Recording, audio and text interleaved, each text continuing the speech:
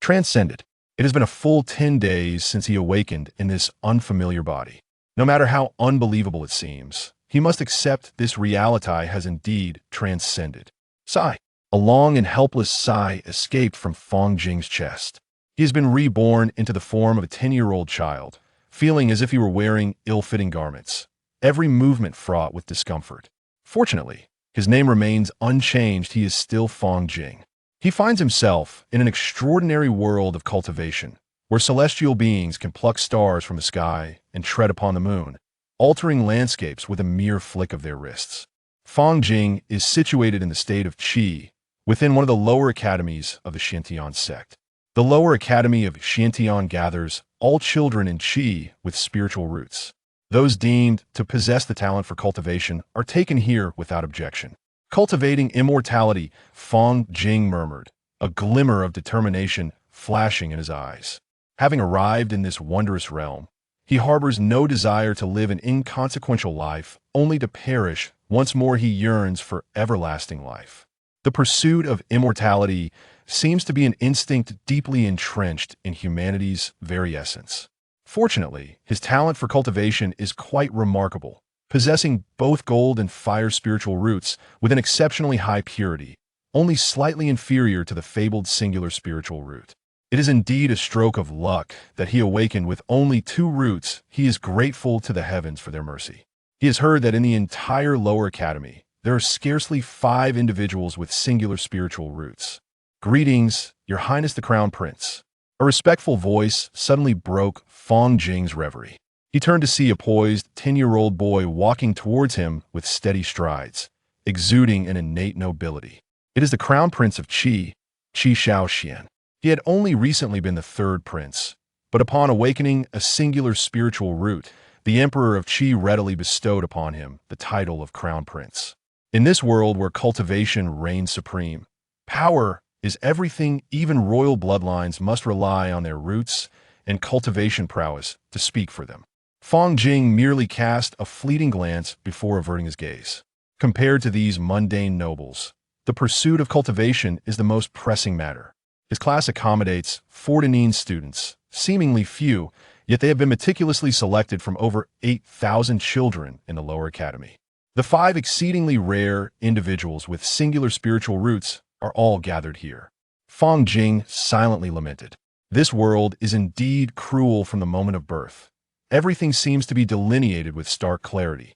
The heights of one's talent appear as an invisible starting line, determining the beginning of each person's path in cultivation. As Fang Jing pondered, his heart suddenly tightened. For today, they're to open their inner landscapes and awaken their primordial spirits.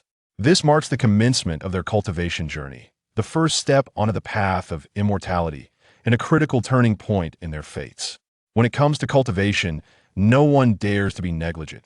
Even children around the age of 10 understand the weight of this step. Moments later, a refined youth clad in a white robe entered the classroom with graceful steps. His otherworldly presence seemed to elevate him above the ordinary, each stride echoing as if he trod upon clouds. I am Luo Qing, you may call me Brother Luo. I am a disciple of the Xiantian sect here to guide you into the Tao. Disciples pay their respects to Brother Luo. Fang Jing and his peers bowed in unison, yet a tumult of emotions surged within him. A disciple of the Xiantian sect? He understood that although this place is known as the lower academy of Xiantian, the chance of one entering the Xiantian sect is exceedingly rare, one in 100 at best, with no more than 20 individuals emerging from the 8,000. Most will ultimately proceed to the affiliated sects of Xiantian for their training, where the conditions differ vastly. To be accepted into the Xiantian sect is tantamount to having half of one's life journey completed, ensuring a luminous path ahead in cultivation. Though the children present are young, they are remarkably astute and instantly recognize that this is an once-in-a-lifetime opportunity. Brother Luo seemed to perceive their collective thoughts, a slight smile gracing his lips as he gently spoke, his voice as soothing as jade. It appears you are all eager to begin. I shall not prolong the wait, let us commence. With me here, you shall face no peril. The opening of the inner landscape and the awakening of the primordial spirit. This is the first step in cultivation. Yet, not all will navigate this hurdle successfully. There are those who fail to open their inner landscapes, resulting in the collapse of their primordial spirits, leading to irreversible consequences. The primordial spirit is the most fragile core of a cultivator once shattered. Even celestial beings would be powerless to intervene. Thus, at least one practitioner must stand guard to prevent unforeseen calamities. Fang Jing took a deep breath, his gaze sweeping over the fellow practitioners who sat in meditation. Steeling himself, he inhaled deeply, silently reciting the incantation before gradually closing his eyes, attempting to open his inner landscape. In an instant, the classroom fell into a serene silence, save for the rhythmic breaths of the students and the faint undulations of spiritual energy. Luo Qing strolled through the classroom, his gaze passing over each student, and as he noted that nearly all had entered a state of meditation, he nodded slightly, a glimmer of satisfaction in his eyes. Indeed, it seems this time he may discover a few promising seeds. He mused within. The speed at which one opens their inner landscape is also a measure of talent. The quicker the opening, the higher the talent, and, consequently, the greater the future achievements. Approximately a quarter of an hour later, Luo Qing keenly sensed two faint fluctuations of primordial spirit energy, indicating that those two had successfully reached their primordial spirits. He turned his gaze to see a boy and a girl. To awaken the primordial spirit in just a quarter of an hour. At this rate, they will likely open their inner landscapes within an hour. Their talents should be rated as Luo Qing thought to himself, greatly admiring the qualifications of these two children. These two are the crown prince and the princess of Qi. It seems that the fortunes of Qi are flourishing. Sure enough, an hour later, the crown prince and the princess slowly opened their eyes, their expressions brimming with the joy of success. They had successfully opened their inner landscapes. Subsequently, the other 5 individuals with singular spiritual roots also awakened in succession, successfully opening their inner landscapes, all rated as a grade talent. However, Fang Jing remained seated in silent meditation, undeterred. In the depths of his dark consciousness, he was exerting all his effort to condense his primordial spirit, mere moments away from opening his inner landscape. "Break!" Fang Jing exclaimed, unleashing the power within him in a forceful collision. In that instant, darkness receded like a tide. Light surged forth, and he successfully opened his inner landscape. Upon entering his inner realm, Fang Jing discovered it to be barren, indistinguishable from descriptions found in ancient texts. After all, this is the place where the mind converges, and there should not be any tangible existence. If there were, it would only manifest as inner demons. Yet, as he contemplated this, a familiar yet eerie figure appeared before him. Fang Jing was taken aback. Why is there another version of myself in my inner landscape? An inner demon? Impossible. Fang Jing scrutinized the other version of himself, his expression wavering. He gazed at this other self within the inner landscape, which seemed even more ethereal than his own primordial spirit. The inner landscape is intricately linked to the primordial spirit. Should anything go awry within it, the consequences would be unimaginably dire. It could even lead to death. This should be harmless, right? This figure mirrored his primordial spirit, yet possessed an air of distinctiveness. Could it be related to his rebirth and transcendence? No, this is not the time for such thoughts. I must exit now. Fang Jing's heart raced as he hastily departed from the inner landscape. As he slowly opened his eyes, he instinctively surveyed his surroundings, realizing he was the 11th to awaken. A full 2 hours had passed. Well done. You have all successfully opened your inner landscapes. But do not grow complacent. This is merely the first step into the Tao. Once everyone had established their inner landscapes, a clear voice resonated through the air. Luo Qing's gaze deepened as he slowly spoke. Awaken within 1 hour. You shall be classified as A within 2 hours, B within 3 hours, C, and all others shall be D. He paused momentarily, a glint of cunning flashing in his eyes before continuing. As a disciple of the Zhuantiangong, I possess the privilege to bring a few disciples with me to the sect. There are 3 gates to enlightenment, and 2 remain. I shall personally escort the top 5 overall ranking disciples into the Zhuantiangong. Upon uttering these words, it was as if a heavy bombshell had exploded, stirring waves of astonishment among them. All the children present were taken aback by this sudden announcement, including Fang Jing, whose eyes widened in disbelief. He never imagined Luo Qing would make such a bold promise. Directly join the Zhuantiangong. Fang Jing's heart raced. The entrance examination for the Zhaniangong would take place in 3 years, and now, an opportunity to ascend in one leap lay before him. How could he not be stirred? Well then, dear junior brothers, strive diligently. Luo Qing concluded, unperturbed by the shocked expressions around him, and departed with an effortless grace. Fang Jing's heart surged with tumultuous emotions.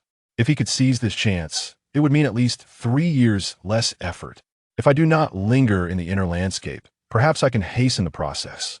He recalled his classification as B and felt a twinge of regret.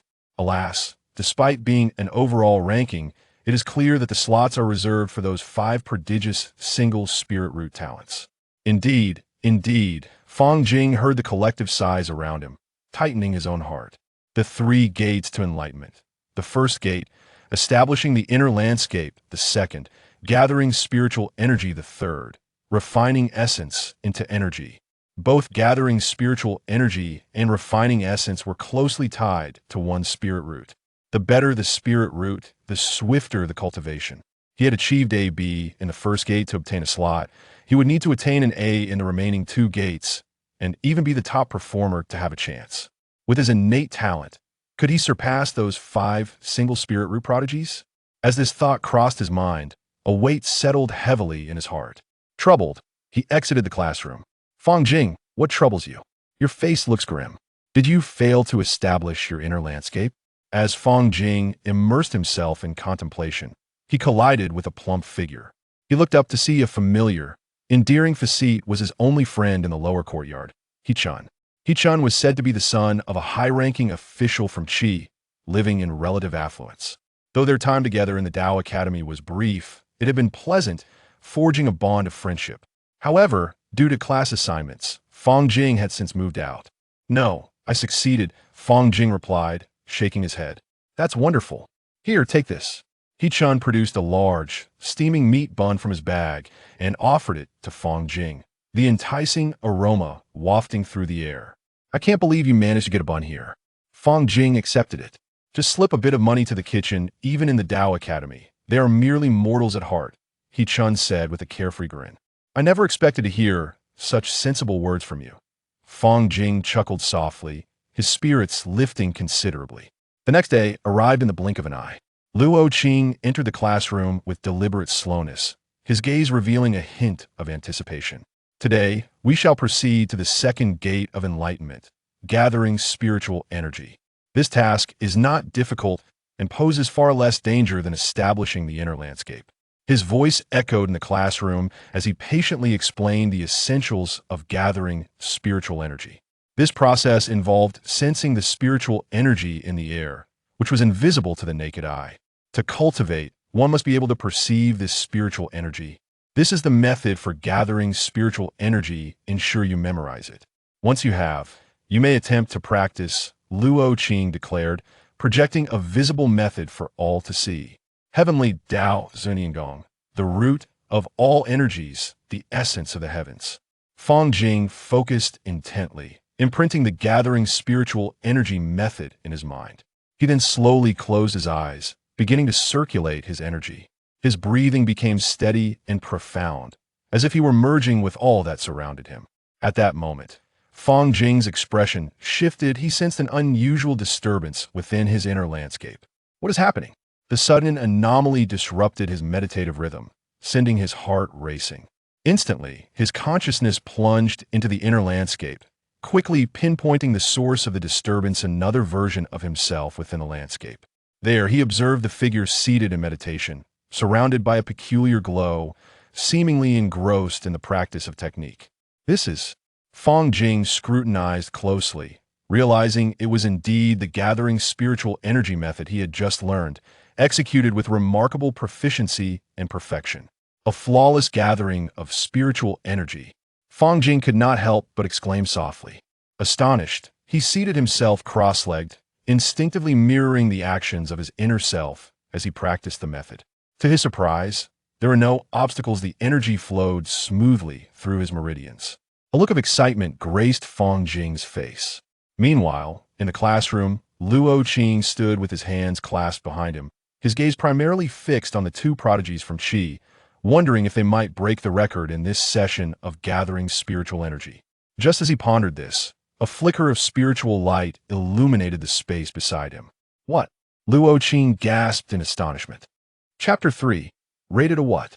Luo Qing's eyes widened in disbelief, fixating on that glimmering point of spiritual light, which shone like the most resplendent star in the night sky, captivating in its brilliance. How little time had passed! It couldn't have been more than a quarter of an hour, perhaps even less than half of that. Luo Qing incredulously shifted his gaze to Fang Jing. His eyes filled with uncertainty. Could it be that this lad had already mastered the art of gathering spiritual energy? Had he comprehended the technique ahead of time? That would explain his rapid success. Yet, Luo Qing quickly dismissed this notion, shaking his head inwardly. It was impossible. He had witnessed Fang Jing just moments ago grappling with the technique. There was no way he could have concealed his progress from Luo Qing's keen observation. In such a brief span, to successfully gather spiritual energy and achieve illumination. Luo Qing mused to himself. Fang Jing possessed dual spiritual roots, undoubtedly a remarkable talent. And there was considerable hope for him in foundational cultivation. However, the speed of his enlightenment was not something one could attribute to ordinary spiritual roots. Luo Qing instinctively stroked his chin, lost in contemplation. Could it be that Fang Jing harbored some extraordinary, hidden talent? This was the essence of spiritual energy. Fang Jing lightly closed his eyes, immersing himself in the subtle threads of spiritual energy that permeated the air, his expression reflecting pure wonder. By inhaling this energy and refining it into magical power, he could achieve the transformation of essence into qi, akin to the technique of gathering spiritual energy. How much time had elapsed now? He slowly opened his eyes, swiftly surveying his surroundings, a smile creeping onto his lips as he secretly reveled in being the first to awaken. Unintentionally, Fang Jing caught sight of Luo Qing's astonished gaze, to which Luo Qing responded with a gentle smile. Regardless of the circumstances, Fang Jing had not resorted to deception. To successfully gather spiritual energy and achieve illumination in under a quarter of an hour was a feat only the most favored disciples of the sect elders could hope to accomplish. Before long, the second to achieve illumination was Prince Qi Xian, who took a full half hour. As he slowly opened his eyes, confidence and pride radiated from him as he habitually scanned the surroundings. However, his gaze abruptly fixed upon the already awakened Fang Jing. Could it be that he had failed? Had he given up? This thought flickered through Qi Xian's mind. Yet, upon discerning the flickering spiritual light upon Fang Jing's forehead, he realized his error. Fang Jing had succeeded, and at a pace far swifter than his own. How could this be? Qi Xian's eyes filled with astonishment and resentment, fixated on Fang Jing, as if he sought to penetrate his very being with his gaze. Fang Jing, naturally aware of Qi Xian's intense scrutiny, merely cast him a fleeting glance before nonchalantly averting his gaze, treating Qi Xian as if he were an inconsequential passerby. Next, the third to achieve illumination was the 9-year-old princess of Qi. She timidly opened her eyes, immediately noticing Fang Jing, her expression flashing with surprise. In the next moment, like a startled fawn, she shyly hid behind Qi Xian. Fang Jing pondered quietly. If she were indeed a princess, then she must be a blood relative of Qi Xian. Subsequently, the fourth, fifth, and sixth remaining prodigies with singular spiritual roots successfully completed their awakening one after another. Among them was the son of a high-ranking official from the Qi kingdom, while the backgrounds of the other two remained unknown to Fang Jing. However, without exception, disbelief was etched across their faces upon laying eyes on Fang Jing. Once everyone had successfully awakened, Luo Qing clapped his hands with vigor and proclaimed, "Excellent! Your talents have surpassed my expectations, especially you, Fang Jing." After a brief pause, he cleared his throat and continued, "Today, I shall evaluate you based on your performance. Those who complete the task within 1 hour will receive an A. Those within 2 hours will receive AB. Those within 3 hours will be graded as C. And anyone exceeding 3 hours will receive AD. Does that mean I received an A?" Fang Jing mused to himself. There was one exception. Luo Qing's gaze suddenly fixed on Fang Jing, and with a significant tone, he stated, only Fang Jing completed the task in less than 15 minutes, thus earning an A. His words detonated in the crowd like a bombshell. All 49 individuals present, except for Fang Jing, turned to him in unison, their faces awash with astonishment and shock. Less than 15 minutes? How could that be possible? Surely, I must have misheard. Yet, as a mentor, Luo Qing would never lie about such matters. Well then, we are left with the final challenge, refining essence into qi. Make sure to get a good night's rest to gather your strength, Luo Qing announced before slowly exiting the classroom. Just as he stepped out, a shadow darted toward Fang Jing like an arrow released from a bow. It was Qi Xian, his face shrouded in gloom. Fang Jing's brow furrowed slightly at the sight. Was he about to make a move? He felt no fear. After all, once in the Tao Academy, there was no distinction between princes and commoners. The academy belonged to the Xiantian sect, not the Qi royal family. Tomorrow, I will not lose, Qi Xian coldly declared before turning on his heel and striding away, his silhouette infused with resentment and determination. Fang Jing remained silently rooted in place, his gaze calm as he watched Qi Xian depart. At that moment, Qi Qianlan, who had followed Qi Xian out, cast a furtive glance back, her eyes meeting Fang Jing's. A faint blush crept across her face as she discreetly waved at him, her demeanor undeniably charming. Splendid, having received an A. If I could achieve it once more tomorrow, I might truly be chosen, Fang Jing thought as he walked back to his dormitory, a confident smile unconsciously gracing his lips. The insights within him allowed for a flawless deduction of the cultivation method. He simply needed to follow the steps methodically. Could this be the golden finger of his transmigration? Wait, stop right there. A sharp voice, laced with an air of authority, abruptly pierced through Fang Jing's thoughts from behind. Fang Jing's footsteps abruptly halted, his brow instinctively furrowing tightly as a flicker of displeasure crossed his eyes. He turned slightly to glance behind him, where a boy with an air of arrogance and a haughty demeanor approached with confident strides, flanked by a few sycophantic followers. Upon closer inspection, it was none other than Zhou Feng, one of the 5 prodigies with singular spiritual roots, and the one hailing from a prominent family. At this moment, Zhou Feng advanced towards Fang Jing with an air of self-importance, tilting his head slightly and raising his voice as he proclaimed, "You shall concede tomorrow's examination." Chapter 4. Unaware of one's own folly. To abandon tomorrow's examination? Utterly preposterous. In an instant, Fang Jing's expression darkened ominously. Fool! He coldly uttered these 2 words. Having said that, he turned without hesitation, preparing to leave. To him, engaging in discourse with this individual was a gross affront to his intellect. How dare you insult me? Seeking death. Zhou Feng erupted in fury, his face contorted in a near-savage grimace. He lunged forward, forcefully gripping Fang Jing's shoulder. Fang Jing slowly turned his head, his gaze as cold and devoid of warmth as the depths of a frigid pool. He then swung his arm, the sound of a resounding slap echoing, as he forcefully knocked Zhou Feng's hand away. The sheer force left Zhou Feng's arm tingling. You wish to strike me? Very well, come forth. Fang Jing spoke softly, his tone calm, yet laden with provocation, his eyes glinting with a frostiness that seemed capable of penetrating Zhou Feng's very being. Zhou Feng, intimidated by that gaze, involuntarily recoiled 2 steps. The aura emanating from Fang Jing was anything but that of an ordinary child. You're courting death. My father is a first-rank minister of the Qi kingdom, Zhou Feng shouted, attempting to bolster his courage with his father's authority. Yet his voice betrayed an unmistakable lack of confidence. A hint of derision flickered in Fang Jing's eyes, a smirk playing upon his lips, forming a mocking curve. To be on the verge of ascending the path of cultivation and still exhibit such childish foolishness was laughable.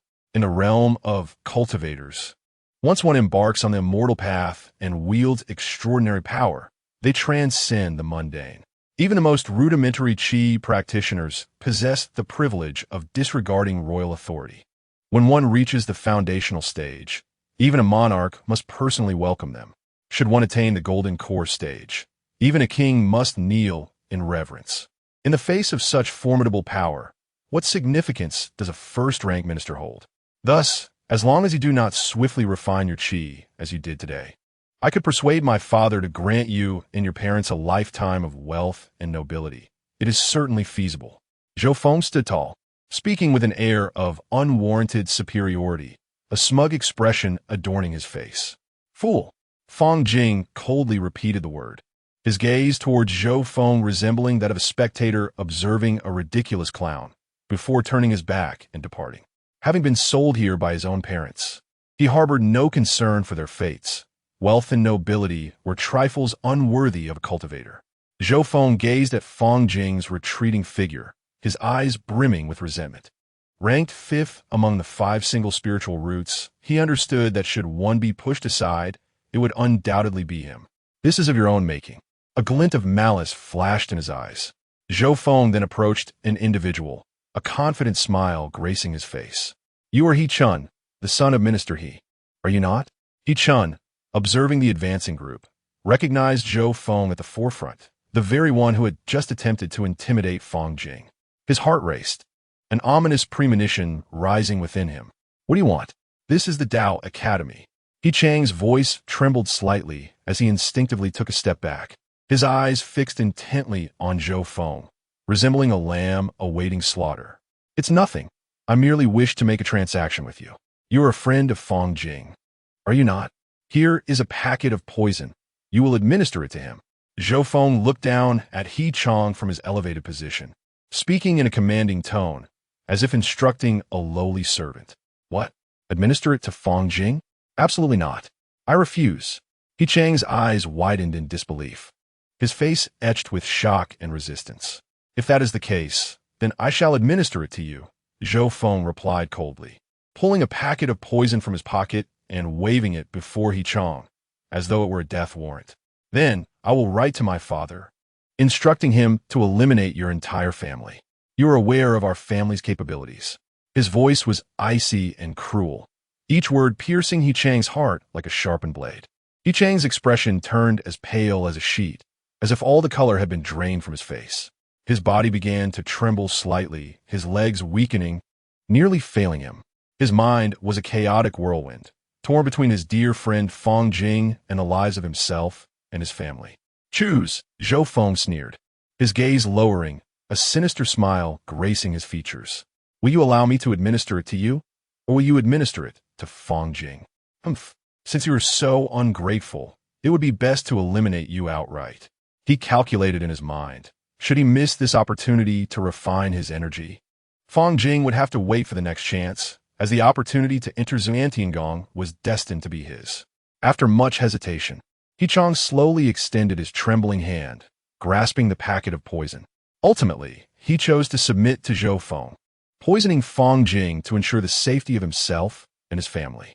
After all, as he said, he was but a man. He Chang, you seek me out. Is there something you desire?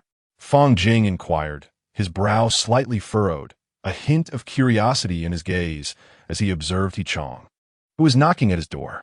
He Chang's heart tightened suddenly, his eyes flickering uncertainly, forcing a somewhat stiff smile as he stammered, No. It's just that tomorrow marks the final trial to embark on the path. I thought, in hopes of our success, I would bring you a steam bun for good luck. With that, he hurriedly retrieved a steaming bun from his pocket and offered it. A gentle glimmer crossed Fang Jing's eyes as he accepted the bun, a faint smile curling at the corners of his mouth. Thank you, he said softly. Upon hearing those words, He Chang's face turned as pale as a ghost, as if struck by a bolt of lightning. His body quivered slightly, his eyes filled with fear and guilt. The poison Zhou Feng had entrusted to him was concealed within this very bun. What troubles you? You appear rather unwell, Fang Jing observed keenly, leaning slightly forward with concern. And no, you must be mistaken. He Chang bit his lip. He fixed his gaze intently on Fang Jing as the latter slowly brought the baozi to his lips, his heart racing in his throat. This was the perfect moment to intervene. All he had to do was speak up or extend a hand to stop him.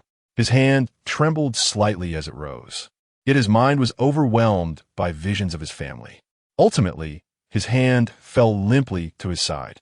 Just then, Fang Jing paused, slowly lifting his head to meet He Chun's gaze with a calm demeanor, softly stating, By the way, I saw everything this afternoon. The conversation between you and Zhou Feng took place right in that corner. What? He-chun's eyes widened in disbelief. Chapter 5. Entering the Path of Transcendence. Did you see it? He-chun exclaimed in utter astonishment, his complexion instantly draining of color, resembling a blank sheet of paper. Yes, Fang Jing replied coldly, before forcefully hurling the bun in his hand to the ground and stamping on it with a heavy foot. The bun is poisoned, I sent it. In that moment, He-chun felt as though the blood within him had congealed. Cold sweat cascaded down his back like a torrential flood, and his throat tightened as though gripped by an invisible hand, rendering him speechless. Fang Jing stepped closer, lightly patting his shoulder, his voice deep yet imbued with undeniable authority. You should return. There is no need to worry. I will handle Zhou Feng.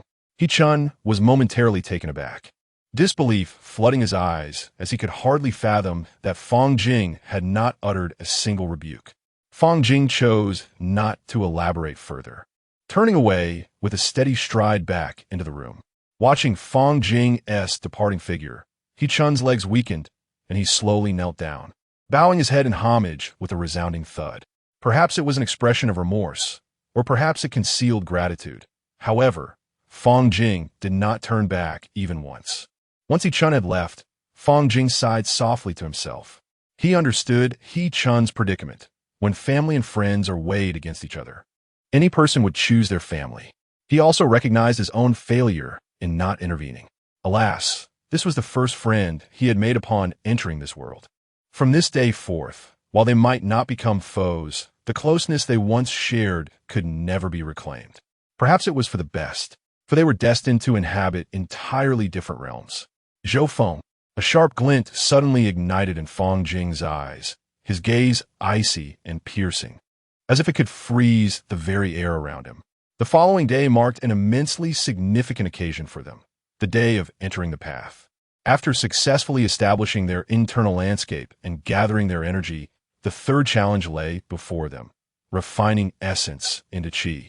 Should they succeed, they would no longer be mere mortals.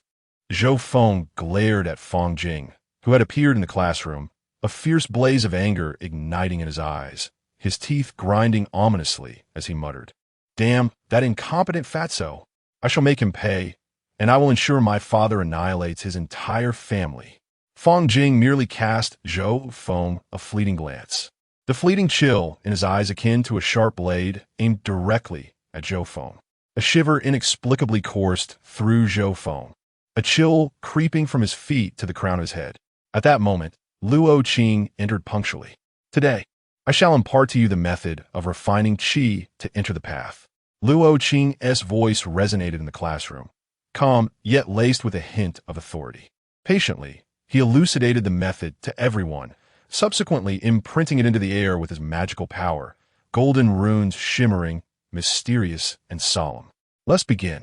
At his command, the crowd promptly settled into a cross-legged position, their expressions grave as they immersed themselves in the practice of the qi refinement method. Refining essence into qi, as the third challenge of entering the path, was also the most arduous one. To refine spiritual energy into magical power, even the most extraordinary genius requires at least an hour.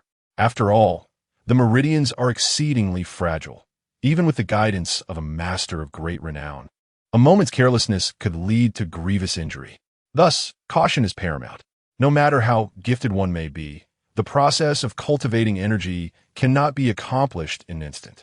Every endeavor follows its own progression. Luo Qing's gaze swept over the 5 disciples endowed with singular spiritual roots. The fewer the roots, the swifter the refinement of spiritual energy. Barring any unforeseen circumstances, it is these 5 disciples who are likely to complete the transformation first. This disparity in talent is insurmountable. However, Luo Qing's attention shifted to Fang Jing, recalling the extraordinary manifestation of spirit he had witnessed the previous day, which had astounded even him. He wondered if Fang Jing could conjure another miracle. A glimmer of anticipation flickered in Luo Qing's eyes. Fang Jing slowly closed his eyes, his mind sinking into an inner landscape, observing another version of himself within this inner realm, A smile of excitement involuntarily graced his lips. As expected, the self within the inner landscape began to skillfully execute the cultivation technique, an impeccable method of refining energy. If he followed this practice, he would undoubtedly avoid harming his meridians. Following the route of energy circulation he had visualized, Fang Jing's expression shifted to one of astonishment. He was surprised to discover that there existed a subtle difference between his method and the cultivation technique imparted by Luo Qing. Yet beneath this discrepancy lay a more refined and efficient approach to energy circulation. Fang Jing was astounded. The self within his inner landscape not only executed the technique flawlessly, but also identified and rectified the flaws within it. His heart raced with excitement, pondering just how formidable the revised cultivation technique might become. The spiritual energy in the air seemed to be drawn by an enigmatic force, gradually being absorbed into his body. The first to sense this peculiar phenomenon was Luo Qing, the esteemed practitioner. Typically composed, his gaze now brimmed with uncertainty as he fixated on the meditating Fang Jing, unable to conceal his astonishment. Suddenly, the spiritual energy within the entire classroom surged uncontrollably towards Fang Jing. Even more remarkably, the energy that other children were striving to absorb was forcefully drawn away by him. In an instant, the spiritual energy in the air converged upon Fang Jing, forming a miniature vortex around him. What is happening? The energy has gone awry. Before long, the other children focused intently on drawing energy into their bodies, sensed the anomaly. Their expressions turned anxious as they realized that no matter how they tried, they could no longer attract the energy. The spiritual essence that should have been theirs seemed to have sprouted wings and fled. It is because of him. Everyone turned their gazes in the direction of the energy flow, their attention converging upon Fang Jing, who sat cross-legged, enveloped in a halo of spiritual energy. At that moment, Fang Jing had successfully absorbed a vast quantity of spiritual energy, which then flowed through his meridians in a harmonious cycle. Incredibly, the celestial cycle of Zhou Tian encountered virtually no obstacles, flowing seamlessly, and within a mere moment, completed a grand circumnavigation. A sharp crack suddenly pierced the stillness of the classroom, the sound resonating starkly in the quiet atmosphere. All present were jolted by the unexpected disturbance, their bodies trembling in surprise. The 5 exceptionally gifted disciples with singular spiritual roots, led by Qi Shaoxian, wore expressions of utter astonishment, their gazes fixed on Fang Jing. Meanwhile, Fang Jing, under the scrutiny of the crowd, slowly opened his eyes. In that instant, a glimmer of brilliance flashed within his gaze, and, simultaneously, an extraordinary aura emanated from his being. He had successfully attained enlightenment, achieving this remarkable feat in less than a quarter of an hour. Chapter 6. Securing the Quota. Fang Jing successfully entered the Tao, and, astonishingly, the entire process took less than 15 minutes. The onlookers seemed as though they had been struck by a spell of paralysis. Gazing at him in sheer disbelief, their expressions frozen in astonishment. Among these astonished gazes, even Luo Qing, a highly accomplished cultivator, was not exempt from the norm. He stared at Fang Jing in utter shock, rendered speechless for quite some time. His speed was indeed more rapid than the awakening of spiritual energy he had witnessed just the day prior. This was the most formidable hurdle to cross in entering the Tao. Moreover, the rate at which he absorbed spiritual energy was nothing short of terrifying. Could it be that he possessed a unique constitution? Fang Jing was immersed in this novel experience, his heart brimming with wonder and awe. Is this the essence of magical power? He meticulously sensed the surging energy within him, feeling an overwhelming sense of comfort and satisfaction, as though he possessed boundless energy, stirring a fervor within him, as if he could indeed strike down a bull with a single punch. Now that he had successfully entered the Tao, it was only necessary to stabilize his internal magical power to officially become a first-tier Qi practitioner. Fang Jing, having entered the Tao, you should cease absorbing spiritual energy.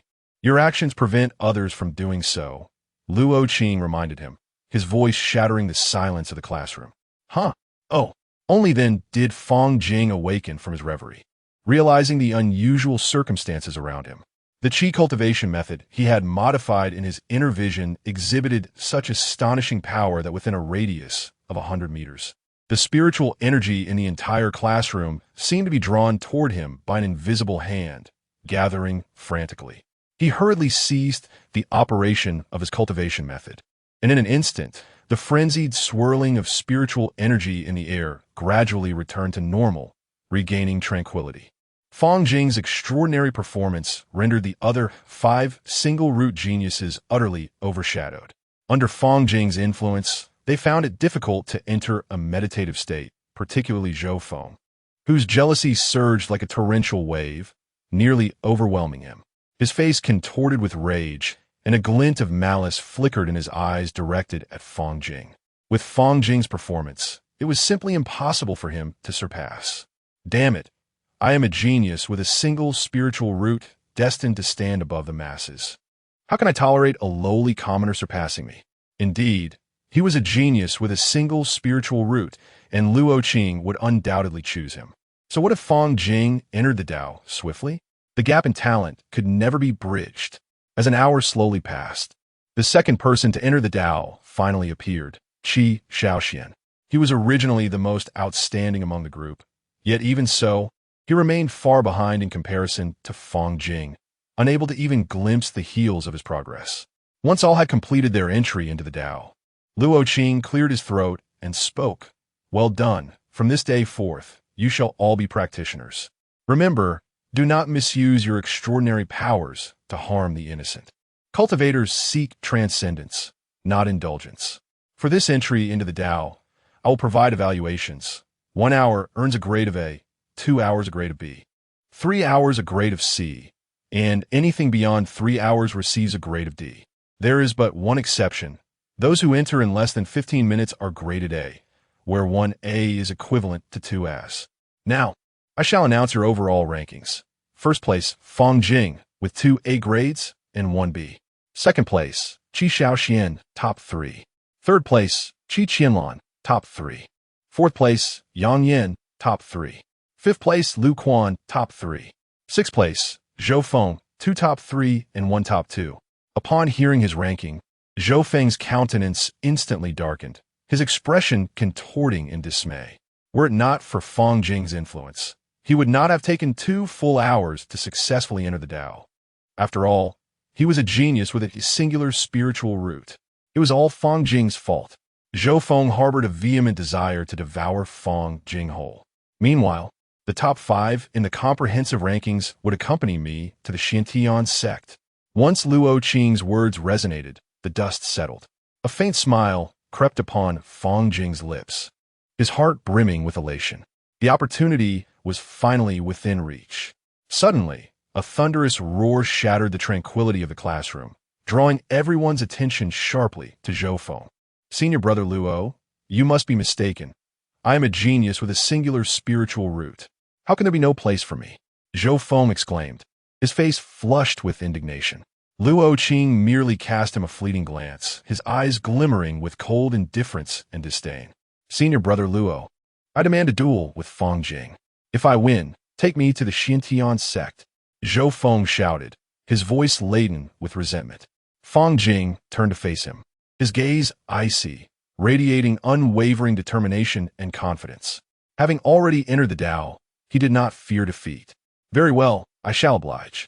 If you seek a confrontation, I shall engage you to the end. That is denied.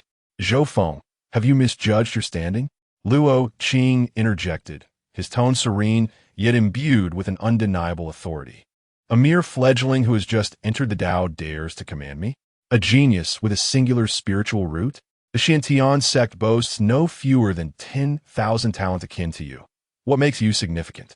Instantly, a chill enveloped the classroom, leaving all present astonished by Luo Qing's words. They had not anticipated that the typically genteel senior brother Luo possessed such a formidable and ruthless demeanor. I shall spare you this time. Should you utter any further overreaching claims, do not dare to entertain thoughts of cultivation again. I shall send you directly to the underworld. Do you comprehend? Luo Qing's gaze pierced through Zhou Feng. Zhou Feng felt as though he were ensnared in the icy grip of death. his very blood seemingly congealed. Cold sweat poured uncontrollably from his brow, his back soaked through.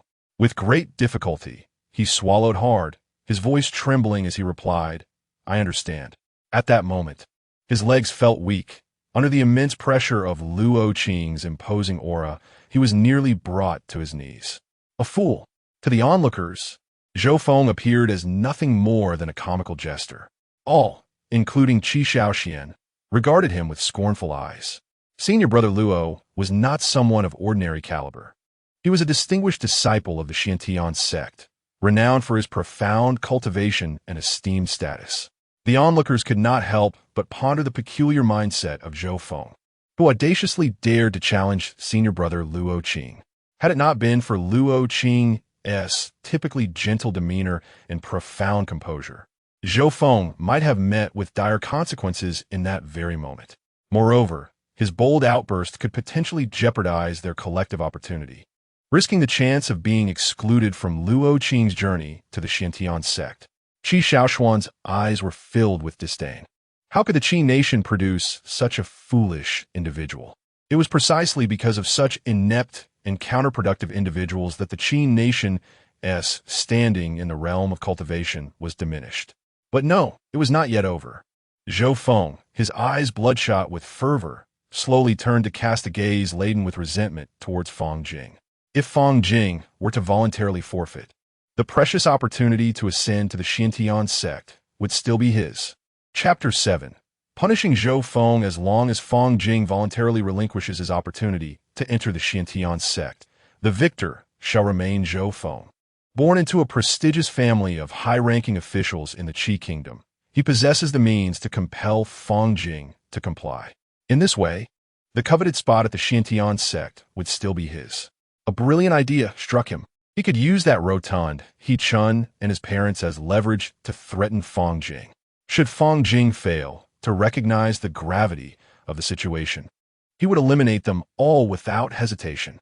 A glint of icy malice flickered in Zhou Feng's eyes, for the lives of these individuals were no more significant than ants in his perception.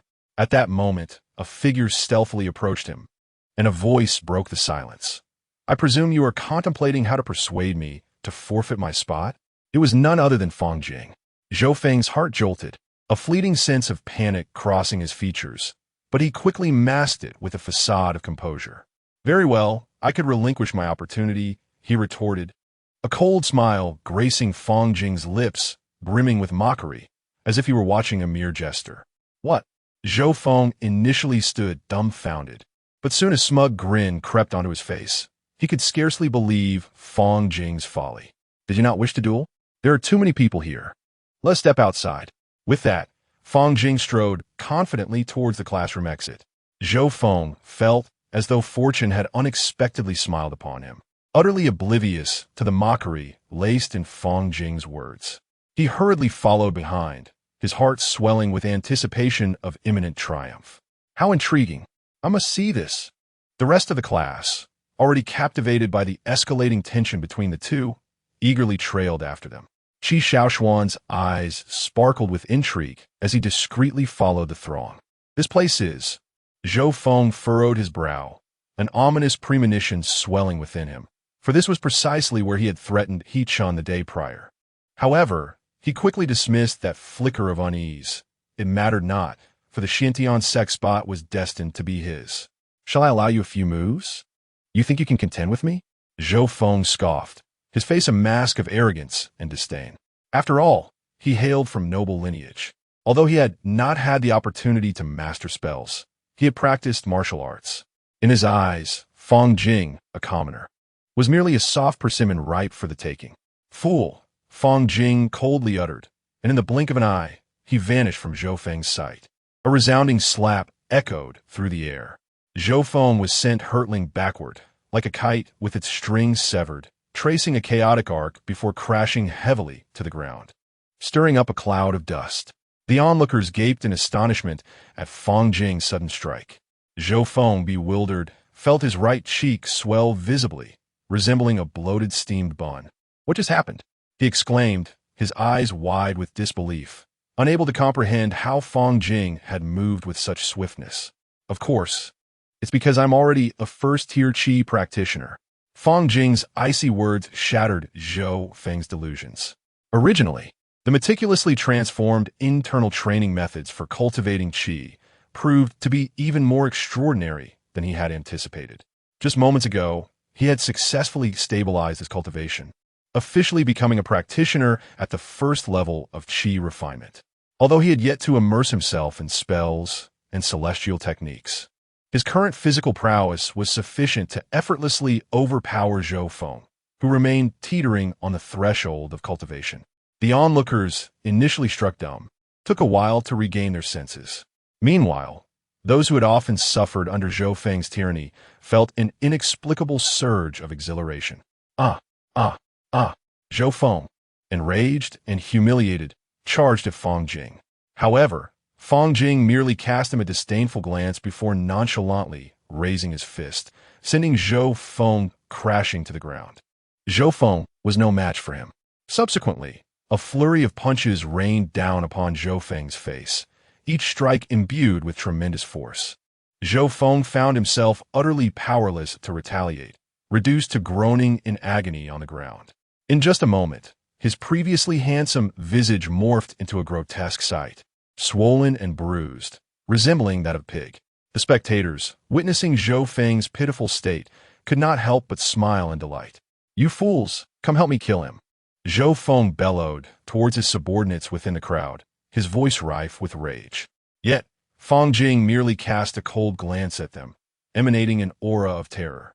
Zhou Feng's minions, under that piercing gaze, trembled in fear, their legs giving way, unable to move an inch. Fang Jing strode forward, seizing the back of Zhou Feng's head and forcefully slamming it onto the ground, producing a dull thud. Listen well to what I am about to say. Fang Jing's voice was chilling. The quota for Xiantian's sect is beyond your reach.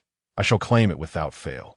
If you dare to lay a hand on He Chun and his family, I will annihilate your entire clan, leaving not a single survivor. Remember this. I am now a disciple of Xiantian's sect, and you cannot provoke me. A glint of ruthlessness flashed in Fang Jing's eyes.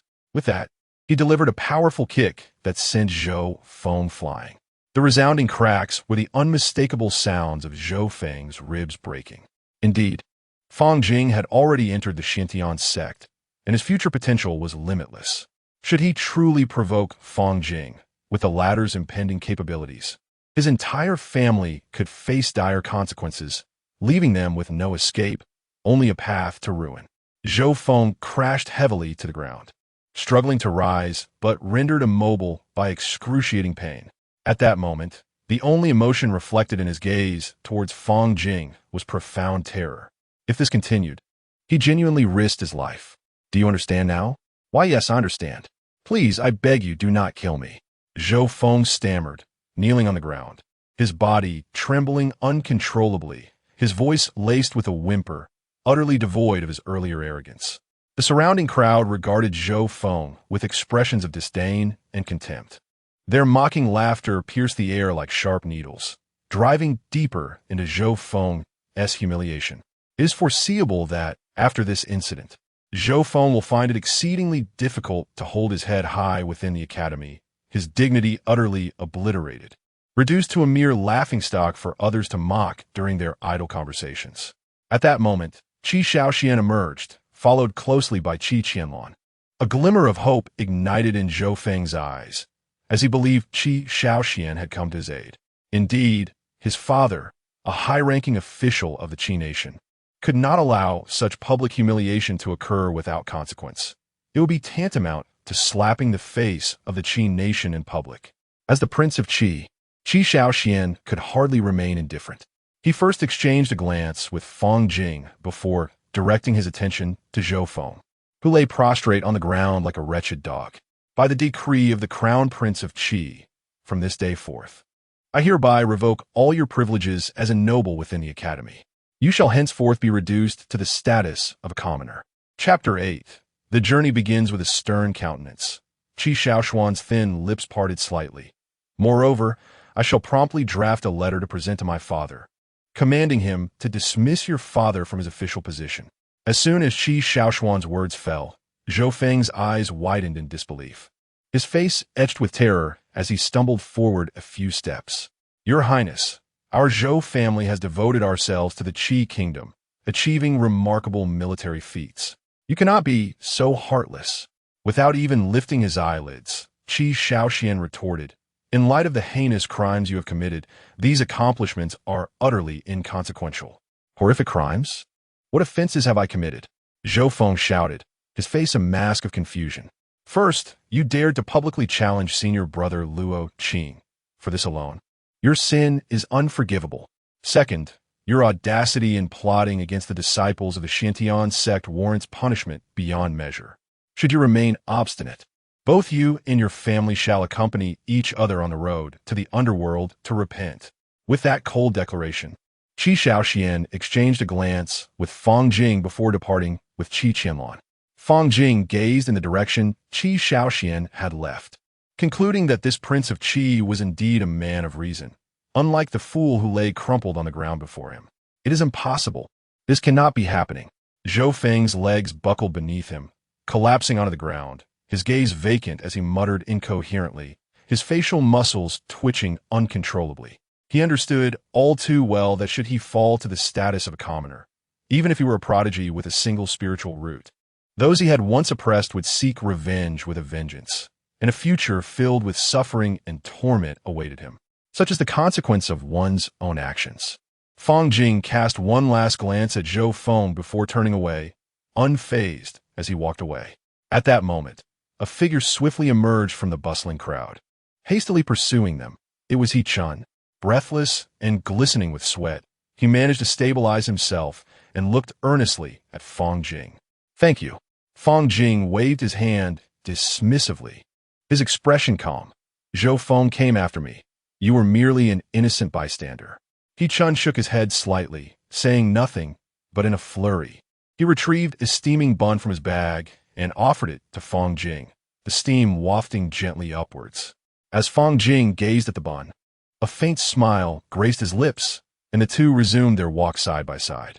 The night deepened, quietly slipping away, and before long, a night had passed. On the following morning, Fang Jing, accompanied by 4 others, gathered in the courtyard, patiently awaiting Luo Qing's arrival. Hello, allow me to introduce myself. I am Yang Yin. A lively and charming voice broke the tranquility as Yang Yin approached Fang Jing with a beaming smile. I am Lu Quan. Lu Quan promptly introduced himself, following closely behind Yang Yin. I am Fang Jing. Fang Jing nodded slightly, his gaze gentle as he regarded the two. Now, it seems there is no one in the academy who does not know your name. Yang Yin blinked playfully and remarked, the news of your thrashing Zhou Feng yesterday has spread throughout the entire Dao Academy. Truly an eye-opener for us. He simply brought this upon himself. Fang Jing, maintaining a calm demeanor, responded nonchalantly. To be frank, how did you, a mere dual spirit root, manage to defeat Zhou Feng, who possesses a single spirit root? Do you perhaps harbor some undisclosed secret? Yang Yin, with her carefree personality, unabashedly voiced her curiosity. Fang Jing slightly furrowed his brow and replied, because he is merely a waste with a single spirit root. Yang Yan's expression froze momentarily, her once radiant smile now stiffened, and a hint of displeasure flickered in her eyes. Lu Quan, quick to act, swiftly pulled Yang Yan aside and whispered urgently, what are you trying to do? Do you really intend to confront Fang Jing? He is just a dual spirit root. Defeating a useless Zhou Feng is nothing to boast about. Yang Yin muttered under her breath, her face a mask of defiance. Despite her efforts to lower her voice, Fang Jing, now a Qi refining practitioner, heard her words clearly. Just as the atmosphere grew somewhat awkward, a steady and magnetic voice emerged. I am Qi Shaoxian, the crown prince of Qi country. A pleasure to meet you. Qi Shaoxian approached Fang Jing with measured steps. Perhaps due to his royal status, he emanated an intangible aura of authority that deterred casual gazes. I am Qi Qianlan, she added, trailing closely behind Qi Shaoxian, her voice soft and gentle. I am Fang Jing, he replied politely, his demeanor neither subservient nor overbearing. Regarding the matter of Zhou Feng, I extend my apologies on behalf of the Crown Prince of Qi. Qi Shaoxian nodded slightly. There is no need for that. Besides, he has already received his deserved punishment. Fang Jing waved his hand dismissively. Qi Xiaoxian's gaze remained fixed on Fang Jing as he proposed. Fang Jing, since you are a native of Qi country, why not join our faction? Fang Jing paused, a look of confusion crossing his face as he inquired. Qi country faction? What does that entail? With patience, Qi Xiaoxian elaborated. The Xiantian sect is renowned and expansive, with a complex web of influence and disciples hailing from various nations. The Qi country faction I speak of is a significant group established within the Xiantian sect by cultivators from Qi.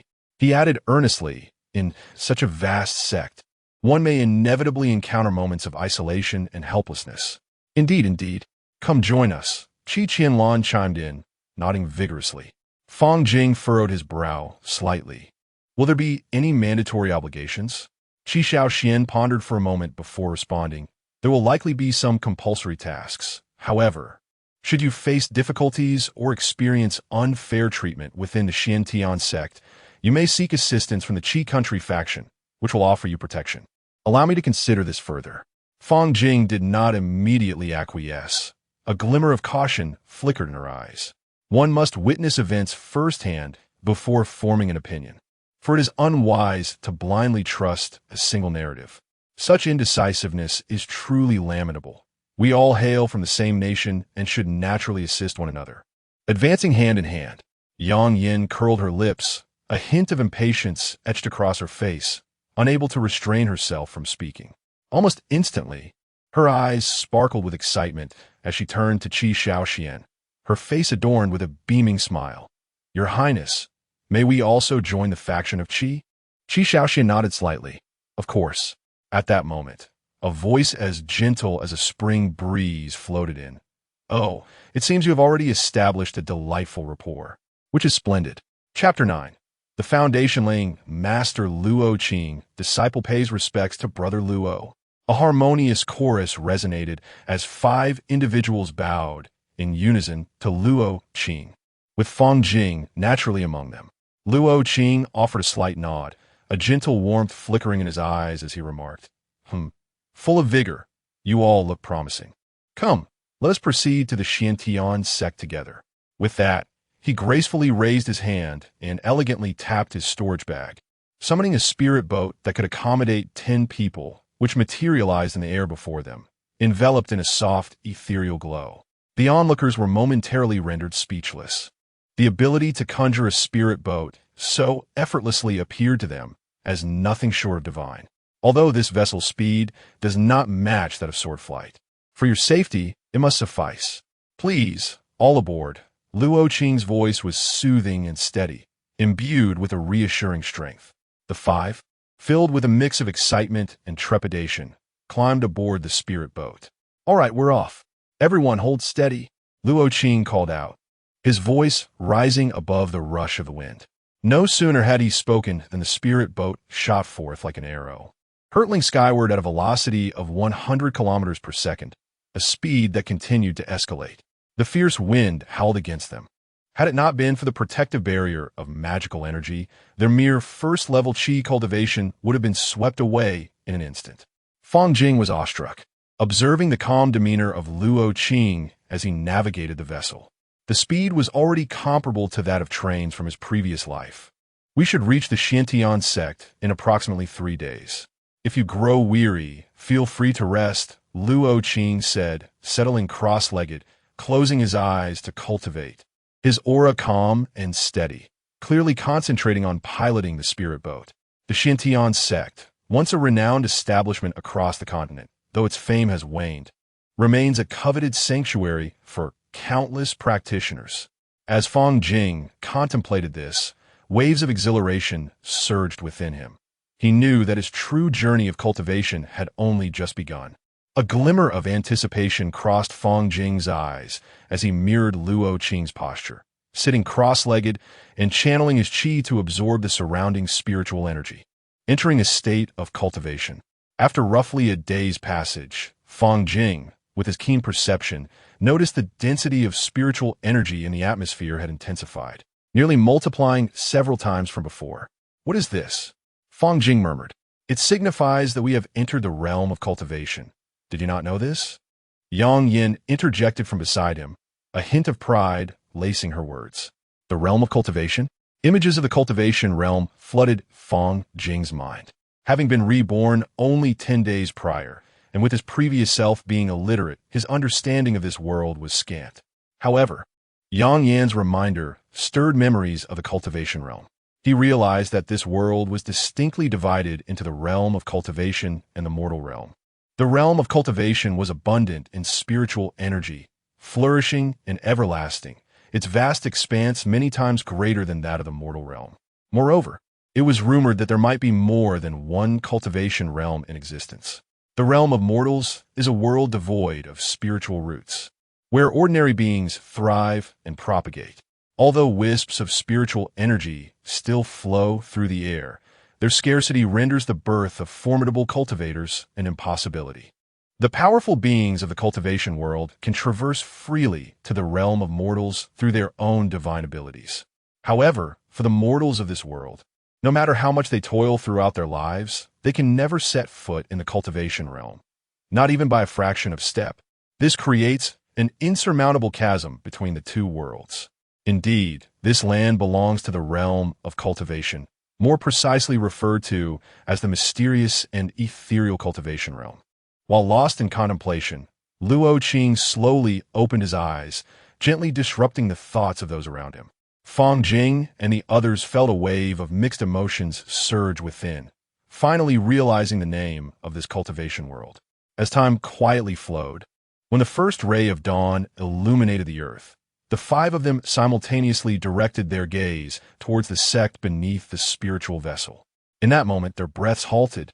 Below lay a vast sect, sprawling endlessly, surrounded by undulating mountains, resembling a great dragon that had long been dormant, poised to strike, majestic and solemn. All present, including Fang Jing, were utterly awestruck by the imposing presence of the Xiantian sect, standing frozen in place, unable to recover from the shock. They etched this scene indelibly in their memories. For from this moment forth, this would be the place where they would establish their lives. Here lies the once greatest sect under heaven, the Xiantian sect. Through the vicissitudes of time, the Xiantian sect remained steadfast. Luo Qing skillfully maneuvered the spiritual vessel, gracefully slicing through the flowing clouds of the sky, and slowly descended into the territory of the Xiantian sect. He brought the vessel to a stable halt in an expansive clearing. Luo Qing was the first to step out, with Fang Jing and the others hastily following, their eyes brimming with curiosity and excitement. After all, this was the Xiantian sect, a sacred place of cultivation long coveted by countless practitioners. Just as they were finding their footing, a figure soared towards them on a sword, halting effortlessly before the group. It was a handsome male cultivator, clad in a flowing dark robe that danced in the wind. Luo Qing, you have finally returned, the male cultivator exclaimed warmly. Swiftly approaching Luo Qing nodded slightly. Yes, I leave them in your capable hands. They are all promising seeds. He then gazed towards the horizon, a hint of nonchalance in his eyes. Well then, this is farewell. If fate allows, I shall invite you for a drink in the future. As soon as his words fell, he lightly tapped his toes, soaring into the sky on his sword, vanishing from sight in the blink of an eye, leaving only a faint trace of a sword mark in the sky. Fang Jing and the others looked up in astonishment, their faces adorned with expressions of wonder. Are you the children that senior brother Luo Qing brought back? A gentle voice pulled them back from their reverie. Luo Chunliang stood before them with a warm smile. Hello, I am Luo Chunliang. Junior disciples pay their respects to senior brother Luo Chunliang. The five of them hurriedly bowed in unison. Luo Chunliang quickly waved his hand, his smile growing even more amiable. From now on, there is no need for such formalities. You are all, like me, outer disciples of the Xiantian sect. However, if one were to encounter senior brother Luo Qing, one must not neglect the etiquette. Why? Fang Jing inquired. Luo Chunliang raised an eyebrow slightly and replied, because senior brother Luo Qing is a formidable foundation-building cultivator. He holds a modestly renowned status within the entire Xiantian sect. What? Upon hearing this, the crowd's eyes widened in disbelief. Luo Qing is actually a foundation-building master. The realm of foundation building, following the Qi training stage, signifies a staggering difference in strength and status. Who would have imagined that the one who guided them on their path of cultivation and escorted them to the Xiantian sect was, in fact, a distinguished foundation-building master? How could such a prominent figure from the foundation-building realm descend to the mortal world merely to serve as a guide? Chapter 10. Inside the Transmission Tower, Luo Qing. Could it be that he is an accomplished cultivator at the foundation establishment stage? Why would such a distinguished individual deign to descend to the mortal realm to serve as an inconspicuous guide? Perhaps he is burdened with a secret mission in this world, and has taken the opportunity to act as a guide. Luo Chunliang scratched his head, displaying a contemplative expression, and slowly ventured a guess. Afterward, he waved his hand dismissively, continuing, "Enough of that for now. Come with me. Let us join the others." The five of Fang Jing hurriedly followed in Luo Chunliang's footsteps, navigating through various structures until they arrived at the foot of a towering edifice. Gazing upward, they beheld a spire that pierced the heavens, emanating an aura of ancient profundity. Fang Jing could not help but exclaim, "What is this place?" "This is the Xiantian Sect's Hall of Celestial Arts, also known as the Transmission Tower," Luo Chunliang replied. Newly initiated outer disciples must select a cultivation technique within the Transmission Tower, a matter of great significance as it pertains to the foundation of their future cultivation. Moreover, depending on the technique you choose, the mountain peak you will later ascend for your training will vary. Upon hearing this, Fang Jing's eyes gleamed with curiosity. Select a technique? At that moment, Qi Shaoxian raised his hand to inquire, "Are we to choose the techniques ourselves rather than being directly assigned by the sect?" Luo Chunliang's lips curled into a gentle smile. Indeed, the world is replete with myriad techniques, each uniquely suited to different individuals. Only by selecting for yourselves can you discover the one that resonates most deeply with your essence. He paused, his expression turning serious. The Transmission Tower has existed since the founding of the Xiantian sect, crafted by the sect's founding ancestor. Its mysteries are extraordinary. You must cherish this opportunity. For entry to the Transmission Tower is not something one can take for granted. As someone who has walked this path before, I must caution you to exercise utmost care. Choosing an unsuitable technique could lead to a path strewn with thorns in your cultivation journey. While it is not impossible to expend sect merits to return for another selection, that would be a waste of both time and energy. For newcomers like you, earning merits is no easy feat. Fang Jing listened intently, recognizing the gravity of this pivotal opportunity, knowing it was a once-in-a-lifetime chance that demanded the highest level of prudence. Qi Shaoxian and the others mirrored his solemnity. Luo Chunliang led them to the base of the Transmission Tower, where nearly 100 children of similar age had already gathered. Each child radiated vitality and possessed a lively spirit, clearly distinguished talents chosen from the mortal realm, much like themselves. "Brother Luo, are these the children brought by senior brother Luo Qing?" One young male cultivator inquired, curiosity evident in his voice. "Yes," Luo Chunliang affirmed with a nod. How remarkable that a foundation establishment master was dispatched for their guidance. Could they possess some extraordinary qualities? Another young male cultivator wondered aloud. Luo Chunliang shook his head in resignation, indicating he was unaware of the reasons behind it. He then glanced around, stating, "We are still waiting for a few more from other nations to arrive. Let's be patient a while longer." Fang Jing cast his gaze upon the other children who, like him, had been specially recruited. After a brief glance, he withdrew his eyes. Before long, as everyone gathered, Luo Chunliang strode forward and knocked on the grand door of the Transmission Tower. "Enter," came a voice, aged and resonant, as the door creaked open. "I pay my respects to the Elder of Transmission," Luo Chunliang said, hastily stepping forward to bow respectfully before leading Fang Jing and the others into the tower. Upon entering, the group was immediately struck by the vastness of the interior. Layers upon layers spiraled upward, stretching beyond sight. So these are the specially recruited disciples? They seem to pale in comparison to the last batch. Truly, one generation is inferior to the next, a voice criticized nearby. The onlookers turned to see an elderly figure, hunched and etched with the lines of time, standing not far away. His gaze was commanding, instilling a sense of awe that deterred any direct confrontation. "Please find a place to sit over there." The elder gestured with a hint of weariness in his tone. "Sit down?" Fang Jing pondered, yet complied obediently. Following the others to the center of the first floor of the transmission tower, where they sat cross-legged. "The techniques you are about to select do not exist in the physical realm," Luo Chunliang explained, noticing the perplexed expressions on their faces, a slight smile gracing his lips. "You'll understand once you enter a meditative state." Fang Jing inhaled deeply, gradually closing his eyes to enter a state of meditation. In an instant, the surroundings plunged into darkness, enveloped in a profound silence. Yet within this stillness, he sensed a subtle transformation occurring around him, as if the world itself had shifted. "All right, you may open your eyes now." Luo Chunliang's voice resonated once more. As Fang Jing slowly opened his eyes, his heart jolted. The scene before him had entirely transformed. The transmission tower had vanished, replaced by an expansive, boundless darkness, akin to being adrift in the vast cosmos. "Welcome to the True Immortal Techniques Hall," Luo Chunliang announced. "This space consists of 4 levels, and you must select your most desired technique within 6 hours." Floating gracefully in midair, he smiled at the audience. "Do you see the luminous orbs scattered throughout the void? Those contain the techniques." He gestured around. Following his, Fang Jing beheld countless points of light, twinkling like stars in this dark expanse. "Good luck to you all," Luo Chunliang said softly, a smile lingering on his face. No sooner had the words left his lips than his figure began to dissipate like mist.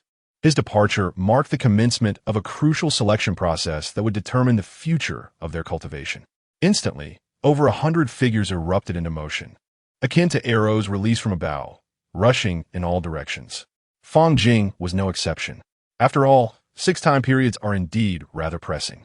In the vast expanse of the night sky, selecting the most suitable cultivation technique leaves no room for even the slightest waste of time. Meanwhile, in the tangible world, Luo Chunliang stood respectfully beside the elder responsible for imparting teachings, his eyes gleaming with curiosity as he inquired, "Elder, you are well-versed and knowledgeable, in your esteemed opinion. Is there any among these children capable of comprehending the techniques of the 4th level of the Celestial Law Palace?" "Not a single one," the elder replied, his eyes narrowing slightly as he let out a cold snort.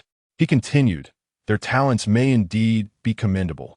However, the comprehension of techniques relies not merely on their spiritual roots, but rather on their innate understanding, an understanding that surpasses the ordinary.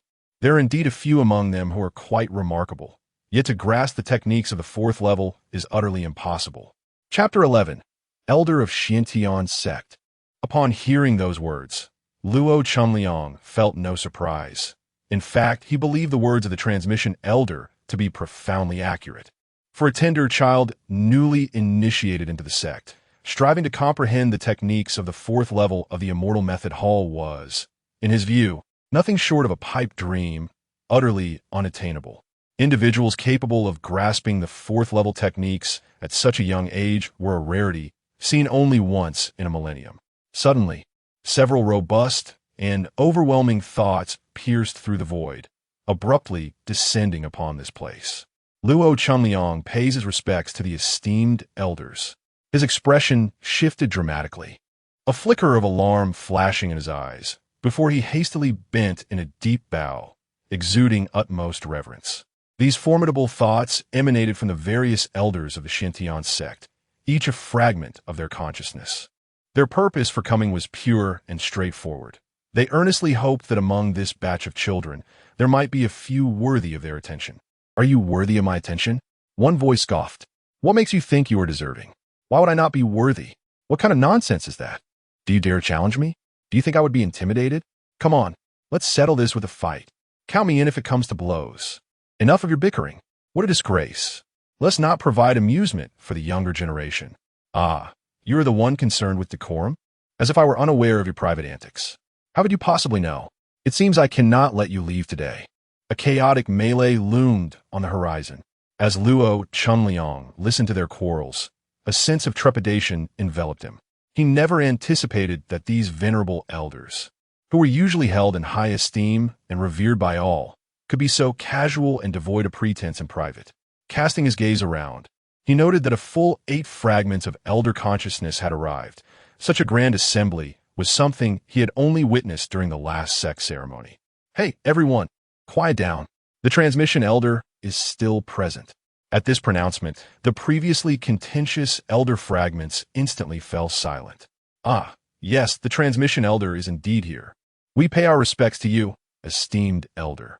No need for excessive formalities. You have all attained remarkable powers. It would be wise to conduct yourselves with more prudence." The transmission elder spoke, his tone calm, yet imbued with authority. "You are correct, elder. Please do visit me for a drink when you have time." Transmission elder. "Might there be any children here that catch your eye?" "None," the transmission elder replied curtly, disappointment lacing his tone. "No worthy candidates. It appears this visit has been in vain once more. There are indeed many with single spirit roots, yet true genius with exceptional comprehension is exceedingly scarce. Shall we return then? I still have matters to attend to." "Go ahead. If there is an exceptionally outstanding child, I shall inform you as my disciple.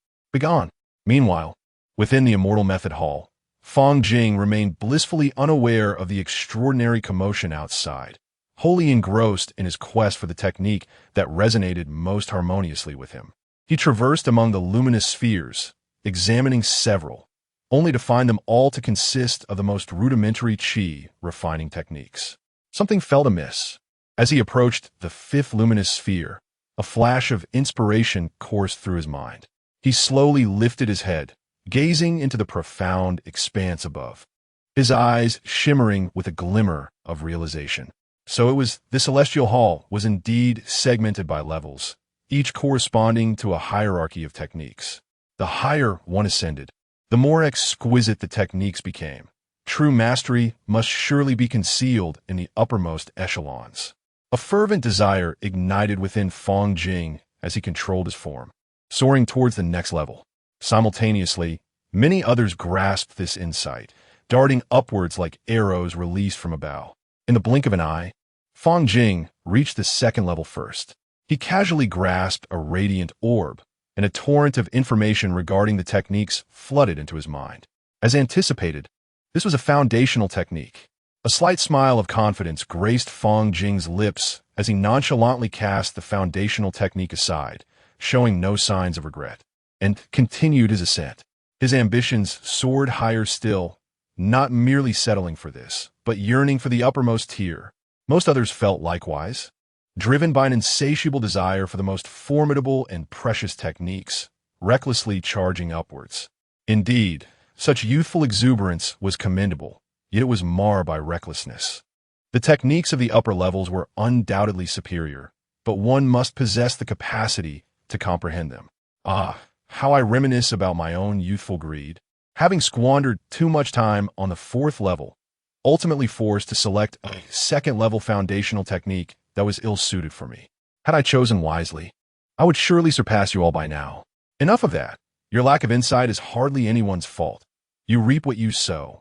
What did you say? Should we warn these youngsters? No need. Let them endure some hardships to recognize their mistakes. Such experiences are a form of growth. With determination, Fang Jing surged towards the heights of the celestial hall, swiftly reaching the 3rd level. His gaze swept over the floating technique, orbs before, settling on one, and without hesitation, he grasped it. In an instant, a torrent of overwhelming information surged into his mind. The complexity of the techniques contained within this stream far surpassed those of the previous 2 levels, exceeding their intricacies by more than 100-fold. It was utterly inscrutable, exceedingly difficult to comprehend in any measure. At that moment, he realized how naively simple they had been in their earlier understanding of comprehending techniques. The disparity between the 3rd and 2nd levels was akin to that of heaven and earth. If the 2nd level's techniques were barely discernible, then those of the 3rd level were akin to a celestial script. In a fleeting thought, Fang Jing contemplated choosing this 3rd level technique. After all, there is a well-known adage from his past life: one cannot chew more than one can swallow. To covet excessively might lead to an inability to digest, resulting in a fruitless endeavor. Yet, merely moments later, a confident smile played at the corners of Fang Jing's mouth. This adage did not apply to him. His gaze sparkled with determination as he resolutely cast aside the third-level technique orb and continued soaring upwards. His aspiration was abundantly clear. The fourth level. Did he truly abandon it after just a glance? That child is indeed ambitious. Fang Jing's fervor is remarkably conspicuous, having already captivated the attention of numerous elders. Alas, it is a pity. With his current capabilities, the techniques of the fourth layer are entirely beyond his comprehension. Even grasping a single phrase is utterly impossible. Sigh, I can deeply relate to this, recalling the days of yore. This is well understood by all of us. There is no need to elaborate further. Confidence is commendable, and I hold a certain admiration for him. In my opinion, however, it is more a case of being blissfully unaware of his own limitations. Chapter 12. A moment of enlightenment, whether it is ignorance of one's own limitations or soaring ambition. The truth shall soon be revealed. Fang Jing exuded an aura akin to a rainbow as he broke through the barrier between the third and fourth levels, stepping into the fourth tier of the Celestial Method Hall. In stark contrast to the previous three levels, the fourth level appeared exceptionally vast and desolate. The number of techniques had diminished sharply, almost plummeting to a cliff-like decline, with a rough estimate suggesting there were no more than 100 texts remaining. As Fang Jing strolled forward, his gaze was captivated by a particular technique, which he slowly reached out to grasp, the 5 elements primordial scripture. This scripture amalgamated the essence of the 5 elements of heaven and earth, transforming it into primordial true energy, capable of extinguishing all worldly matter and mastering the cycles of existence and annihilation. Merely reading the introduction to this technique sent a tremor through Fang Jing's spirit. This scripture was undoubtedly one of the most formidable existences within the entire fourth level. In an instant, a brilliant light sparkled in Fang Jing's eyes. Mastering this scripture to perfection would undoubtedly elevate him to the pinnacle of the cultivation world. Yet, according to the information he had received, the difficulty of cultivating this technique had escalated nearly 1,000-fold compared to those of the third level. Given his current cultivation at the first level of qi and his understanding, even if he were to sit in meditation for a century, it would be in vain, barely allowing him to touch the threshold of entry. However, he possessed an extraordinary advantage. Fang Jing slowly closed his eyes, allowing his consciousness to descend into the enigmatic inner landscape. As anticipated, within this inner realm, a mysterious figure resembling him was enveloped in a strange luminescence, effortlessly practicing the 5 elements primordial scripture. Through his explorations over time, he had gained the ability to control this enigmatic figure at will. Before his eyes, the figure's gestures shifted, its attire transformed, and its aura underwent an observable metamorphosis. This was Fang Jing's eyes widened in astonishment.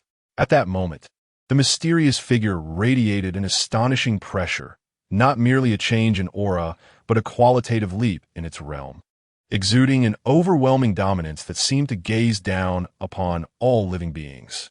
Could this be my appearance after mastering the 5 elements primordial scripture? Fang Jing murmured to himself, his voice tinged with disbelief. He had not anticipated such a function. Fixated on the figure within the inner landscape, his heart raced, pounding with fervent excitement. Hesitating, he contemplated whether to choose this scripture after all. Indeed, this technique was extraordinarily powerful. At that moment, outside the inner landscape, empowered by the insights gleaned from it, Fang Jing emanated an incomprehensible Tao rhythm. The scripture in his hand, the 5 elements primordial scripture, began to glow ever more brilliantly, suddenly erupting with a fierce radiance that illuminated the surrounding darkness, causing the entire space to tremble. In the instant that the light burst forth, the 8 elders simultaneously turned their spiritual awareness toward Fang Jing. Am I perhaps hallucinating? Indeed, I believe so. I concur. The rhythm of destiny is undeniably present, signifying that he has genuinely comprehended the 4th tier of the cultivation technique, merely a step away from officially entering the realm. The elders momentarily fell into silence. How much time has elapsed since he picked up that tome of cultivation? Let me reckon. It must be less than a quarter of an hour. Less than a quarter of an hour, and he has grasped the fourth tier of the technique? Surely, this must be an illusion. How could there exist a being capable of mastering a nascent soul-level technique in such a brief span? No, it is simply impossible. Well, since you all insist, it is an illusion. Allow me to take this prodigy under my wing. Outrageous. Are you truly taking this seriously? How can a dignified, true monarch experience an illusion? It is utterly inconceivable. To comprehend a nascent soul technique in merely a quarter of an hour transcends the bounds of genius. Is he truly still human? Unprecedented. Indeed, wholly unprecedented. In my view, there exists but one possibility. He is profoundly attuned to that tome of cultivation, as if it has chosen him. Which tome could it be? Wait a moment. Let me take a look. It is the 5 Elements primordial scripture. What? Is that not the very essence of the renowned primordial ancestor, who was once hailed as the foremost beneath the supreme, capable of contending with even the supreme itself? Indeed, this technique ranks among the very pinnacle, even within the 4th tier of the celestial law hall. Such an extraordinarily gifted prodigy appears to be remarkably fated to cross paths with me. It seems he shares a connection with me as well. Likewise, just as I find myself in need of a direct disciple. In an instant, the previously tranquil atmosphere transformed into one charged with tension. Hey, let's not quarrel over this. We are all grown individuals, and it is rather undignified to bicker so. What do you mean by that? It is merely the comprehension of a 4th-tier nascent soul technique. It is not as monumental as you perceive. I have witnessed too many talents extinguished before reaching their full potential. Very well. As long as you can swear an oath to ensure you have no intentions of taking him as a disciple, we may consider stepping back. Such feigned concern, clearly aimed at dissuading us from taking him under our wing so that you may claim him for yourself. Silence. Such a prodigy. None of you are worthy. What if you were to lead him astray? Only by coming under my tutelage can he receive the finest instruction, destined to become the pillar of my Xintian sect. Do refrain from extolling your own virtues. Perhaps you should reflect on your own character. You are no better, equally unqualified to speak on our behalf. Enough of this bickering. Let us settle this with a duel. Whoever emerges victorious shall claim him. Come then. Do you think I fear you? Loser is a fool. Kill, kill, kill. Wait a moment. Did someone among us not previously claim he was unaware of the heights of heaven and the depths of earth? The crowd paused momentarily. Then each recalled the statement, falling into a brief silence. Indeed, that is true. Let us promptly exclude this individual, for he lacks the qualifications to take on disciples. I concur. Wait, what kind of absurd reasoning is this? On what basis am I being excluded? You yourself deem him unworthy. Thus, he naturally should not be entrusted with the role of a mentor. Is it not permissible for me to offer him an apology? Alas, it is too late. Any attempt to amend the situation has come to naught. Indeed, you may as well take your leave. At this very moment, upon a distant peak, a formidable being of the Golden Core realm abruptly opened his eyes, a fierce glint flashing within them, and a wave of anger surged forth. A terrifying aura ascended skyward, causing the hearts of all disciples and creatures within 100-mile radius to tighten with trepidation. How outrageous! These shameless scoundrels have gone too far. Very well. Since you exhibit no compassion, do not blame me for my lack of mercy. Chapter 13. The 5 Elements of Chaos Go. The corner of the Golden Core expert's mouth curled slightly as he waved his hand gently, sending forth a spiritual message that scattered with the wind, destined for the peak masters of various summits. Hurry! A prodigy capable of comprehending the 4th layer of the technique within just a quarter of an hour has emerged at the transmission tower. What? Is this a joke? Surely, this is a dream. Laughter erupted among the crowd, their disbelief palpable.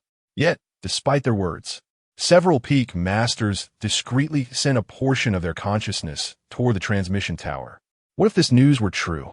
Within the transmission tower, Luo Chunliang suddenly trembled, as 7 overwhelming and magnificent wills descended upon him like mountains pressing down. A shiver ran through him. He instinctively knew that these were undoubtedly the 7 elders of the Xiantian sect. Luo Chunliang respectfully greeted the elders. "Wait, why are all of you here?" The transmission elder sensed something amiss, his brows furrowing slightly. "We came to pay our respects, senior transmission elder. We have heard that someone comprehended the 4th layer of the technique in merely a quarter of an hour, and we are here to investigate." "What?" The transmission elder's expression shifted to one of astonishment, his eyes widening in disbelief. "Comprehending the 4th layer of the technique in a quarter of an hour? Is this not sheer fantasy?" As soon as he finished speaking, the 7 elders entered the transmission tower in succession. Before them, the 8 elders were engaged in an intense battle, arguing fiercely, while beneath them, Fang Jing radiated an enigmatic aura of Tao. "It is real." They stood momentarily stunned, confirming that their eyes were not deceiving them, nor was it an illusion. Immediately, a shared thought began to blossom. "This young man shares a connection with us. How about we recruit him?" "Huh? Why are you all here?" "Of course, we have come to take on a disciple. How could we miss such a peerless talent?" "Blast it, you informed them, didn't you?" Who told you to ostracize me before?" "Fear not. It simply transforms the brawl from 8 into 15 participants." "Perfect. Let's have a thrilling battle today. Fighting is exhilarating." At that moment, the transmission elder, who had entered the tower behind the group, also caught sight of Fang Jing below. Instantly, his scalp tingled and the calm facade on his face shattered, replaced by sheer shock. It is indeed true. Moreover, he has comprehended the supreme technique, the 5 elements of chaos. How is this possible? In his eyes, Fang Jing appeared to lack the extraordinary aptitude for such feats. Behind the transmission elder, Luo Chunliang's eyes widened in disbelief, nearly popping out of their sockets.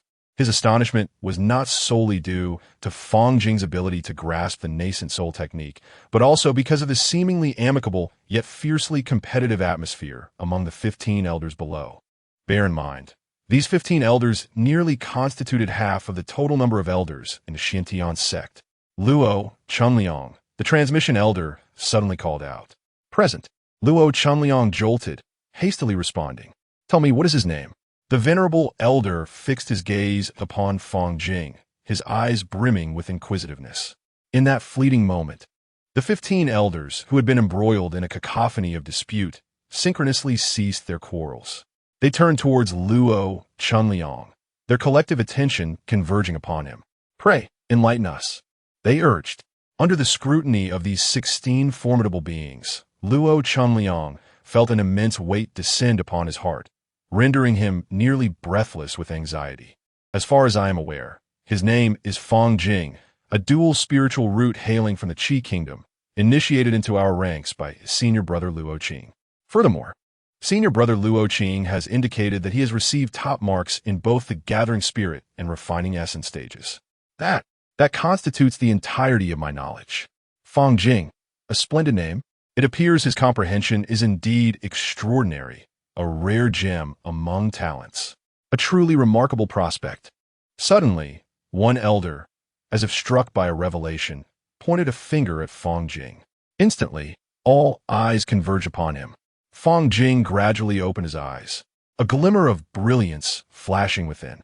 Subsequently, with gentle yet resolute motions, he began to lower the 5-element primordial scripture he held, seemingly indicating his intent to forsake this particular cultivation method. "What?" In that moment, the elders, including the venerable elder, were utterly taken aback. Their mouths agape, rendered speechless for an extended period. Could it be that he has lost his senses? To abandon such a technique?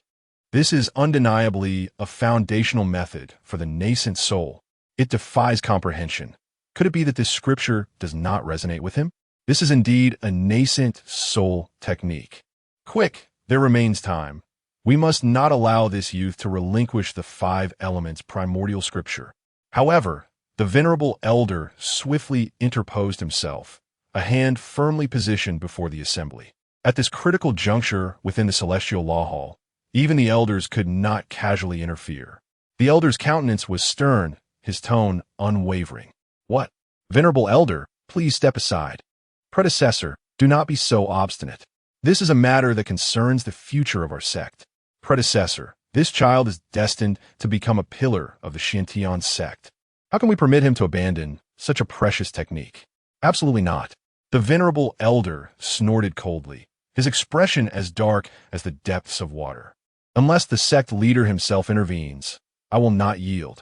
In truth, Fang Jing's decision to forego the 5 elements primordial scripture was not due to any lack of affinity. Rather, he harbored his own intentions. It was still premature. Not even a full hour had elapsed, and he possessed ample time to explore other methods. The 5 elements primordial scripture was indeed a powerful and commendable technique, suitable even as a final choice, yet he believed there may exist an even superior option. His aspiration was to peruse a multitude of techniques and select the one that was both the strongest and the most fitting for himself. With lofty ambitions, Fang Jing reached for another tome of a 4-tiered technique, immersing himself in contemplation. His ability to swiftly comprehend the 5 elements primordial sutra stems from an extraordinary affinity with this mystical art. It was as though the technique had chosen him. How perplexing. A person is likely to resonate with only one martial art throughout their lifetime. Should he attempt to study a second foundational technique, he might struggle to understand even a single character. This young man truly underestimates the world around him. Yet, in an instant, the elders present were left utterly astonished, their jaws nearly grazing the floor. Within a mere quarter of an hour, under the scrutinizing gazes of the assembly, an aura of profound understanding emanated from Fang Jing. This aura is a unique emblem that materializes only after one has thoroughly grasped the technique. In other words, Fang Jing astonishingly succeeded in comprehending a second foundational level technique in such a brief span of time. Chapter 14. The Astonished Elders in Merely a Quarter of an Hour. Fang Jing's aura underwent a subtle transformation as he once again comprehended a technique of the Yuan Ying level. How could this be possible? In the prolonged silence, numerous elders gazed at this scene, rendered speechless and astounded. While one might argue that a single technique could be interpreted as a selection of the practitioner, the reality was far from it. He was not merely a passive recipient, but rather the master of his own choices. However, before the elders could recover from their shock, Fang Jing slowly opened his eyes and unhesitatingly set aside the technique he held. He discarded it. Was he perhaps planning to? As expected, Fang Jing picked up another technique, and within less than a quarter of an hour, the Tao rhythms flowed around him. The technique was perfected. 3 consecutive techniques, each completed in merely a quarter of an hour. This level of comprehension was unprecedented, simply extraordinary, impossible. Could he truly be human? With such insight, could he be the next supreme being? The transmission elder fixated on Fang Jing, who effortlessly grasped techniques, his astonishment and anticipation unmistakable in his gaze. He had traversed many years in cultivation, yet he had never encountered a disciple with such exceptional comprehension. With careful guidance, this individual might indeed usher in a magnificent new era. Perhaps we are witnessing the prologue of a legend. Returning to the matter at hand, the moment for departure was at hand. This was the final opportunity. For what lay ahead was not to be compared to the previous trivial skirmishes. Only the mightiest among us could impart knowledge to such a prodigious talent. Upon hearing this, the previously somewhat relaxed atmosphere instantly became charged, the air thick with tension. The crowd exchanged glances, yet none dared to move. Very well, let us delineate the battleground and engage in a grand melee. The last victor shall become Fang Jing's master. Indeed, it was about time. Verbal disputes were meaningless. Clarity would come through strength. Perfect for stretching one's limbs. Kill, kill, kill. This chaotic battle you speak of shall include me as well. Suddenly, the transmission elder spoke with a smile. What? Elder, do you not typically refrain from accepting disciples? Given your advanced age, it would be prudent not to participate. If by any chance you were to be harmed, it would be regrettable. There is no need for concern. My old bones are still quite robust. I am more than capable of handling a few inexperienced juniors. The transmission elder's smile was warm, yet none knew his true age. They only recognized that he was of a higher generation than the current sect leader of Xiantian, with unfathomable strength. No one had witnessed the transmission elder in action, those who were long gone from this world. Since the moment the others had joined Xintian's sect, the transmission elder had remained within the transmission tower. As if time had left no mark upon him, he had never changed. In an instant, several elders began to harbor thoughts of retreat, their expressions subtly shifting. However, before that, let us first observe which martial art he shall ultimately choose. By the way, should anyone dare to resort to underhanded tactics, let it be known that this elder will not hesitate to turn ruthless. The transmission elder's expression hardened, and his voice turned frigid. He had not anticipated that Fang Jing possessed such extraordinary comprehension. If nurtured under his guidance, Fang Jing would undoubtedly become another unparalleled powerhouse of the Xintian sect. Indeed, it was not outside the realm of possibility that he could restore the sect to its former glory. Luo Chunliang gazed at Fang Jing below, as if he could already envision the magnificent scene of Fang Jing soaring to great heights in the future. He resolved to forge a friendship with him without delay. Meanwhile, Fang Jing picked up one after another of the nascent soul techniques, absorbing their essence before gently setting them aside. This cycle continued, and he ultimately comprehended 9 volumes of nascent soul-level techniques. The 16 observing elders were utterly astounded by his terrifying aptitude, unable to close their mouths in astonishment. In his heart, Fang Jing made a comparison and discovered that among the many techniques, the most formidable was still the first one he had picked up, the 5 elements mixed origin scripture. This scripture was not only profound in its techniques, but the derived mystical energy, mixed origin qi, was also immensely powerful. Should he choose the 5 elements mixed origin scripture? Fang Jing fell into a brief contemplation. Merely a second later, a thought flashed through his mind. He slowly raised his head, his gaze directed upwards. Was there, perchance, a 5th level of techniques? It should not exist. The transmission tower consists of merely 4 levels, a fact declared by the transmission elder himself, without a doubt. However, some matters must be personally verified. With a firm resolution in his heart, Fang Jing suddenly leapt upward, continuing his ascent.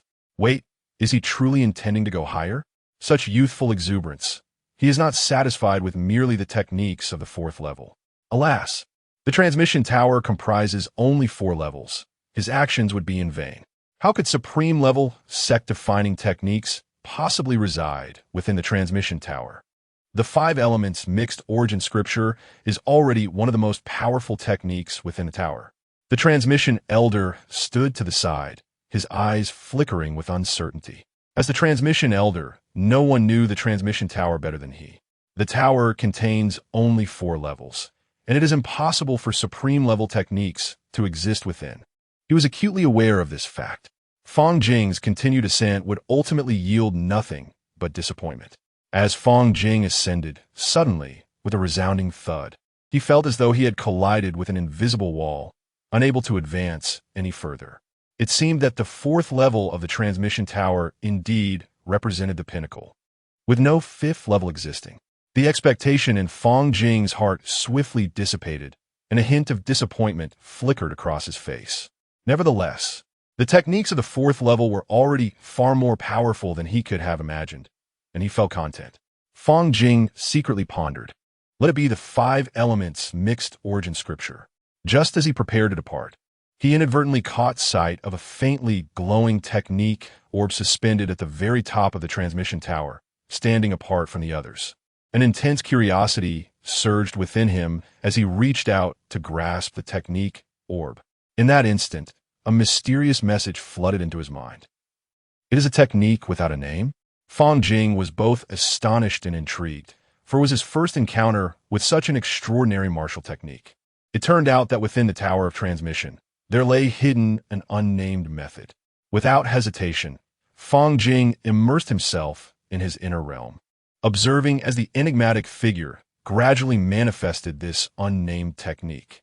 Perhaps it was merely an illusion, but this time, the process of manifestation seemed particularly protracted. If the evolution of the 4th level technique took a mere quarter of an hour, then this unnamed method consumed a full hour and a half. Yet, the other self did not disappoint him, successfully completing the evolution of this unnamed technique. However, The sight of its culmination left Fang Jing frozen in place. It was utterly unremarkable, devoid of any imposing aura. In comparison to the transcendence he felt with the five elements Hunyuan scripture, this technique fell woefully short. Nonetheless, it stirred a profound resonance within Fang Jing, and he was resolute in his choice to pursue this technique. Chapter 15. The Nameless Void. This nameless martial art is indeed the pinnacle of the techniques housed within the transmission tower. At first glance, it appears unremarkable, with all its intricacies deeply concealed, revealing not a hint of its brilliance. Yet, it is profoundly enigmatic. In comparison to the five elements primordial scripture, the power of this nameless technique is indeed superior, if not equal. However, this does not imply that the five elements primordial scripture lacks prowess. Were it possible, Fang Jing would eagerly wish to possess both techniques. After all, with another version of himself to assist, the abundance of techniques would pose no risk of being overwhelmed.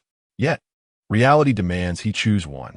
In an instant, Fang Jing resolutely made his decision, selecting this mysterious nameless technique.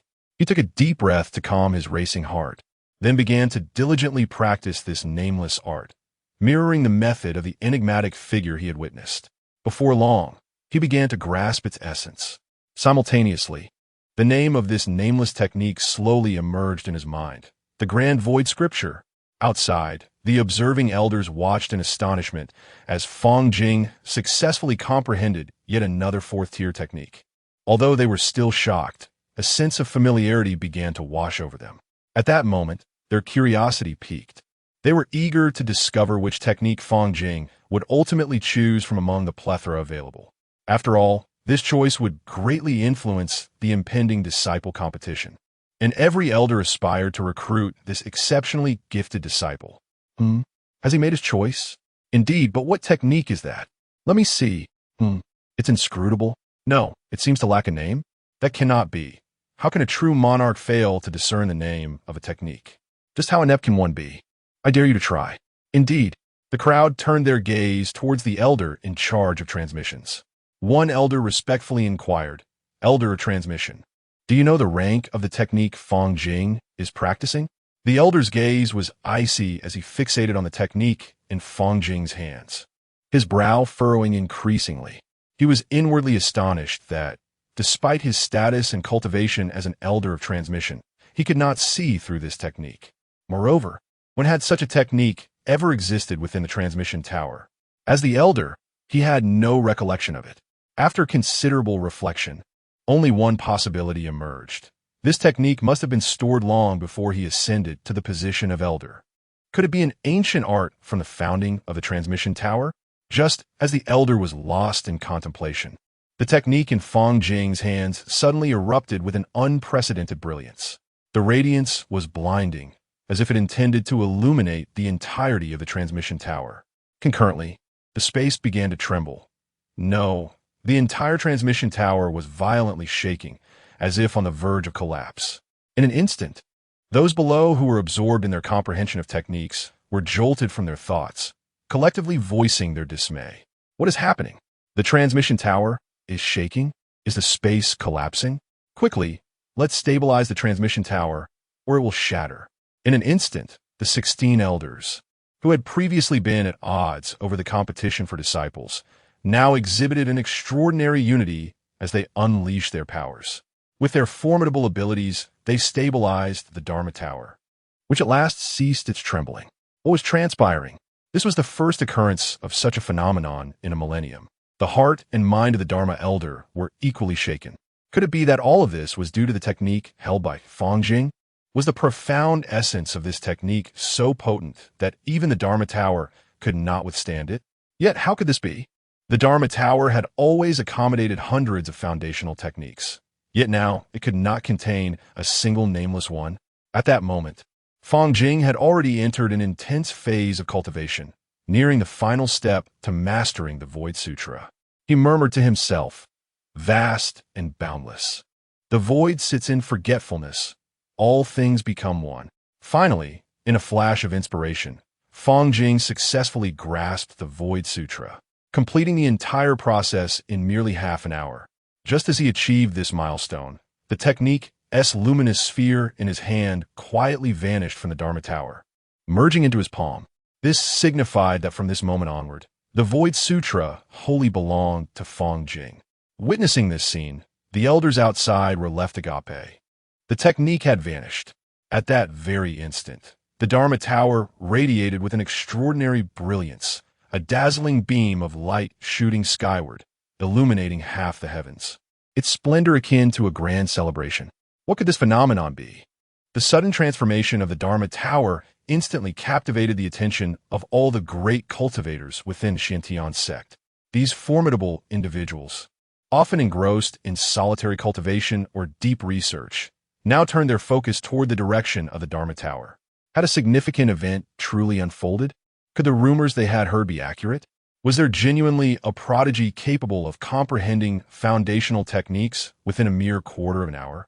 As this thought arose in their minds, nearly all the elders unhesitatingly dispatched a shard of their consciousness, swiftly arriving within the Dharma Tower.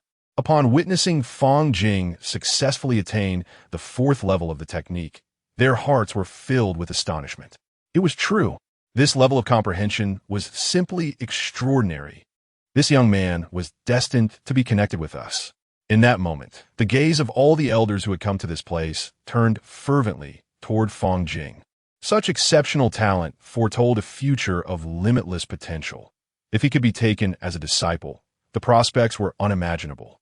Standing beside them, Luo Chunliang gazed at this scene in amazement, feeling as though he were ensnared in a dream. Except for one elder, nearly all the elders had gathered here, 37 golden core elders, solely for the sake of one individual, Fang Jing below. Luo Chunliang's heart surged with tumultuous waves. This was not merely an ascent, but rather a trajectory poised for immediate flight. Why were they here? This place did not welcome them. However, such a promising talent could not be monopolized by any single individual. Thus, who would become his master? Certainly not you. Then let us engage in battle. Let our fists speak for us. In an instant, a palpable tension permeated the transmission tower.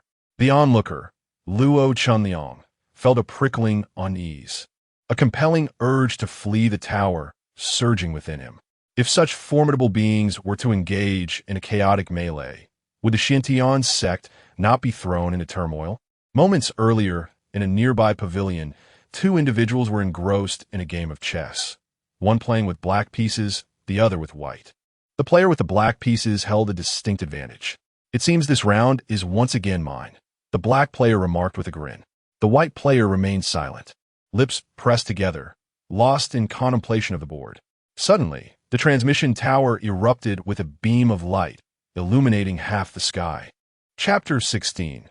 Disturbance of the sect master. The 2 players, with their chess pieces suspended in mid-air, simultaneously turned their heads, their gazes fixed intently on the direction of the Dharma Tower. Oh, has there been a disturbance at the Dharma Tower? Who could be responsible? You often boast of your unparalleled wisdom, bordering on the extraordinary. Did you foresee this development?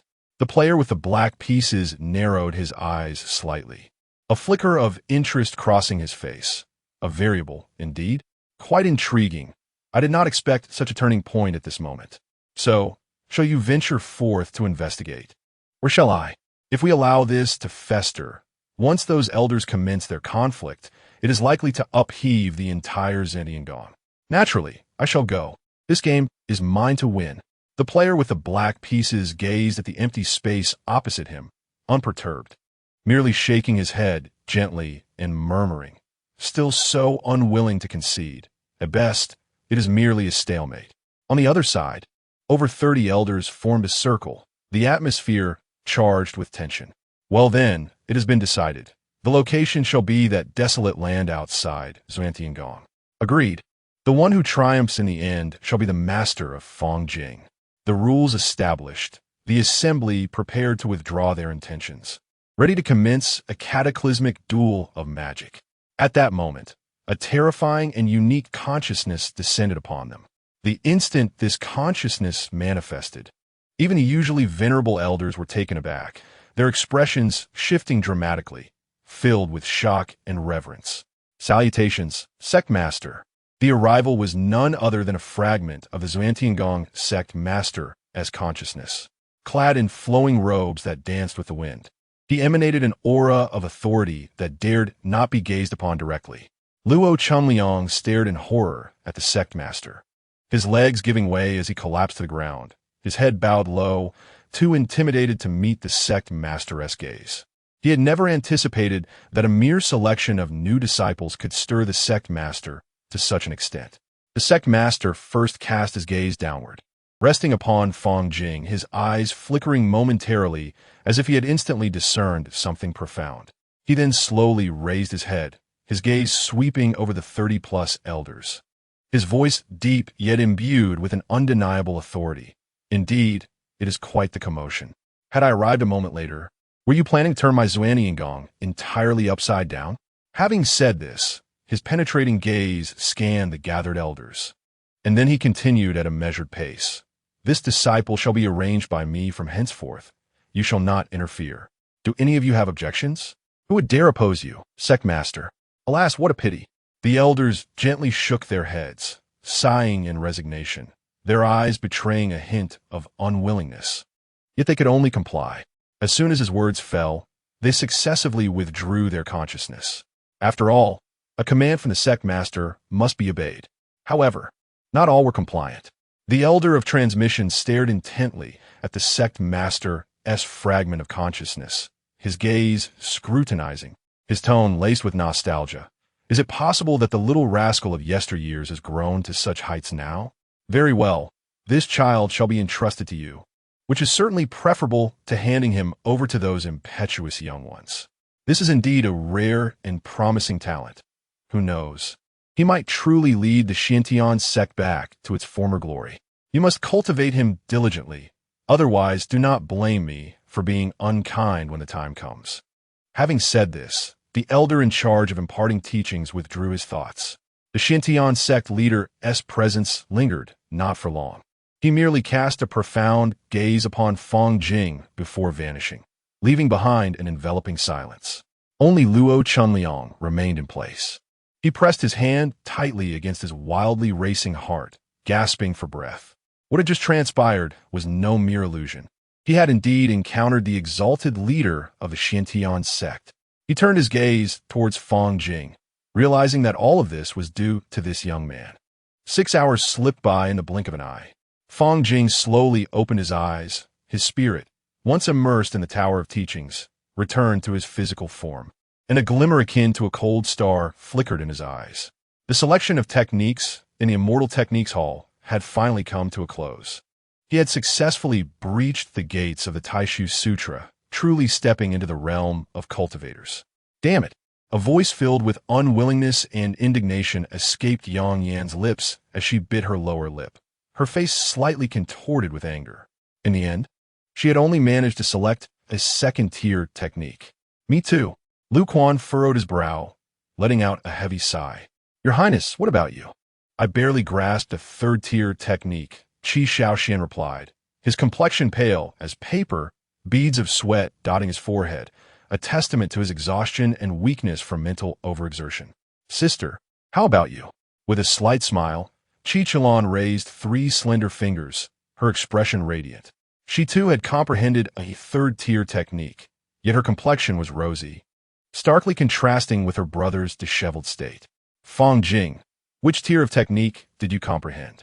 Qi Shaoxian, regaining his composure, looked at Fang Jing with a hint of curiosity in his eyes.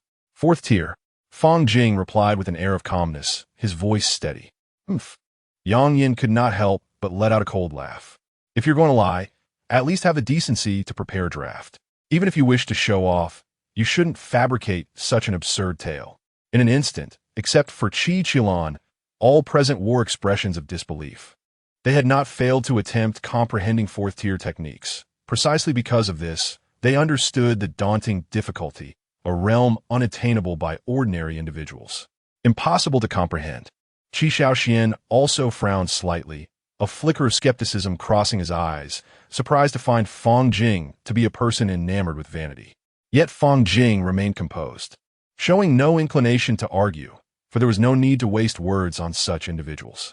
Just then, the elder's voice, devoid of warmth, rang out. Listen well. The techniques you acquire within the Immortal Techniques Hall must not be disclosed to anyone, not even a single word. These techniques are bound by prohibitions. Should you dare to utter a single syllable, death is certain. Do not blame me for not warning you in advance. Do you understand? Everyone shivered slightly. Hurriedly responding in unison, understood. Good. Since you remember, you may leave. The venerable elder of transmission offered a slight nod, his tone indifferent as he waved his hand, akin to dismissing a throng of trivial onlookers. Luo Chunliang led the way, guiding the group away from the transmission tower and towards the dormitory designated for newly admitted disciples. As they came to a halt before the dormitory, Luo Chunliang cleared his throat, capturing the attention of all present. With a serious demeanor, he began, lastly, I shall impart the rules of the Xintian sect. Pay close attention. Everyone, including Fang Jing, listened intently, their expressions earnest. In the Xintian sect, worldly riches are deemed as mere refuse. The true treasures are spirit stones and the merits of the sect, with spirit stones serving as the currency of the cultivation realm, while sect merits hold the power to procure anything one desires. Chapter 17. The art of purchase within the esteemed Xintian sect. While spirit stones are indeed precious, they cannot procure all that exists in the world. However, the merit points bestowed by the sect possess an astonishing purchasing power, enabling one to exchange for nearly anything. The avenues to acquire merit points are twofold: completing tasks assigned by the sect or achieving remarkable feats for the sect. The specifics can be learned by visiting the Xintian sect's Hall of Immortal Affairs. What lies before you are several paths. Firstly, one may choose to take on a mentor. Encountering a good teacher can significantly shorten the journey of cultivation. Alternatively, if one prefers not to take a master, one may expend spirit stones or merit points to hire a foundational stage expert for guidance, though this option comes at a considerable cost. Secondly, one could seek to enter the domain of a peak master within the Xintian sect. Presently, there are 37 peak masters, each a golden core, true monarch, endowed with immense powers. Should fortune favor one in gaining entry to a peak master's domain, the path of cultivation would appear exceedingly bright. Thirdly, one might choose inaction, remaining an ordinary disciple.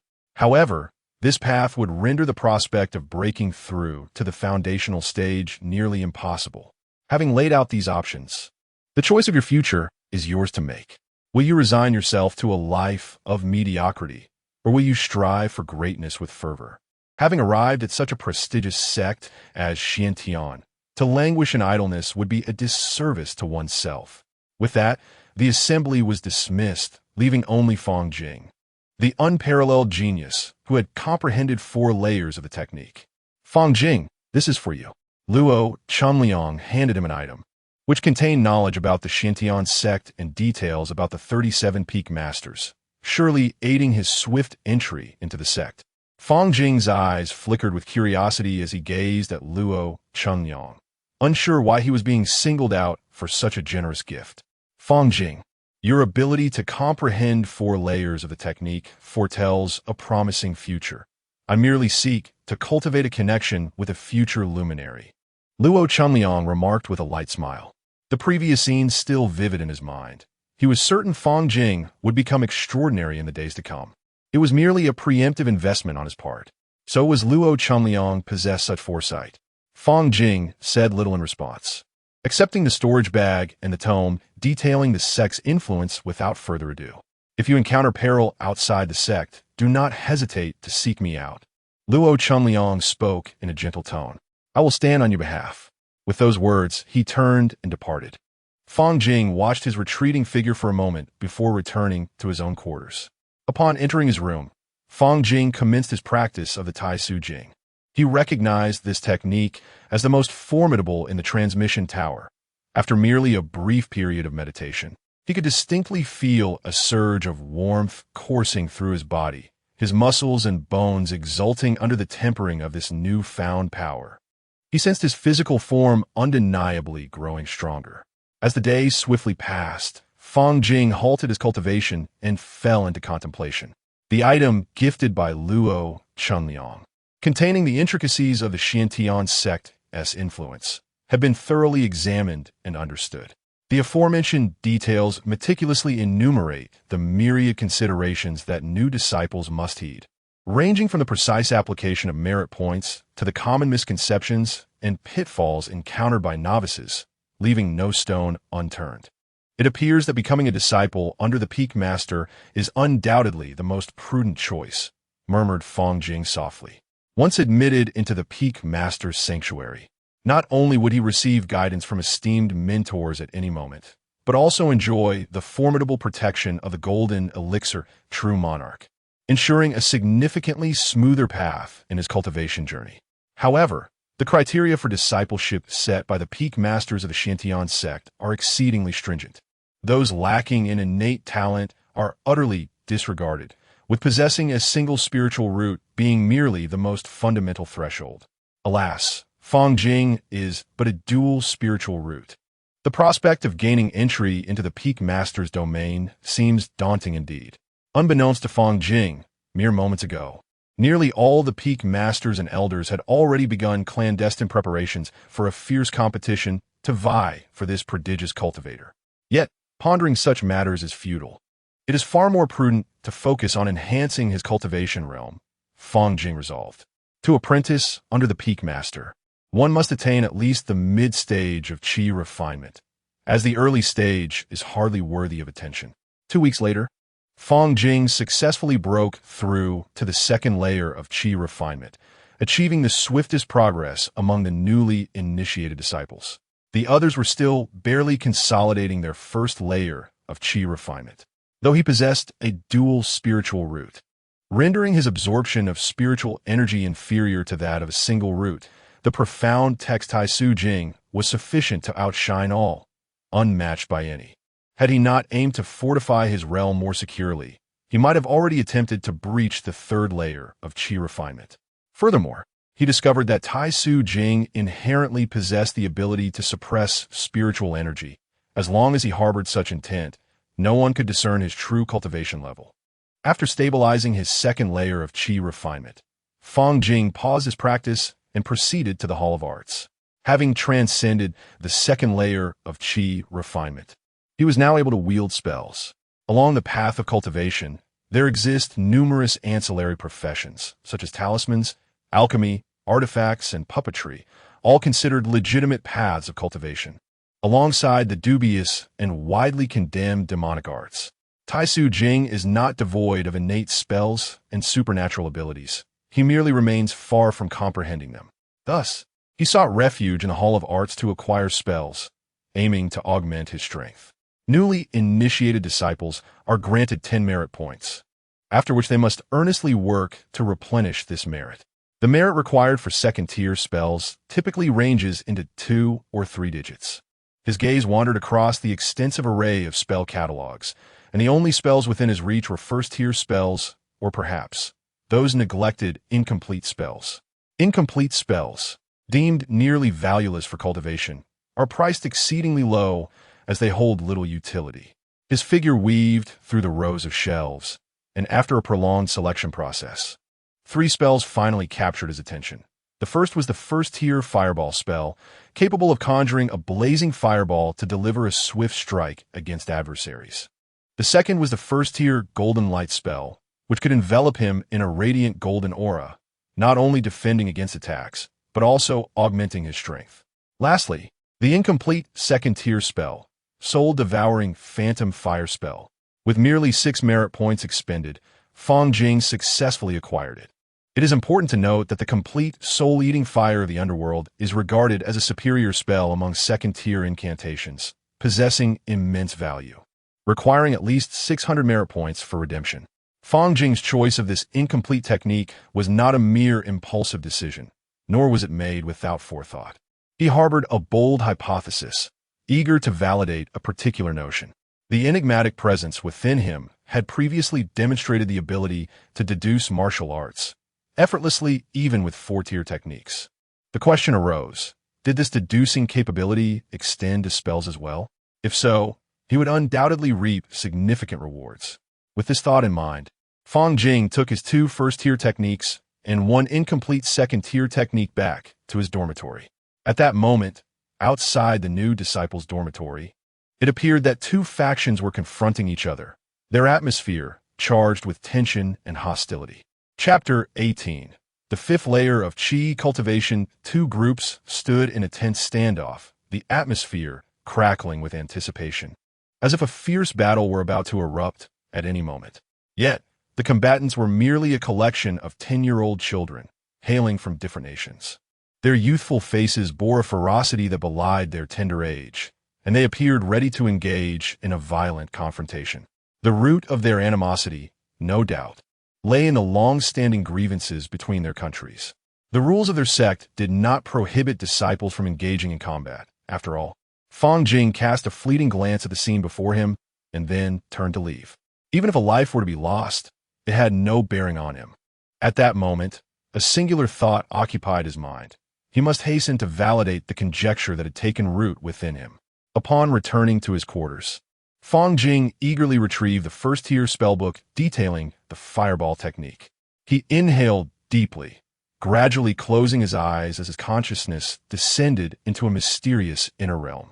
Within this realm, he fixated on an alternate version of himself, who was wholly absorbed in executing the spell, surrounded by a swirling aura of spiritual energy. In mere moments, the fireball technique was perfected, each strand of energy flowing seamlessly, every nuance of power precisely calibrated, a true embodiment of excellence. Witnessing this, Fang Jing's heart surged with uncontainable elation. His hypothesis had proven accurate. This inner self not only mastered the spell, but could also extrapolate it to its utmost potential. Not confined to mere spells, everything in existence could be dissected and derived in its presence. Given such extraordinary capability, it seemed only fitting to bestow a name upon it. Fang Jing pondered, reasoning that since it could extrapolate all phenomena, it would henceforth be known as the path of universal derivation. With the path of universal derivation aiding him, Fang Jing's endeavor to master the first-tier fireball technique progressed smoothly, leading him swiftly to proficiency. A fireball, the size of a human head, blazed fiercely in his palm, its orange-red flames dancing and radiating waves of searing heat. Gazing at the fireball, a subtle smile of satisfaction graced Fang Jing's lips. Next, he retrieved the tome detailing the golden light technique. Under the full impetus of the path of universal derivation, his study of the golden light technique unfolded even more rapidly than his initial foray into the fireball technique. Brilliant golden light flickered and leaped at his fingertips. Fang Jing understood that while the path of universal derivation could facilitate the analysis of spells and techniques, the true journey of cultivation necessitated his own diligent efforts. Step by step, without a hint of complacency. Now, it was time to confront the incomplete spell. Fang Jing murmured to himself, his eyes betraying a mix of anticipation and trepidation. He produced the second-tier spellbook of the soul-eating dark fire, a remnant of a once-complete technique. He contemplated the possibility that if the path of universal derivation could fully realize this fragmented spell, it would be an extraordinary achievement. However, should it fall short, he would not be disheartened, for the path had already revealed its astonishing capabilities. To flawlessly restore an incomplete spell would indeed be nothing short of miraculous. Entering the inner realm, Fang Jing concentrated intently, committing the fragmented spell's content to memory, word by word. In an instant, the path of universal derivation began to stir, as if awakening from slumber. Upon witnessing this, Fang Jing's heart surged with anticipation. However, he soon sensed something amiss. The aura of the spell emanating from the myriad transformations of the Tao was markedly distinct from the second-tier spell, Soul-Eating Dark Fire, that he was familiar with. Soul-Eating Dark Fire was a spell of terrifying lethality, capable of sending adversary souls into disarray, even extinguishing their very essence. Yet at this moment, a sphere of ghostly, purple flames, roughly the size of a human head, swirled around the myriad transformations, exuding a strange aura. Could it be? A spark of realization ignited in Fang Jing's mind, and an uncontrollable excitement welled within him. It turned out that the myriad transformations had cleverly fused the fireball technique he had previously mastered with this incomplete version of the soul-eating dark fire, extracting the essence while discarding the dross. Fang Jing was profoundly astounded. He had never anticipated that the myriad transformations could derive an entirely new technique based on what he had already learned. This undoubtedly confirmed the existence of a remarkably close bond between him and the myriad transformations. As Fang Jing meticulously felt the power of this new spell, he recognized that while it could not be simply labeled as soul-eating dark fire and had yet to reach the realm of a second-tier spell, its potency far surpassed that of an ordinary first-tier fireball technique. Let us call it the soul-eating fireball technique. This was a unique and novel spell created by the myriad transformations, and he certainly had the right to name it. Time flew by, and a year passed in the blink of an eye. During this year, Fang Jing's life was simple and regimented. At the Immortal Affairs Hall, his task consisted merely of feeding spirit beasts and harvesting spiritual herbs. The rest of his time was wholly devoted to cultivation, immersing himself in his own world of practice. With the changing seasons, merely within a year, he successfully broke through, stepping into the realm of the 5th layer of Qi refinement. His speed was astonishing, far surpassing his peers, while the most accomplished among them had only just reached the 3rd layer of Qi refinement. Notably, even amidst this rapid advancement, Fang Jing dedicated ample time to the study of spells. Had he concentrated solely on breaking through realms, he likely would have already ascended to the 6th layer of Qi refinement by now. His swift progress was largely attributed to the Tai Su Jing. The power condensed within the Tai Su Jing was rich and profound, at least threefold deeper than that of ordinary cultivation methods. When he employed the Tai Su Jing, the surging force coursed through his meridians, allowing him to tangibly feel his own strength. Regrettably, he still had much to comprehend regarding the supernatural abilities recorded within the Tai Su Jing. In terms of spell cultivation, the fireball technique, golden light technique, soul-eating fireball technique, and Gungjin Finger had all reached perfection. The Gungjin Finger was a spell he specifically acquired for harvesting spiritual herbs. Its lethality was not high, but achieving its perfect state made all the difference. For Fang Jing, these spells had become second nature. With but a thought, he could instantly unleash them. The difficulty of perfecting a single spell was beyond imagination. Ordinary practitioners must diligently study and cultivate their skills day after day, year after year, persevering through countless attempts and failures to gradually discover the most perfect method of execution. However, Fang Jing need not endure such hardship, for he can simply replicate the answers directly. Thus, he is able to elevate 4 spells to a state of perfection in such a brief period. Suddenly, a knock resounded at his door. "Come in." Fang Jing could easily surmise who the visitor was. "Fang Jing, I wonder how you have been contemplating?" Qi Shaoxian entered with a smile adorning his face.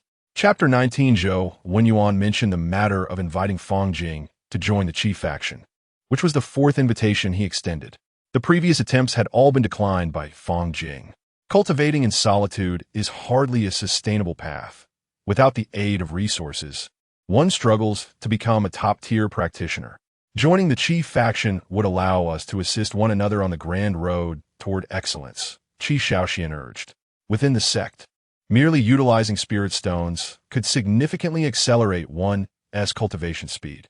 I've already reached the 3rd level of Qi refining and stand out among my peers. To avoid drawing attention, Fang Jing only exhibited the 2nd level of Qi refining. Sitting on the meditation mat, he did not even lift his eyelids, his expression indifferent, as if Qi Shaoxuan's words were nothing more than whispers in the wind. He slowly spoke, "You need not return. My answer remains a refusal." Over the past year, Fang Jing had heard of the Qi faction, but in his heart, it paled in comparison to the true monarch's Taoist temple, which was presided over by golden core cultivators. The Qi faction was merely managed by a few foundational practitioners, and the disparity with the deeply rooted true monarch's temple was incalculable. Fang Jing's ambition was to become a disciple under the true monarch.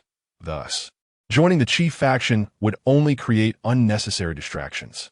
Upon hearing this, Qi Shaoxian furrowed his brow slightly, forming a shallow crease. He gazed at Fang Jing earnestly and said, I understand your thoughts, but aspiring to be a disciple of a great master is no easy feat. Take Zong, for instance. It has hundreds of thousands of disciples. Yet fewer than 1,000 are fortunate enough to be accepted under the true monarch. The difficulty is beyond your imagination. His words were a caution against lofty ambitions. Fang Jing remained silent, merely waving his hand to dismiss him. Qi Shaoxian shook his head and retrieved a spirit stone from his storage bag, placing it before Fang Jing. Should you change your mind at any time, you are welcome to seek me out. With that, Qi Shaoxian turned and left. Fang Jing watched Qi Shaoxian depart. After a moment of silence, his gaze returned to the spirit stone before him. The spirit stone, a universal currency in the cultivation world, could hasten one's practice. Yet Fang Jing looked at it with no trace of desire. For him, the speed of cultivation with the Tai Su Jing was unmatched, rendering the spirit stone of little use. He gently shook his head, a faint smile gracing his lips as he found no need to elaborate further to Qi Shaoxian. Days swiftly passed, and Fang Jing successfully completed his task of harvesting spirit herbs, walking back to his dormitory with a light step. Suddenly, several uninvited guests entered his line of sight. He saw a group of teenagers, each bearing unfriendly expressions and exuding an air of menace. You are Fang Jing of the Qi faction, are you not? The leader, with an arrogant demeanor and a condescending gaze, inquired loudly. I am Zhou Wenyuan, the crown prince of Zhou. A few days ago, your Qi Shaoxian injured a disciple of Zhou. Are you aware of this matter? Upon hearing this, Fang Jing slightly furrowed his brow, a wave of displeasure rising within him. He was acutely aware that the states of Zhou and Qi were adversaries, and the long-standing rivalry between them had led to incessant friction. Though it was only natural for him to be embroiled in such conflict, he remained displeased. I offer you two choices. Either kneel and beg for mercy to spare yourself from physical torment, or do not blame me for being ungracious, as I will reduce you to begging for mercy. Zhou Wenyuan's arrogance intensified as he spoke, his aura of the third level of Qi surging forth, attempting to completely overwhelm Fang Jing's presence. Fang Jing couldn't help but raise an eyebrow. This prince of Zhou was indeed slightly more formidable than Qi Shaoxian. Nevertheless, being unjustly involved and then provoked in such a manner left him incensed. Thus, he resolved to let these audacious individuals lie in defeat for a year and a half to learn a lesson. With this thought, a glimmer of determination flashed in Fang Jing's eyes as he silently gathered his energy, prepared to strike. Cease this at once. Just as Fang Jing was about to make his move, a thunderous shout erupted from behind. The crowd turned to see Qi Shaoxian, his face ablaze with fury, glaring intensely at them. Standing beside Qi Shaoxian were Yang Yin, Lu Quan, and Qi Qianlan. Qi Qianlan exuded a robust aura of the third level of Qi, while Yang Yin and Lu Quan were at the second level. Zhou Wenyuan, you have the audacity to bully the disciples of Qi. Qi Shaoxian advanced a few steps toward Zhou Wenyuan, his eyes wide and fierce. So what if I did? You are merely a waste. Moreover, were you not the first to strike? Qi Shaoxian? Zhou Wenyuan replied fearlessly, his tone laced with disdain. It was your Zhou disciples who initiated the provocation. I was merely compelled to respond. Do not attempt to distort the truth. Baseless accusations. A cold smile crept across Zhou Wenyuan's lips. If you possess the ability, let us settle this beneath our hands. You wish to engage in a duel of skills with me? Very well, I accept. However, a mere contest between us would be rather dull, would it not? Zhou Wenyuan's eyes narrowed slightly, a glint of cunning shining within. In a few days, let us wager all our merits in a grand duel. Do you dare? Wagering all merits? Qi Shaoxian was momentarily taken aback, clearly not expecting such a bold proposition from Zhou Wenyuan. Yet soon, a mocking expression surfaced on his face. Do you take me for a child of 3, easily deceived by such an obvious trap? Qi Shaoxian scoffed. No, it seems you have yet to grasp the gravity of the situation. Zhou Wenyuan replied with an enigmatic smile. You are already like a turtle in a jar, and have not realized it yet? It is not only our Zhou state that intends to deal with your Qi. The states of Liang, Wei, and Chu are also watching you closely, waiting for the opportunity to strike. He suddenly froze. Indeed, Zhou Wenyuan's words held truth. The Qi state had, in recent years, drawn the ire and wariness of numerous factions. If there were to be blame, it would rest upon Qi for their excessively brazen actions that had garnered disdain. Zhou Wenyuan spread his hands wide. You may refuse this duel, but the consequence shall be that we, a coalition of several nations, will bully you. Now, make your choice. Qi Shaoxuan's pupils constricted sharply, and beads of sweat began to form on his forehead. This was no choice at all. It was evidently a coercion that forced them into a corner. He clenched his jaw, momentarily rendered speechless, allowing silence to pervade the tense atmosphere. In 3 days' time, at the location in front of the new disciples' dormitory, I shall humiliate you thoroughly in front of all the new arrivals. Zhou Wenyuan departed with a hearty laugh, his steps light and buoyant. Chapter 20. The arena of merit, and Bet Qi Shaoxian and his companions could only watch with frustration as Zhou Wenyuan swaggered away, his arrogance palpable and utterly dismissive. Once Zhou's figure vanished from sight, Yang Yin couldn't suppress her anger, gritting her teeth in indignation. Qi Shaoxian furrowed his brow, his expression grave. Lu Quan suggested, Your Highness, can't we seek assistance from the Qi faction and take them all down at once? Qi Shaoxian slowly shook his head, explaining with resignation, if the disciples of the Qi faction become involved, other factions will undoubtedly seize the opportunity to intervene. The situation will become even more convoluted and chaotic. Ultimately, we must resolve this ourselves. It is infuriating that they have banded together to bully us. Yang Yin exclaimed, her frustration mounting as she stomped her foot. She then turned her gaze to Fang Jing, reproaching him. And you, with your pretentiousness, must know your limits. Do you truly believe yourself to be a rare genius? If it weren't for His Highness, you would have been beaten to a pulp and left wondering who you are. She paused, her tone laced with a hint of warning as she continued. If you have any sense, you should join the Qi faction quickly. Otherwise, should such a situation arise again, even if you are left battered and unrecognizable, we shall no longer concern ourselves with your plight. The four of them looked at Fang Jing, hoping he would learn from this experience and align himself with the Qi faction. Step aside, you are in my way, Fang Jing said softly, his demeanor indifferent, as if they were inconsequential. What? You're utterly unreasonable, Yang Yin exclaimed, her eyes wide and her chest heaving with agitation. She turned to Qi Shaoxian, declaring, Your Highness, we need not concern ourselves with this ungrateful fellow. Let him act as he pleases. When he faces the consequences, he will surely regret his actions today. Qi Shaoxian opened his mouth, words of counsel for Fang Jing on the tip of his tongue, but before he could speak, Fang Jing, with an expression of indifference and a hint of impatience, simply sidestepped them, leaving them behind. The four stood in stunned silence, gazing at Fang Jing's retreating figure. Only Qi Qianlan's gaze remained fixed on the direction he departed, her eyes shimmering with a peculiar light. Time swiftly passed, and 3 days faded in the blink of an eye. Fang Jing gradually opened his eyes, concluding his cultivation. He stretched his body, feeling the abundant flow of spiritual energy within him, then rose and walked leisurely to the front of the dormitory. Before him, a simple arena had been conjured with magic. Around the arena, newly initiated disciples murmured amongst themselves, discussing the forthcoming contest. Among them, the highest cultivation level was merely at the 3rd layer of Qi refinement. Fang Jing, over here, Qi Shaoxian called out, waving his hand eagerly upon spotting him. I hope you don't lose too quickly. Yang Yan added, her tone still laced with sharpness, her chin slightly raised. Yang Yan, you have nearly reached your limit.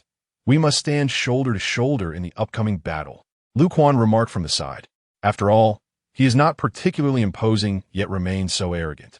Fang Jing chose to ignore Yang Yan's taunts, maintaining a calm demeanor while his mind raced with thoughts, wagering all my merits. It seems I shall have the opportunity to profit handsomely soon. With this thought, a smile crept upon his lips, and a flicker of anticipation sparkled in his eyes. As everyone gathered, the crown prince of the Zhou kingdom, Zhou Wenyuan, strode confidently to the center of the arena. Gratitude for your esteemed presence, talented individuals from various nations. I believe many of you harbor a fervent desire to compete against the adversaries of your homeland. He paused momentarily, heightening the tension among the crowd, before proclaiming loudly, "In that case, let us host a competition of magical prowess, allowing everyone to settle their grievances through fair contest." However, merely competing seems rather mundane. Does it not? Zhou Wenyuan's lips curled into a sly smile. Therefore, why not wager your merits? The two parties shall negotiate and determine the amount of merits at stake. And once the contest concludes, the loser must unreservedly pay the agreed-upon merits to the victor. Furthermore, to enhance the challenge of this competition, no one shall be permitted to decline another's challenge. Upon hearing this, the expressions of the crowd varied, with many harboring ulterior motives, already calculating how to gain advantage in this wager, their faces gradually revealing greedy smiles. Of course, should anyone lack the courage to participate, I shall not compel them. However, Zhou Wenyuan deliberately elongated his tone, a trace of barely perceptible disdain flashing in his eyes. For those who later reflect on today's retreat, may find themselves filled with regret. This was an overt threat. Anyone with a modicum of sense understood that this competition was a scheme orchestrated by Zhou Wenyuan in collusion with several nations. To decline participation would undoubtedly lead to future targeting and harassment from Zhou Wenyuan and his allies. Even Fang Jing felt a chill in his gaze. The rules devised by Zhou Wenyuan were undoubtedly a blatant means to harvest the merits of weaker disciples. On the surface, he masqueraded under the banner of fair competition. But in reality, he sought to satisfy his own desires, yearning for both merit points and a commendable reputation. Nevertheless, Fang Jing pondered. While these rules exposed Zhou Wenyuan's treachery, they also presented him with an opportunity. A splendid spectacle awaited. He hoped Zhou Wenyuan would not regret his decisions when the time came. Zhou Wenyuan stepped forward, announcing loudly, "The rules have been explained, so I shall initiate the first match." His gaze, sharp as an eagle's, fixed on Qi Xian, a cold smirk gracing his face. "I challenge Qi Xian of the Qi Kingdom, wagering 10 points of sect merit." Qi Xian's expression darkened suddenly. He could not evade this challenge, and though reluctant, he took a deep breath and stepped onto the stage. However, this also presented an opportunity. Should he manage to defeat Zhou Wenyuan decisively through his own strength in this contest of magical prowess thus, Zhou Wenyuan's meticulous plans and schemes shall instantaneously crumble, turning to naught. Humph! A trace of disdain curled the corner of Zhou Wenyuan's mouth as he coldly remarked, "Indeed, theoretically speaking, if you could defeat me, there might still be a glimmer of hope. However, that is utterly impossible, for from the very outset, you have never been my match." Enough of your nonsense. Qi Xiaoxuan's expression turned icy. After all, he was exceptionally gifted and could never succumb to someone as treacherous as Zhou Wenyuan. Qi Xiaoxuan's aura surged, his magical powers gathering. Poised for action. Chapter 21. The defeat of Qi State. Qi Xian and Zhou Wenyuan stood facing each other, both practitioners at the third level of Qi cultivation, their spiritual energies resonating with equal intensity. Each possessed a limited repertoire of techniques, nearly mastering only 1 or 2 spells. The outcome of their duel was likely to be revealed within 20 moves. Qi Xian excelled in the first-level spells of Fireball and Windblade, while Zhou Wenyuan wielded the first-level techniques of Metal Finger and Water Sphere. Their cultivation methods were comparably ranked, rendering their strengths nearly equal. The Crown Prince will surely triumph. The Crown Prince must teach that Zhou fellow a lesson, Yang Yan exclaimed, her cheeks flushed with excitement. Qi Qianlan stood quietly beside her. Although she did not shout as loudly as Yang Yan, her eyes sparkled with fervor, fixed intently on Qi Xian. With spirited resolve, Qi Xian unleashed his full power at the onset. He swiftly formed hand seals, launching a barrage of fireballs and sharp wind blades, descending upon Zhou Wenyuan like a tempest.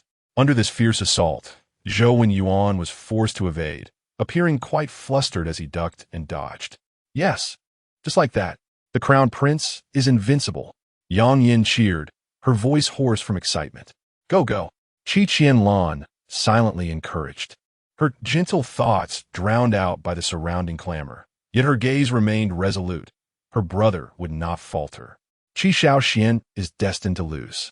Amidst the crowd's elation over Qi Shaoxian's apparent advantage, a somewhat disheartening voice interjected, none other than Fang Jing. Do not jinx it. The crown prince clearly hold the upper hand. How could he possibly lose? Yang Yin retorted, her eyes wide with indignation. Qi Qianlan turned her gaze towards Fang Jing, her previously gentle eyes now revealing a hint of hostility, as if warning him to refrain from speaking carelessly. Fang Jing regarded the two women with an unflinching gaze, akin to a bottomless abyss tinged with a trace of pity. Though Zhou Wenyuan appears to be cornered, he is, in fact, thoroughly composed. When it comes to the proficiency of spells, Zhou Wenyuan surpasses Qi Shaoxian, and he is not limited to merely 2 spells, but has mastered 3. What? Yang Yin and Qi Qianlan exclaimed in unison, quickly turning their attention back to the arena. As anticipated, the tide of battle shifted dramatically after only a few exchanges. Zhou Wenyuan transformed, no longer retreating. With a mighty shout, he advanced rather than withdrew. Fireballs and wind blades struck Zhou Wenyuan, yet he remained unscathed. His clothing merely tattered. Then, with a powerful blow, his fist collided with Qi Shaoxian's abdomen. First-level spell, Copper Skin Technique. Uffed. Qi Shaoxian had no time to react, a mouthful of blood erupting from his lips as he was forcefully knocked off the stage. The truth of Fang Jing's words became evident. You can wield a 3rd spell. Qi Shaoxian gasped as he struggled to rise, his expression a mixture of shock and resentment, his voice trembling with disbelief. Zhou Wenyuan looked down at him from a position of superiority, a smirk of arrogance and disdain gracing his face. He spoke slowly, his tone dripping with mockery. I am the crown prince of the Zhou kingdom. Do you take me for a frivolous dandy? How utterly ridiculous. I never imagined you to be such an easily defeated fool. I expected more from you, considering your usual air of superiority. Yet in our encounter, you proved so weak that it was utterly disappointing. With that, he disdainfully spat and leisurely descended the arena. Just as Zhou Wenyuan left, before the crowd could regain their composure, another figure strode confidently onto the stage. I am the crown prince of the Liang kingdom, and I challenge Qi Shaoxian. What? Wait, Yang Yin exclaimed, eyes wide. The crown prince is still injured. This cannot be allowed. I will fight you. Lu Quan stepped forward. Injured? And what of it? Zhou Wenyuan scoffed, crossing his arms. The rules are quite clear. Challenges must be accepted, or the challenger will be deemed defeated. I will take the challenge. Qi Shaoxian gritted his teeth, suppressing the agonizing pain in his abdomen, one hand clutching his belly, and ascended the arena once more. His eyes reflected a stubborn defiance. Yet, reality was harsh. How could the injured Qi Shaoxian stand against the vigorous crown prince of Liang? Within a few exchanges, Qi Shaoxian was struck by a fierce blow and pitifully sent tumbling from the stage, raising a cloud of dust. Injured further, he was left with no fighting capability, struggling even to stand. Another figure agilely leapt onto the stage, shouting, I wish to challenge the crown prince of Qi. Qi Shaoxian was once again forced to accept the challenge. At that moment, a pall of despair settled over the 4 companions from Qi.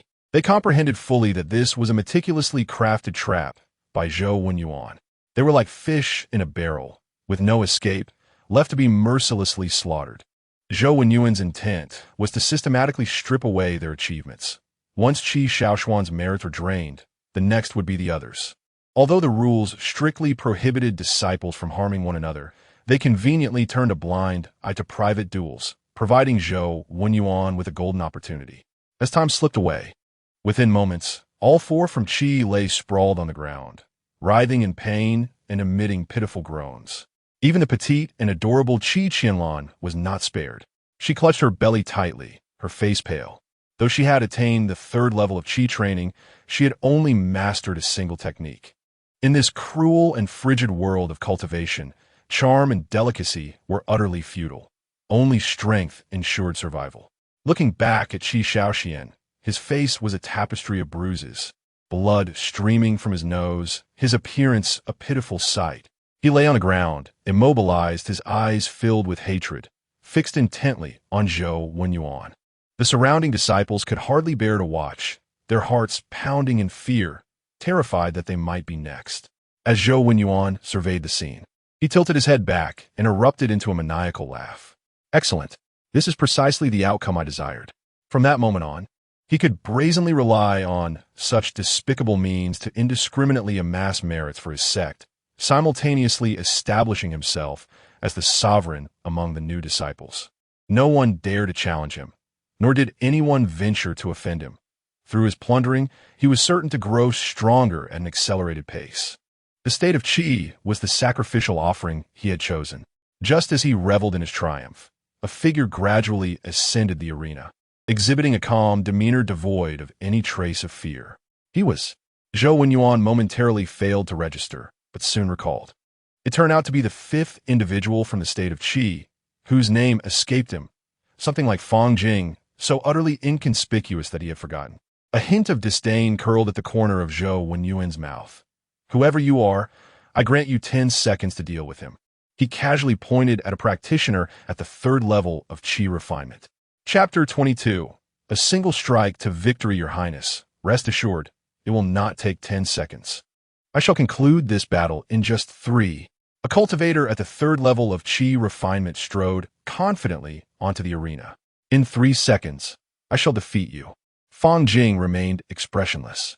Zhou Wenyuan, upon hearing this, merely nodded slightly and turned his gaze away from the impending duel. His thoughts were entirely occupied elsewhere, contemplating his next target. Clearly, a mere 5-man team from the Qi Kingdom would yield little bounty. As he pondered, a resounding crash echoed, and a figure flew off the stage like a kite severed from its string, landing heavily beside him. Zhou Wenyuan's thoughts momentarily blanked, and he instinctively took a step back. His gaze fell upon the unconscious cultivator at the third level of Qi refinement, the very one who had arrogantly proclaimed he would defeat Fang Jing in 3 seconds. Useless, Fang Jing remarked. Zhou Wenyuan, incredulous, looked back at the arena where Fang Jing stood steadfastly, his second-level Qi refinement aura unmistakable. How was this possible? What had just transpired? He grasped the arm of the bewildered individual beside him. The man swallowed hard, still reeling from shock, and stammered, I only saw him raise his hand. And then this one was sent flying. What? Zhou Wenyuan's eyes widened in disbelief. Fang Jing, with a tranquil demeanor, slowly spoke, Since I have emerged victorious, as per the rules, I am entitled to continue challenging, am I not? With that, he casually raised his arm and pointed at the Prince of Liang, as if indicating an inconsequential person. You come forward. The Prince of Liang, taken aback by the audacity of this mere second-level cultivator, felt his face flush crimson with indignation as he bellowed. How dare a lowly second-level cultivator speak so recklessly? This is outrageous. The princess' strength was no less than that of Qi Shaoxian. With his spiritual energy surging, he propelled himself towards Fang Jing, his hands already gathering a radiant spell. Fang Jing, unfazed, simply sidestepped gracefully, effortlessly evading the prince's fierce assault. Immediately after, he raised his right hand. Boom! A thunderous sound erupted. The prince's body was struck as if by a heavy blow, uncontrollably hurtling through the air in a disheveled arc before crashing down to the ground. How could this be? The crowd collectively gasped, staring in disbelief at the Prince of Liang, who was now sprawled on the ground. Cheeks swollen and blood trickling from the corners of his mouth, utterly humiliated. Similarly, this shocking spectacle weighed heavily on the hearts of the 4 from the Qi Kingdom. They widened their eyes, transfixed by the scene on the arena, their faces etched with astonishment, their minds swirling with disbelief. A cultivator at the third level of Qi refinement had been defeated with a mere slap? How could it be that Fang Jing, merely at the second level of Qi cultivation, has elicited such disbelief among them? They began to question whether they were trapped in a dream. Is this all there is? Fang Jing nonchalantly flicked his hand, a hint of disdain gracing his features. It was as if he had not just vanquished a practitioner at the third level of Qi, but had instead crushed a mere ant, his scorn all too apparent. In reality, as a practitioner at the 5th level of Qi who diligently practiced the supreme technique, the Tai Su Jing, his internal spiritual energy far surpassed that of a mere 3rd-level cultivator, rendering any comparison utterly futile. Standing nearby, Zhou Wenyuan wore a look of utter bewilderment. As a 3rd-level practitioner himself, he had presumed their strengths were evenly matched, yet he was taken aback to witness his opponent being effortlessly dispatched with a single blow. This left him questioning whether he had been ensnared in an illusion.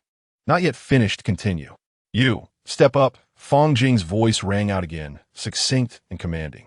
He was not one to conclude matters so easily. He intended to strip these individuals of everything they had, ensuring they regretted provoking him. Fang Jing pointed directly at another prince of the realm, who also possessed 3rd-level Qi cultivation. What could a mere 2nd-level practitioner accomplish against him? In an instant, Fang Jing's form flickered, and with a swift motion, he unleashed a punch that landed heavily upon the prince's abdomen, leaving him no time to react. A muffled groan escaped the prince as he was propelled away with an alacrity surpassing that of the Liang Kingdom's prince, foam spilling from his mouth. Another swift defeat. 2 3rd-level practitioners had been rendered utterly powerless before Fang Jing. The onlookers, numbering in the hundreds, now stood in stunned silence, their expressions frozen in shock at the spectacle unfolding before them. 3rd-level Qi practitioners, in Fang Jing's presence, seemed no more seasoned than innocent children. A wicked smile curled upon Fang Jing's lips. Continue. Zhou Wenyuan and his companions, upon hearing this command, were gripped by a chill that coursed down their spines. Time passed quietly. Fang Jing's performance on the stage became increasingly astonishing. Regardless of who ascended to face him, each was dispatched in a single blow. Before long, those princes who had conspired with Zhou Wenyuan to orchestrate this contest, intending to brazenly seize the accomplishments of the weaker, now lay scattered around him, their eyes rolling back in their heads, their appearances grotesque. The achievements they had just pilfered from the 4 practitioners of Qi from the Qi Kingdom were completely reclaimed by Fang Jing, along with their own hard-earned merits. Zhou Wenyuan gazed at Fang Jing, who resembled a war god, his body involuntarily trembling.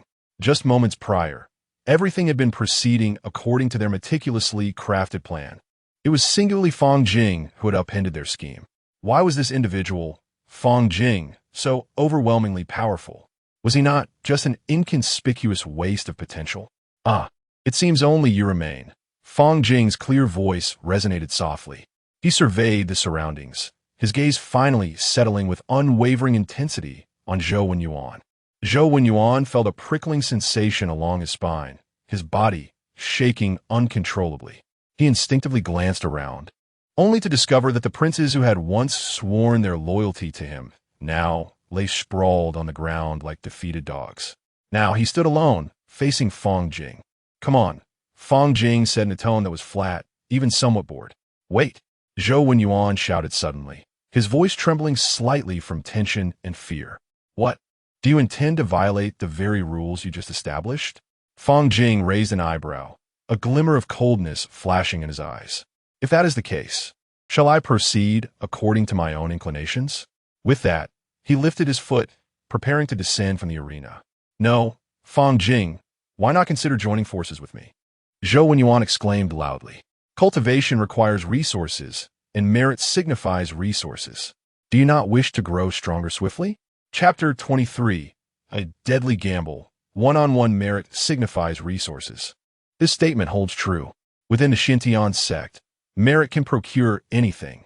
It can be exchanged for precious artifacts, rare elixirs, profound cultivation manuals, and even opportunities to practice in sacred grounds of the sect. At this moment, everyone held their breath, their expressions tense as they fixated on Fang Jing. Based on the terrifying power he had just exhibited, the individuals present were clearly not on the same level as him. None possessed the confidence to contend with him. If he were to act as ruthlessly as Zhou Wenyuan, there would indeed be no stopping him.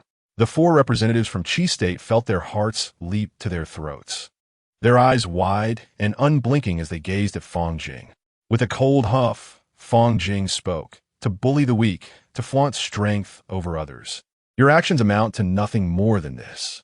relying on your superior cultivation to trample upon the dignity of others and seize their achievements. Do you believe this is the conduct of a true strongman? Moreover, 3 days ago, you threatened me, did you not?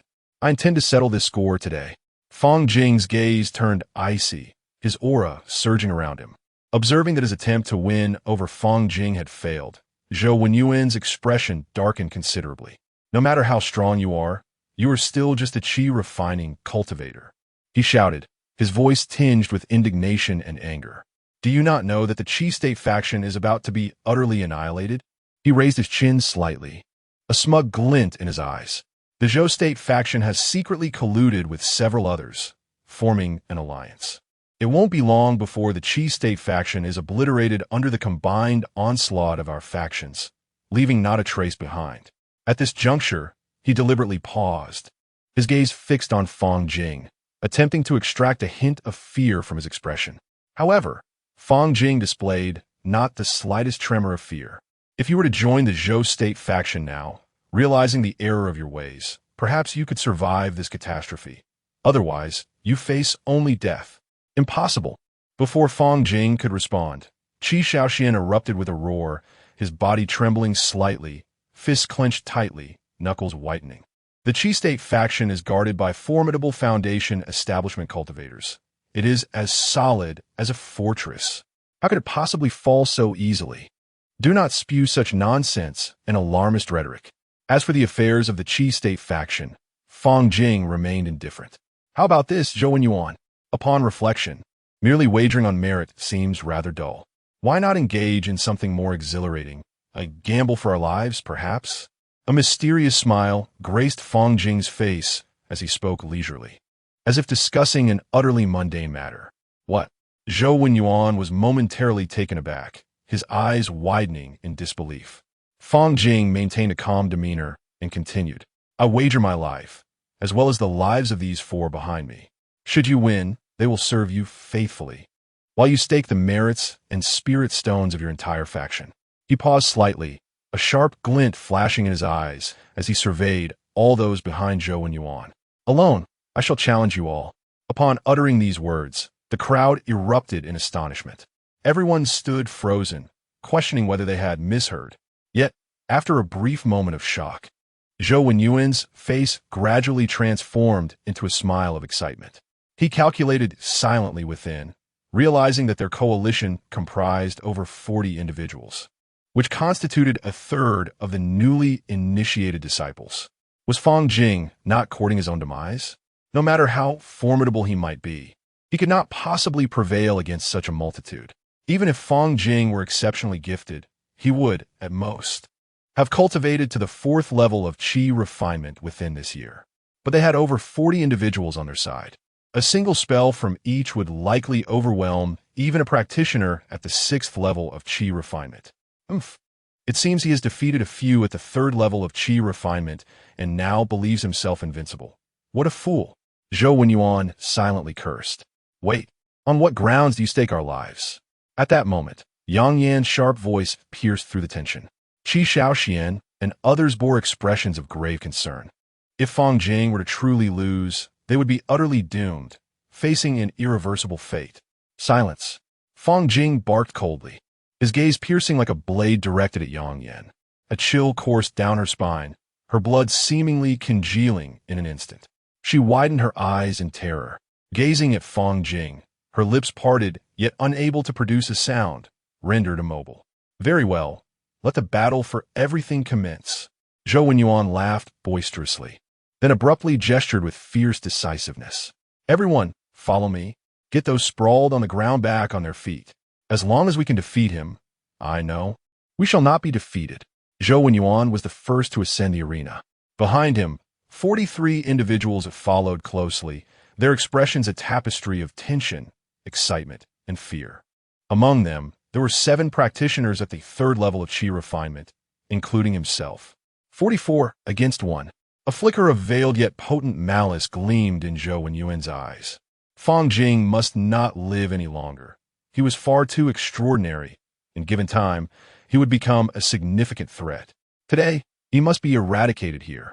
Though the sect's regulations explicitly forbade disciples from killing one another, the collective involvement of over 40 individuals rendered them equally culpable. He doubted that Xuandiangong would condemn them all to death for the sake of one individual. Ah, now this is intriguing, otherwise it would be far too dull.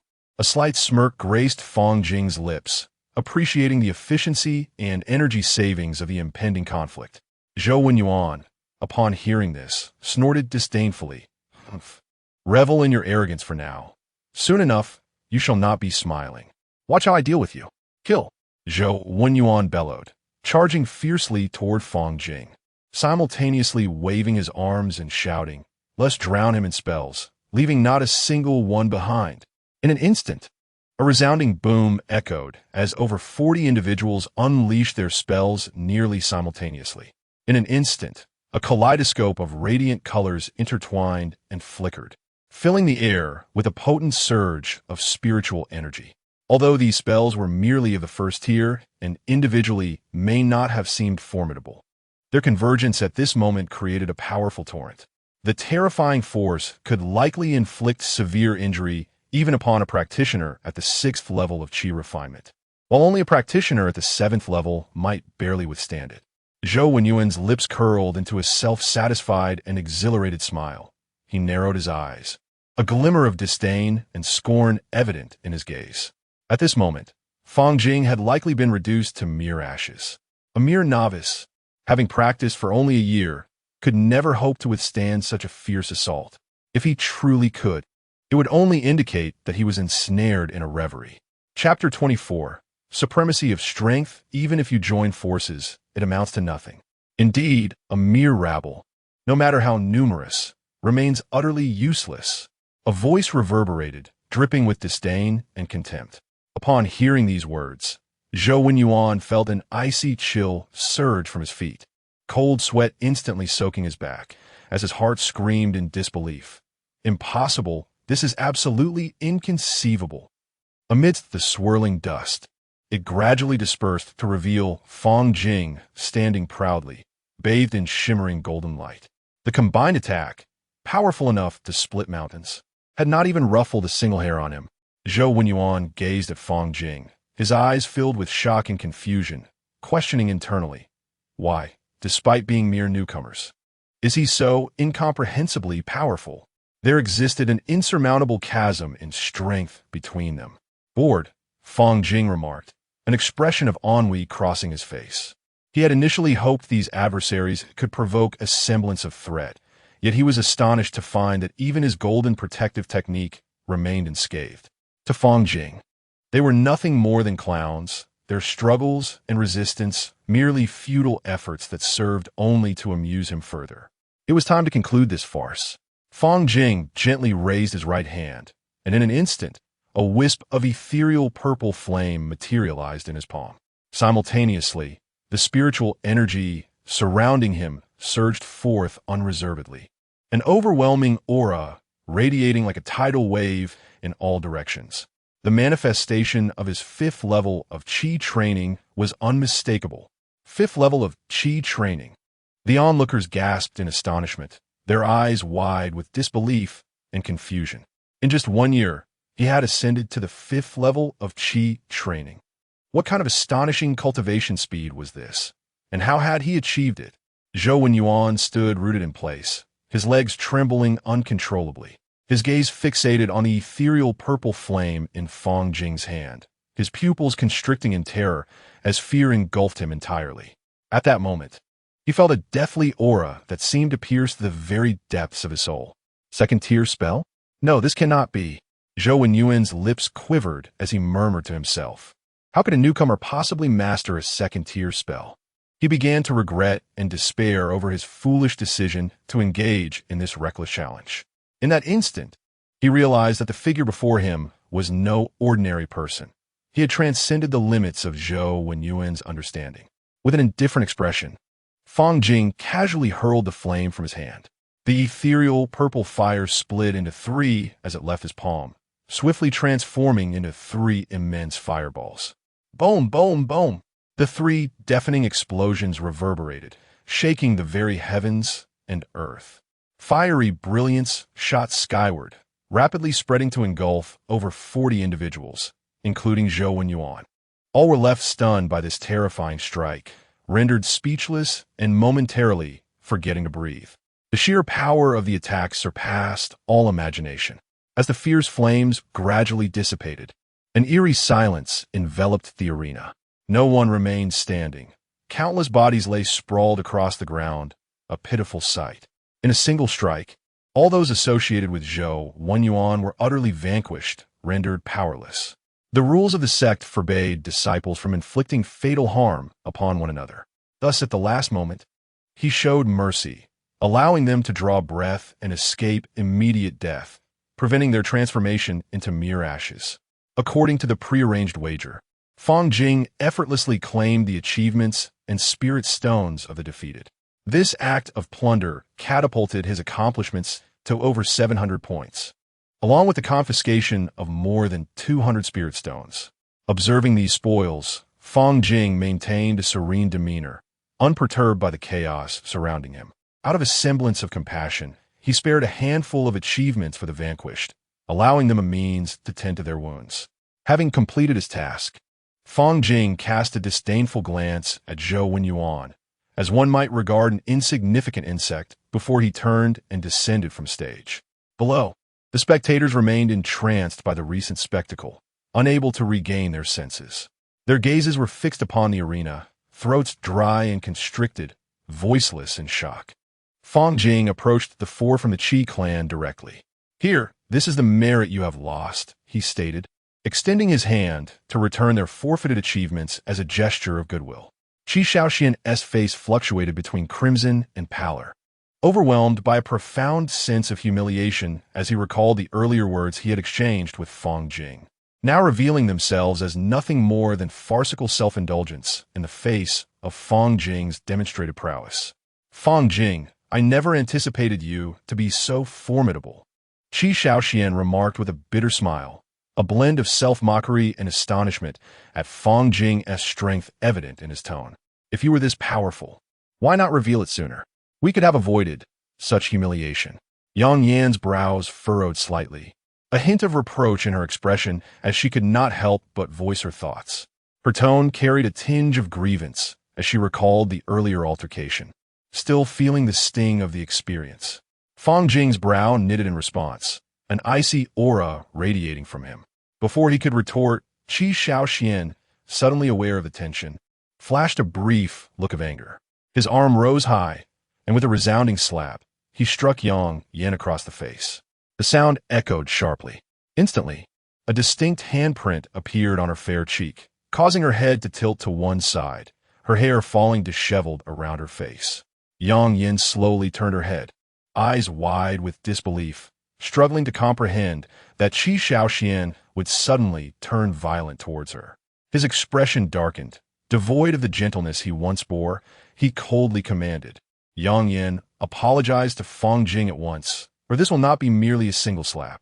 Yang Yan was startled by Qi Shaoxuan's demeanor, a tremor coursing through her body. Her terrified gaze swiftly averted from Qi Shaoxian, shifting towards Fang Jing. "You questioned why I did not act sooner. I counter with an inquiry. When have you ever placed your trust in me?" Fang Jing narrowed his eyes slightly, his words dripping with immaturity and insolence. "In this realm of immortals, strength reigns supreme. The weak are destined to suffer. Should you further provoke my displeasure, I would not hesitate to ensure you remain incapacitated for a year and a half." As Fang Jing's words echoed, a fleeting glimmer of murderous intent flickered in his eyes. Though it was momentary, the chilling aura it exuded surged through Yang Yan, sending a shiver down her spine and weakening her legs.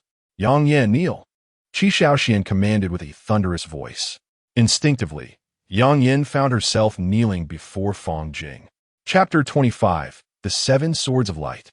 Had it not been for Fang Jing's decisive intervention, shattering Zhou Wenyuan's insidious plot, we would have likely found ourselves humiliated, groveling at Zhou Wenyuan's feet, subjected to his ruthless tyranny, our dignity utterly obliterated. Qi Shaoxuan's gaze was piercing, perceiving the truth with clarity. This act of kindness was nothing short of a life-saving grace. He spoke earnestly, then turned to face the others with a solemn expression. Let us all express our gratitude to Fang Jing. Qilan, you too must join us. Upon finishing, Qi Shaoxian bowed first, demonstrating utmost respect. Lu Quan, Qi Qilan, and Yang Yin, upon hearing this, simultaneously conveyed their thanks to Fang Jing, their movements synchronized. You truly carry the mantle of a prince well. You possess the wisdom to recognize the times, at least refraining from provoking his malice. Fang Jing merely snorted lightly, his expression indifferent, seemingly oblivious to the quartet's gratitude, and strode away with purpose. Thus, Zhou Wenyuan's meticulously crafted farce crumbled to dust, dissipating like ashes in the wind. Listen well, everyone. Qilan, you are no exception. Qi Shaoxuan's face was grim, exuding a chilling aura. When next we encounter Fang Jing, you must all show him the utmost respect and speak with kindness. There must be no hint of offense, no incitement of his wrath. Otherwise, do not blame me for severing ties. His gaze, sharp as a blade, swept over the crowd, finally resting on Yang Yin. Especially you, Yang Yin, if you cannot restrain your tongue and speak disrespectfully again, do not be surprised if I cast you out of the Qi faction. At this pronouncement, Yang Yan's complexion drained of color, her lips quivering slightly, yet she could utter not a word, standing frozen and helpless. Memories of Fang Jing's previously displayed extraordinary prowess, overshadowing his peers in strength, loomed over them.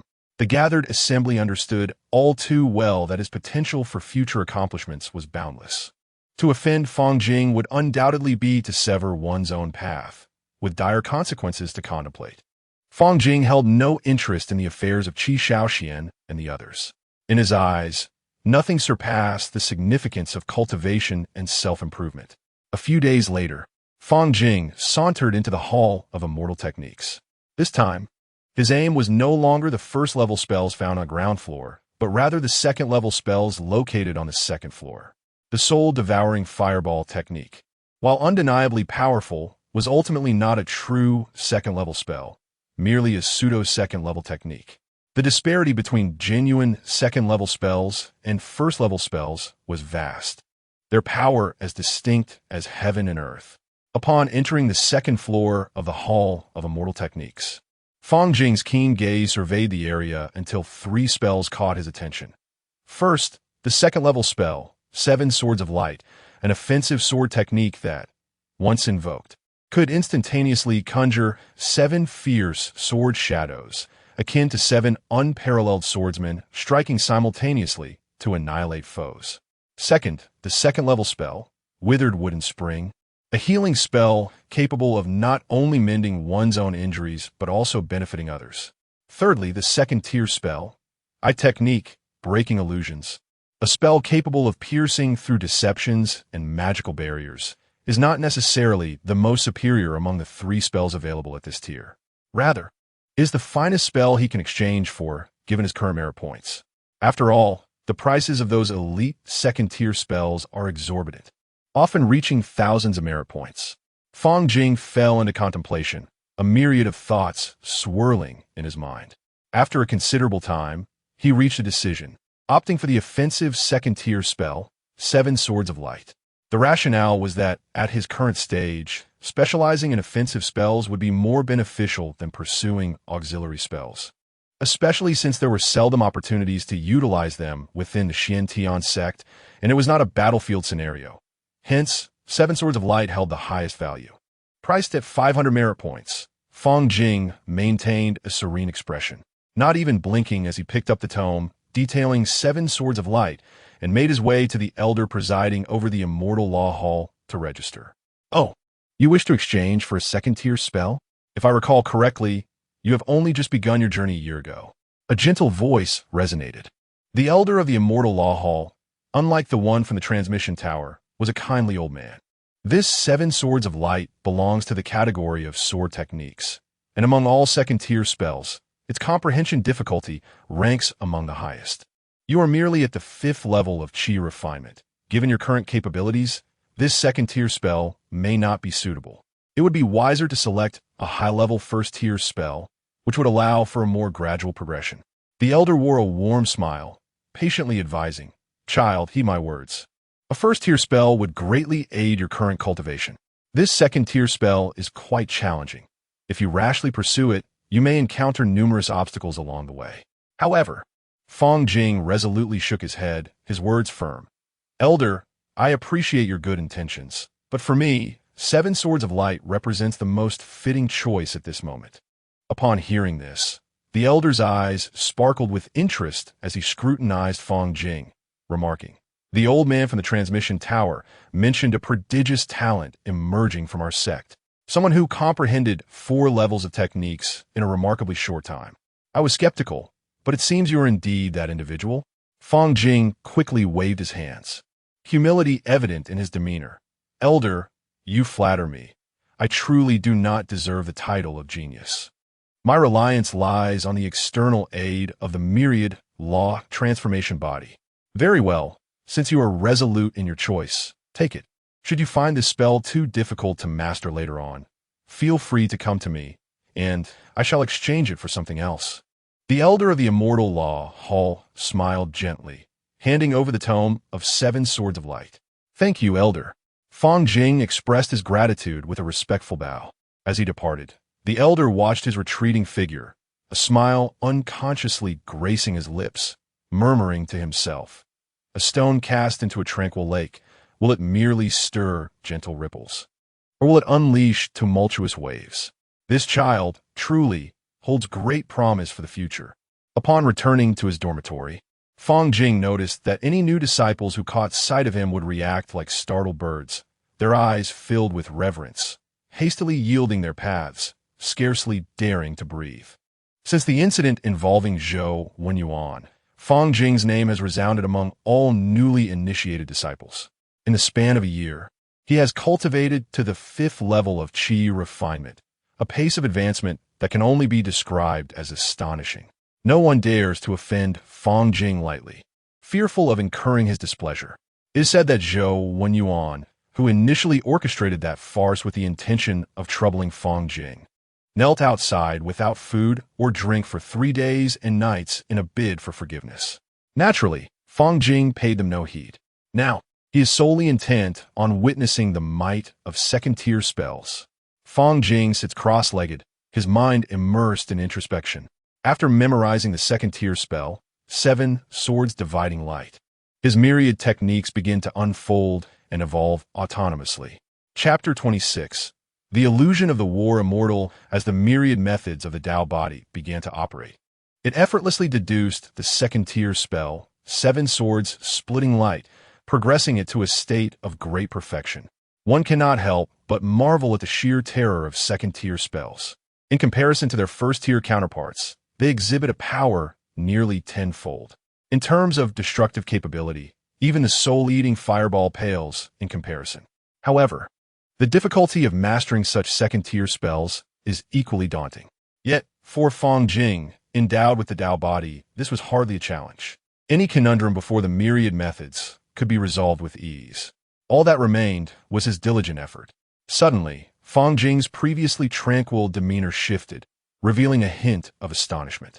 The Tao body underwent subtle alterations, accurately identifying and rectifying the flaws within 7 Swords Splitting Light, thereby enhancing its potency. A brilliant light sparkled in Fang Jing's eyes, brimming with delight. Although his current reservoir of spiritual energy was insufficient to unleash a second-tier spell, the Tai Su Jing he practiced was an extraordinary technique, boasting an exceptional quality of spiritual energy. According to the characteristics of his practice, once he reached the later stages of qi refinement, he would possess ample spiritual energy to cast second-tier spells. Given Fang Jing's rapid cultivation speed, the later stage of qi refinement was not an unattainable goal. In the blink of an eye, a year had passed. During this time, Fang Jing secluded himself, diligently honing his skills and successfully breaking through to the 7th layer of qi refinement. He could distinctly perceive that with each elevation in his realm, the amount of spiritual energy required for progression increased exponentially. To ascend to the 8th layer necessitated several times the energy required for the 7th. Yet, he also sensed that the higher the realm, the more formidable his power became. Now, Fang Jing's internal spiritual energy surged like a torrential river, sufficient to wield the formidable second-tier spell, Seven Swords Splitting Light. Over the past year, this notoriously challenging spell had been perfected under his mastery. At this moment, a mere thought would suffice to conjure the spell at will. A faint smile tugged at the corners of Fang Jing's mouth. Compared to a year ago, his strength had doubled. He could effortlessly vanquish his former self with a mere gesture. Observing those fellow disciples who had entered the sect alongside him, most had only just begun to touch the threshold of the 5th layer of qi refinement. Now, Fang Jing possessed ample confidence and strength to knock upon the gates of the 37th peak of the Xintian sect. With the later stage of qi refinement and a perfected second-tier spell at his disposal, Fang Jing felt no trepidation even when facing fully realized qi refinement practitioners. The time was ripe. With his current strength, becoming a disciple under a golden core master was merely a natural progression. Fang Jing strode out of his long-time residence, purposefully making his way toward the outer gates of the Xintian sect. Within the sect, all outer disciples were in the qi refinement stage, and only those who broke through to the foundation establishment stage would be qualified to enter the inner sect. His objective was the illustrious war Immortal Steel of the Xintian sect. Within the Xintian sect, 2 monumental stone tablets stand, each imbued with profound significance. The Battle Immortal Tablet and the Merit Tablet, both forged by the sect's founding ancestor. The Battle Immortal Tablet meticulously chronicles the rankings of combat prowess among the elders and disciples alike. In contrast, the Merit Tablet is inscribed with the achievements of both disciples and elders. Fang Jing's objective is to challenge the Battle Immortal Tablet. This tablet is divided into 3 distinct zones, each corresponding to the qi refinement, foundation establishment, and golden core stages. To etch his name upon the tablet, he aspires to become a disciple under the revered golden core, true monarch. However, inscribing one's name upon the Battle Immortal Tablet is no trivial endeavor. The Xintian sect boasts a staggering number of qi refinement disciples, amounting to hundreds of thousands. To stand out amidst such a vast multitude, one must at least breach the top 100 ranks to have a chance of immortalizing their mark on the tablet. Upon reaching the vicinity of the Battle Immortal Tablet, Fang Jing beheld a sea of focused individuals seated on the ground, each exuding a subtle aura of spiritual energy, clearly immersed in the ethereal realm of the Battle Immortal. Without a moment's hesitation, he made his way directly to the Battle Immortal Pavilion adjacent to the tablet. Inside, a composed foundation establishment elder sat at a desk, and upon noticing Fang Jing's entrance, his gaze immediately turned toward him. "You must be a newly admitted disciple, here to receive the token of the Battle Immortal?" the elder inquired. "Indeed," Fang Jing replied with a nod. The elder scrutinized Fang Jing from head to toe, a flicker of surprise crossing his features before he gently advised. "Given your age, you're scarcely 12 years old. It would be prudent to cultivate for a few more years before attempting this. With your current level of prowess, even if you enter the Battle Immortal realm, it would be exceedingly difficult to secure a commendable rank. In fact, you might very well find yourself overwhelmed and disheartened." "Thank you for your concern, elder. My resolve is unwavering," Fang Jing asserted, his gaze unwavering and resolute. The elder paused, taken aback by the boy's tenacity, and let out a soft sigh. "Very well, if you are so determined, I shall grant you the token." He then produced a jade plaque and handed it to Fang Jing. With both hands, Fang Jing accepted the plaque, his eyes fixating on its luminous, pristine surface. This jade piece served as the key to connect to the Battle Immortal Tablet and enter the ethereal realm, or perhaps more aptly, as the gateway.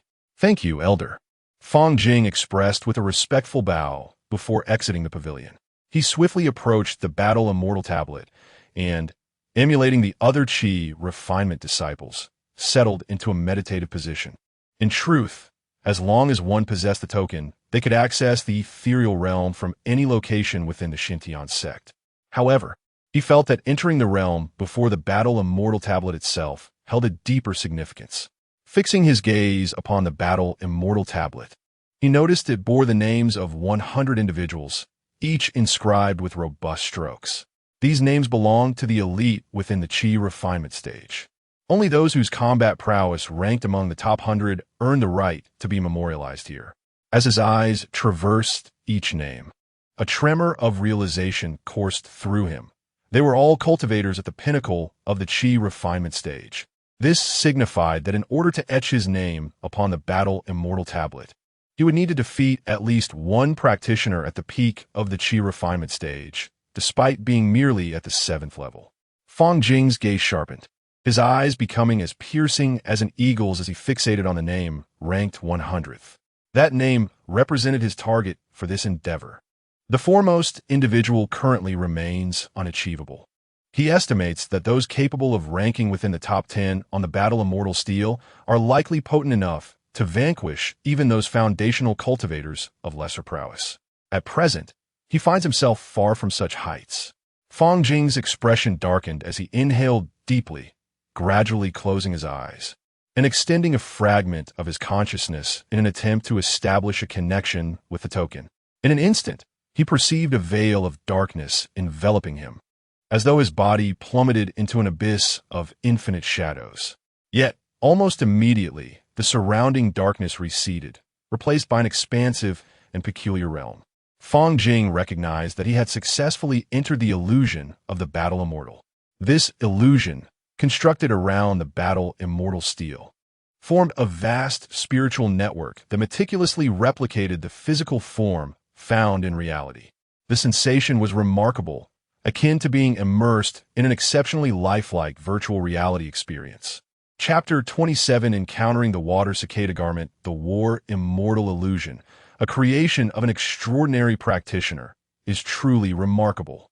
It constructs an intricate spiritual network, exquisitely capable of faithfully replicating to the physical and magical states of cultivators in reality. After all, in the real world, when cultivators engage in combat, various spells intertwine, and any moment of carelessness could lead to tragic fatalities. Such incidents not only result in the loss of talented individuals for the sect, but also instill fear among numerous disciples, hindering the cultivation atmosphere. However, within this war immortal illusion, the scenario is entirely different. All present are mere illusory forms. Even if one sustains severe injuries during fierce battles, it is only the illusion that suffers, and upon exiting the illusion, the true self remains unharmed. Thus, disciples are liberated from excessive concerns, allowing them to fully unleash their skills and engage in combat, continually enhancing their strength through repeated challenges. Just as Fang Jing was filled with curiosity and intended to inquire about the specific rules of the War Immortal Illusion, a voice interrupted him. "Young man, I see you are quite youthful yet brave enough to challenge the War Immortal Illusion. Such courage is commendable." Fang Jing turned swiftly, and before him stood a young female cultivator clad in a light blue robe, her face adorned with a gentle smile as she curiously appraised him. Indeed, most disciples of Fang Jing's age were still struggling at the 4th level of Qi refinement, while the War Immortal Illusion required at least late-stage Qi refinement strength or a mid-stage practitioner with extensive experience and cunning. Fang Jing was momentarily taken aback, but quickly composed himself, respectfully cupping his hands in greeting. Outer Sect disciple Fang Jing pays respects to senior sister. Although formalities were unnecessary among Outer Sect disciples, he sensed a profound aura emanating from this female cultivator, indicating she was surely an inner sect foundation-building practitioner. As an Outer Sect cultivator, it was only proper for him to show deference to a foundation-building practitioner according to sect customs. "You seem rather reserved. This is your first time entering the War Immortal Illusion, isn't it?" The young woman in the light blue robe remarked with a smile in her eyes. "Indeed." Fang Jing nodded in response. "Then follow me," she replied, her smile growing softer. "Allow me to enlighten you on the intricacies of this secret realm, so you avoid any missteps and unnecessary losses." With a gentle wave of her hand, sensing Fang Jing's underlying wariness, she spoke in a soothing tone. "Do not be anxious. As an inner sect disciple of Xintian's sect, guiding newcomers like you is part of my duties." Realizing he had encountered a kind-hearted individual, Fang Jing felt reassured, acknowledging that this was merely an illusion. Even if he were to inadvertently perish, it would not be of great consequence. With this thought, he steadied himself and stepped forward to follow behind the water cicada garment. I am Shui Chani, a direct disciple of Bu Peak, she said, gracefully moving aside. A flicker of curiosity in her eyes. May I ask which peak you belong to? Fang Jing hesitated briefly, then replied, truthfully, I do not belong to any peak yet. Oh. Upon hearing this, Shui Chani scrutinized Fang Jing from head to toe. If you're not a disciple of the Peak Master, how could you have entered the Battle Immortal Illusion at such a young age? Respectfully, senior sister, I am but a recent initiate, Fang Jing replied. A recent initiate? Shui Chani raised an eyebrow, her eyes brimming with astonishment. I recall that our Xiantian sect's latest disciples joined 2 years ago. Are you implying that you have only practiced for a mere 2 years? Fang Jing nodded, his expression calm. Indeed, that is the case, senior sister. Shui Chani continued to scrutinize Fang Jing, her gaze laden with skepticism. Were it not for being born in the sacred grounds of the Xiantian sect and receiving its nurturing from a young age, it would be improbable for anyone to attain your current level of cultivation in such a short span. She observed Fang Jing carefully, recognizing that this seemingly ordinary youth possessed commendable strength, at least at the late stage of qi refinement. The notion that a new disciple could reach such heights in just 2 years was almost unfathomable. Who would have thought that you, at such a tender age, would harbor such wariness? Shui Chani's lips curled into a half-smile. Fang Jing could only manage a resigned smile, inwardly lamenting that his honest words were met with disbelief. Senior sister Shui Chani, Fang Jing inquired directly, could you enlighten me on how one might challenge the top 100 on the Battle Immortal Steel? You wish to challenge the Battle Immortal Steel? Shui Chani's brows lifted slightly, her eyes flashing with surprise, quickly followed by admiration. Yes, I aspire to do so. Very well, you possess ambition. Shui Chani could not help but commend him, then explained, as long as you can secure 20 consecutive victories within this Battle Immortal Illusion, you will be qualified to challenge the experts ranked among the top 100 on the steel. Is it truly that simple? Upon hearing this, Shui Chani let out a soft laugh. Simple? Little junior brother, do not underestimate the challenge. The difficulties far exceed your imagination. Should you lose even once, you must start anew. Do you know when the last person succeeded in challenging the 100th rank? When was that? 8 years ago. Shui Chani remarked with a hint of nostalgia. Since then, the rankings of the top 100 on the Battle Immortal Steel have remained unchanged. 8 years. I never anticipated that merely achieving 20 consecutive victories could be so arduous. Perhaps only those of exceptional strength can etch their names upon the steel. Shui Chani continued. Do you know how long it has been since the first rank has changed?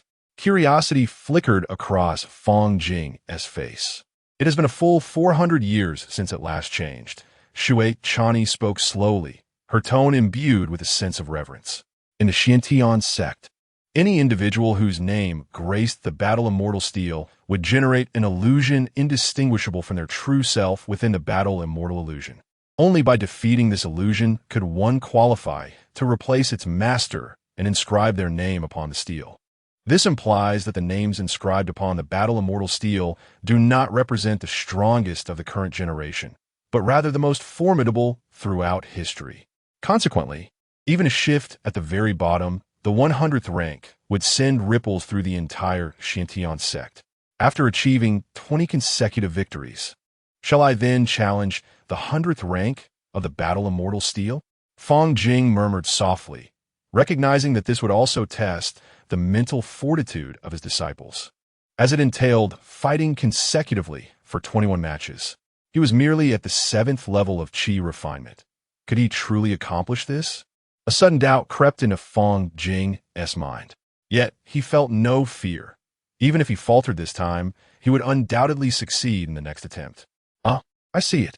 Fang Jing paused, instinctively inquiring, what do you see? I see friends from the inner sect. In that case, senior sister, let's not pass by here. I am grateful for your guidance in the past, and should the opportunity arise, I shall repay your kindness generously. Chapter 28, Encountering Shui Linger. After expressing his gratitude to Shui Chani, Fang Jing resolved to embark on the challenge of the Battle Immortal Illusion alone. Just as he turned to depart, Shui Chani's melodious voice rang out unexpectedly. Wait, you should come along too. Fang Jing was taken aback, instinctively declining. But I am merely an outer disciple. It may not be appropriate to accompany you. Do not concern yourself with such matters. In my view, you will eventually become an inner disciple. In this vast world, encountering one another is a stroke of fate, Shui Chani replied with a smile. Fang Jing hesitated, a flicker of uncertainty crossing his face. Gazing into Shui Chani's sincere eyes and recalling her status as an intersex senior sister, a formidable foundation establishment cultivator. He pondered briefly before gently nodding in agreement. Very well. Following Shui Chani, Fang Jing soon stood before her acquaintances. There were 4 individuals present, 2 men and 2 women. The men exuded an air of elegance and grace, their movements radiating the confidence of foundation establishment practitioners. The women were as beautiful as celestial beings, their skin resembling snow and their figures light as feathers. In the realm of cultivation, once one breaks through to foundation establishment and undergoes the transformation of sinews and marrow, it is rare to find anyone of unremarkable appearance, barring exceptional circumstances. As Fang Jing observed, he noted that 2 of the young men and 1 of the women had already attained foundation establishment, while the other young woman, like himself, remained in the qi refining stage. Upon catching sight of Shui Chani, the young woman's eyes sparkled with excitement. However, when her gaze shifted past Shui Chani to Fang Jing, that brightness momentarily faltered, replaced by a hint of confusion. Sorry to keep you waiting, Shui Chani beamed. And he is. The charming female cultivator among the 4 asked teasingly. Could he be your new disciple? With a subtle smile, Shui Chani replied, Indeed. He is my disciple. What? A surprised exclamation came from a youthful girl, no more than 15 years old. Her eyes widened as she stared at Fang Jing's sister. How come I've never heard about this before? So, she is Shui Chani's sister. Indeed, your secret-keeping skills are rather impressive. When did you quietly take on a disciple? Fang Jing, standing to the side, thought, when did I acquire a master? It was not wise to publicly expose a foundation establishment cultivator, so he chose to let Shui Chani handle the matter. My disciple is quite remarkable. Coincidentally, he too shall challenge the battle immortal steel today. Sister, why don't you accompany him? Shui Chani said, a gentle smile gracing her lips. A subtle expression passed over Shui Linger's youthful face, her eyes reflecting a hint of displeasure as she scrutinized Fang Jing. Who is he?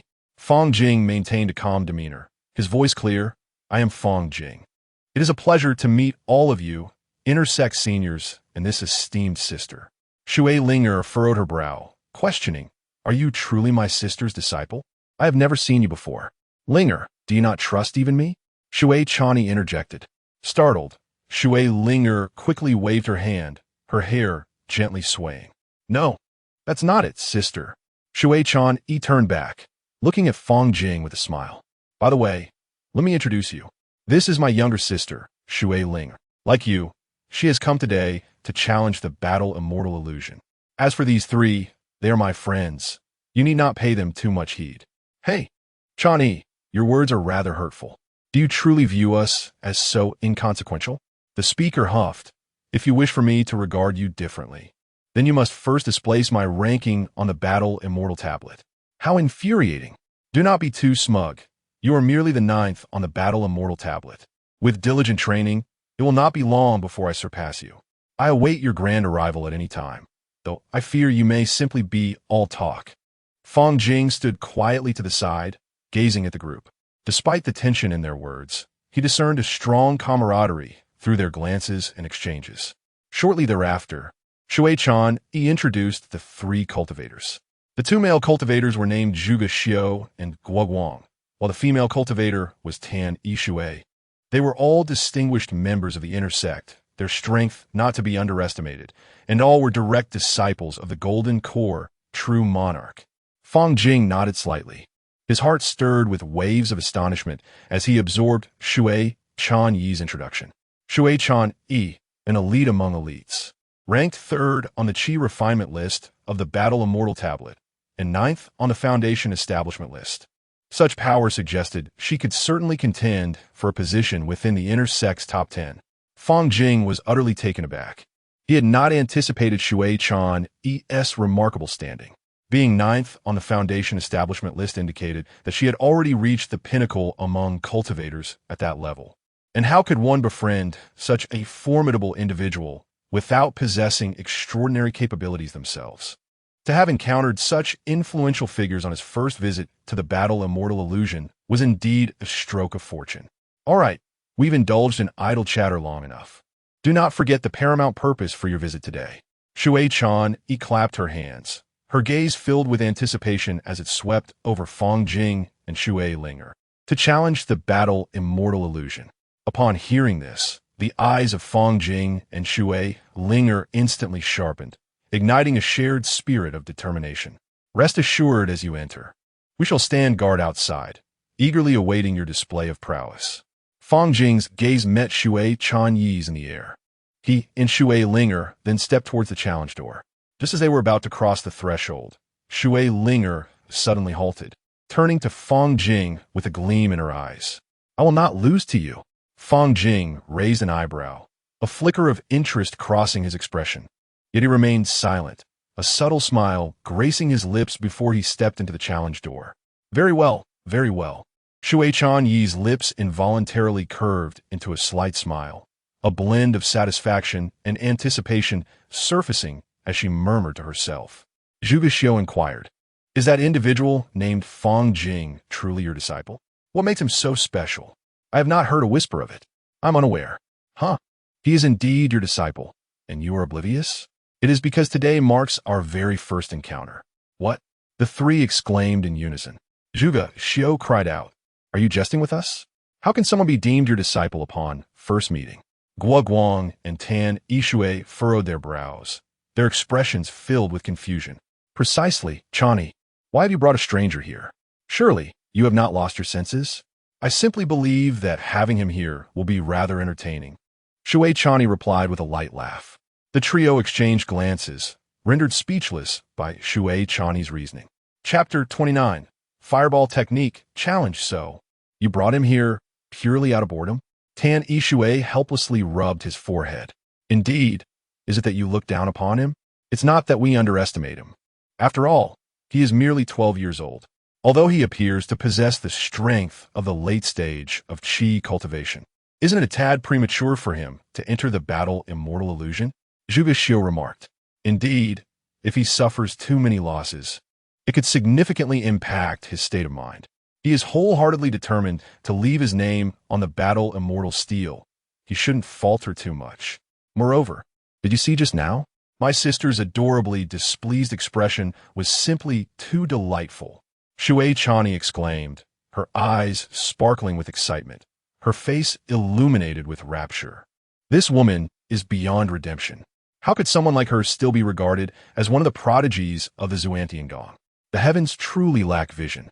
You can't possibly have claimed Fang Jing as your disciple just to witness your sister's displeasure, can you?" Upon hearing this, Shui Chani fell momentarily silent. This woman truly harbored such a thought. Let's not dwell on that. Are you not curious about how many consecutive victories they might achieve inside? Shui Chani chuckled lightly, snapping her fingers.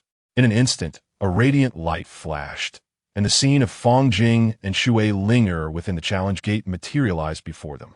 The group was instantly captivated. Shui Linger, the precious gem of your Emerald Peak, possesses a natural water spirit body. Now, she has reached the consummate stage of qi cultivation and has mastered several spells. She might even challenge for the 100th place on the Battle Immortal Steel, Tan Yishui commented. As for Fang Jing, it is difficult to say. Given his late stage of qi cultivation, he may not last long. Within the challenge gate, Fang Jing surveyed his surroundings. Finding himself atop a vast arena, the expanse around him desolate, filled with an aura of lethal intent. His gaze locked onto his opponent, who emerged as a practitioner at the 9th level of qi cultivation. What is this? Today's luck is off the charts. I never expected my 7th opponent to be just a kid. It seems I will be able to break the record and achieve 7 consecutive victories. A smile played on the lips of the practitioner. No sooner had he spoken than his spiritual energy erupted around him. Fang Jing's expression shifted slightly, but his eyes ignited with determination. Yes, this is the opponent he had sought. A stark contrast to the useless Zhou Wenyuan. 2 full years of cultivation were all for this moment. Fang Jing took a deep breath, slowly closing his eyes, and upon reopening them, his spiritual energy began to circulate, ready to unleash its full potential. A second later, the 9th-level Qi practitioner shot towards Fang Jing like an arrow released from a bow, rapidly condensing a massive fireball in his palm. A first-level spell, fireball technique. Yet this was significantly more formidable than the average fireball technique. Fang Jing's gaze flickered, his demeanor calm and unhurried as he slightly raised his right hand, similarly casting the fireball technique. However, the fireball he conjured appeared notably smaller compared to his opponent's, almost inconspicuous in the shadow of that enormous fireball. In the blink of an eye, 2 fireballs collided with a thunderous roar in midair. Just as the crowd anticipated that Fang Jing's small fireball would be instantly crushed, it astonishingly shattered the larger fireball opposite. What? The cultivator's face was etched with terror, his eyes wide with disbelief. Before he could react further, Fang Jing's fireball completely engulfed him, reducing him to ashes in an instant. The scene was met with shock from the 4 foundational cultivators: Shui Chani, Zhuge Xiu, Guo Guang, and Tani Shui. Why did Fang Jing's fireball technique prevail? Zhuge Xiu furrowed his brow, pondering the situation. Indeed, the opponent was at the 9th level of Qi training. Under normal circumstances, it would be expected that Fang Jing would lose when casting the same spell. Guo Guang nodded in agreement. Shui Chani's lips curled into a slight smile as she explained. It's because Fang Jing's fireball technique is executed with greater proficiency. Judging by the power displayed just now, he has likely perfected it to an exquisite level. That was truly impressive. A glimmer of appreciation shone in Shui Chani's eyes. A perfected fireball technique? Could it be that he specializes in a particular type of spell? Tan Yishui mused. In an instant, Fang Jing emerged from the challenge portal, his demeanor remarkably composed. That strike was indeed splendid. I underestimated you, Shui Chani remarked, a note of admiration flickering in her gaze as she smiled at Fang Jing. Sister, you flatter me, Fang Jing humbly replied, his expression devoid of any arrogance. Subsequently, his gaze naturally drifted toward another screen. On it, Shui Linger was engaged in a fierce battle with her opponent, her movements graceful and her spells executed with ease, showcasing her mastery at the peak of Qi training. Fang Jing raised an eyebrow, mentally assessing Shui Linger's strength. It seemed she would conclude the battle within a few minutes. How do you feel about your chances against my sister? Shui Chani suddenly inquired, her eyes reflecting a mix of curiosity and anticipation. Taken aback, Fang Jing paused, lifting his gaze to meet Shui Chani's. He contemplated quietly for a few seconds, images of Shui Linger's combat prowess flashing through his mind alongside his own self-assessment. After a moment, a subtle smile graced his lips. It's hard to say, but I believe I should be able to win. The declaration left those around him, including Shui Chani, momentarily stunned. They had not anticipated Fang Jing's confidence in asserting that he could best Shui Linger. After all, she was among the strongest at the Qi training stage, while Fang Jing was merely at the 7th level. Where did his audacity stem from? Just as the crowd marveled at Fang Jing's words, Shui Linger emerged triumphantly from her challenge, having deftly dispatched her opponent. When her gaze fell upon Fang Jing, she paused, momentarily surprised. However, the astonishment quickly faded.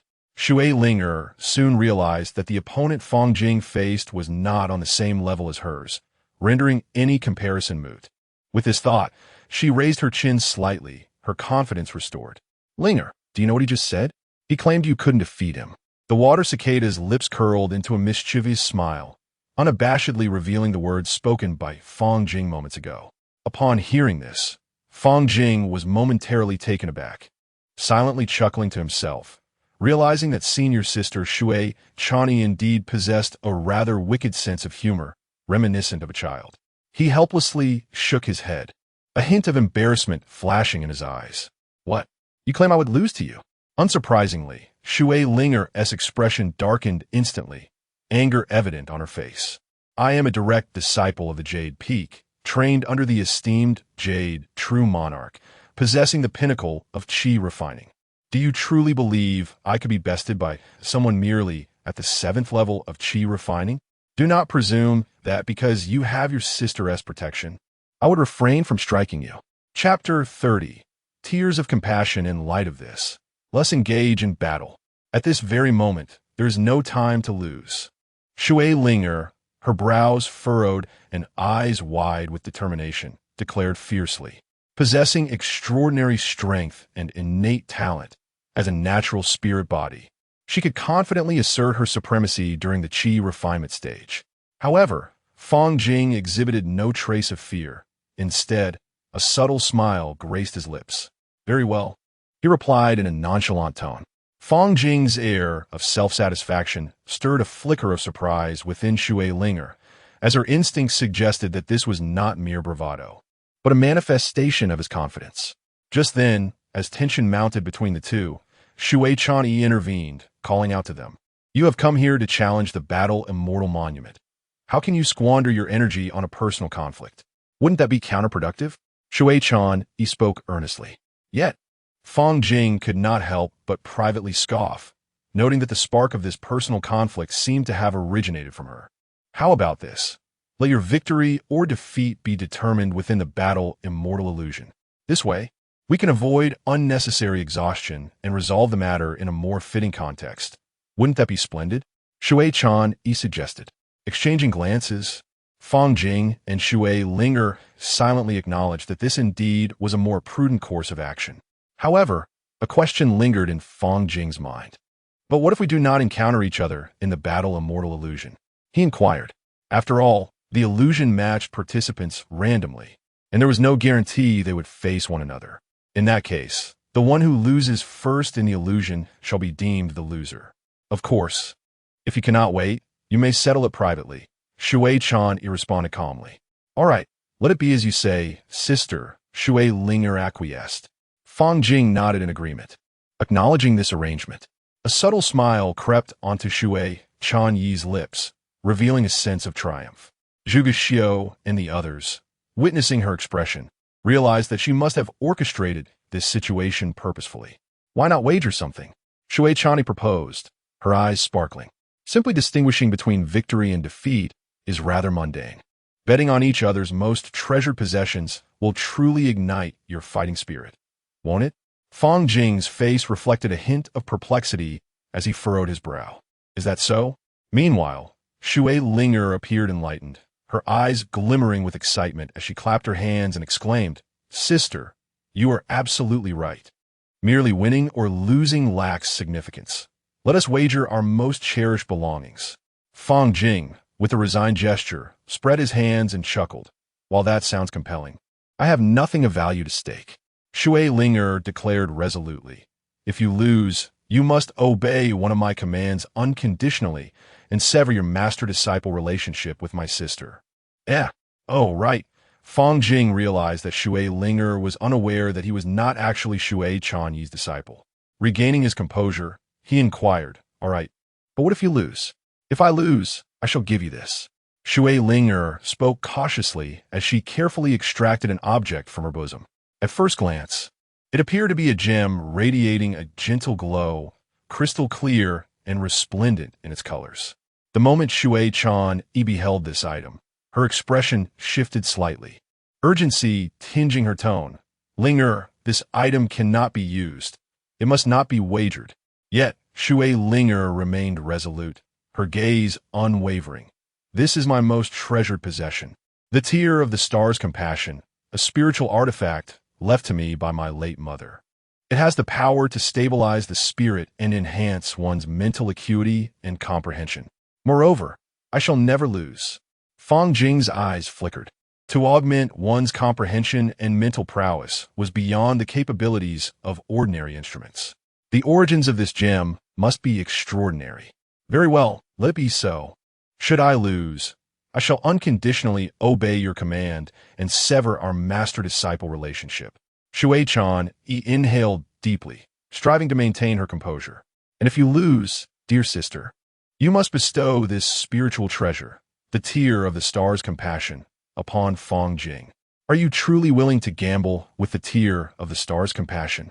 Rest assured, sister, I shall not lose. Shui Linger declared with utmost confidence, as if proclaiming that victory was already hers. Shu Chan yi silently lamented, feeling as though she had inadvertently dug a deep pit for her younger sister.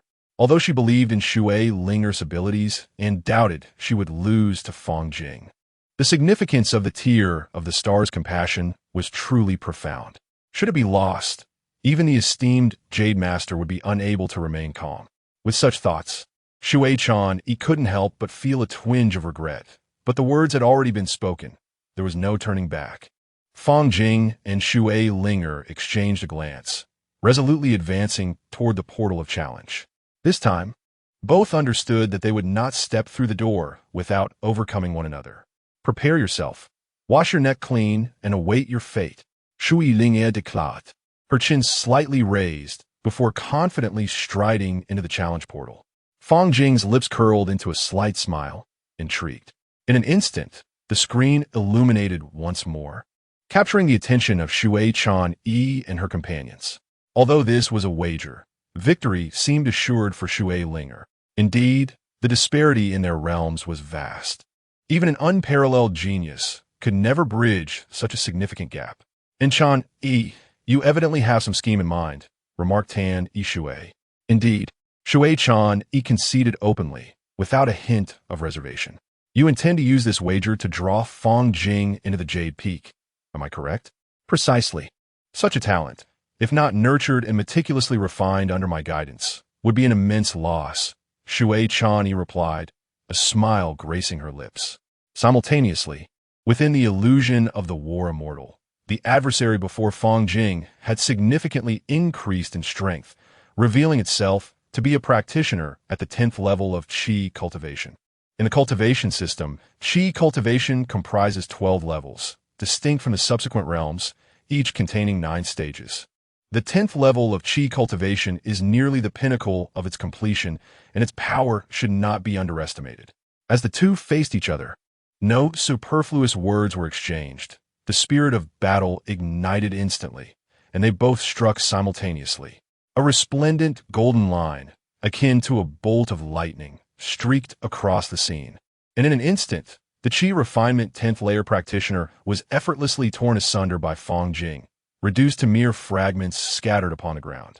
What Fang Jing executed was not a second-tier spell, but rather a first-tier Gungjin sword finger. Yet it was of perfect caliber. Could it truly be that even a practitioner of the 10th layer of Qi Refinement could be vanquished in a single move? Such talent is undeniably that of a prodigy. Zhuge Xiu's countenance was one of astonishment, unable to restrain his exclamation. Another spell of perfect caliber. Could he have been practicing spells, even in the womb? Guo Guang remarked, astonished. However, it is merely a first-tier spell, not a cause for concern, Tan Shui assessed. To defeat Shui Linger with a first-tier spell is fundamentally impossible. Chapter 31. The defeat of the external sex prodigy in the blink of an eye. Fang Jing effortlessly claimed victory in 7 consecutive matches, thanks to his 2 perfectly mastered spells. This achievement was not solely due to the potency of his magic. The spiritual energy within him far surpassed that of a practitioner at the 7th level of Qi Refinement, rivaling even those at the pinnacle of the Qi Refinement stage. Zhuge Xiu could not help but exclaim, "Indeed, this must be closely related to the cultivation technique he practices." Shui Chani furrowed her brow slightly. However, the opponents in this illusion of battle will only grow stronger. It won't be long before Fang Jing finds himself in a bitter struggle, unless what he has displayed so far is merely a fraction of his true strength. Soon, the 9th match commenced. Fang Jing's expression suddenly hardened. His next opponent had ascended to a higher tier, a master at the 11th level of Qi Refinement. In an instant, 2 figures darted past each other like lightning. Fang Jing, caught off guard, found his opponent employing a teleportation technique, attacking him with a powerful palm strike to his chest. Witnessing the scene, the 4 onlookers narrowed their eyes in anticipation, thinking this must be the end. Fang Jing is bound to lose. There is no way he can withstand the full force of an 11th level practitioner. However, events did not unfold as they had predicted. Fang Jing stood firm, defying expectations. A slight smile played on his lips. Immediately, he unleashed the fireball technique and the metal sword fingers simultaneously, generating an astonishing force. The 11th level practitioner, still wearing a look of astonishment, was swiftly obliterated by this overwhelming assault. The four observers were once again left in shock. How could this be the outcome? Logically, it should have been Fang Jing who had vanished. It was a spell, the third perfect level spell, Golden Light Technique. Just how many perfect level spells had he mastered? Furthermore, he was able to cast 3 spells simultaneously, not only demonstrating mastery over the spells, but also showcasing his genius in their manipulation. In the realm of cultivation, it was already remarkable for a practitioner to launch 2 spells at once. Yet Fang Jing managed to unleash 3, leaving everyone astounded. At this moment, Shui Chani was too preoccupied to admire Fang Jing's extraordinary display. Her gaze was fixed intently on another scene, the battle of her sister, Shui Linger. Shui Linger had just concluded her 9th match, but unlike Fang Jing's composed demeanor, she appeared slightly disheveled and breathless. Observing this, Shui Chani's expression darkened, a sense of concern creeping into her heart. The battle continued, with Fang Jing advancing through each round, achieving victories up to the 13th match. His previous opponents were all at the 11th level of Qi refinement, but in this match, Fang Jing's eyes sharpened. His current opponent was at the 12th level, standing at the pinnacle of the Qi refinement stage. A mere 7th level brat? It seems the illusion of battle has finally encountered glitch. The figure across from him mused. Is it him? Zhuge Xiu raised an eyebrow. What? Do you know him? His name is Lu Zixian, a distinguished disciple of the Nine-Spirit Peak, whose prowess within the outer sect is notably formidable, likely ranking among the top 30. Lu Zixian's strength is merely a notch above that of Shui Linger. The 4 individuals nodded in unison, their gazes converging on Fang Jing, anticipating that this battle would thrust him into a grueling struggle, possibly leading to his demise. The rules of the battle Immortal Illusion dictate that opponents are matched based on similar or superior strength. Within the illusion, Lu Zixian's gaze fixed upon Fang Jing. With merely a cultivation level of the 7th layer of Qi training, Fang Jing appeared utterly insignificant in Lu Zixian's eyes. A wave of doubt surged within him. This was his first moment of questioning the matching mechanism of the battle Immortal Illusion. My apologies, junior brother, Lu Zixian said, a slight smirk gracing his lips, laced with a hint of superiority and feigned regret in his tone. It seems this contest may well conclude here. I offer you the chance to forfeit willingly. Should I strike too heavily later, it might leave you with a psychological scar, which would be unfortunate. Thank you for your concern, senior brother, Fang Jing replied, lifting his gaze, confidence radiating from his eyes. However, there is no need for worry, for I shall emerge victorious in this contest. Lu Zixian's expression faltered, a flicker of displeasure crossing his features. He had not anticipated that this junior brother, whose cultivation was far inferior to his own, would possess such audacity to utter these bold words. He harbored a deep disdain for those who were oblivious to their own limitations, brimming with arrogance. Then do feel free to give it a try. With that, Lu Zixian vanished from sight like a wraith. Surrounding him was an ethereal blue wind, seemingly alive, fervently pursuing him. It was a top-tier wind attribute spell. In the blink of an eye, the blue wind coalesced and spiraled, transforming into a formidable tornado that roared toward Fang Jing, swallowing him whole in an instant. Upon witnessing this, Fang Jing's eyes narrowed, and he swiftly activated the Taishu classic within him. A brilliant golden light enveloped his body, radiant as the rising sun, dazzling and resplendent. Boom! The tempest, laden with boundless force, collided violently with Fang Jing. He was sent hurtling through the air, the once bright golden light now dimmed under the onslaught of the raging winds, wavering precariously. This marked the first occasion Fang Jing encountered someone capable of breaching his golden light technique. Although the golden light provided him protection, it was ultimately a first-tier low-level spell, making it challenging to withstand a top-tier first-level spell. Did he actually withstand it? Lu Zixian exclaimed, astonishment etched on his face, disbelief flickering in his eyes. A mere 7th-layer Qi practitioner could endure such a powerful assault? Could it be that the matching in the battle immortal illusion was indeed accurate? Oomph. Lu Zixian snorted coldly, channeling an even more potent whirlwind. This whirlwind resembled an enraged dragon, baring its fangs and claws as it surged toward Fang Jing, intent on utterly annihilating him. Fang Jing regarded the oncoming tempest, a confident smile gradually curving his lips. While one golden light technique might prove insufficient for defense, what if he were to employ another? In an instant, Fang Jing's aura transformed, and a radiant golden light erupted from his being with unprecedented strength. A first-tier advanced spell, Golden Light Shield. He extended his hand, boldly grasping the sharp wind blade, managing to hold it firmly. With a surge of power, he crushed the wind blade effortlessly. What? This spectacle not only left Lu Zixian, a master of the outer sect, wide-eyed with astonishment, but even the 4 observers outside the illusion couldn't help but exclaim in awe. To crush a first-tier, top-tier spell with bare hands at the pinnacle of Qi refinement. What an anomaly! Subsequently, Fang Jing slowly raised his right hand, and a wisp of ethereal purple flame materialized. Chapter 32. 19 consecutive victories in an instant. A thread of deep, ethereal purple flame manifested in his palm, entwined with an aura of chilling destruction. What is this?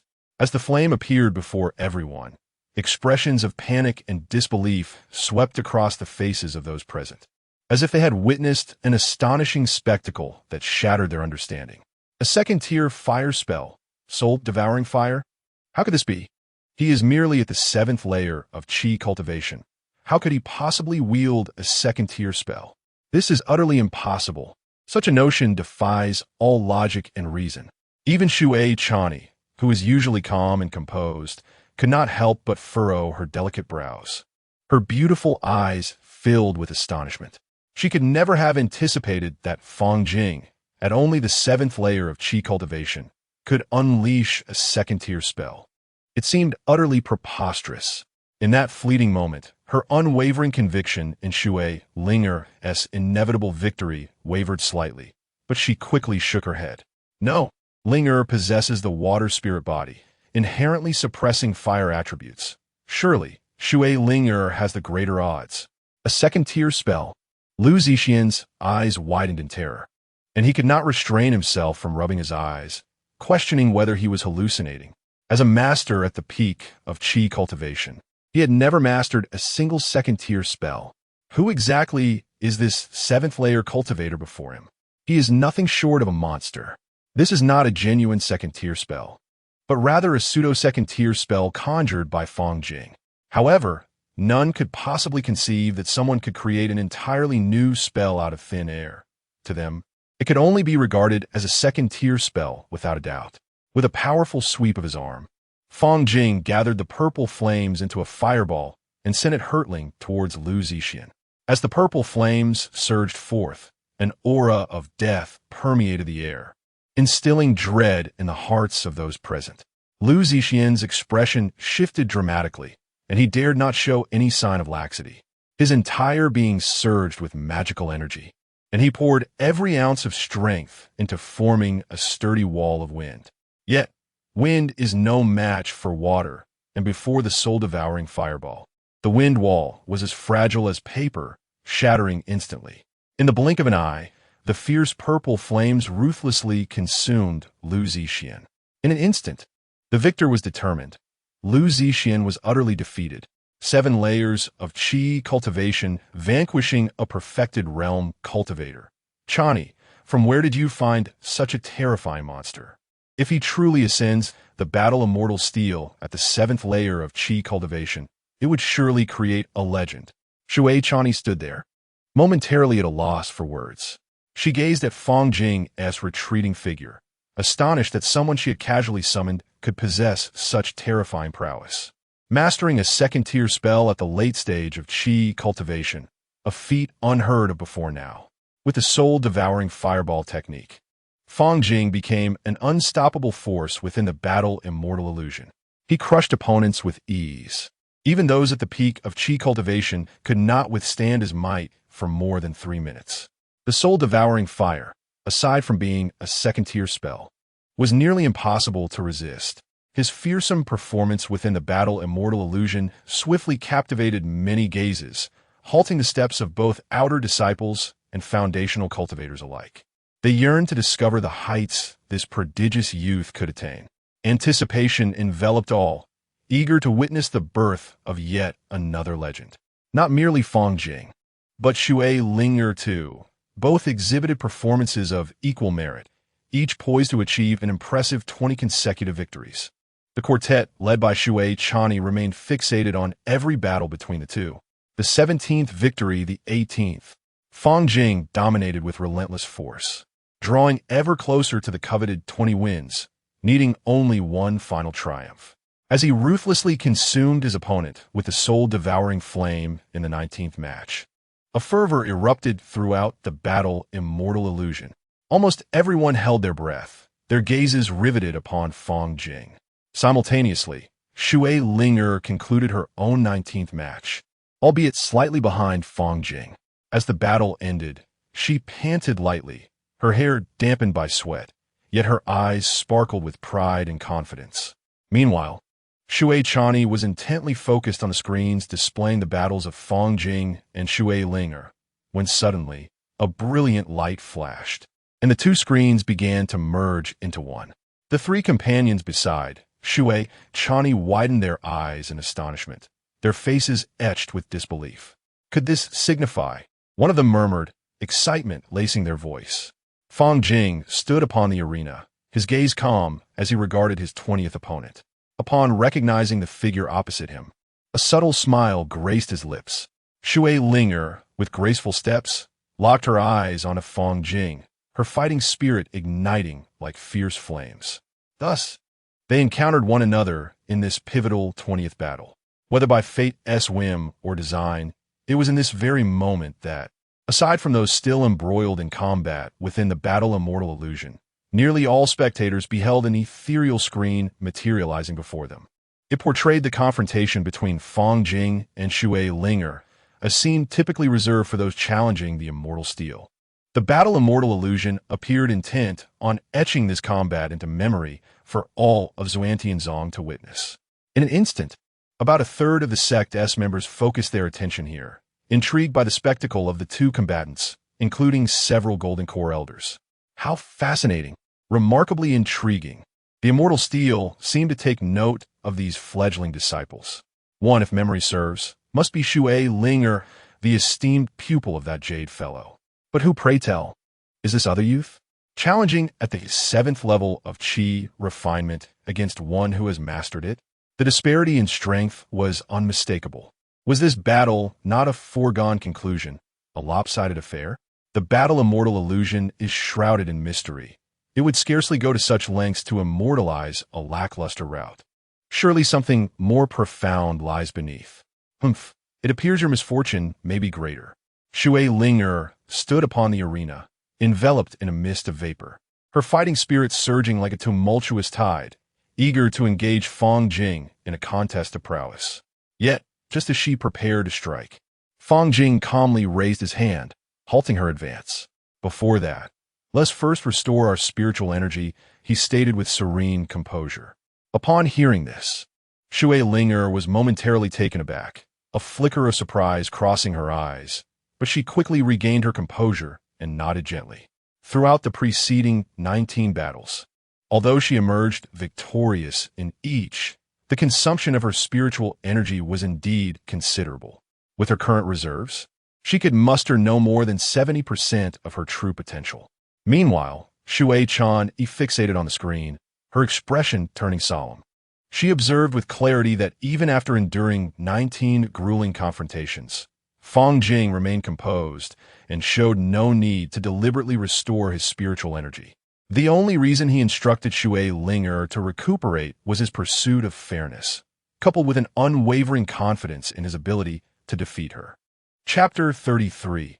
Comprehending the embryo of divine powers, Shui Chan shook her head. She was all too aware of Ling Er's capabilities. Although Fang Jing had mastered second-tier fire spells, his realm was a significant flaw. Fortement, Ling Er possessed. Approximately half an hour passed, and Shui Ling Er exhaled a breath of turbid air. Her originally frosty countenance now bore a delicate blush reminiscent of peach blossoms, and her aura surged, indicating she had reached her peak state. On the arena, without the need for a starting signal, Fang Jing and Shui Ling Er unleashed their spiritual power in an instant. Shui Ling Er parted her crimson lips, raising her hands high as an overwhelming surge of magical energy erupted forth. In that moment, a colossal water koi, shrouded in mist, materialized from thin air, its agile tail sweeping with a force akin to a tidal wave, rushing towards Fang Jing with incredible velocity. A second-tier water spell. Fang Jing raised an eyebrow at this spectacle. Though he could not discern the nature of the spell, its extraordinary might was evident, capable of posing a threat to him. A radiant golden light enveloped Fang Jing as he cast his defensive spells. Golden Light Technique, Golden Light Shield, Golden Light Barrier. 3 protective spells were simultaneously enacted, encasing him securely within. However, Shui Ling Er's water koi was unstoppable. With a powerful swish of its robust tail, Fang Jing was sent hurtling through the air. The solid golden barrier fractured, and he let out a muffled groan, a trickle of blood escaping his lips. This marked the first time he had been injured. Fang Jing lacked any second-tier defensive means. Even his flawlessly executed first-tier spells faltered before the might of the second-tier water magic. Recognizing the futility of defense, he resolved to abandon it in favor of a fierce counterattack.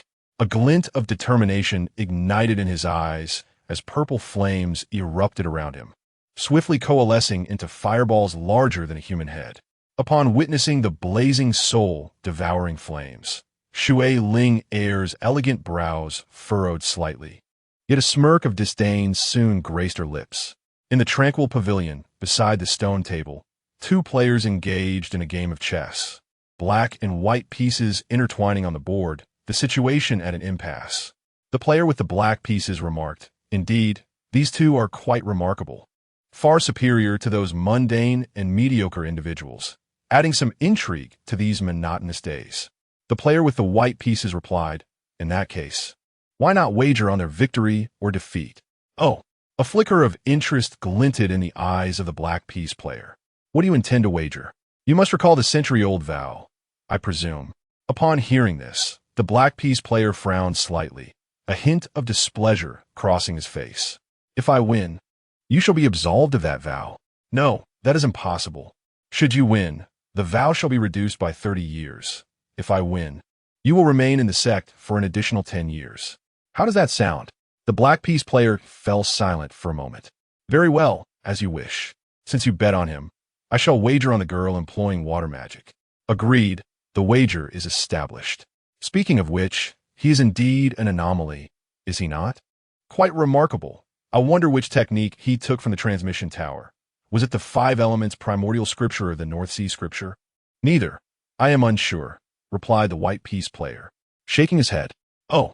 The soul-devouring fire howled as it surged towards the colossal koi composed of water.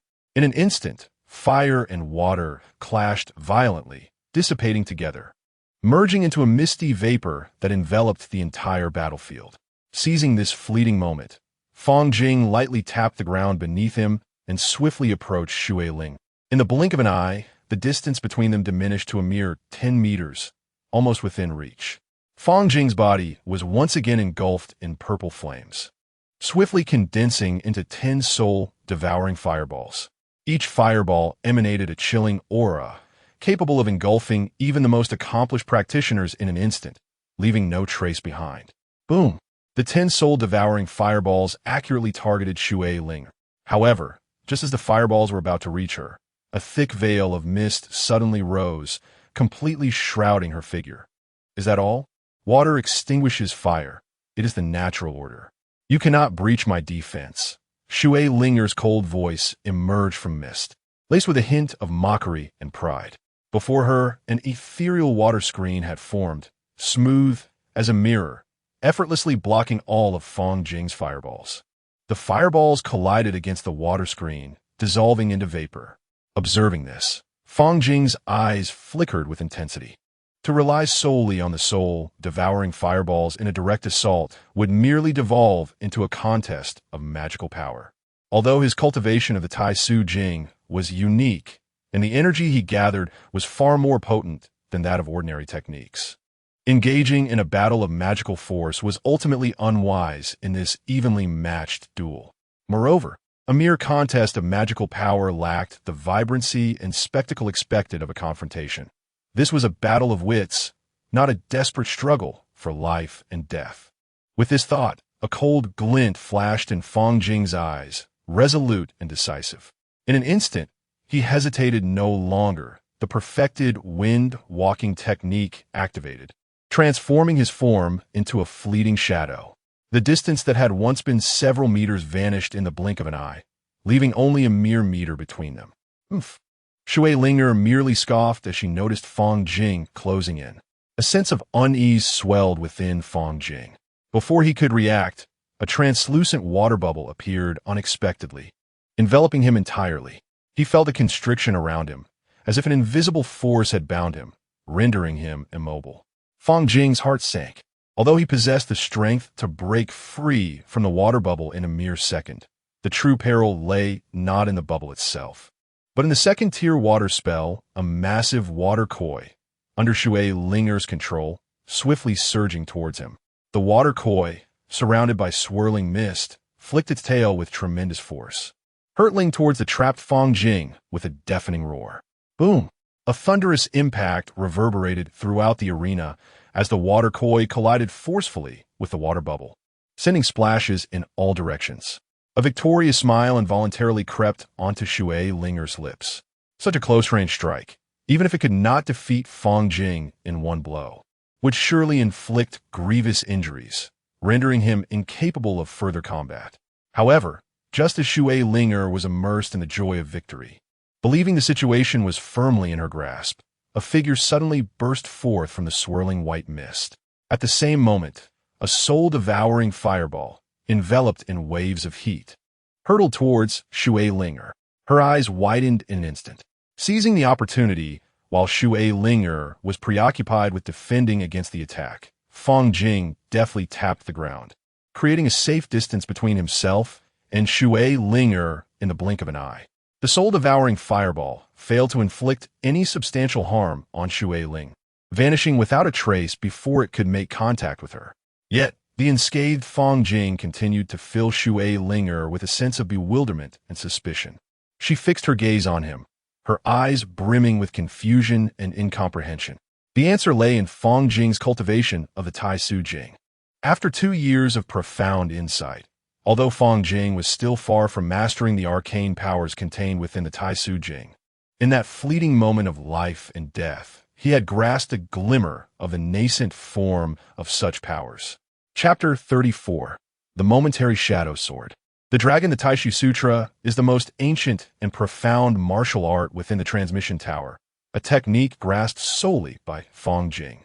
It contains the records of more than one immensely powerful divine ability. However, at present, Fang Jing's cultivation is still shallow, making it difficult for him to comprehend the true essence of the abilities within the Taishu Sutra. Yet, in a moment of peril between life and death, he successfully grasped the embryonic form of the first divine ability. As it is not a complete divine ability, Fang Jing is unaware of its name. It concealed his physical body deep within the sea of consciousness, transforming him into an intangible and formless thought entity, an ethereal form. In that state, he felt that even a formidable cultivator at the foundation establishment stage might struggle to inflict any harm upon him. Unfortunately, it is merely the embryonic form of a divine ability, capable of sustaining itself for less than a second, and the energy expended in its execution is staggering. Oomph. Next time, you won't be so fortunate, Shui Linger said, her brows furrowing in disdain. Fang Jing's attack was ineffective against her. The victor in this battle would undoubtedly be her. Fang Jing was destined to lose. Shui Chani, who was observing, concurred with her sister's anticipated victory, as did the three others nearby, all nodding in agreement. Not only them, but everyone present watching the duel shared the same sentiment. The sole combat method that Fang Jing could employ had been perfectly countered. Should he lack any hidden prowess, his defeat was as certain as fate itself. Are you going to surrender? Shui Ling taunted, a mocking smile gracing her lips. His gaze was profound. Had it not been for the Taishu Sutra, he would not have been defeated, for throughout the battle, he had not unleashed his true power. It seemed that in order to overcome Shui Ling, he would need to summon genuine second-tier spells. Fang Jing's eyes flickered with determination. Shui Linger's heart skipped a beat, but in an instant, she suppressed the flicker of unease within her, scoffing at the notion of fear. Victory in this contest was assuredly hers. In the next moment, Fang Jing's figure flickered once more as he advanced toward Shui Ling. Fool! Upon witnessing Fang Jing's actions, a smirk played upon Shui Linger's lips. As expected, just when Fang Jing was a mere meter away from her, she cast a spell, ensnaring him within a crystal-clear water sphere. Simultaneously, two massive koi, radiating a ghostly blue aura, lunged toward Fang Jing, their fins stirring up torrents of water like sharp blades. Although he had evaded one koi's attack previously, she doubted he could escape both at once. Witnessing this scene, the assembled disciples murmured among themselves, their faces etched with disappointment. Even a few elders shook their heads slightly. In their eyes, although Fang Jing may be outmatched by Shui Linger, he should not have attacked so recklessly and blindly. It was too impulsive, too thoughtless. However, just as everyone believed the outcome was sealed, a blinding flash of sword light sliced through the air like lightning. The sword light was fierce, infused with unmatched momentum, instantly tearing apart the surrounding atmosphere. Immediately following a resounding bang, two koi fish, formed from water, unexpectedly burst apart, transforming into a shower of droplets. Witnessing this scene, Shui Linger's expression froze, her face reflecting disbelief. Simultaneously, Shui Chan furrowed her brow tightly, her demeanor growing increasingly somber. A second-tier spell. In an instant, the crowd erupted in fervor. The ability to comprehend two second-tier spells of the 7th layer of Qi training was a talent so extraordinary that it was almost inconceivable without witnessing it firsthand. No. Why does it seem like Linger is on the verge of defeat? Tan Yishui's eyes widened in alarm. Not just her. The others beside her also wore expressions of shock. No, Linger still has a chance. She still has. Shuchan murmured softly. At the moment Shui Linger caught sight of the sword light, her heart abruptly raced, a chill creeping in. This was a second-tier spell, and a particularly formidable offensive one at that. Her water-based defense could not withstand it. The scent of death approached her, and fear silently spread within her. At the same time, a surge of rage ignited within Shui Linger, burning fiercely. From the very beginning, Fang Jing had seemed to toy with her, never exerting his full strength. 7 sword divisions.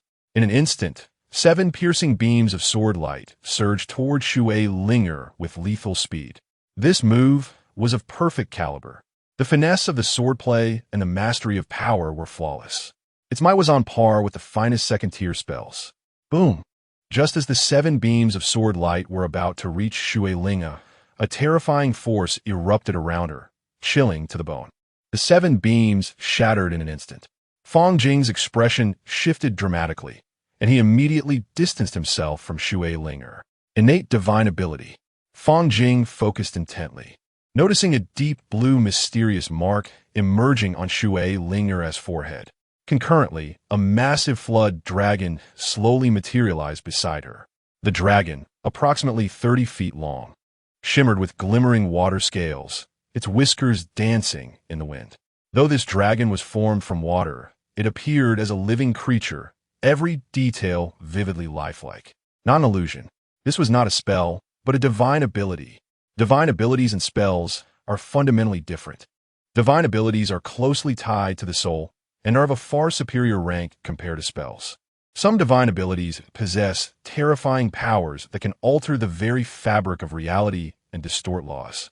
It was astonishing that Shui Ling possessed an innate divine ability.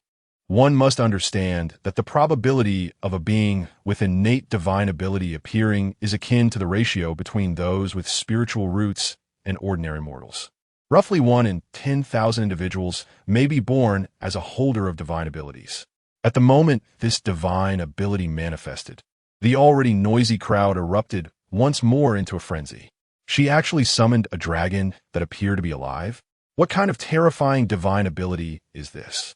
Shui-chan gazed intently at Shui Linger, her beautiful eyes shimmering with excitement. Shui Linger's complexion was exceedingly pallid. The consumption of spiritual power through her divine abilities far surpassed that of ordinary spells, and she could maintain this divine prowess for scarcely a minute longer. The next strike would determine the outcome. A glint of cold light flashed in Fang Jing's eyes as the soul-devouring flame coalesced into a blazing longsword. 7 swords divided the light. All spirits bear witness. The dragon, fierce and menacing, surged toward Fang Jing, embodying a tempestuous force. The 7 beams of sword light converged and merged into a singular blade. Simultaneously, the power of the Taishu Sutra was summoned to its utmost potential. In a fleeting moment, the sword of instant shadow was unleashed. Whoosh! Fang Jing's figure vanished from sight, his speed so swift that it eluded the naked eye, leaving behind only an afterimage. In the next instant, the dragon shattered, and Shui Linger's body trembled violently. Chapter 35. The Battle of the Immortal Monument. Fang Jing stood still, breathing heavily. Just moments ago, he had determined the outcome of his clash with Shui Ling. Her divine powers were indeed formidable. The spirit of the flood dragon she summoned could rival the might of a true dragon strike. However, Fang Jing, utilizing the great void scripture, manifested a semblance of divine prowess, rendering his form ethereal and elusive, allowing him to evade the dragon's lethal assault. The dragon's shattering was not a result of his direct strike, but rather, in that fleeting moment, Fang Jing's piercing sword thrust had pierced Shui Linger directly. Had it not been for his training in the great void scripture, victory in this confrontation would have been utterly unattainable. Yet in this world, there are no such things as hypotheticals or what-ifs. Shui Linger, equally relentless in her efforts, ultimately found herself outmatched. At this moment, Fang Jing's internal energy was nearly depleted, barely a third remaining. Had Shui Linger possessed even a fraction of strength left, she might have had the chance to perish alongside him. However, such a scenario was impossible. As Shui Linger's form gradually dissipated, her exquisite countenance remained etched with disbelief until the very last moment. It was only upon being expelled from the illusion of the immortal battle that she grasped the reality of her defeat. Shui-chan rushed to her side as Shui Linger staggered out of the challenge gate, her expression dazed, clearly still reeling from the impact of that life-threatening sword strike. Observing her sister's despondent demeanor, Shui-chan found herself at a loss for words, unable to offer the comfort she wished to provide. Who could have anticipated that Fang Jing was capable of such strength, far exceeding everyone's expectations? Even Shui Linger, one of the most talented, had ultimately succumbed to him. "Sister, I have lost." Shui Linger's voice was faint, her eyes glistening with tears, infused with a blend of bitterness and reluctance. As she grappled with the reality of her defeat at the hands of a mere Qi refinement stage 7 practitioner, Shui-chan gently placed her hand on Shui Linger's shoulder, offering words of solace. "It's all right. It's not the end of the world. Next time, we shall exert ourselves more and reclaim our victory." Taking a deep breath, Shui Linger endeavored to compose her emotions. Indeed, next time, she would not accept defeat. Yet, she instinctively tightened her grip around the Lianxing tear, the gem radiating a gentle glow in her palm. This loss meant that this precious Lianxing tear, which held profound significance for her, no longer belonged to her. "I shall plead with him, perhaps negotiate to change the wager. It's all my sister's fault for not considering it thoroughly," Shui-chan exclaimed, her heart aching at her sister's sorrowful visage. "No, I have already lost. I cannot break my promise. Next time, I will surely reclaim the Lianxing tear through my own strength." Shui Lingye declared resolutely, her gaze ablaze with determination as she shook her head. Seeing her sister's fervor, Shui Chan, he felt a measure of relief and nodded softly. She silently lamented. Had she known this would be the outcome, she would never have proposed the wager in the first place. Alas, now she had inadvertently allowed her sister to part with something she cherished dearly. While it was not irretrievable, it would require either negotiating with Fang Jing or engaging him in yet another battle, a troublesome endeavor either way. He is about to challenge the immortal monument. Sister, let's go. She wishes to see just how far she can go in overcoming herself. Shui Chani had no objections and nodded in agreement. It had been a full 8 years since anyone last challenged the War Immortal Monument. Now, this challenger is merely a practitioner at the 7th level of Qi refinement, an unprecedented occurrence that piqued everyone's curiosity about whether Fang Jing could leave a mark on the War Immortal Monument and create a legend. Shui Ling'er fixed her gaze on the screen, not diverting her attention for a moment. Meanwhile, Fang Jing took a deep breath, his aura circulating around him. The injury sustained from his battle with Shui Ling'er had completely healed, and his internal mana was as abundant as ever, restored to its optimal state. The War Immortal Monument had facilitated his recovery. To challenge it while injured would have left him with no chance of victory. In an instant, a flickering shadow appeared before Fang Jing, gradually revealing a male figure. I recognize him. He is currently one of the prominent inner disciples of the Xintian sect.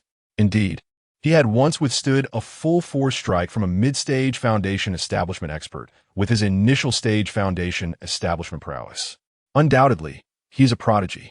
Those who ascend the War Immortal Monument are all exceptional talents. Standing out among their peers and mastering second-tier spells is merely expected of them.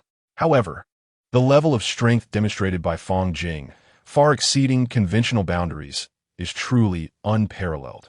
In the blink of an eye, Fang Jing's eyes sparkled, and he dashed forward like lightning.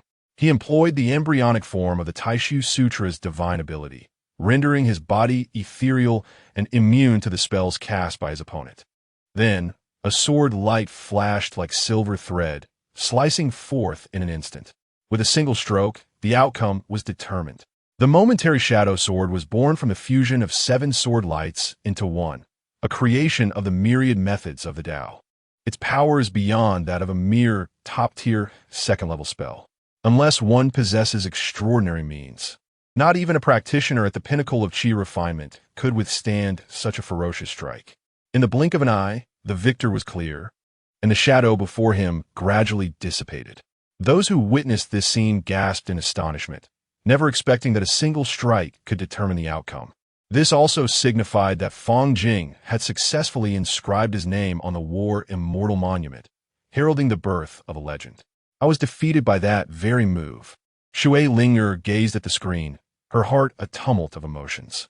At that moment, Fang Jing had evaded her divine attack through means unknown to her and subsequently struck her down with a single sword. Shui Ling'er bit her lip, feeling a sense of unwillingness. Had she known he possessed such a technique, she would have surely found a way to counter it and claimed victory. I will continue to challenge, Fang Jing declared, still possessing the strength to press on, for the challenge was not yet over. As soon as he spoke, he stepped into the 99th combat space of the War Immortal Monument. Before him stood a graceful female cultivator. Yet, in his eyes, be they male or female, they were but a mere obstacle to overcome. Without hesitation, Fang Jing employed his previous strategy once more, activating the Taishu Sutra to etherealize his body. In an instant, the sword in his hand shimmered with a cold light, propelled by an unstoppable momentum, as it surged towards the female cultivator with great swiftness. However, this lady was no ordinary opponent.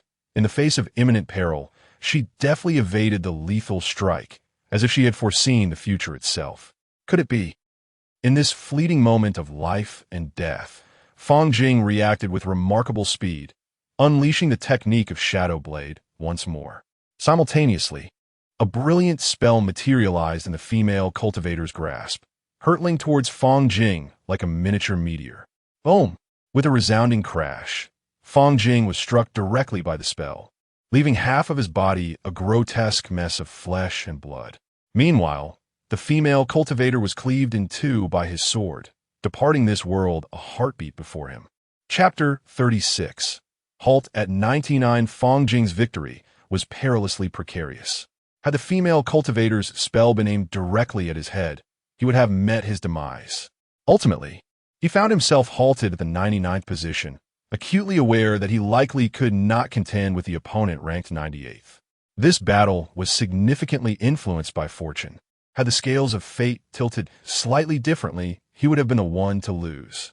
The female cultivator he faced possessed a mental acuity nearing the foundational stage, which allowed her to evade his spell, the Shadow Blade.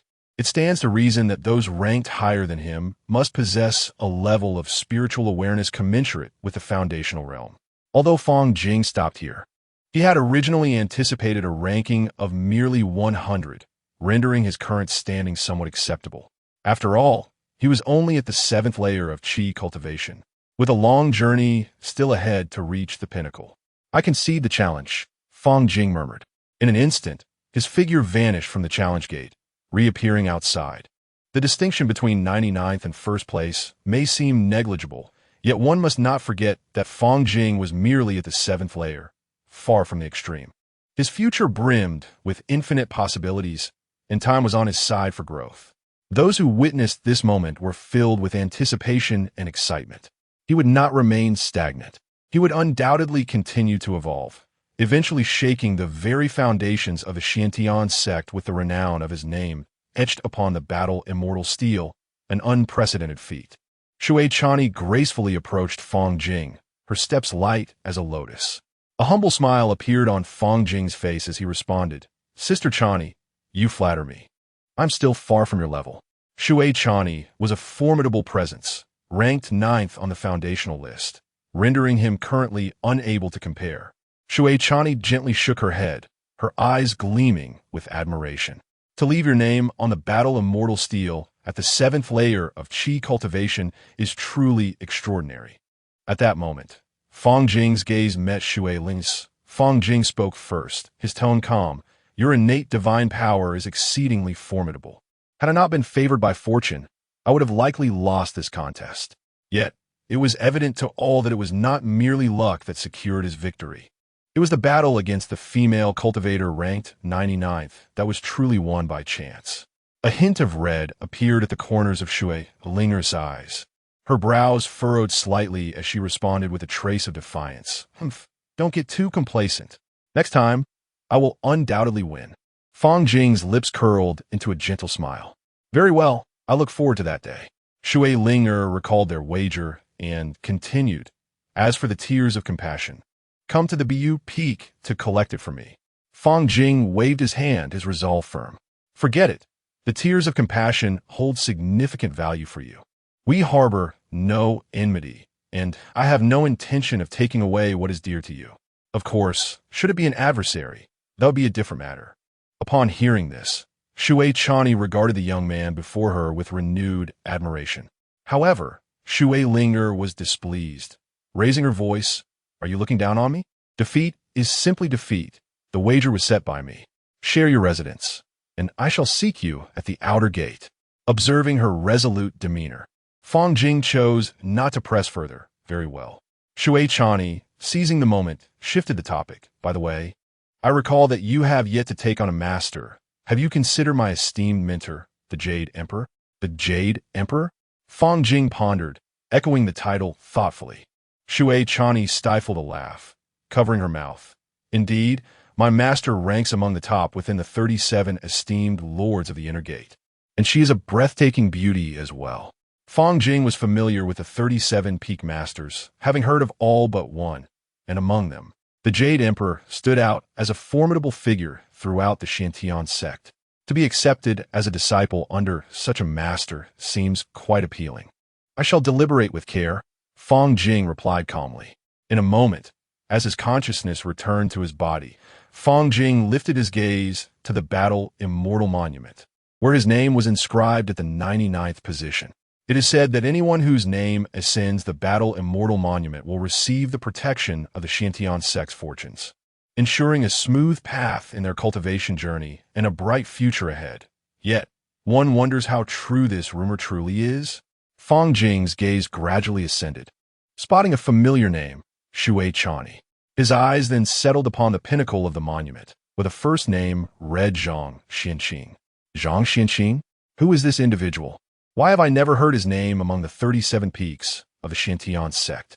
Fang Jing redirected his attention to the Foundation establishment rankings, where Zhang Xuanqing's name prominently occupied the top spot. A wave of astonishment surged within Fang Jing, only to glance at the Golden Core rankings, where Zhang Xuanqing's name was conspicuously absent. Had this person perhaps met an untimely end? Nevertheless, if he aspired to reach the pinnacle, this individual would undoubtedly be an insurmountable obstacle.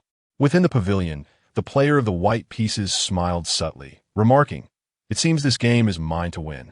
Achieving such a feat at the 7th layer of chi refinement surpasses your accomplishments at that age. Who knows, your position may soon be at risk.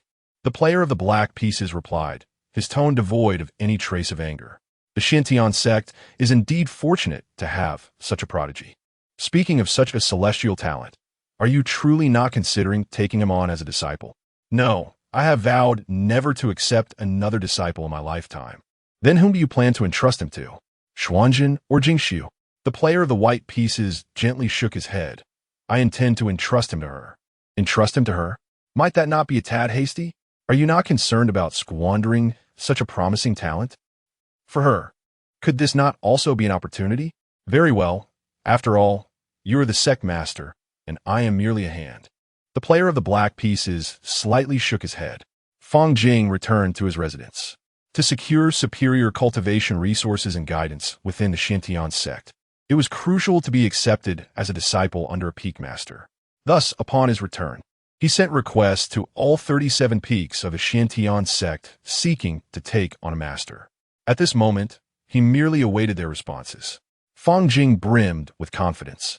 With his name etched upon the battle immortal monument at the 7th layer of chi refinement, how could he fail to attract the attention of a peak master? In his view, it was merely a matter of time. However, as a day passed, Fang Jing found himself still waiting for the anticipated invitation from the peak master. Just as confusion began to settle in, a gentle sound of footsteps reached his ears from outside. He raised his gaze, and before him appeared a graceful young maiden. The girl possessed a lithe figure and exquisite features, embodying a vivacity and gentleness that surpassed the ethereal beauty he had witnessed in the illusion of the battle fairy. She was captivating to the point of being unable to avert one's gaze. At 15, she was Shui Ling. To his surprise, "You truly reside here," she said, a hint of disdain flickering across her countenance. "After all, I am merely a novice who has only recently entered the fold for 2 years." Fang Jing chuckled softly. Shui Ling was momentarily taken aback, her expression darkening slightly, realizing that she had been bested by someone who had only begun their journey 2 years prior. Chapter 37. Meeting the true monarch. Fang Jing had only been cultivating for 2 years, yet he managed to defeat her. The mere thought of this filled Shui Ling with a profound sense of defeat. "I am here to deliver the Lianxing tear to you," she said, making an effort to suppress her emotions, her demeanor icy. "To my surprise, you truly came," Fang Jing remarked, raising an eyebrow, a flicker of astonishment flashing in his eyes. "Do you think I am the sort of person who does not keep their word? However, you must swear that you will never sell the Lianxing tear." Shui Ling fixed her serious gaze upon Fang Jing. "Rest assured, I will not," Fang Jing replied without hesitation. "Very well, follow me," Shui Ling said as she turned to leave. "Huh?" Fang Jing inquired, a look of confusion crossing his face. "Isn't the Lianxing tear with you?" Shui Ling paused it, turning back to him. "To be honest, my master, the true monarch of Bu, wishes to meet you." "The true monarch of Bu?" Fang Jing's eyes widened in disbelief. This revelation was entirely unexpected. He could not fathom why the true monarch would suddenly wish to see him. I no longer desire the Lianxing tear. Is it possible to forego this meeting?" Fang Jing tentatively proposed, a hint of trepidation in his gaze. He felt a sense of danger. The true monarch could easily crush him with a mere thought. "Impossible," Shui Linger replied decisively, leaving no room for negotiation. All right then, let us go. Fang Jing sighed in resignation, conceding to the circumstances. Shui Linger retrieved a flying spirit artifact from her storage pouch, an apparatus perfectly sized for two individuals to sit side by side. This flying artifact was quite unique, generally. Only cultivators who had reached the late stage of qi refinement could maneuver it with ease. If one's cultivation was insufficient, spirit stones could be used as fuel to enable its operation. We're off. Be careful not to fall, Shui Linger cautioned as she guided the flying artifact. In an instant, the artifact erupted with a wave of spiritual energy, soaring high into the sky, racing toward Bu Peak, one of the 37 peaks of the inner gate. After approximately half an hour of flight, Bu Peak came into view. As they approached, Fang Jing noticed someone waiting below. That's my sister, Shui Linger said. Upon closer inspection, the figure was indeed remarkable. It was Shui Chan-yi, her gaze fixed on Fang Jing, a faint smile gracing her lips. Fang Jing was taken aback, standing still as he felt the overwhelming presence radiating from Shui Chan-yi, despite her not exuding any discernible aura.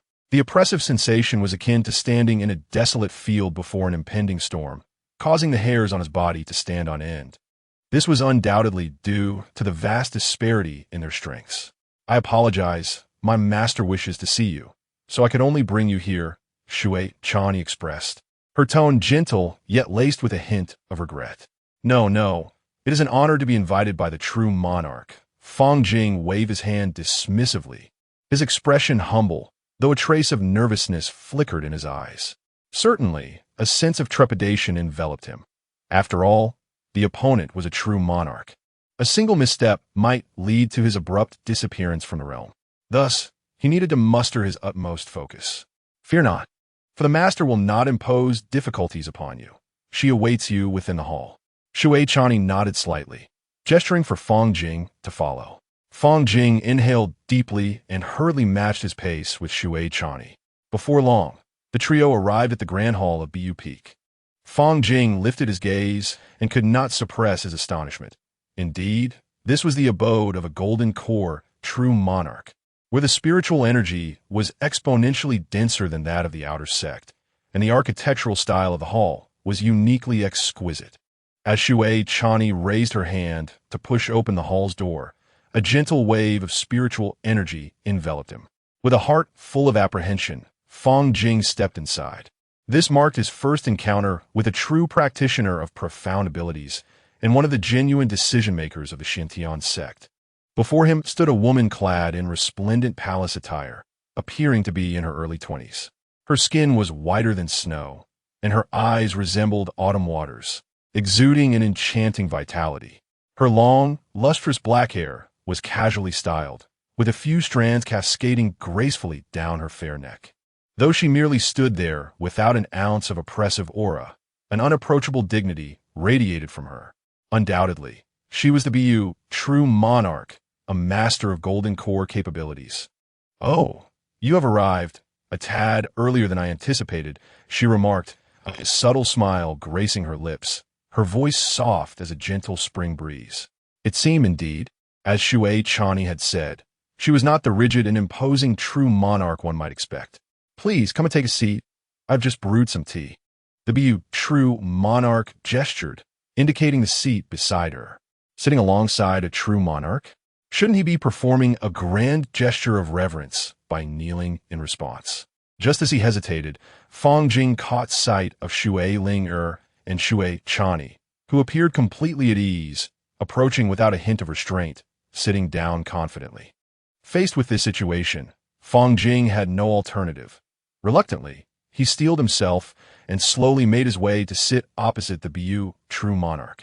The Bu true monarch did not speak first, but smiled warmly, encouraging them to savor the tea.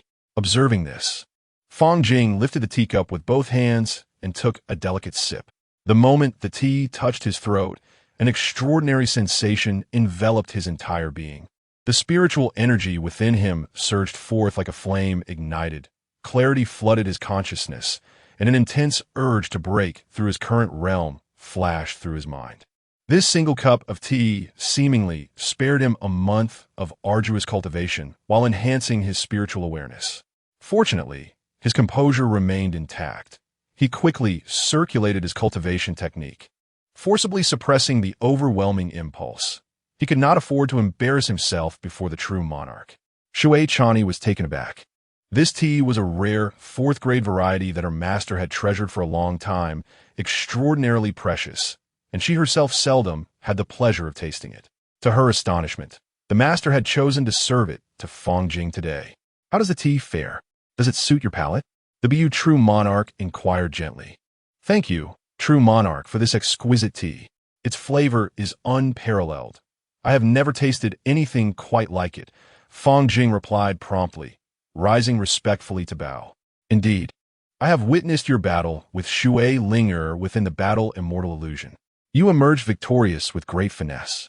The jade, true monarch, nodded subtly, a hint of admiration lacing her tone. However, she did not expect that Linger had actually bestowed the tear of compassion upon you.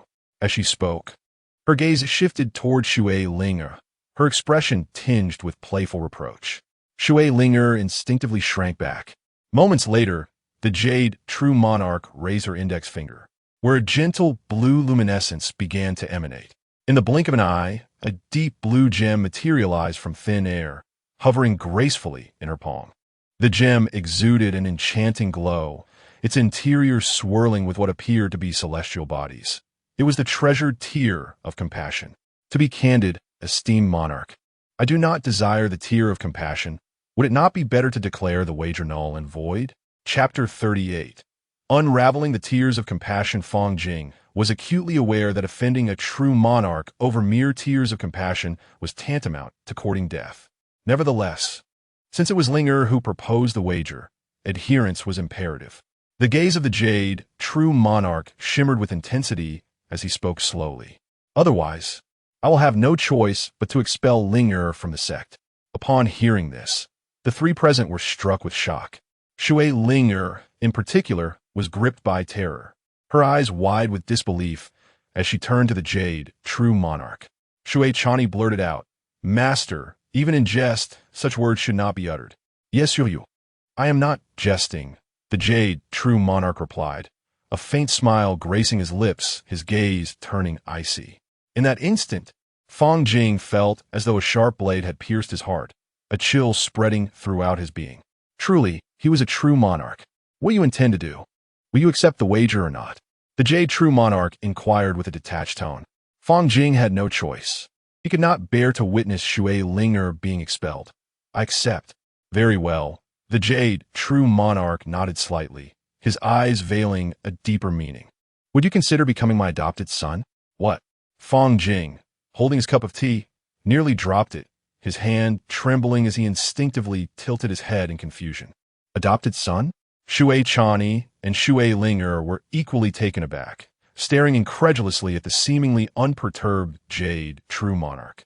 "Indeed, adopted son," the jade, true monarch affirmed, nodding again with unwavering conviction, devoid of any hint of jest. Fang Jing's mind was thrown into disarray, unable to fathom how the conversation had abruptly shifted to such an unexpected proposal. Was the jade, true monarch, playing with him? Yet, his demeanor suggested otherwise. However, becoming the adopted son of a true monarch might not be such a disadvantage after all. Fang Jing's thoughts raced.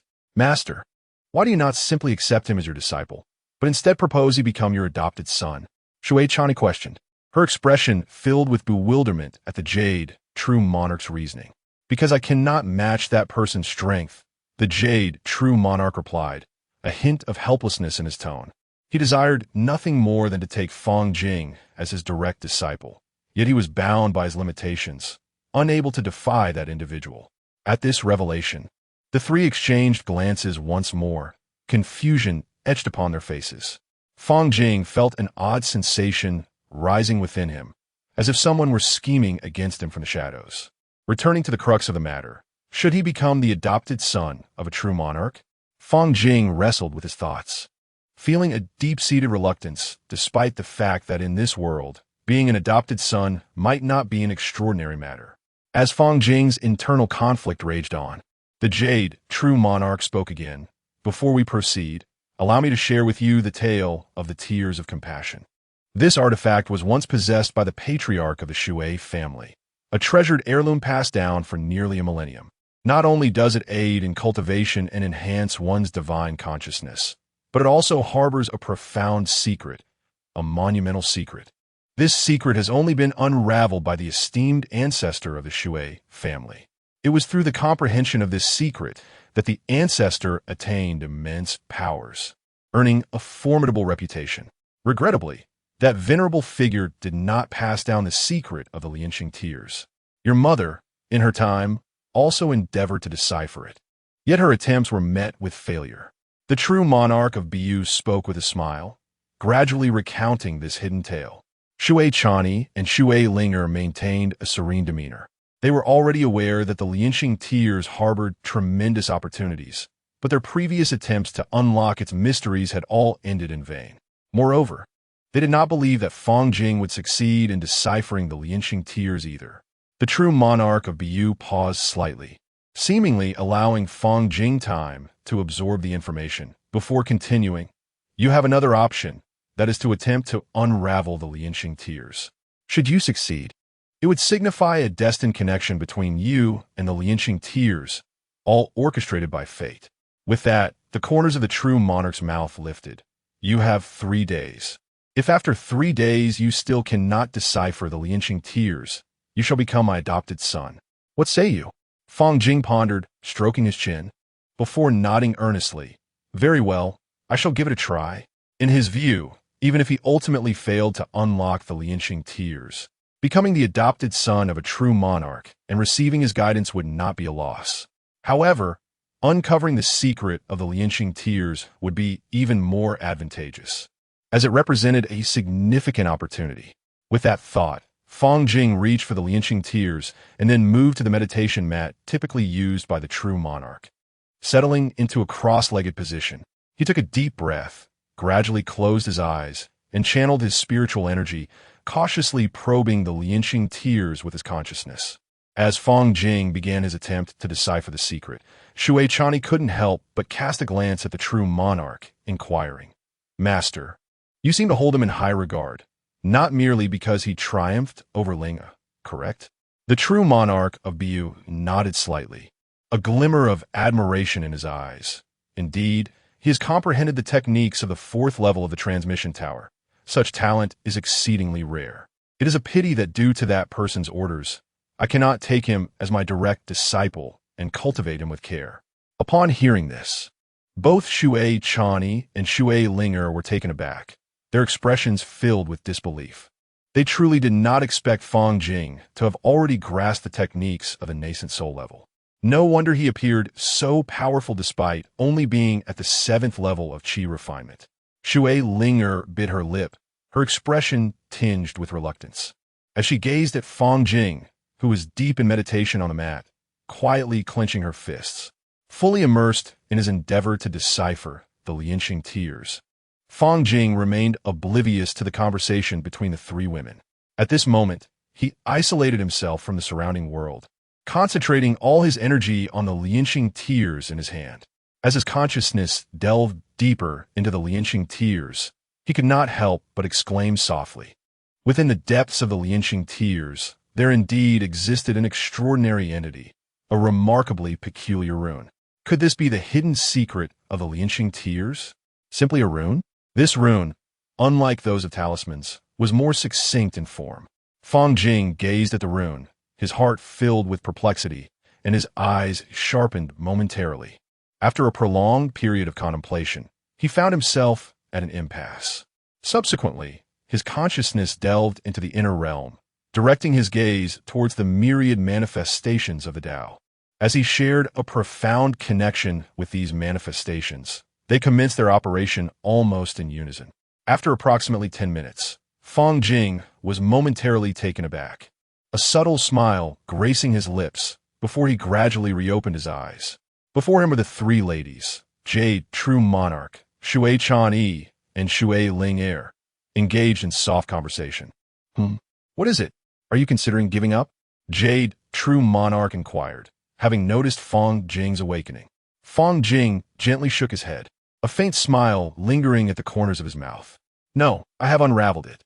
Chapter 39. The Star of Compassion Unveiled?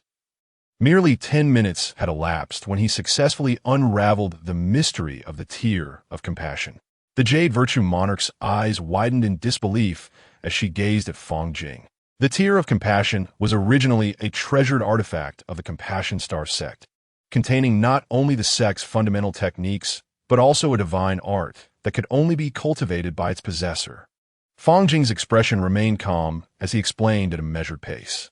Upon hearing this, the three women were momentarily taken aback, their faces etched with astonishment, their gazes fixed incredulously upon Fang Jing. The Jade Virtue Monarch observed most clearly. Fang Jing had indeed grasped the essence of the Tear of Compassion, as she could distinctly perceive that it had already recognized him as its master. Alas, it was indeed fate at play. The Jade Virtue Monarch sighed with a bittersweet smile. Such astonishing comprehension. No wonder he was able to fathom the techniques of the fourth level of the transmission tower. Even the Tear of Compassion, which had thwarted countless attempts over millennia, was deciphered by Fang Jing in a mere 10 minutes. This kind of talent is truly a once-in-a-thousand-years prodigy. I eagerly anticipate the day you master your divine abilities. The Jade Virtue Monarch expressed her heartfelt admiration. Fang Jing, with humility, graciously accepted her praise. His gaze gradually returned to the Tear of Compassion in his hand. During the process of unraveling its secrets, he had successfully discerned two exceedingly precious legacies, a cultivation technique and a breathtaking divine art. The technique was named the True Sutra of the Thousand Stars Refining the Soul, a premier skill of the nascent soul level. Its uniqueness lies in its ability to absorb boundless starlight and transform it into a source of power for one's cultivation. Practitioners of this technique could not only significantly refine and strengthen their physical bodies, but could astonishingly also hone their souls. It can be said that this is an extraordinary method that perfectly integrates the refinement of body, spirit, and soul, ranking among the finest of all nascent soul techniques. The divine art, accessible only to the possessor of the Tear of Compassion, was called the Star of Compassion, also known as Tears of the Stars.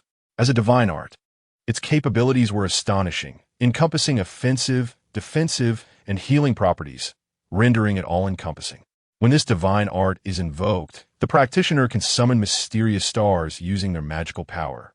These stars, though seemingly small, harbor immense strength, comprising three distinct types that boast remarkable functions in attack, defense, and healing, forming a harmonious triad of infinite transformations. With this divine art at his disposal, Fang Jing felt a surge of confidence, believing he could advance 20 ranks on the immortal battle steel. Moreover, this divine art was exceptionally unique, as only he, the holder of the Tear of Compassion, could fully comprehend it. Fang Jing turned to the Jade Virtue Monarch and earnestly proposed, "Elder Jade Virtue, I shall provide you with a copy of the True Sutra of the Thousand Stars Refining the Soul. After all, the Tears of the Starry Sky is an invaluable treasure that has been passed down through the sect of the Jade, True Monarch, for a millennium. It is only fitting that the insights gained from it should be returned in kind." With that thought, Fang Jing presented the meticulously transcribed True Scripture of Star Refining to the Jade, True Monarch. The monarch took it, casting a brief glance, and immediately discerned the extraordinary nature of the technique, especially since Fang Jing had thoughtfully detailed the foundational training methods within. The Jade True Monarch couldn't help but marvel once again at Fang Jing's astonishing aptitude, and then handed the technique to Shui Ling, saying, "This method is quite compatible with you. You may cultivate it from now on." After saying this, the Jade True Monarch turned to Fang Jing, his expression calm, and slowly remarked, "It would not be proper to accept this technique without due compensation.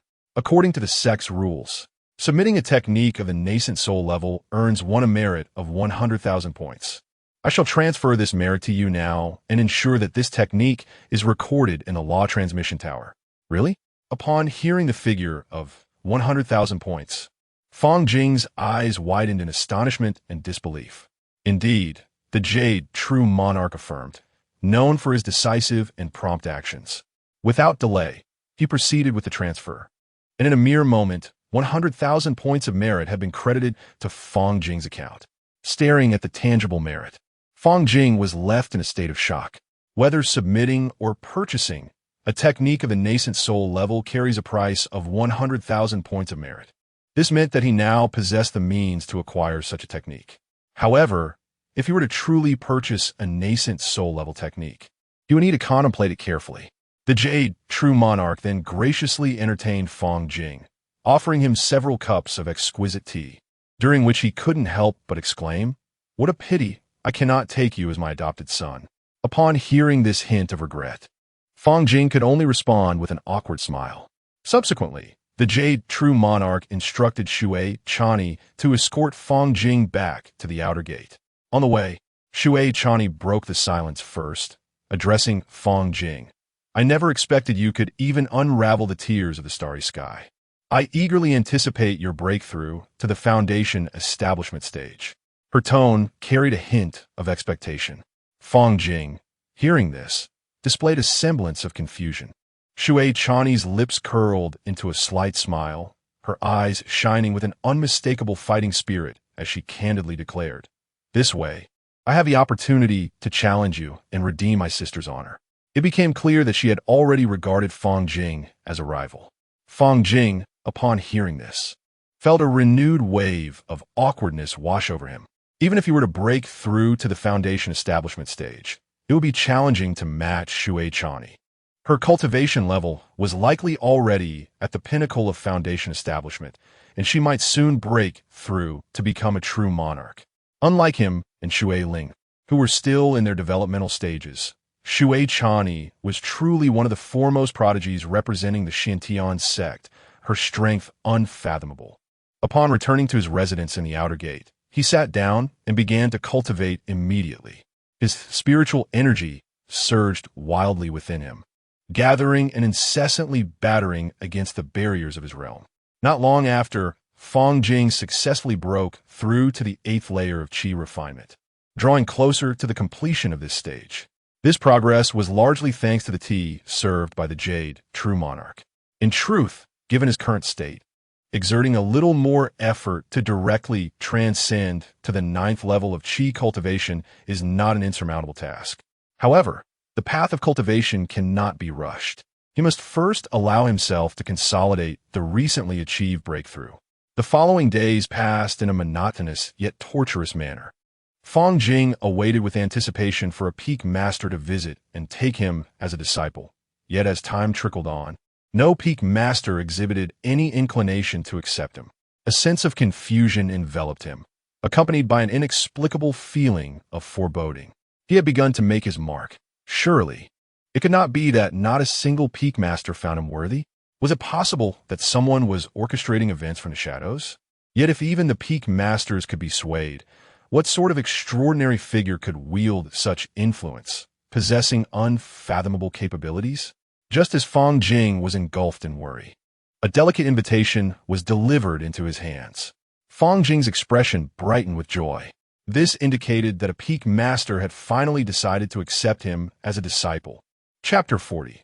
The true monarch of the Crimson Sky, Fang Jing, after much anticipation, finally received an invitation from the Golden Core True Monarch. He took a deep breath and slowly unfolded the letter. The 4 characters, True Monarch of the Crimson Sky, caught his eye. True Monarch of the Crimson Sky? Fang Jing murmured, his mind racing to recall the names of the 37 true monarchs he had memorized, but he could not place this one. Was there such a true monarch? No, there was indeed one. The true monarch of the Crimson Sky was notoriously enigmatic and low profile within the Xiantian sect, and he was also widely regarded as the weakest of the true monarchs. It was said that he was entirely devoted to arduous cultivation and never took on disciples. How could he suddenly choose to take Fang Jing as his disciple?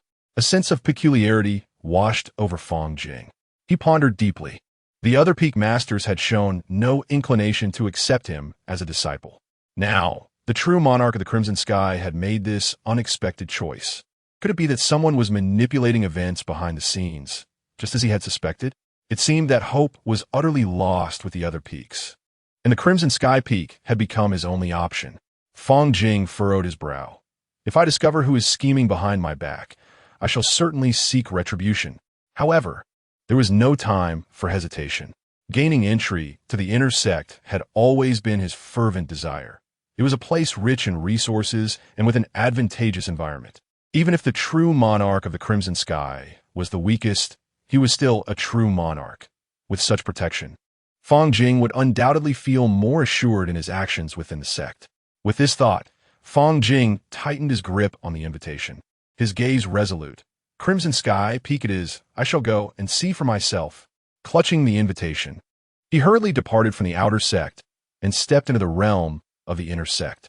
Along the way, armed with this emblematic invitation signifying his status as a disciple, he passed through without encountering any obstacles, swiftly arriving at the Crimson Sky Peak. As the scene atop Crimson Sky Peak unfolded before him, Fang Jing was rendered speechless, murmuring, "Is this truly the true monarch's abode?" His disbelief washed over him, his mind momentarily adrift.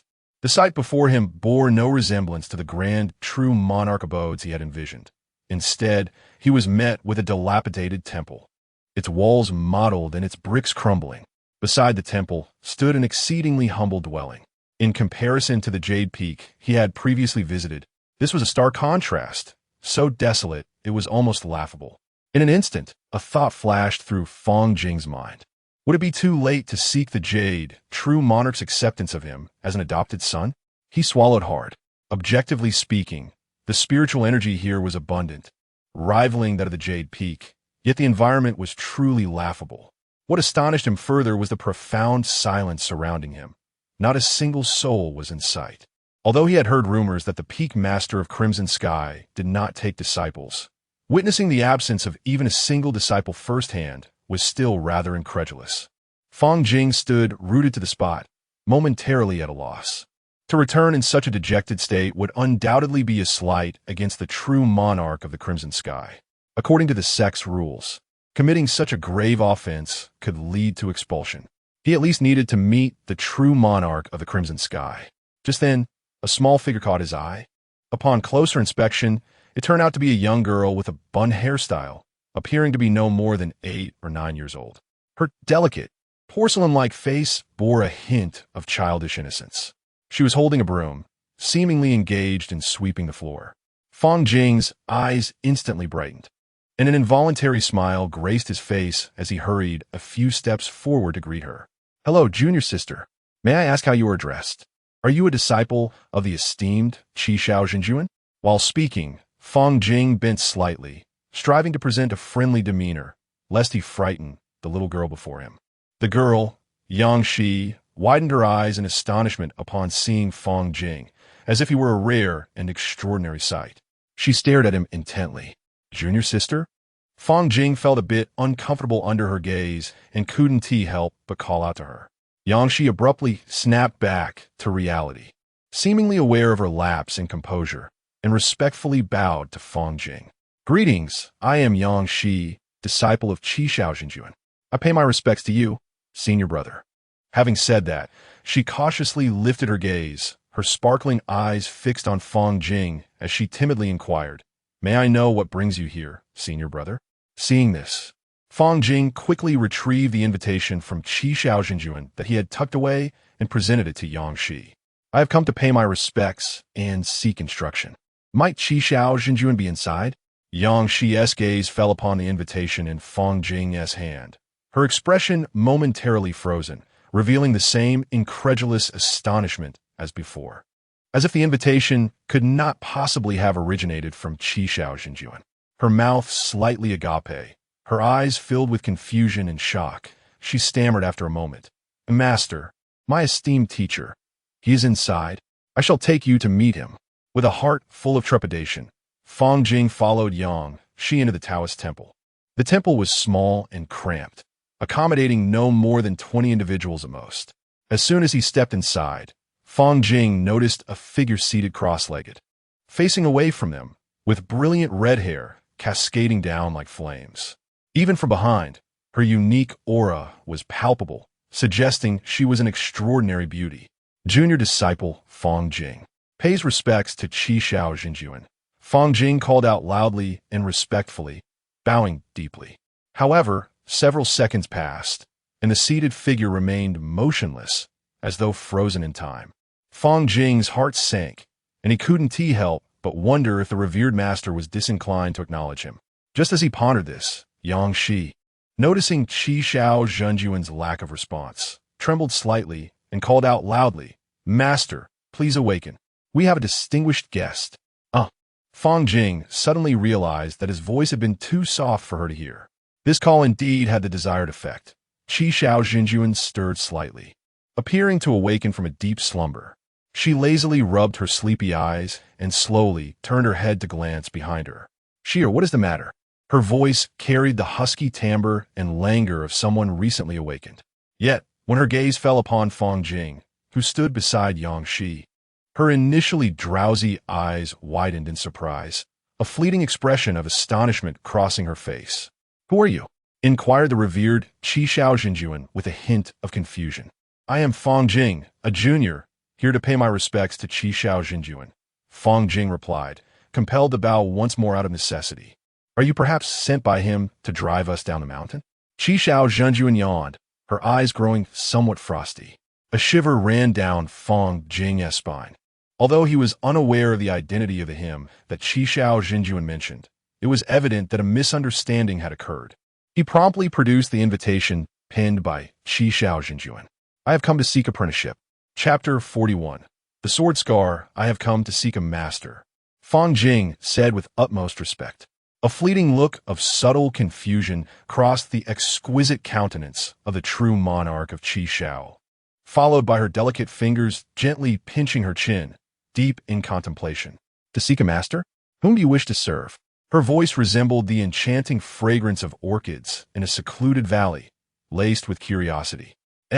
Fang Jing was momentarily taken aback, his heart filled with doubt. "Was it not you who summoned me to seek a master?" Nevertheless, he maintained his humble demeanor and promptly replied, the true monarch jest, "It is, of course. You whom I wish to serve as my master." You wish to take me as your master?" The true monarch of Qi Xiao was rendered speechless by his words. Fang Jing felt a sense of helplessness within. He never anticipated that a revered true monarch would be so astonished by such a matter, lacking the usual aloofness expected of one in her exalted position. It was worth noting that both the previous true monarch of Bu and the current true monarch of Qi Xiao treated him, a lowly cultivator, with equal respect rather than condescension. Could it be that the atmosphere of the Xiantian sect was particularly unique? Indeed, Fang Jing nodded earnestly. "Return, for I do not take disciples." The gaze of the true monarch flickered, her tone calm, yet unmistakably firm. Fang Jing was once again taken aback, but quickly regained his composure, hastily offering her the invitation he had received in her own handwriting.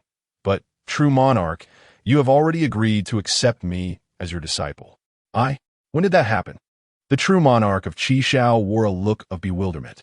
Almost immediately, she waved her hand lightly, and a gentle stream of spiritual energy drew the invitation from Fang Jing's grasp into her own.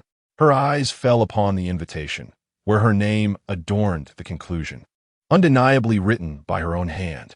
Yet, no matter how hard she tried to recall, the memory of having sent the invitation and accepted a disciple was a blank slate. Could it be that someone was scheming in the shadows? A glimmer of cold light flashed in her eyes at this thought. The true monarch of Qi Xiao fell into deep contemplation for a prolonged moment. Finally, her eyes sparkled with a newfound resolve. Although she had no intention of taking a disciple, now that the invitation had been extended, sending Fang Jing away without further ado would be somewhat inappropriate. With this in mind, the true monarch of Qi Xiao's gaze flickered as she slowly rose, gracefully approaching Fang Jing. "I can take you as my disciple, but there is a prerequisite." Her voice was bright and melodious. "A prerequisite?" Fang Jing instinctively echoed.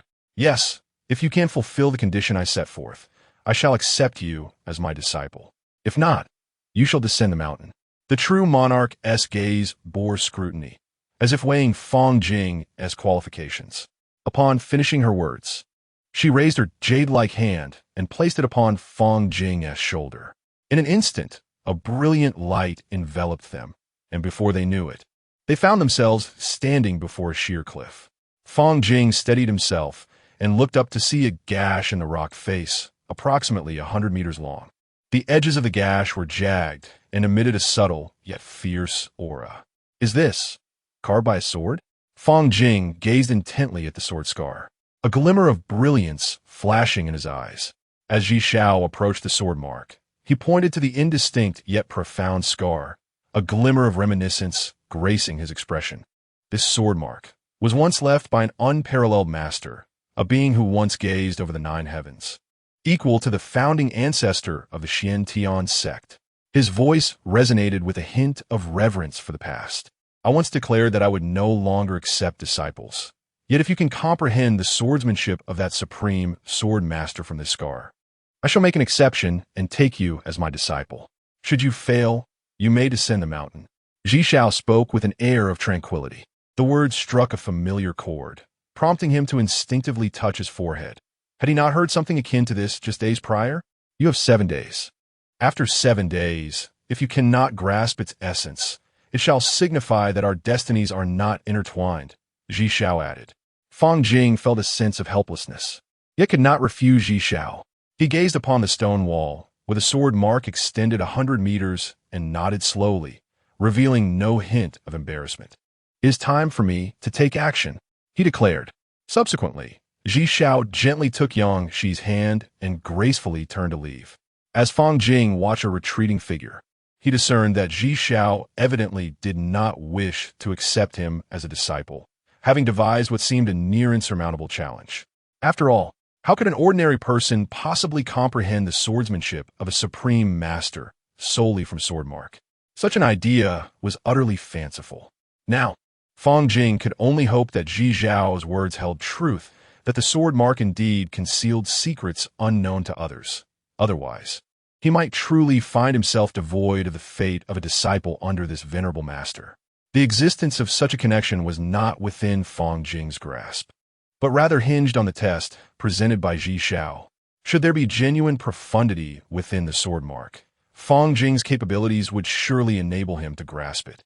Yet, if it merely represented an ordinary scar, he would harbor no regrets, accepting the reality that he lacked the destined bond with Ji Xiao.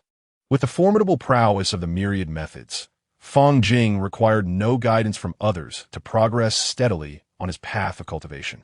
His desire to be mentored by the Golden Pill Master stemmed solely from a wish to save time and avoid unnecessary detours. Thus, even if he could not become Ji Xiao's disciple, he would feel no sense of loss.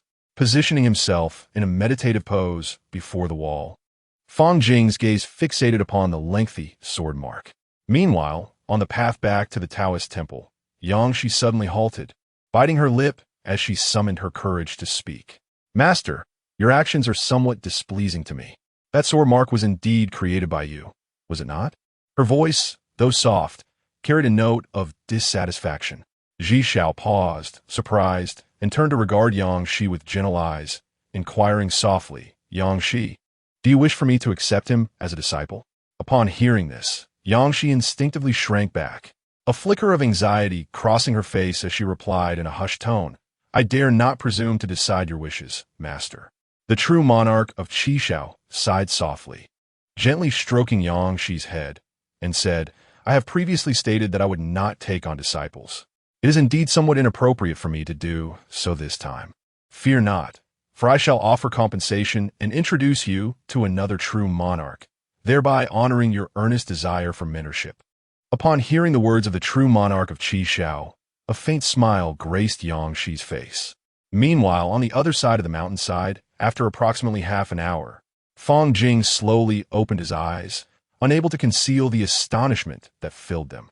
He had thought that the true monarch of Qi Xiao was deceiving him, but to his surprise, it truly was a sword scar left by an unparalleled powerhouse. The myriad laws of the Daoyuan body had successfully unraveled a profound sword technique from this scar, and it was remarkably potent. Chapter 42. Silent sword time rewound for a brief moment. Fang Jing's gaze was firmly fixed upon the sword mark on the mountain wall, attempting to uncover a hint of its mystery. Yet, no matter how intently he scrutinized and pondered, All that met his eyes was an ordinary sword scar, devoid of any peculiarities. In exasperation, Fang Jing gradually closed his eyes, delving deep into his inner landscape. Wanfandao body, come to life. Fang Jing directed his attention to the Wanfandao body. As it operated with full force, an extraordinary sensation surged within him. Every detail of the sword scar, from its surface texture to the secrets hidden within the depths of time, lay bare under the scrutiny of his Wanfandao body. In an instant of shared memories with the Wanfandao body, Fang Jing's form faltered slightly. Memories cascaded back like a tide, transporting him through the corridors of time to a bygone scene. He beheld a woman clad in simple garments, her figure light and graceful. With subtle steps, she waved her hand, and her long sword streaked across the night sky like a meteor, etching a 100-meter sword scar upon a mountain wall. There were no earth-shattering fluctuations of power, no dazzling flashes of light. It was merely a seemingly casual strike that contained immense strength. Fang Jing's heart quaked. This was the essence of sword intent. This woman was a sword cultivator, leaving behind an imprint on the mountain wall with her pure sword intent. As the scene gradually faded, so too did the memory. Fang Jing slowly opened his eyes, unable to conceal the shock and delight within them. He had underestimated the marvel of the Wanfandao body, which enabled him to grasp this sword technique from the memories of the past. The sword technique, silent sword decision. Fang Jing sensed that this sword technique was perhaps incomplete, possessing only half of its entirety. After all, the one who carved this sword mark had merely manifested this singular ability. Even so, this fragment alone bore an astonishing lethality. When compared to the second-tier spell, 7 Swords of Light, it was utterly insignificant. This was a technique capable of severing space, rendering all things silent beneath a single strike, undoubtedly belonging to the upper echelons of divine abilities. At this moment, Fang Jing silently rejoiced at his arrival at Qishao Peak. Who would have imagined that he could so fortuitously acquire such a formidable technique here? Furthermore, the one who left this sword technique behind must surely be the true Lord of Qishao. Could it be that he had misjudged her earlier, and that the true Lord of Qishao was, in fact, a benevolent person? No, the true Lord of Qishao likely never anticipated that he possessed the Wanfandao body, a truly extraordinary boon. Now that he had comprehended the divine ability, he could indeed return to report to the true Lord of Qishao. However, it was still early. To have grasped a divine ability in such a short span of time could not merely be attributed to exceptional insight. It was nothing short of monstrous. Since the true Lord of Qishao had granted him a 7-day grace period, it would be prudent to wait a little longer. With this contemplation, Fang Jing settled his mind and began to study and practice the silent sword decision. He wondered if, within the 7 days, he could unravel the mysteries of this divine ability and thereby gain entry into its depths. Meanwhile, the true Lord of Qishao's gaze fell upon Yang Shi, who was tidying up outside, her eyes shimmering slightly. Subsequently, her gaze shifted towards Fang Jing, who was engrossed in deciphering the sword mark on the back mountain. She was resolute in her belief that Fang Jing could not possibly comprehend anything. It was a certainty beyond doubt. After all, that sword mark was merely a casual slash she had made during her cultivation of divine abilities, devoid of any profound significance. As she contemplated the apprenticeship invitation in her hand, her thoughts gradually crystallized. She was certain she had never sent Fang Jing an invitation, leaving only one possibility: falsification. The number of individuals capable of forging her apprenticeship invitation was exceedingly limited. Could it be one of the 36 peak masters besides herself? No, they had no reason to do so. Suddenly, a figure flashed through her mind. Could it be him? If it truly were him, why would he want to place Fang Jing under her tutelage? What was so special about Fang Jing? After a brief observation, she had not detected anything unusual about him. Moreover, she had sworn an oath not to accept any disciples. Regardless of Fang Jing's extraordinary talents, her resolve remained unaltered. Yet, to whom should she now recommend Fang Jing? The true monarch of Qishao pondered silently. She had nearly severed ties with the outside world over the years. Upon further reflection, there was indeed one person left, true monarch by you, if she recalled correctly. Although she was reluctant to meet that individual at this juncture, there seemed to be no other alternative but to introduce Fang Jing to her. Given their past camaraderie, true monarch by you should be willing to accept Fang Jing, shouldn't she? 3 days passed in the blink of an eye. 4 days remained. The true monarch of Qi Shao slowly opened her eyes. For some inexplicable reason, she found it difficult to enter a meditative state again. She gazed at Fang Jing, who was still seated cross-legged on the back mountain, contemplating the sword mark, her eyes flickering with uncertainty. The conundrum she had presented to Fang Jing was nearly insurmountable, a fact she was acutely aware of. This approach felt somewhat inappropriate. With this thought, the true monarch of Qi Zhao's figure flickered, and she vanished from her original spot. Just a final step remained to grasp the essence of this silent sword technique. Fang Jing's heart surged with excitement, his blood boiling at the prospect of entering this realm of divine abilities. At that moment, an ethereal figure appeared beside him without warning. Upon closer inspection, it was the true monarch of Qi Shao. To be frank, I do not believe you can glean any insights from this sword mark. How about this? I shall impart a refined sword technique to you, and then recommend you to study under another true monarch. The true monarch of Qi Shao's gaze was tranquil. Fang Jing was taken aback by her sudden change of heart. He was utterly perplexed. How could the true monarch of Qi Shao have reversed her decision so abruptly? Yet, having already comprehended this divine ability, was it not too late to say such things? How could he pretend as if nothing had transpired? Fang Jing resolutely shook his head, his demeanor firm and his tone sincere. Thank you for your kindness, true monarch. But I am convinced that I will uncover the mysteries within this sword mark. The true monarch of Qi Shao was momentarily stunned, clearly unprepared for Fang Jing's stubbornness. Words once spoken could not be retracted, as she found herself at a loss for further comment. Is that so? Then I wish you the best of luck. As soon as she finished speaking, her figure dissipated like a wisp of smoke, vanishing in an instant. Her intentions were noble. She wished for Fang Jing to timely cut his losses and seek alternative paths. However, since this young man was so stubbornly infatuated, let him face the relentless challenges of this insurmountable dilemma. After all, once the 7 days had elapsed, he would have no choice but to accept another fate, a predetermined reality. When the figure of the true monarch Qi Shao vanished, he was unexpectedly delighted to discover that he had successfully grasped the silent sword technique. The mystical arts had fully integrated into his very essence, transforming into his own formidable power. Truly, the true monarch Qi Shao was his lucky star. Nevertheless, Fang Jing did not immediately rise to seek out the true monarch. Instead, he quietly remained in the secluded mountains for another 4 days. At last, on the morning of the 7th day, Fang Jing, brimming with vitality, made his way to the slightly dilapidated Taoist temple ahead. Before even stepping inside, he noticed that both the true monarch Qi Shao and Yang she had been patiently awaiting his arrival. Chapter 43. The defeat of the true monarch. 7 days have swiftly elapsed, and the deadline set by the true monarch of Red Sky has arrived. At this moment, Fang Jing has completely mastered the divine skill, the silent sword technique. This technique is an exceptionally formidable offensive ability. He is now confident that he can advance 40 ranks within the Battle Immortal Tablet, relying solely on the silent sword technique. Fang Jing approached the Taoist temple and noticed that the true monarch of Red Sky and Yang she had been waiting there.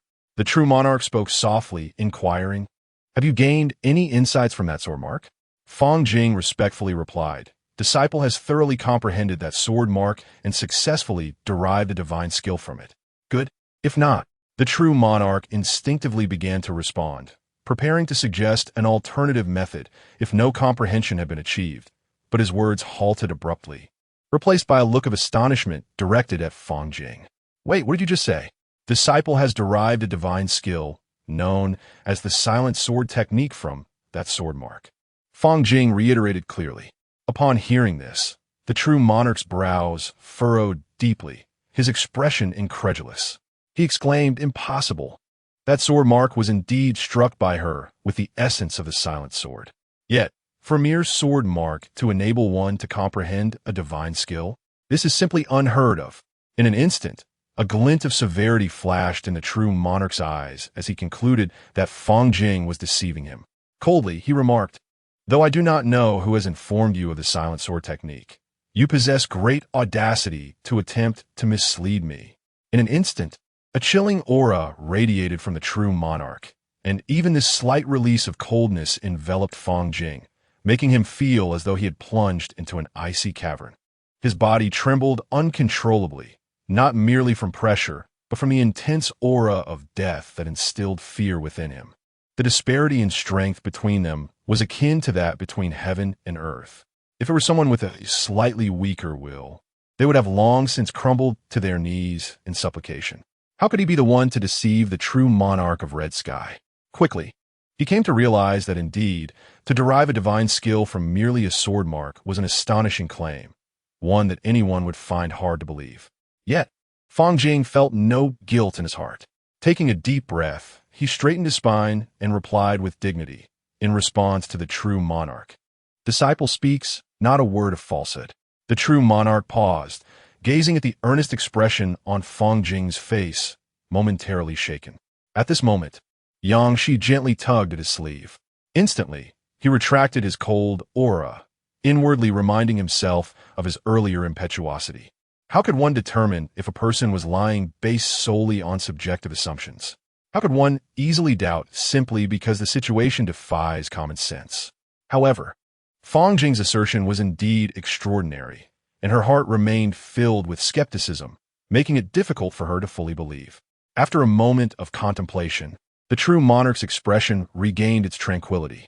He looked at Fang Jing and stated, "Since you insist that you have comprehended a divine skill, then demonstrate it before me. Draw a sword and show me the technique you have grasped." Draw a sword before the true monarch? Fang Jing was momentarily taken aback. "What? Is it beyond your capability?" "No."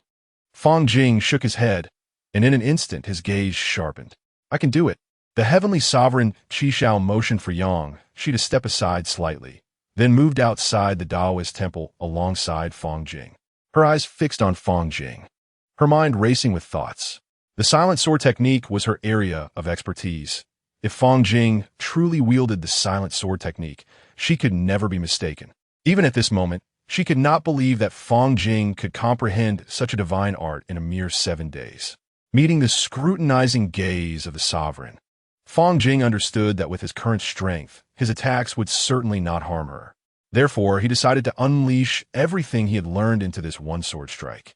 In an instant, the aura of his 8th level of Qi refinement surged forth without reservation. 7 swords of light, shadow strike, divine art, star of compassion, divina, silent sword technique, combining spells and divine arts. He aimed to prove himself with this strike. He felt his entire power being drawn towards this one sword. It mattered not. He simply needed to execute the strike. With a slight smile curling at the corners of his mouth, Fang Jing vanished from his original position. Whoosh!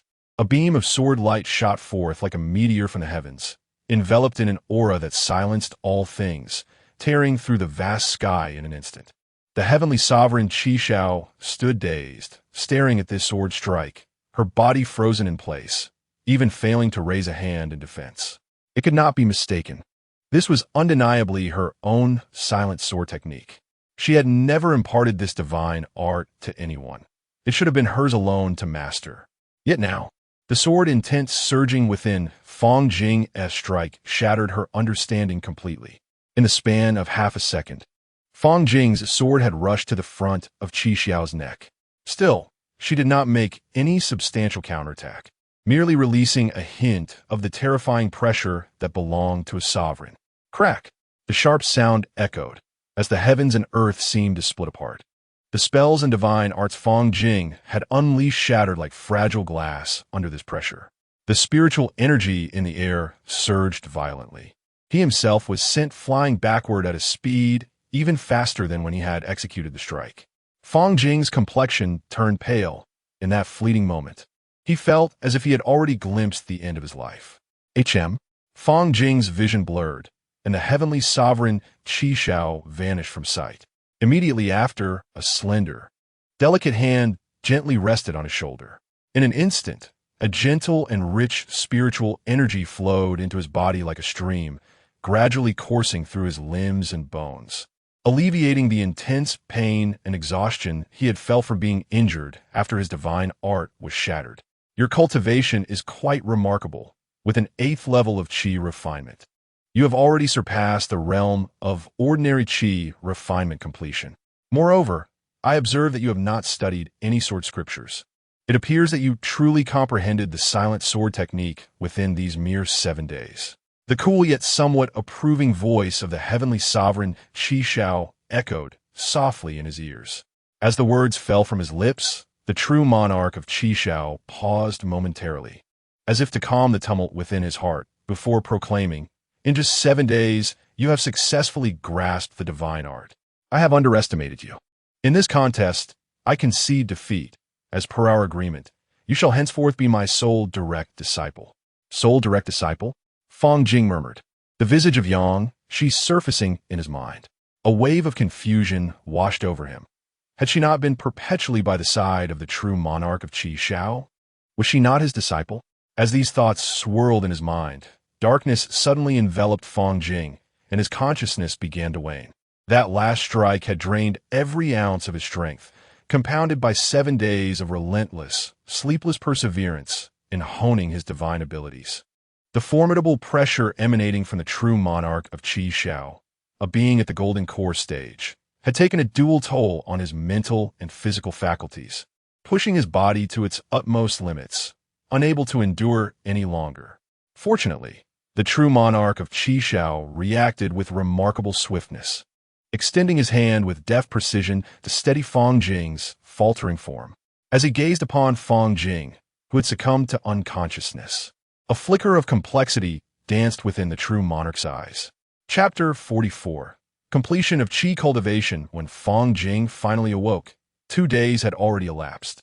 Rising from his slumber, he stepped out of the somewhat dilapidated dwelling.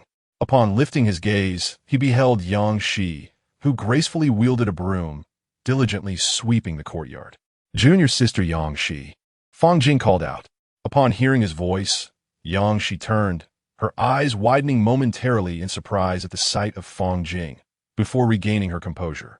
"Senior brother, Master awaits you in the temple and has instructed that you visit her as soon as you awaken." Nodding in acknowledgement, Fang Jing adjusted his attire and made his way towards the temple, gently pushing open the ancient door. In contrast to their first meeting when the true monarch of Qi Shao had her back to him, she now sat facing the door. Upon hearing the creaking of the door, she slowly opened her eyes, her gaze calm as it settled upon Fang Jing. "Younger disciple Fang Jing pays respects to true monarch Qi Shao," he said, bowing deeply with his hands clasped. "You are now my disciple. Henceforth, there is no need for such formalities," the true monarch Qi Shao replied in a tranquil tone, laced with a hint of detachment. Reflecting on their prior agreement, she had intended to challenge Fang Jing. Yet she was astonished to discover that he had indeed comprehended the essence sword technique. Thus, she found herself bested by this young man, and in turn, he became her disciple. Upon hearing her words, Fang Jing did not rise, but instead performed a profound bow, his sincerity evident. "Disciple Fang Jing humbly greets master." The true monarch Qi Shao nodded gently, a fleeting glimmer of approval flickering in her eyes. She then rose slowly, her gaze upon Fang Jing imbued with scrutiny and contemplation. "The cultivation method you practice is truly exceptional, surpassing the profundity of my own." Fang Jing felt a jolt of surprise.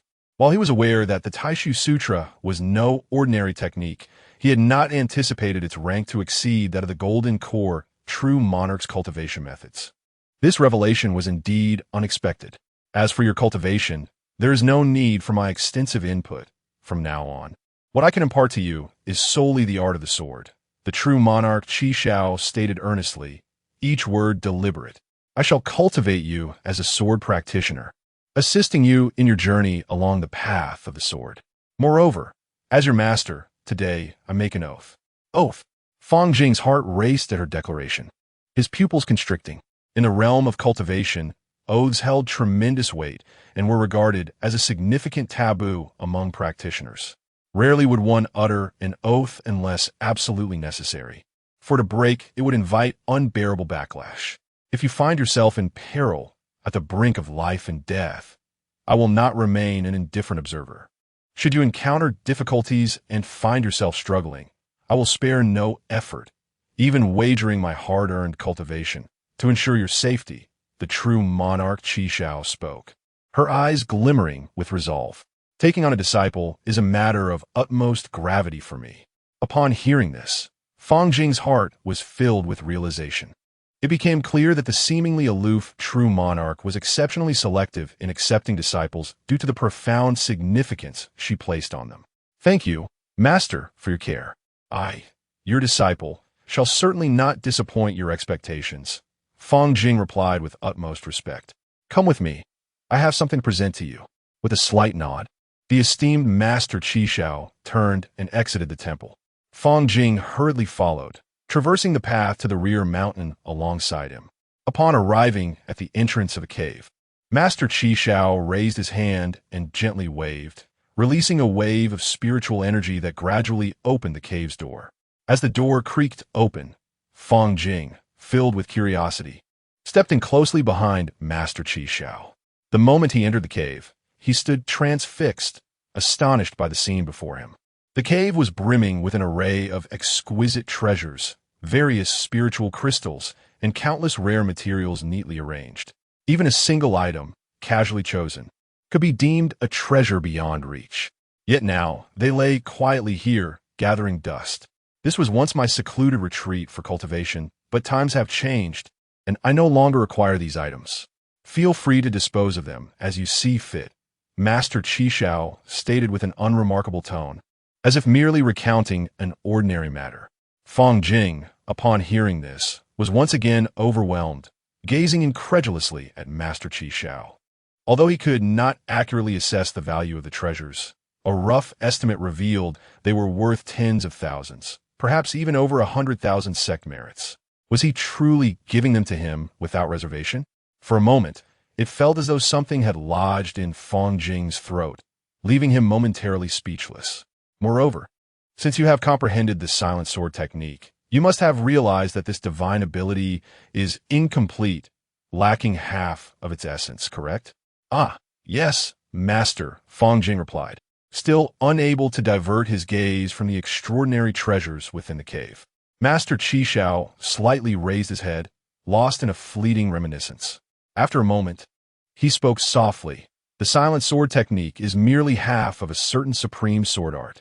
The complete technique possesses terrifying lethality. Once unleashed, it alters the very fabric of reality. Therefore, until you have mastered the silent sword technique to its fullest, I will not impart the other half of the divine ability to you. Fang Jing fully understood this. Formidable abilities often came with unforeseen repercussions. Without the necessary foundation, attempting to cultivate such powers could easily lead to perilous consequences. In truth, deep within, Fang Jing did not harbor excessive greed for such divine abilities. After all, he possessed the transcendent body of myriad laws, and he was confident in his own capability to forge a technique more powerful than any existing divine ability. Regarding that girl Yangshi, she is lively by nature and may sometimes act impulsively. I hope you will be patient with her, Master Qi Shao remarked, a hint of concern evident in his expression. Fang Jing promptly nodded, his tone resolute. Rest assured, Master, I shall treat Yangshi as a dear sister and protect her well. Very well. Master Qi Shao nodded in satisfaction, a gentle smile gracing his features. He then assumed a serious demeanor, meticulously elucidating the intricacies of the silent sword technique, dissecting each critical aspect with profound insight, reflecting his deep mastery of the sword arts. After explaining the sword technique, he patiently introduced Fang Jing to the rules of Qi Shao Mountain. Although it is referred to as rules, in reality, they are quite relaxed and free. After all, there are only 3 individuals on Qi Shao Mountain: the esteemed Master Qi Shao Jinjuan, Fang Jing, and Yangshi, with no overwhelming affairs or stringent regulations. It was from this day forth that Fang Jing officially embarked on the path of cultivation at Qi Shao Mountain, becoming a formal disciple. His status elevated from that of an ordinary outer disciple to a cherished inner disciple, personally taught by the Golden Core, true monarch. Thus, a year swiftly elapsed. On this very day, Fang Jing successfully broke through to the pinnacle of qi refinement. Chapter 45. The upcoming trial time flies like a fleeting shadow, and Fang Jing has devoted himself to profound cultivation on Qi Shao Peak for an entire year. The spiritual energy on Qi Shao Peak is immensely richer than that of the outer sect, and coupled with Fang Jing's innate talent for the myriad paths of cultivation, his journey has faced no obstacles. In just a year, he successfully broke through to the pinnacle of Qi refinement, achieving a state of perfection with remarkable ease. However, the path of cultivation invariably becomes more arduous as one progresses. At this moment, breaking into the foundation establishment stage is no simple feat. The foundation establishment stage is a crucial phase where one's spiritual consciousness solidifies, and those who enter this realm are revered as true practitioners. The disparity in strength between them and Qi refinement cultivators is akin to the difference between heaven and earth. Although Fang Jing has mastered 3 supernatural abilities and is proficient in several second-tier spells, he does not possess absolute confidence in defeating even the weakest foundation establishment cultivators.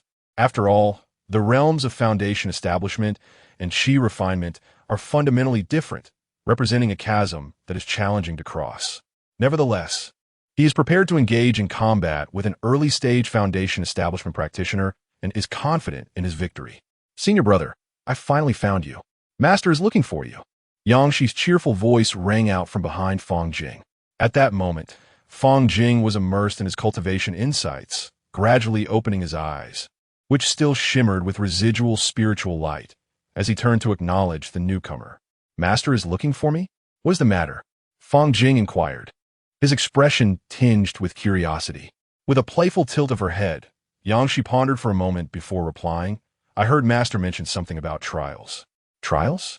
He indeed had a vague recollection of such trials, but the specifics of the arrangements eluded him at that moment. After all, for the entire year, Fang Jing had been wholeheartedly engrossed in his cultivation, often spending entire days in the cultivation chamber. This relentless dedication had finally enabled him to break through to the perfect state of Qi refinement. Consequently, the trivial matters of the outside world had all but faded from his mind. Since Master had summoned him, Fang Jing naturally did not dare to be careless. Gulme, let's go together to see Master. As he spoke, he gently took Yang Shi's delicate hand, and the two of them walked side by side towards the residence of the true monarch Qi Shao. Along the way, Fang Jing glanced down at the 8-year-old Yang Shi, who was petite and moved with an energetic gait, occasionally glancing around with innocent curiosity. Observing her untainted demeanor, questions regarding her identity began to surface in Fang Jing's mind. He distinctly remembered Master stating that he had only one disciple, yet Yang Shi's presence contradicted that claim. It seemed that Master was somewhat reticent when it came to discussing Yang Shi. Fang Jing secretly speculated whether Yang Shi might be Master's daughter. However, from his observations, Master did not appear to be someone with a partner, and achieving the true monarch realm makes the prospect of bearing offspring exceedingly difficult. More crucially, Fang Jing's keen insight assured him that there was no blood relation between Yang Shi and the true monarch Qi Shao. In truth, Fang Jing did not intend to pry into Yang Shi's secret. After a year of close companionship, he had already come to regard Yang Shi as his own sister. If anyone dared to bring harm to her, he would undoubtedly not show mercy. Before long, Fang Jing and Yang Shi arrived at the Taoist temple situated at the foot of the rear mountain. You have come. I would like to hear your thoughts on this matter, spoke the venerable Qi Shao Jinjuan, adorned in his Taoist robe, awaiting Fang Jing's arrival with a serene gaze. My thoughts? Fang Jing slightly inclined his body in acknowledgement. The Xiantian sect has summoned disciples of the late Qi refinement stage and above to embark on a demon-slaying expedition for training. And you are included in this initiative. Qi Shao Zhenjuan's voice was calm, yet it concealed a hint of concern. As a true sovereign, I possess the authority to decline on your behalf, yet I must first understand your wishes. Do you wish to partake in this training? Fang Jing's mind stirred. He had not anticipated such a matter. He instinctively stroked his chin, sinking into contemplation. It appeared that although this training bore a semblance of compulsion, it also represented a rare opportunity for broadening one's horizons and honing oneself.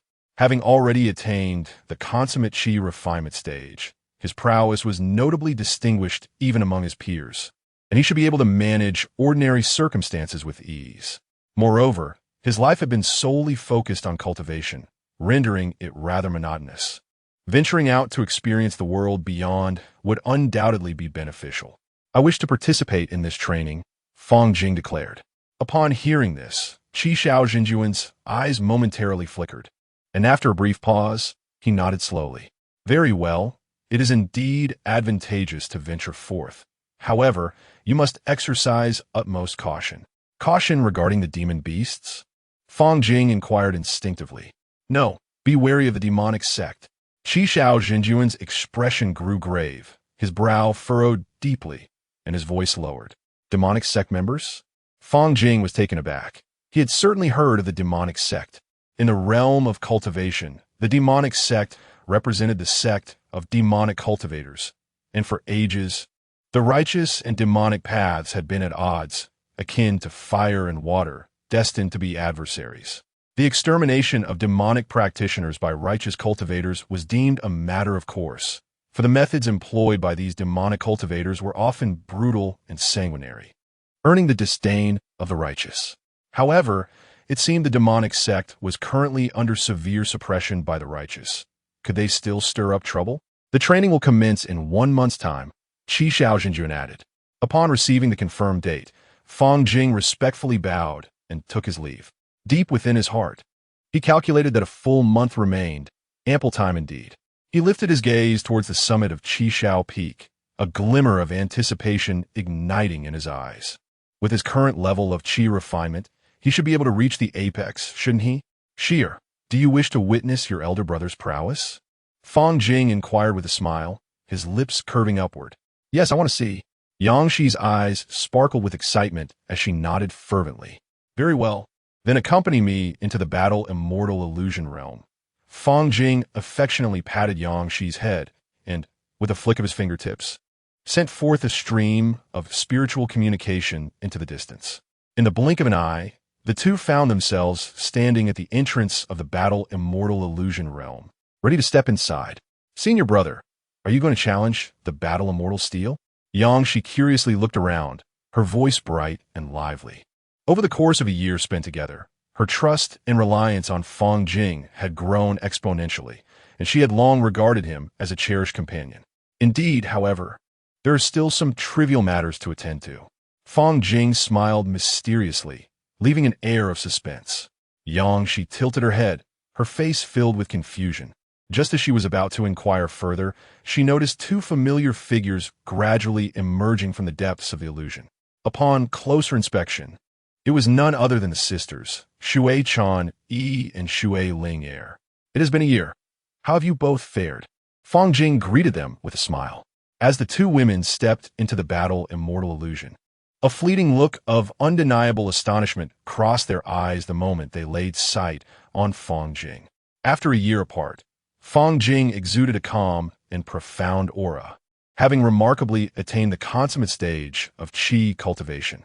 Such rapid progress in just a year was truly astonishing. Chapter 46. The Two Swords Defeat Ling Er.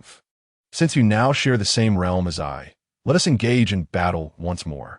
The fighting spirits surged in Xue Ling Er's eyes as she fixed her gaze intently upon Fang Jing. Fang Jing nodded in agreement, feeling no aversion to Xue Ling Er's direct challenge. Rather, a sense of anticipation began to swell within him. It was at this moment that Xue Chani noticed Fang Jing was no longer garbed as an outer sect disciple. Her gaze shifted to Yang Shi beside him, prompting her to inquire, "Have you already joined the inner sect under a peak master?"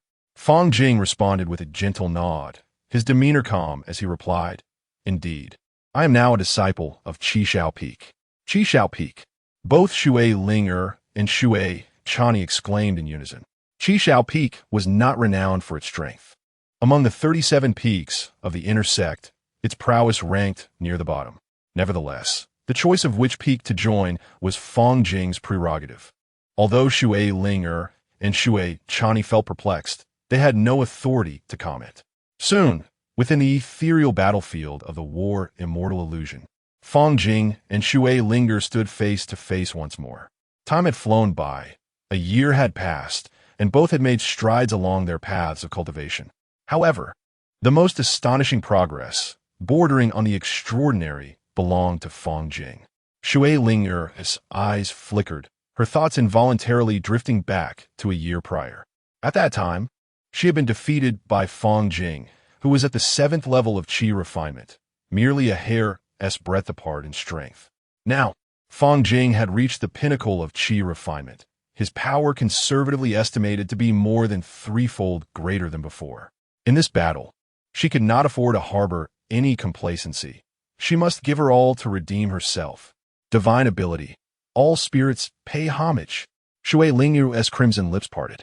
In an instant, 3 ethereal, yet formidable spiritual entities materialized beside her. A coiling dragon undulated gracefully, its whiskers dancing. A celestial crane stood poised, wings outstretched. And a massive white fox, as pure as freshly fallen snow, flaunted its 3 long tails with abandon. Shui Ling's innate divine ability was exceedingly unique, allowing her to forge mysterious contracts with powerful beings of the past, transforming them into allies at her command. The 3 spirits before her were all formidable entities among the 3rd-tier spirits, with the dragon spirit having reached the pinnacle of the 3rd tier, mere steps away from ascending to a higher realm. The mere aura it exuded was enough to instill dread in practitioners of Qi refinement. A smile curled upon Shui Ling's lips. She need not lift a finger, for with a mere thought, these spirits could effortlessly vanquish Fang Jing. Over the past year, she had diligently honed her skills, achieving a qualitative leap in her mastery of divine abilities, and now was the moment to test her accomplishments. A year ago, her oversight had led to her defeat against Fang Jing, but today was different, summoning spirits to serve. Fang Jing murmured, a glimmer of surprise flickering in his eyes. He raised his gaze to the 3 majestic spirits flanking Shui Ling, feeling a sense of astonishment at her distinctive divine ability. Indeed, it was remarkably unique and formidable. Should her powers reach full maturity, she might summon tens of thousands of spirits to her side, rendering her a one-person army. The future held great promise. If she could summon a level 4 spirit, perhaps this battle would indeed pose a significant challenge. However, as it stands, it is utterly inconsequential. With a swift motion, a glimmer of determination flashed in Shui Ling's eyes. In an instant, the 3 level 3 spirits beside her surged forth towards Fang Jing. The mighty Jiaolong struck first, its colossal form hurtling with overwhelming force, claws bared as it lunged at Fang Jing. The celestial crane let out a piercing cry, its wings flaring dramatically, summoning a tempestuous gale around it. Simultaneously, a flicker of ethereal light sparkled in the white fox spirit's eyes as an invisible power radiated in rippling waves, attempting to bind Fang Jing's south body in place. Outside the realm of the battle, Shui Chani observed this scene with a raised brow. She was acutely aware of the origins of these 3 spirits. Each had been meticulously chosen and summoned with immense effort by Shui Ling. Although these spirits, lacking corporeal forms, were not as potent as they had been in life, their coordinated assault was seamless. It was not merely an ordinary practitioner at the pinnacle of Qi refinement who would dare to confront this encirclement. Even a nascent foundation cultivator would hesitate to face their onslaught head-on. In a flash, a dazzling beam of pure white sword light soared into the heavens, cleaving towards the 3 spirits. With a resounding crash, the blinding light filled the air, and as it gradually dissipated, the once mighty spirits summoned by Shui Ling had vanished without a trace. In an instant, Shui Ling's visage turned as pale as a sheet, not solely due to the obliteration of her spirits, but also from the backlash she endured. The incredulous outcome left her profoundly shaken. With just a single stroke of his sword, Fang Jing had utterly eradicated the 3 spirits she had placed such high hopes upon. and the stark disparity in their powers rendered her utterly powerless. This scene equally impacted Shui Chan, her eyes wide with astonishment. There was no doubt that Fang Jing's sword strike had employed some form of divine ability, yet his mastery of such powers was incomparably superior to Shui Linger's. Now that the three spirits had been extinguished, Shui Linger's defeat was unequivocal and inevitable. Reflecting on a year prior, when Fang Jing had needed to contend with Shui Linger for an extended period to determine a victor, it was astonishing to observe how he could now decisively alter the course of battle with a single stroke. The tremendous gulf between then and now was utterly astounding. One could only hope that Linger would not succumb to despair. With gritted teeth, Shui Linger's face contorted slightly in anguish and defiance. The excruciating pain from the backlash felt as though her head might explode, yet she persevered, attempting to summon spirits once more. However, Fang Jing had no intention of granting her respite. With a calm expression, he vanished from sight in an instant. With a soft exclamation, he unleashed the silent sword technique. A blade of energy, imbued with the essence of annihilation, shot forth like a shooting star in the night, aiming directly at Shui Linger's petite form. In a heartbeat, her vision blurred, and before she could comprehend the unfolding events, she was cleaved in twain. Within this realm of battle, it signified her defeat, yet in the reality beyond, it was sufficient to jeopardize her very life. When Shui Linger was forcefully expelled from the battle immortal illusion, she appeared dazed, her gaze vacant, as if she had yet to recover from the crushing blow of her defeat. With merely 2 strikes, she had been utterly vanquished. The immense disparity in strength was akin to an insurmountable chasm. Did she truly possess any chance of triumphing over Fang Jing? Shui Chani stood silently by, offering no words throughout. The path of life is inherently fraught with challenges, and it is unrealistic to expect a seamless journey. To exist in the same era as Fang Jing may indeed be a tribulation woven into Shui Linger's fate. This obstacle no one else can traverse on her behalf. It is a trial that she must endure alone with unwavering resolve.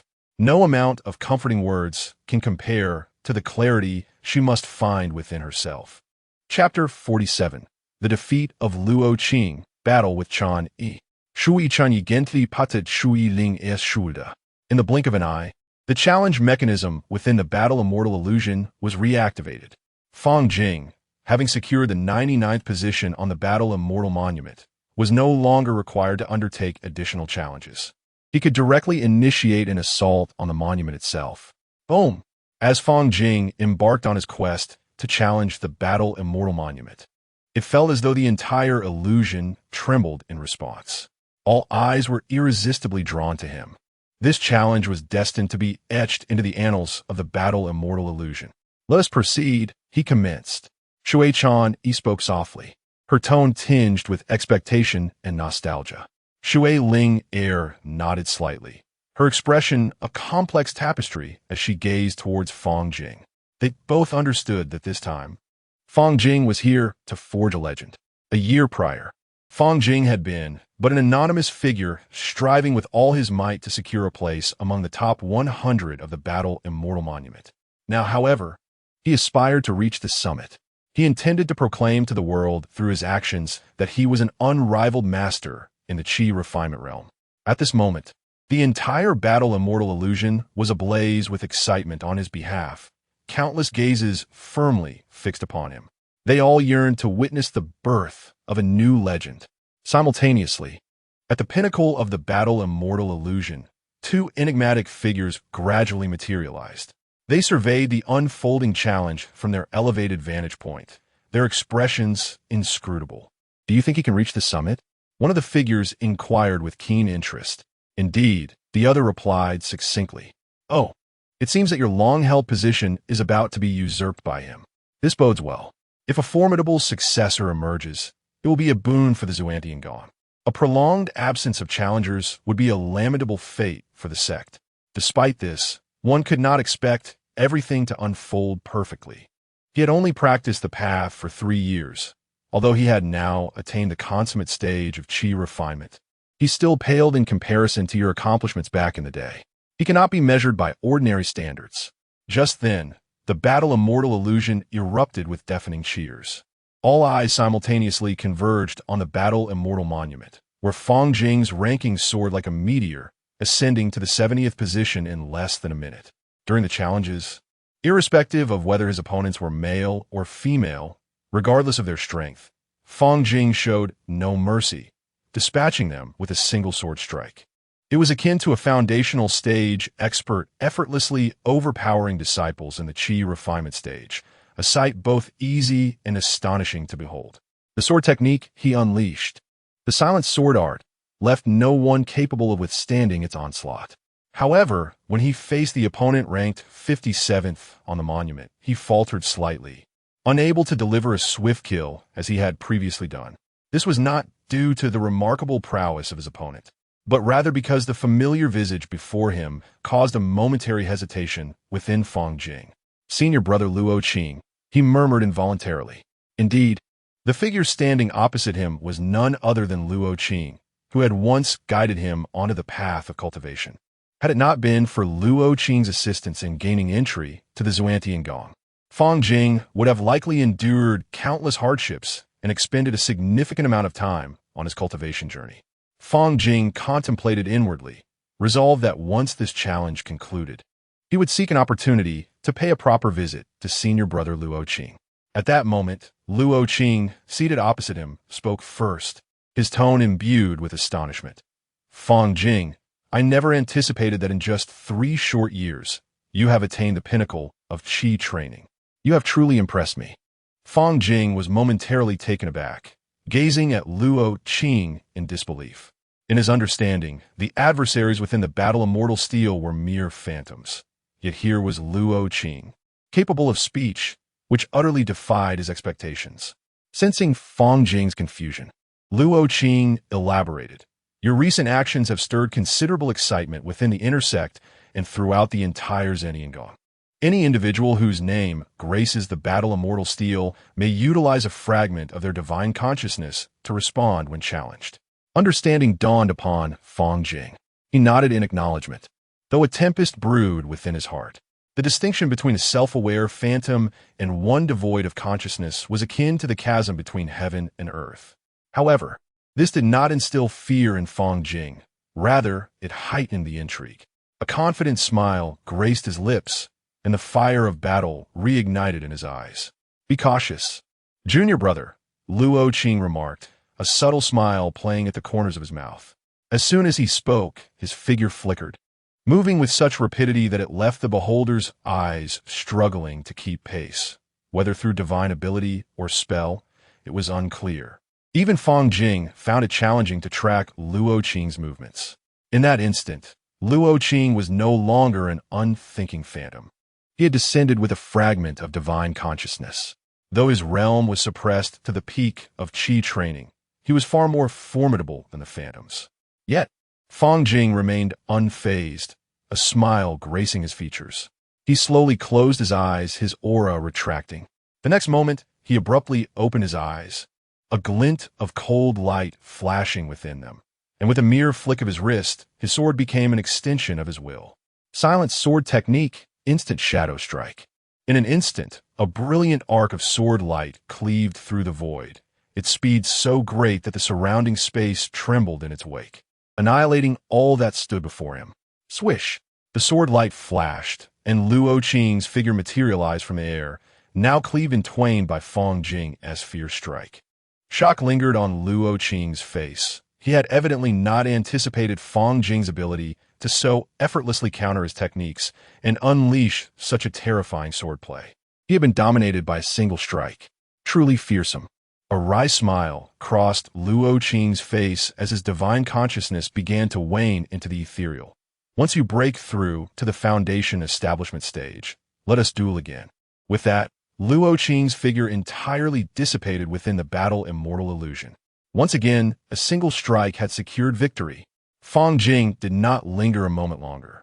His gaze resolutely turned towards the higher echelons of the battle immortal steel, determined to continue his challenges. His singular ambition was to ascend to the summit and forge an unparalleled legacy of invincibility. Beneath his sword, adversaries fell one after another, none capable of resisting his strike. Those who dared to offer even a modicum of resistance were effortlessly dispatched with an additional, casual stroke of his sword. After all, Fang Jing had possessed the strength to challenge those at the peak of Qi training even while he was at the 7th level of Qi training himself. Now, he has achieved the pinnacle of Qi cultivation, and the quality of the spiritual energy within him far exceeds that of his peers, being at least tenfold superior to that of an ordinary Qi cultivation master. Moreover, possessing the profound sword technique known as the silent sword art, he is utterly invincible. As time flows slowly, Fang Jing advances through challenges with remarkable ease, effortlessly reaching the 3rd position on the Battle Immortal Monument. A familiar figure appears before him. It is Shui Changyi. Furthermore, Shui Changyi's eyes shimmer with a brilliance that clearly indicates she is not an ordinary illusion, but rather, similar to the previous Luo Qing, she has descended here with a fragment of her divine consciousness. Chapter 48. The Battle of the Celestial Monument atop the Celestial Monument. Shui Changyi stood proudly, ranked 3rd in the Qi refinement stage and 9th in the foundation establishment stage, a direct disciple of the esteemed by Yu Zhenjun. In this moment, Fang Jing and Shui Changyi faced each other, poised for an imminent clash. None of Shui Changyi's previous adversaries, regardless of their prowess, had withstood more than 3 strikes beneath Fang Jing's sword. Can you endure 3 of my blades? Fang Jing's gaze was electric, his voice a mere whisper imbued with confidence and authority. Junior brother, do indulge me in a test of skill, Shui Changyi replied with a gentle smile, her demeanor serene, yet concealing a latent sharpness. No sooner had the words left her lips than both combatants unleashed their powers simultaneously. A torrent of magical energy surging forth like a tidal wave, enveloping the entire celestial battle illusion. One sword, the silent sword technique. Fang Jing's eyes gleamed with icy determination, his sword intent swelling around him. His sole thought was to obliterate Shui Changyi with a single stroke, a testament to his unparalleled dominance in the Qi refinement realm. Confronted with the terrifying blow from Fang Jing, Shui Changyi showed no hesitation, resolutely abandoning her spell casting in favor of invoking her innate divine ability. Boom! The brilliance of the sword erupted. Fang Jing's expression momentarily faltered, disbelief flickering in his eyes. His powerful strike had, astonishingly, gone awry. Have you heard of the empty cicada? This is my innate divine ability. While it may lack the lethal force of Ling Er's talents, it possesses unique strengths in another regard. Shui Changyi's figure gradually materialized, revealing her unscathed form. Her innate divine ability, cicada of emptiness. Fang Jing raised an eyebrow, contemplating the similarities between this ability and those within the Taisu Jing, both capable of evasion through phasing to achieve immunity against attacks. However, he understood well that despite its strength as a divine ability of the Qi refinement realm, it could never attain true invincibility or disrupt the laws of the universe. Taisu Jing. Fang Jing's gaze turned frigid, as if a blazing sun erupted behind him, radiating brilliance that illuminated the entire celestial battle illusion. This was the manifestation of his spirit and magical power reaching their zenith. No longer holding back against Shui Changyi, who had invoked her innate ability, he unleashed his full strength. Shui Changyi, taken aback by Fang Jing's formidable presence, wondered if she truly stood against a mere foundation establishment cultivator. At the pinnacle of the celestial battle illusion, a voice boomed. With such might at the peak of the Qi refinement stage, he surpasses those so-called saints by 1,000-fold. Ha ha ha! One individual laughed heartily, his words dripping with disdain for those saints and admiration for Fang Jing. 1,000-fold may be an exaggeration, yet indeed, those saints are unworthy even to carry his shoes. Another person, though finding the claim excessive, recognized Fang Jing's extraordinary strength. That girl's divine ability is quite intriguing, wielding considerable rank. I wonder if he can devise a means to counter it. Indeed, the response was brief and resolute. Hey, I did not appreciate that remark. Suddenly, a third voice emerged in the space that had been occupied solely by the two. A familiar figure ascended to the pinnacle of the battle immortal illusion. None other than the esteemed Jade, true monarch. My child shall not yield so easily, she declared coldly. I merely spoke the truth, the other individual shrugged. Curse it, were it not for my inability to contend with you, I would surely have given you a sound thrashing, the Jade, true monarch retorted, a flicker of resentment flashing in her eyes. Zhang Xianqing, if you hold Fang Jing in such high regard, why not allow him to be my disciple, instead of placing him under that wretched Qi Xiao, the head of the Xintian sect, one of the Yuan Ing great powers? Zhang Xianqing slowly turned his gaze towards the Jade, true monarch, a subtle smile playing upon his lips. I merely chose the strongest among you, he responded. The strongest? Are you suggesting that Qi Xiao surpasses both me and Xuanzhen? The Jade, true monarch furrowed her brow, somewhat unconvinced. Zhang Xianqing glanced at her, disinterested in providing further explanation. Meanwhile, below, a subtle shift occurred between Fang Jing and Xue Chani. Wan suot, dai su. Xue Chani's gaze sharpened, recognizing that this strike differed from the previous one. However, this sword could not shatter her void cicada garment. With a swift motion, the sword passed. Xue Chani remained unscathed, yet confusion lingered, for this blow seemed devoid of intent to kill. In the next moment, her expression shifted dramatically as she realized what the previous strike had truly severed. To think you possess such divine abilities, are you truly human? She exclaimed, shock filling her eyes. That strike had cleaved through her consciousness, leaving her essence on the brink of collapse. Through a year of introspection into the Tai Su Sutra, Fang Jing had successfully grasped its first and core divine ability, Tai Su Divine Essence. This essence bore two remarkable functions. First, it could transform the physical body into a divine essence body, rendering it impervious to harm. Second, it could directly assault the opponent's consciousness. Presently, his understanding of the Tai Su Sutra was limited to these two capabilities, though he sensed that there were even more formidable techniques yet to be uncovered. The peculiar light emanating from Xue Chani's void cicada garment began to fracture. It turned out that Fang Jing's previous strike had wounded her soul, leaving her powerless to control her magical energy. Bereft of this energy, the void cicada garment could no longer sustain itself and began to disintegrate gradually. Though her chances of victory were non-existent, she was not one to surrender easily. A glimmer of determination flickered in Xue Chani's eyes, even in the face of despair. She was the type who would drag her opponent down with her in a final explosion. Xue Chani's demeanor darkened as she began to draw upon every ounce of magical energy within her, attempting to unleash one last strike to reverse the tide of battle. In an instant, water-based spells surged violently, akin to a roaring tsunami, sweeping towards Fang Jing, compressing the air around them to emit a sharp, whistling sound. Nevertheless, even amid such circumstances, Fang Jing merely allowed a confident smile to grace his lips, calmly gripping the in his hand, his demeanor composed. Momentary shadow, silent star, he intoned softly, merging two divine abilities into a singular spell.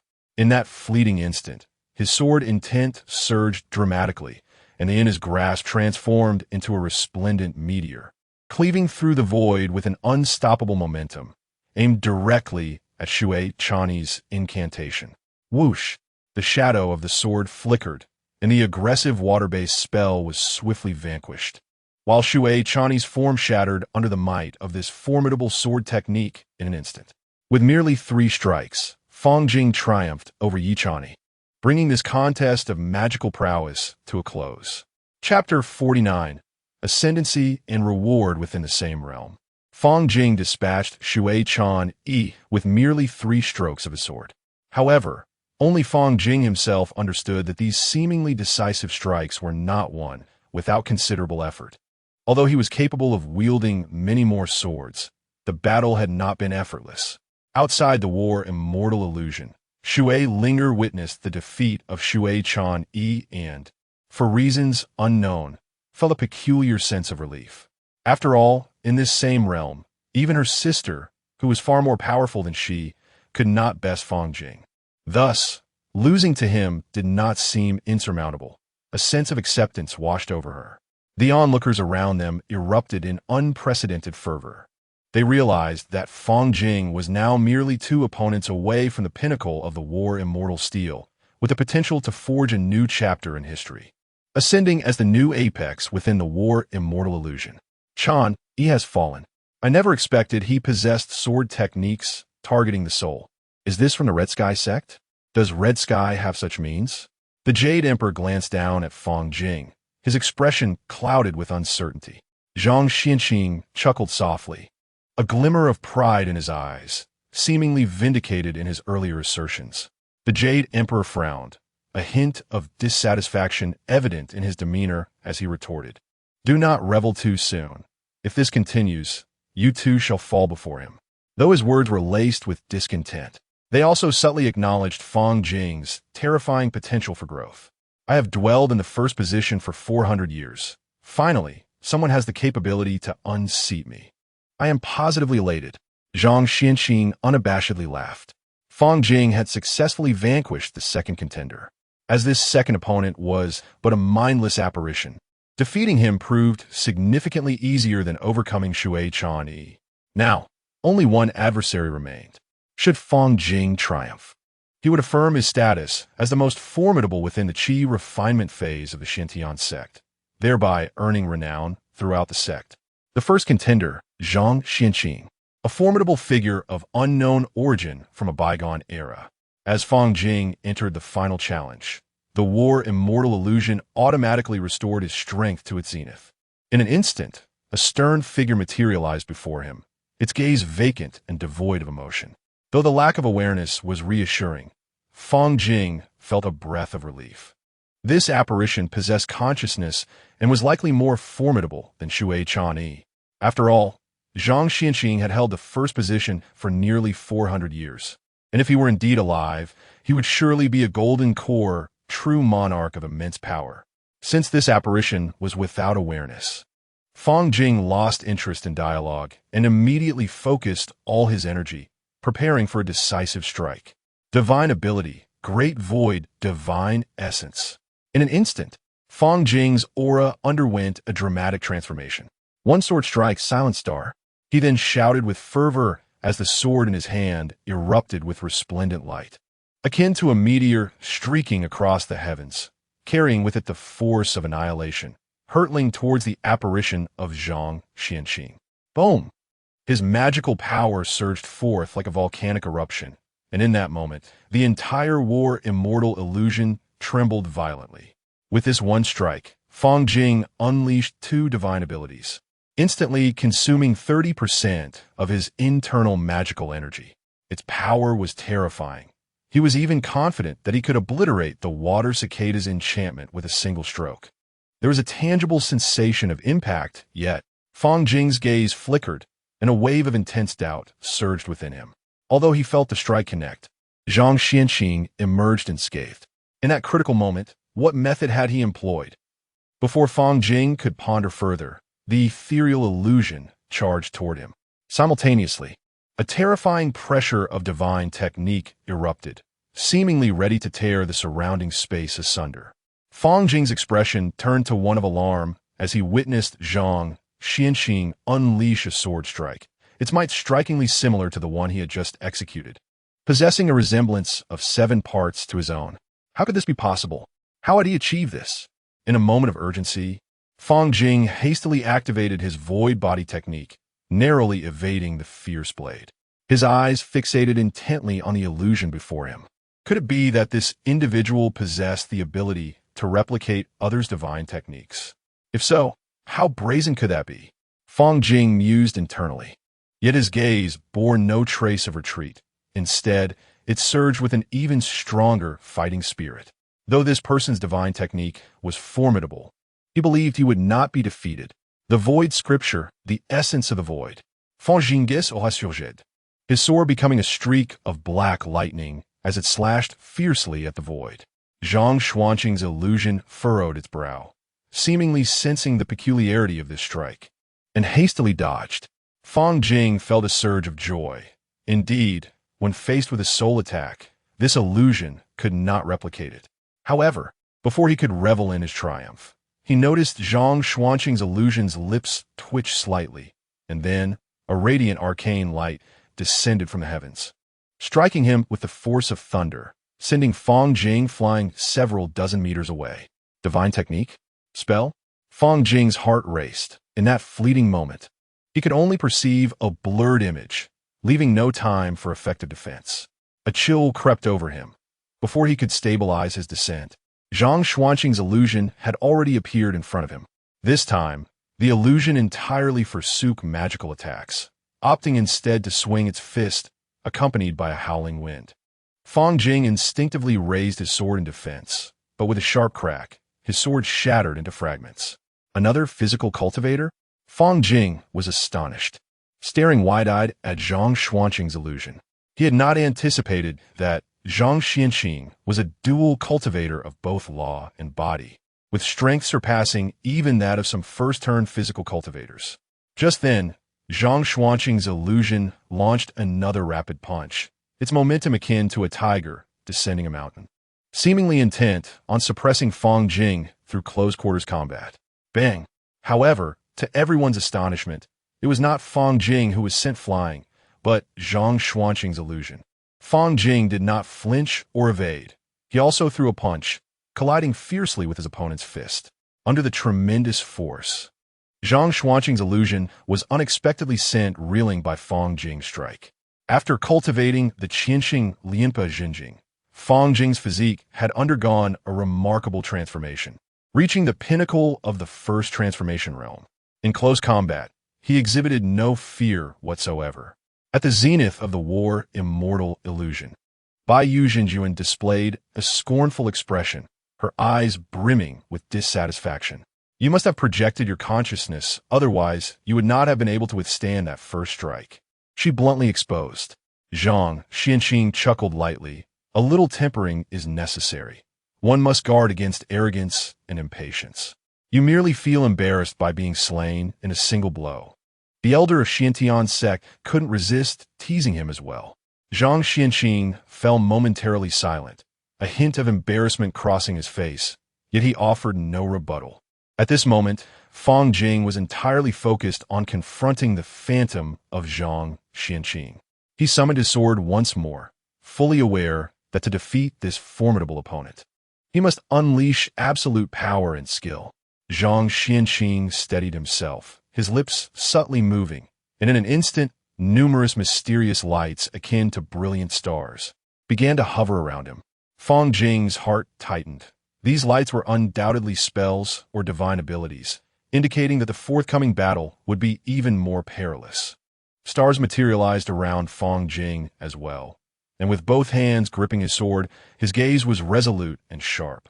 He bellowed, unleashing a succession of powerful divine abilities. Divine ability, silent sword technique. Divine ability, star of compassion. 7 swords of light, instant shadow sword. Stars encircled the sword body, and this strike was exponentially more powerful than the first. Without hesitation, Fang Jing swung it forth, the sword intent seemingly poised to extinguish all existence. Fang Jing held confidence that even a foundational cultivator would surely perish under this strike. The innate divine ability manifested as a blue glow enveloped Zhang Xuanqing, and Fang Jing's sword cleaved through him in an instant. However, to his astonishment, he did not vanish, but, as if time had reversed, miraculously restored to his former state. What astonished Fang Jing further was that Zhang Xuanqing was now grasping the very sword he had just unleashed. It was at this moment that Fang Jing truly comprehended the absurdity of innate divine abilities. He had never anticipated the existence of a resurrection technique. Zhang Xuanqing's divine ability seemed capable of reviving him while also mastering the very strike that could lead to his demise. The implications of such a power, once fully realized, were unfathomably terrifying. This must be what is referred to as a top-tier divine ability capable of influencing the very laws of existence. Nevertheless, every divine ability is constrained by its realm. Suddenly, a sharp crack echoed, reminiscent of shattering glass, as Zhang Xuanqing's body began to exhibit fissures, ultimately collapsing in a thunderous explosion. It became evident that the terrifying force resulting from the combination of the first sword and the amplified strike was simply beyond the capacity of Zhang Xianqing, who was at the perfected qi training realm. Whether it was merely a figment of Fang Jing's imagination, it seemed that Zhang Xianqing offered him a fleeting smile in his final moments. Indeed, there was consciousness at play. Otherwise, how could a formless phantom wield divine abilities so adeptly? However, such considerations were irrelevant now. He had emerged victorious. At the moment when Zhang Xianqing vanished completely, Fang Jing's name eclipsed Zhang Xianqing's on the Battle Immortal Monument, ascending to the foremost position among the Qi refinement rankings. At that instant, the monument seemed infused with boundless power, erupting in a dazzling radiance reminiscent of the day when the Dharma Tower shone brilliantly, illuminating the entire Xiantian sect. This brilliance was not merely a visual spectacle, but a proclamation. Whether it was the venerable elders immersed in secluded cultivation, ordinary disciples returning from their journeys, or inner-sect practitioners diligently honing their skills in the mountains, the name Fang Jing resonated clearly in the minds of every disciple of Xintian sect. First in the Battle Immortal Monument Qi refinement rankings, Fang Jing. He truly achieved it, and with such ease. Shui Linger gazed at Fang Jing's tall silhouette, her eyes filled with astonishment and disbelief. Memories of Fang Jing's two swords flooded her mind, those unreasonably powerful sword techniques, each strike potent enough to annihilate her in an instant. In that fleeting moment, her hostility towards Fang Jing diminished slightly. Was he truly a being of the same world as herself? Could such a prodigious talent genuinely exist in this world? It was not that her fighting spirit had waned. Rather, in the face of Fang Jing's overwhelming strength, a flicker of fear surged within her heart. She was simply afraid. At that moment, Shui Chani gently placed her hand on Shui Linger's shoulder, speaking softly. Linger, while it may seem unfortunate to share this arrow with him, you must not let fear of this age consume you, or else you will be devoured by it, ultimately facing irreparable ruin. Shui Linger's heart trembled, as if struck at its core. Her thoughts involuntarily drifted back to a time when she had been so brazen, boldly declaring herself the world's greatest genius. That youthful audacity seemed to wither before Fang Jing's fearsome prowess. Fear is a natural instinct, yet overcoming it is one of humanity's greatest virtues, she pondered silently. Her gaze gradually growing resolute. She slowly lifted her head, her eyes burning with determination as she regarded Fang Jing, now the center of attention. In this moment, he transformed from an unattainable rival into a target for her pursuit. One day, she vowed to surpass Fang Jing, even if it cost her a lifetime. She quietly observed Fang Jing, exclaiming, "Indeed, senior brother, you are a prodigy." Her tone carried a hint of admiration and unmistakable pride. Fang Jing stepped forth calmly from the challenge gate, having etched an indelible mark in the annals of Xiantian sect's history, a legacy that time could never erase. Congratulations on reaching the pinnacle. Shui Chani was the first to speak, her eyes reflecting admiration. Senior brother, you are truly remarkable. Yang Shi's eyes sparkled with respect, her esteem for Fang Jing evident. Just wait, I will surely surpass you. Shui Linger declared defiantly, lifting her chin, her gaze steadfast. Fang Jing smiled at the three individuals. After exchanging a few pleasantries with the Shui sisters, he turned and exited the realm of the Battle Immortals. Upon reaching the peak of Qi Shao, Fang Jing and Yang Shi slowly opened their eyes. Senior brother, you are truly remarkable. Having successfully reached the summit of the Battle Immortal Steel, Yang Shi remarked. It's nothing. Shi'er, you will undoubtedly achieve it in the future, Fang Jing replied with a smile. Well, I shall now seek our master to teach me powerful spells and convey my thoughts to him, Yang Shi declared, bouncing off in search of the true Lord of Qi Shao. Fang Jing watched her leave with a smile. Suddenly, he paused for a moment as a rune appeared in his mind. This rune bore some resemblance to the mystical runes of the Lianxing Gate, but emanated a distinctly different aura. Is this the reward for reaching the summit of the Battle Immortal Steel? Fang Jing felt a surge of astonishment, quickly replaced by a joyful smile. He had not anticipated such an unexpected delight. Chapter 50. Factional Strife. threats to Foundation establishment, and unexpected joy. Fang Jing keenly perceived the runes emerging within his mind, which bore a striking resemblance to the inheritance runes of the Lianxing Gate, undeniably housing formidable legacy. This was the reward obtained from conquering the battle immortal steel. Although the exact nature of the inheritance remained unknown, it was unlikely to be lacking in substance. Without a hint of hesitation, Fang Jing promptly entered the inner realm, activating the myriad laws to decipher the enigmatic runes.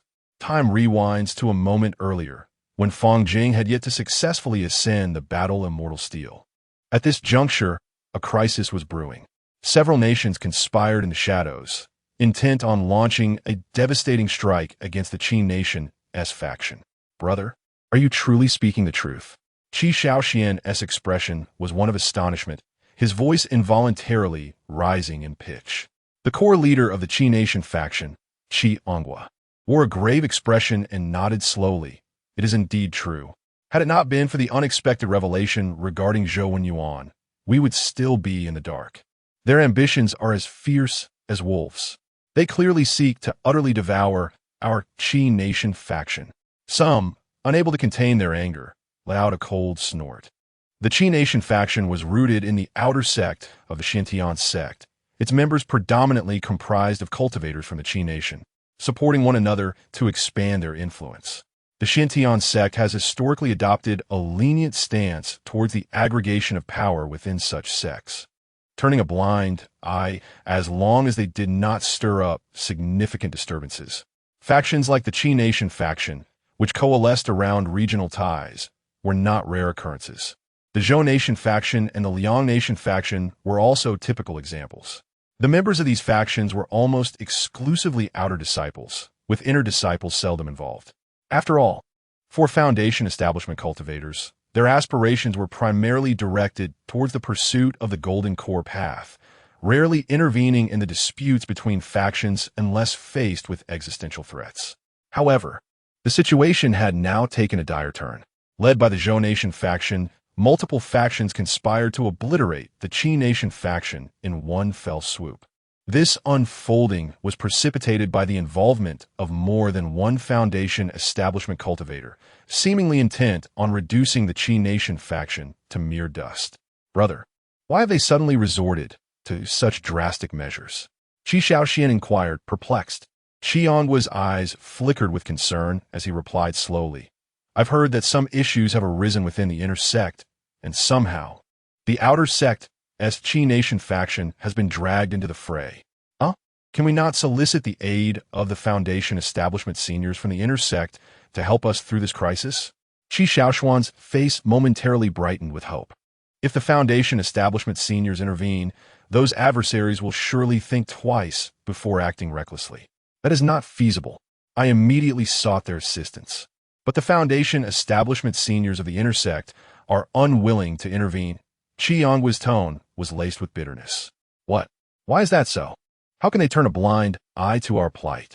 Qi Onghua shook his head slowly, indicating his own lack of understanding. Only Foundation establishment cultivators could contend with Foundation establishment cultivators. In the present day, if the foundational practitioners of the state of Qi do not intervene, the external factions of Qi will undoubtedly be uprooted, left powerless in their plight. Is it feasible to employ a foundational master with merits? If it can alleviate our immediate crisis, then sacrificing some merits may be worthwhile. However, this is not a viable option. Qi Onghua shook his head once more. Most foundational practitioners devote themselves to the pursuit of truth and seldom engage in the disputes of factions. Even with abundant merits offered, they are unlikely to participate lightly. This statement fell like a bucket of cold water, extinguishing the last flicker of hope in everyone's hearts, plunging the room into a profound silence. If the factions of Qi were to perish, would not the multitude of disciples from the state of Qi in the external sect be subjected to exploitation, at the mercy of others? Alas, perhaps we should simply submit to them. Just as despair enveloped the crowd, a voice suddenly emerged. Indeed, serving under a foundational master would not be a disgrace. At the very least, it would preserve our lives and spare us from total annihilation. Once uttered, This sentiment stirred many within the Qi faction. In the face of stark reality, those who recognize the situation are indeed wise. The external faction of Qi lacks even a single foundational practitioner. Even if united, they would likely crumble under the overwhelming might of a foundational master. Even Qianghua, one of the core leaders, felt a flicker of temptation at this moment. They resembled soldiers cornered by an enemy. With the strict regulations of the Xuantiangong forbidding the arbitrary killing of disciples, yet a brutal beating and public humiliation would be inevitable. Choosing to submit could allow them to retain some dignity. For the Xuantiangong, the destruction of the Qi faction is but a trivial matter, scarcely worthy of a mention. However, upon hearing the proposals of surrender, Qi Shaoxian trembled uncontrollably, ignited by a surge of indignation. As the crown prince of Qi, to submit directly to the factions of another state would be more than a disgrace. It would be a shameless survival devoid of dignity. Yet, having just reached the 5th level of Qi refinement, he found no prospect of overcoming the formidable power of a foundational practitioner. His heart roiled tumultuously, yet he felt utterly helpless. In this agonizing moment, a deafening roar suddenly erupted. The sound resonated through the heavens and earth, reaching the ears of every disciple of the Xuantiangong, heralding a proclamation from the void. The War Immortal Monument, first on the Qi refinement list, Fang Jing. The news of a new champion of the War Immortal Monument swept through the Xuantiangong like a tempest, with all rejoicing over this rare event. Fang Jing. Qi Shaoxian was instantly astonished, his expression one of disbelief. Instinctively, he pinched his own arm, the sharp pain confirming this was no illusion. Fang Jing had indeed claimed the top spot on the War Immortal Monument. He had previously heard that Fang Jing had been accepted as a disciple by a true monarch of the inner sect, but he never anticipated that he could ascend to the pinnacle of the Qi refinement list in such a short span. No, it is also possible that he shares the same name. The first position at the War Immortal Monument has surprisingly changed hands. This individual, named Fang Jing, must undoubtedly be a prodigious genius of extraordinary caliber. Alas, if this paragon of excellence were to lend his assistance, the so-called factional disputes could be effortlessly quelled, even by foundation-building cultivators. Unfortunately, such a celestial talent is one we can only admire from afar, utterly beyond our reach. The murmurs of those around him incessantly reached Qi Shaoxian's ears, each word igniting the dwindling embers of his hope like flames. A fervent impulse surged within Qi Shaoxian's heart, whether by name or mere coincidence. If this indeed were the Fang Jing he knew, then he would be the sole individual capable of rescuing the Qi clan from its dire straits. "Where are you going?" someone called out as they witnessed Qi Shaoxian abruptly dashing out, but he was consumed by urgency, leaving no time for a reply. "Brother?" Qi Qianlan was waiting outside and was taken aback by Qi Shaoxian's sudden fervor. Without uttering a word, Qi Shaoxian grasped Qi Qianlan's hand and hurried toward the inner gates. "Brother, where are we headed?" Qi Qianlan panted, trying to keep pace. "We're going to find Fang Jing. He is our only hope," Qi Shaoxian declared, not glancing back. Chapter 51. Rejection. Fang Jing sat cross-legged within the inner scene, his gaze fixed intently on the figure before him that bore an uncanny resemblance to himself, Wanfei Dao Shun. At that moment, Wanfei Dao Shun was tirelessly deducing the rune he had acquired from the battle Immortal Steel. Typically, comprehending such a rune would require several years of dedicated study. However, with the assistance of Wanfei Dao Shun, it did not take long for the rune to be fully deciphered. In an instant, Fang Jing felt an influx of profound insights within his sea of consciousness, and simultaneously, he acquired a remarkable divine ability, Battle Immortal. The efficacy of this divine ability was indeed astonishing, as it could elevate both his magical and combat prowess to a staggering tenfold. A tenfold enhancement.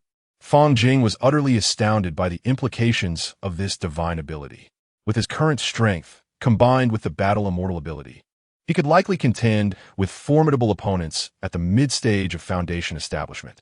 However, such a powerful divine ability was not without its flaws. Its side effects were quite apparent. The Battle Immortal ability could only be sustained for a mere 10 minutes. Furthermore, In the 24 hours following its use, 1's strength would be drastically diminished, allowing only a tenth of their original power to manifest. Observing this shortcoming, Fang Jing could not help but furrow his brow slightly. Were it not for this drawback, the battle immortal ability would undoubtedly be considered a supreme divine skill, as a tenfold increase in combat power was extraordinarily formidable. Was there a way to eliminate this flaw? Fang Jing pondered silently. Suddenly, an idea sparked within him. Since Wanfei and Daoshan could adapt according to his thoughts and intentions, perhaps, given his current realm and the strength of his consciousness, he could indeed refine the divine ability. With this thought in mind, Fang Jing immediately set to work. He began by instructing Wanfei and Daoshan to activate the battle immortal ability. As his intention took form, Wanfei and Daoshan swiftly commenced its operation, embarking on the task of analyzing and improving the divine ability. Wanfei and Daoshan had the capacity to deduce all things in the world, and divine abilities naturally fell within its realm of understanding. At that moment, Fang Jing suddenly felt a strong sense of depletion emanating from his body. He quickly realized that Wanfei and Daoshan, being one with him, was drawing upon his internal strength to facilitate the enhancement of the divine ability. A smile spread across Fang Jing's lips as he unhesitatingly channeled all his magical and physical energy to assist Wanfei and Daoshan. Approximately a quarter of an hour later, despite Fang Jing having achieved the pinnacle of qi refinement, his internal magical energy was nearly exhausted, leaving him with a mere 1%. Beads of sweat formed on his forehead. Nevertheless, the smile on Fang Jing's face was uncontainable, and his eyes sparkled with brilliance, for he had succeeded. He focused his attention deep within his mind, where the battle immortal ability had been successfully refined by Wanfei and Daoshan. Divine ability, battle immortal, refined.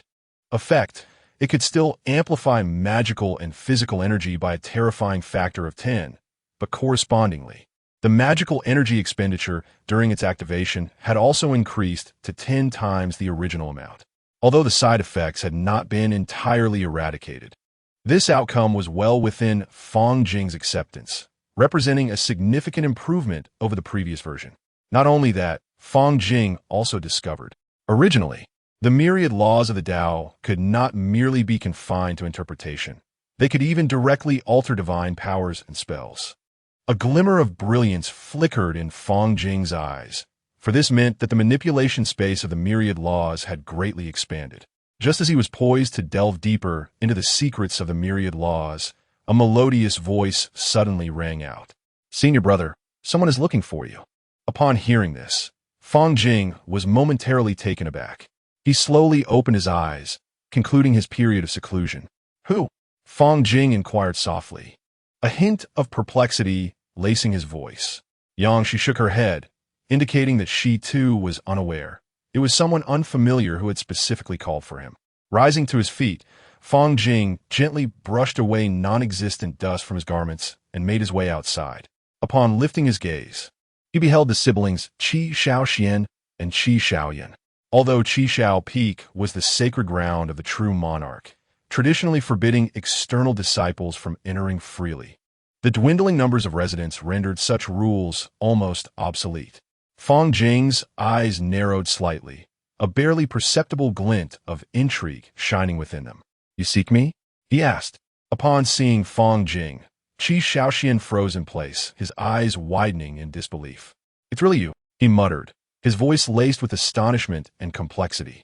Once, they had joined Shintian's sect together, starting from the same starting line. Yet now, Fang Jing had reached the pinnacle of qi refinement and claimed the top position on the battle immortal steel. The chasm between them felt as vast as the distance between a firefly and the radiant sun, insurmountable. However, if anyone could bridge that gap, it would be him.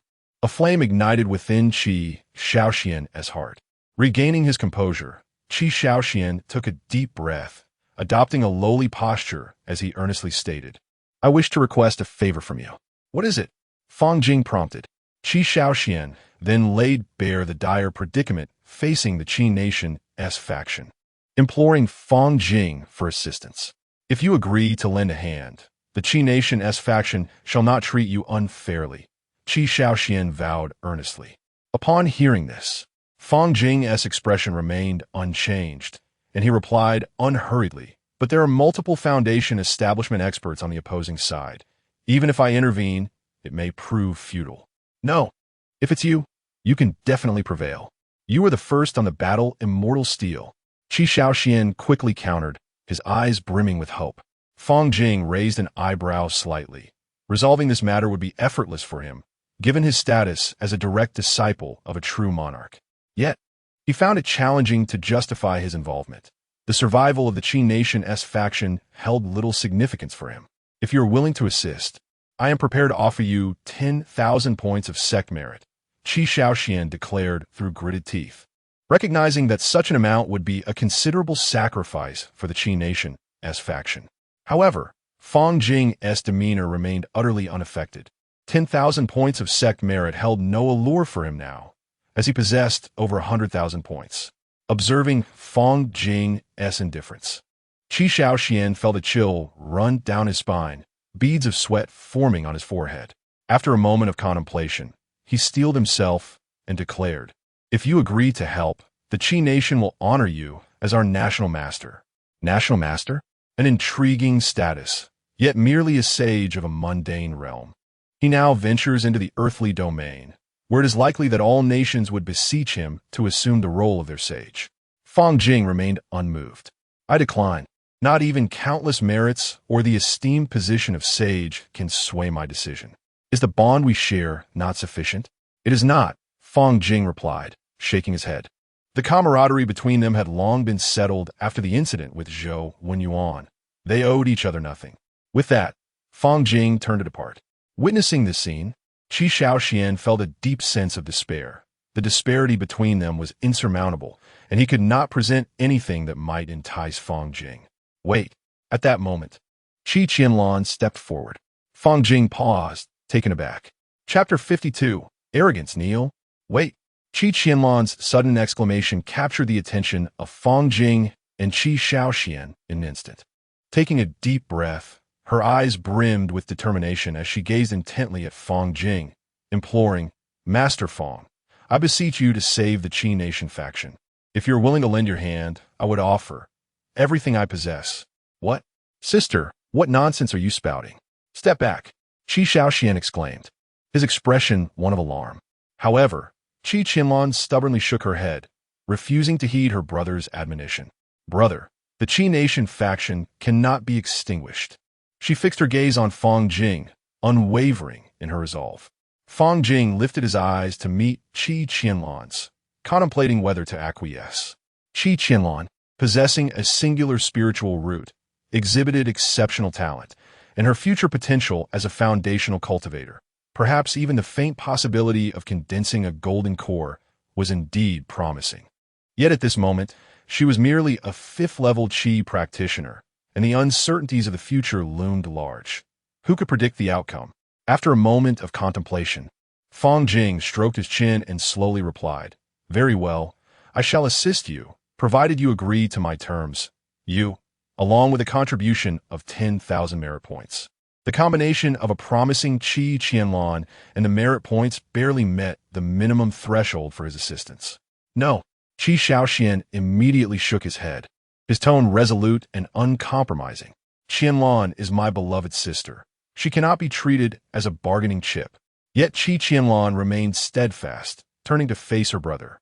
"Brother, for the sake of the Qi Nation, I am willing to sacrifice myself." "Refusal stands firm, Master Fang. I apologize for the disturbance. We shall descend the mountain at once." Qi Shaoxuan's expression was unwavering, leaving no room for negotiation. He firmly grasped Qi Qianlan's arm and turned to leave, his steps brisk, as if reluctant to linger even a moment longer. Fang Jing stood in silence, watching their retreating figures without uttering a word of protest. His gaze briefly flickered before returning to its usual calm.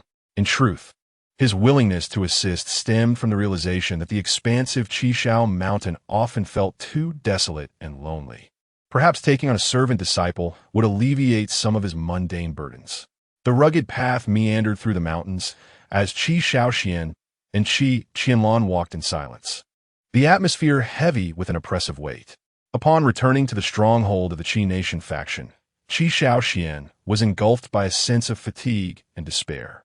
Now, the last glimmer of hope had been severed by his own hand, leaving him at a loss for any means to rescue the Qi Nation faction from peril.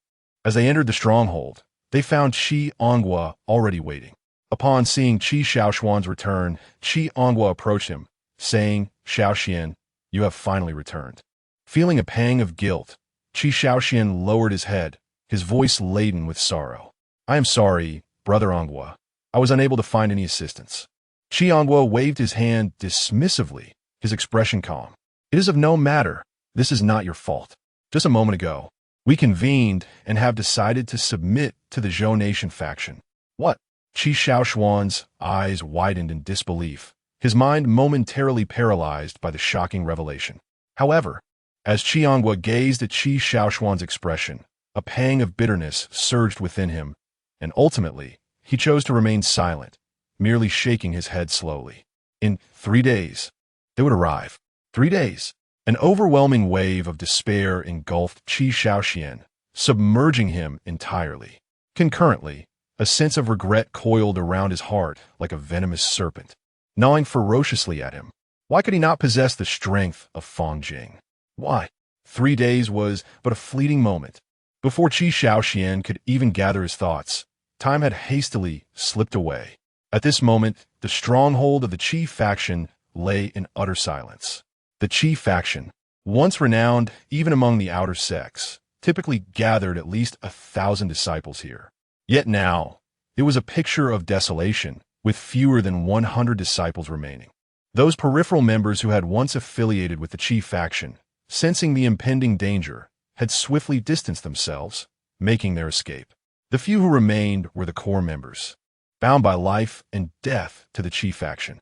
"They're here." The source of the voice was unknown. At the sound, everyone looked up to see a dozen figures descending gracefully from the sky. At the forefront was a middle-aged man, approximately 25 years old, exuding an air of superiority. "Umph." A disdainful snort escaped his nostrils. Immediately, a powerful mental pressure radiated outward. In an instant, the Qi faction's Qi refining stage cultivators felt as though a colossal boulder had been placed upon their chests. Their legs weakened, nearly collapsing to the ground. The ability to materialize one's mental energy indicated that this individual was a Foundation establishment cultivator. The remaining 100 or so members of the Qi faction steeled themselves and emerged from their stronghold, their eyes shimmering with fear.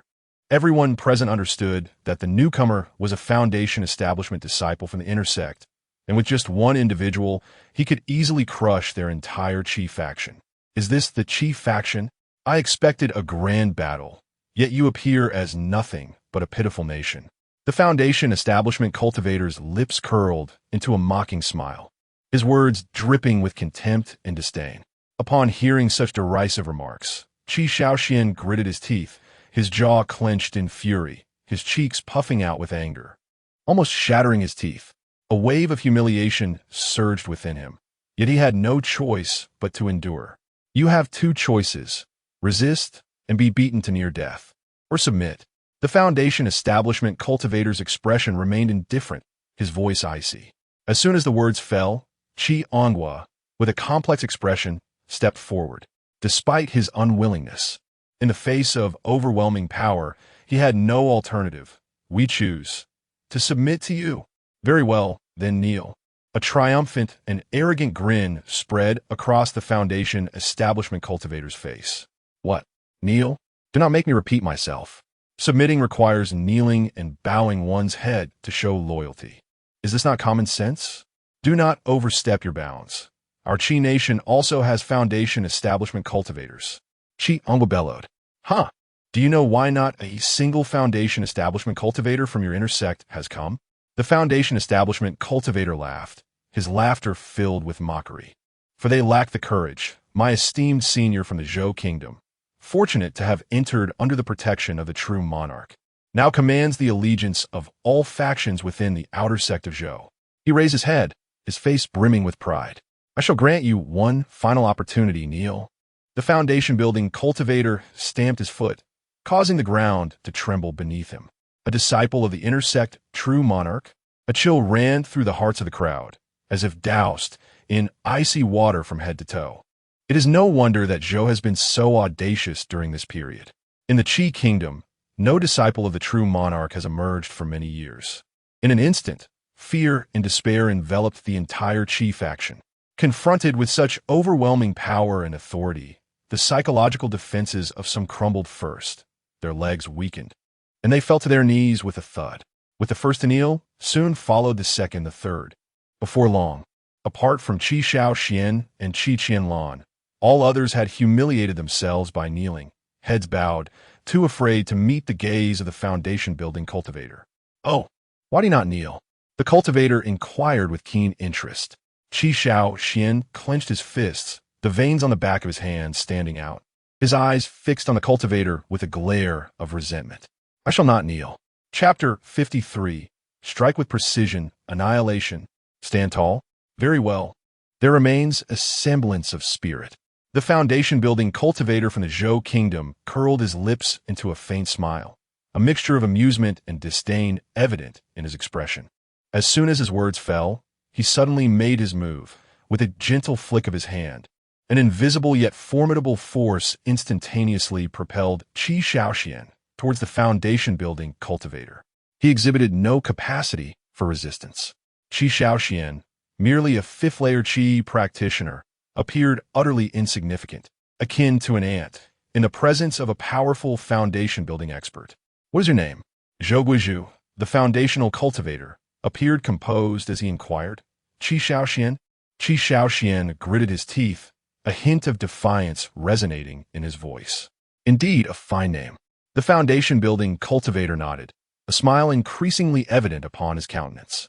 However, in the very next moment, a sharp crack echoed through the air as a tremendous force crushed Qi Shaoxuan's legs, causing him to collapse uncontrollably to the ground. This kneeling was not of his own volition, but rather a result of the foundation-building cultivator's will, which had forcibly shattered his limbs. Lacking in strength, yet unwilling to yield.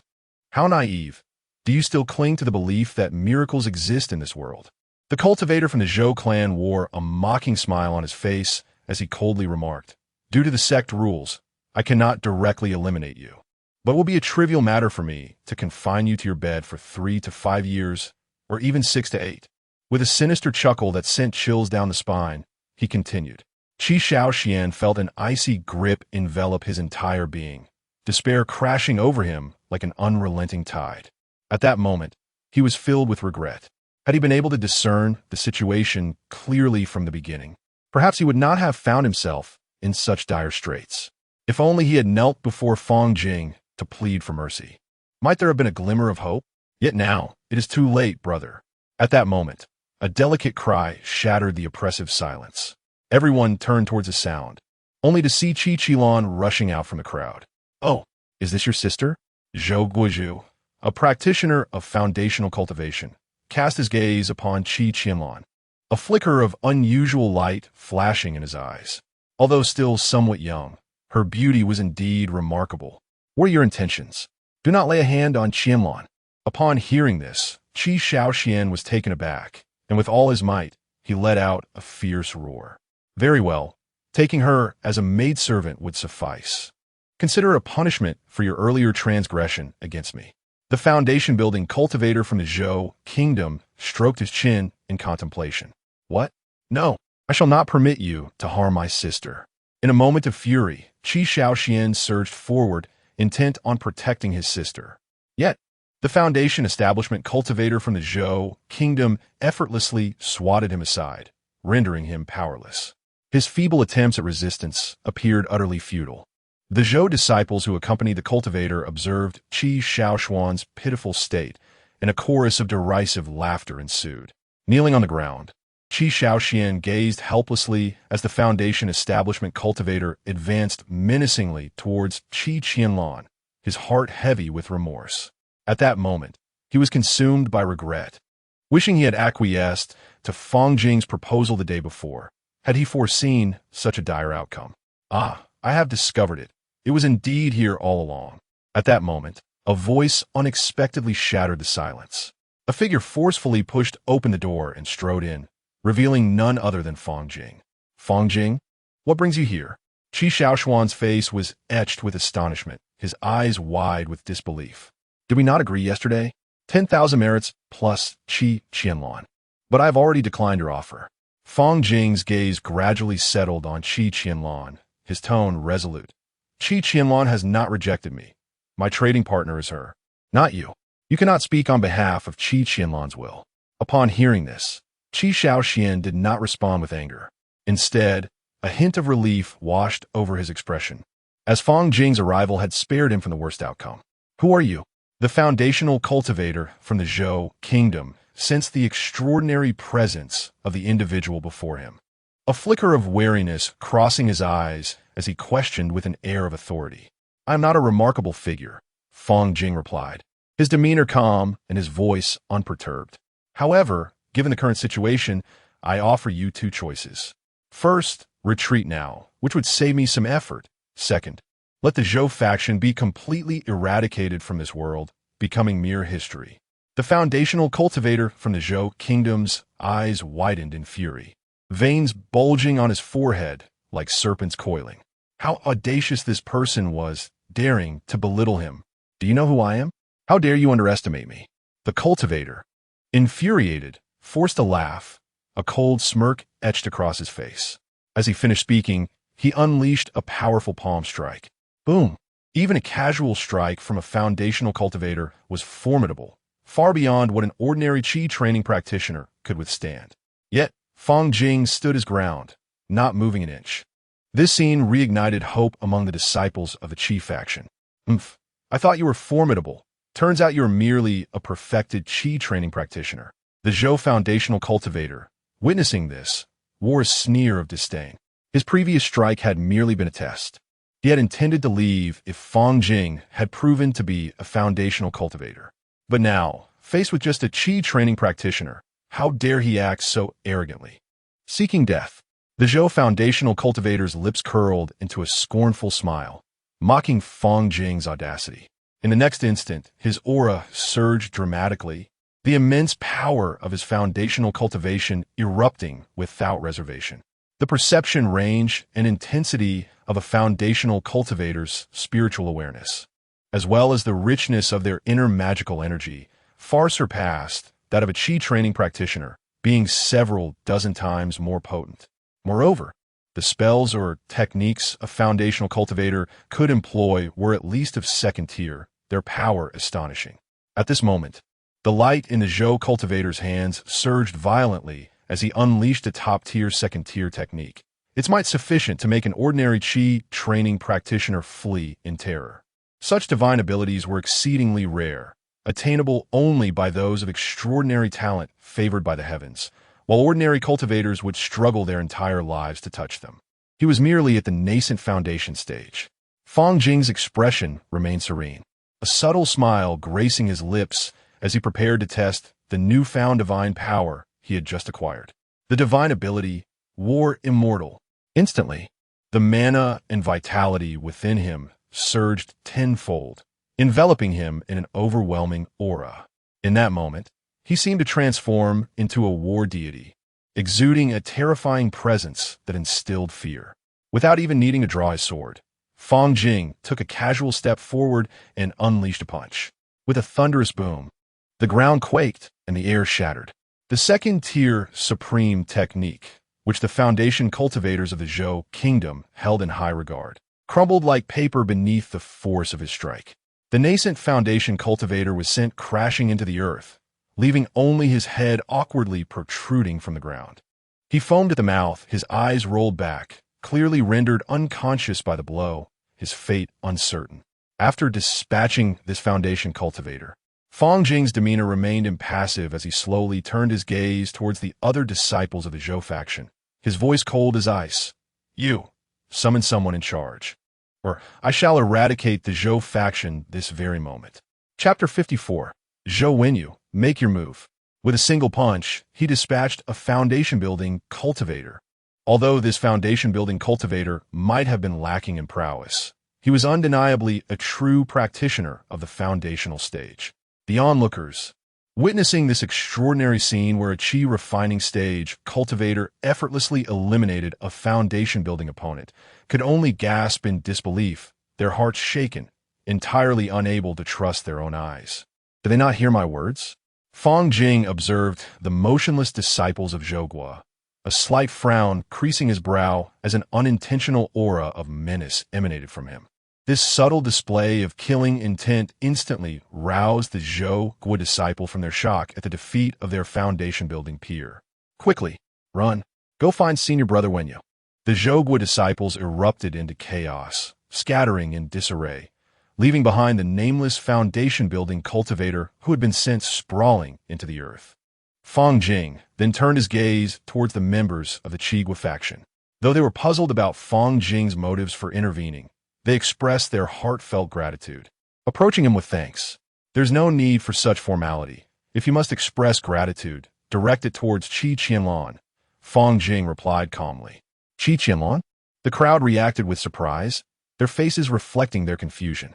At that moment, Qi Qianlan approached Fang Jing and softly said, "Thank you. It was nothing.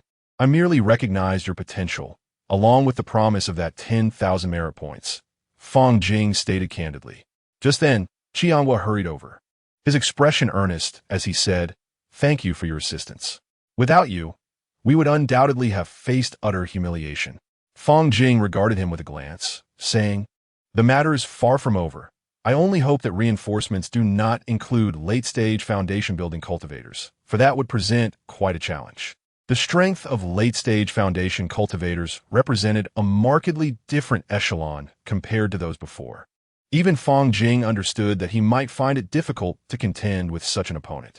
Should the situation escalate to that point, he might have no choice but to invoke the formidable reputation of his master to intimidate the adversary. As time gradually passed, approximately an hour later, the previously scattered Zhou Guo disciples returned hastily, having summoned reinforcements. Fang Jing squinted as he observed a figure in the distance. Disciples of true monarch? Indeed troublesome. He recognized the token of the true monarch, an exclusive insignia that only the disciples of a true monarch possessed. However, Fang Jing felt no fear. In his view, if the situation became untenable, he could simply call upon his master, Qi Xiao, to engage in a confrontation with this true monarch disciple. Zhou Wenyu's gaze landed squarely on Fang Jing, disregarding everything else around him. Soon, a seemingly benign smile graced his face as he spoke. "I never expected to encounter you here, junior brother Fang. I am Zhou Wenyu, one of the disciples under the Nine Spirits' true monarch." "Fang Jing, a direct disciple of Qi Xiao Peak," Fang Jing replied, his demeanor unruffled, his tone indifferent. "Junior brother Fang, it seems you intend to protect the Qi Guo faction?" Zhou Wenyu raised an eyebrow, his gaze fixed intently on Fang Jing. "If I were to affirm that, what would you do?" Fang Jing responded without hesitation. Upon hearing this, Zhou Wenyu maintained a faint smile on his face and slowly remarked, "It is only natural to decree that the Zhou faction shall never again take action against the Qi faction. After all, Brother Fang is a peerless genius who has ascended to the pinnacle of the battle immortal steel, and opposing him would be exceedingly unwise." Fang Jing raised an eyebrow at Zhou Wenyu's words. Although his expression remained calm, a subtle sharpness flickered in his eyes. The members of the Qi faction displayed expressions of astonishment. They could hardly believe that the individual who had just come to their aid was none other than the unparalleled prodigy who had recently claimed the top position on the battle immortal steel. The crowd exchanged glances, their eyes brimming with shock and delight. The moment Zhou Wenyu's words escaped his lips, the Zhou disciples behind him erupted in excitement. One eager disciple, in the Qi refinement stage, stepped forward and anxiously spoke, "Brother, he is merely a perfected Qi refinement cultivator. Why should we fear? This is an excellent opportunity. If we can seize this chance to annihilate the Qi faction, we shall become the largest faction in the outer sect." And then, before he could finish, Zhou Wenyu's expression darkened instantly, a glint of ruthlessness flashing in his eyes. He swiftly delivered a resounding slap, sending the disciple flying like a kite with its string cut, crashing heavily to the ground and struggling to rise. Zhou Wenyu coldly surveyed the surrounding disciples and icily declared, "What use is there for fools who cannot even discern the situation? Expel him from the Zhou faction." Yes, the core disciples of the Zhou faction responded in unison, their voices trembling slightly. Zhou Wenyu then turned his gaze back to Fang Jing, a seemingly gentle smile gracing his lips. "The Zhou faction shall henceforth refrain from any affronts towards the Qi faction. I wonder, Brother Fang, are you satisfied with this outcome?" Fang Jing nodded and succinctly replied, "Very well, if that is the case, let us turn the page on this matter." However, Zhou Wenyu appeared to be reluctant to let the matter rest, a smirk curling at the corners of his mouth. "Brother Fang, to depart so easily would be rather regrettable, wouldn't it?" At this, Fang Jing's brow furrowed slightly as he inquired, "What? Do you wish to engage in a contest of skills with me?" "Oh, no, brother. You are merely a perfected Qi refinement cultivator, while I am a foundation establishment practitioner. Our realms are different, and such a contest would be unfair. How about we limit it to just one move as a friendly exchange between fellow disciples?" As Zhou, when you spoke, he flashed a grin, and, in an instant, a terrifying aura surged forth from his being, sweeping through the air. This aura unmistakably indicated that Zhou Wenyu was indeed a mid-foundation establishment cultivator. Simultaneously, Fang Jing discerned a subtle, concealed intent in Zhou Wenyu's gaze. It became evident that Zhou Wenyu sought to suppress him, intending to defeat him with a single move to humiliate him, thereby crushing his dignity beneath his heel. "Very well, then. Let us see what you can do with that one move," Fang Jing replied, not retreating in the slightest, but instead allowing a hint of excitement to grace his smile. As spiritual energy began to surge around him, brimming with combat intent, the surrounding disciples were taken aback, their faces reflecting sheer astonishment. "This is bad. If they truly engage in combat, we must retreat 100 meters. No, at least 200 meters away." A voice cried out anxiously from the crowd, prompting everyone to scatter like startled birds, hastily distancing themselves, fearful of being caught in the crossfire of the impending clash. Zhou Wenyu wore a stern expression as he drew a shimmering sword, its blade glinting ominously.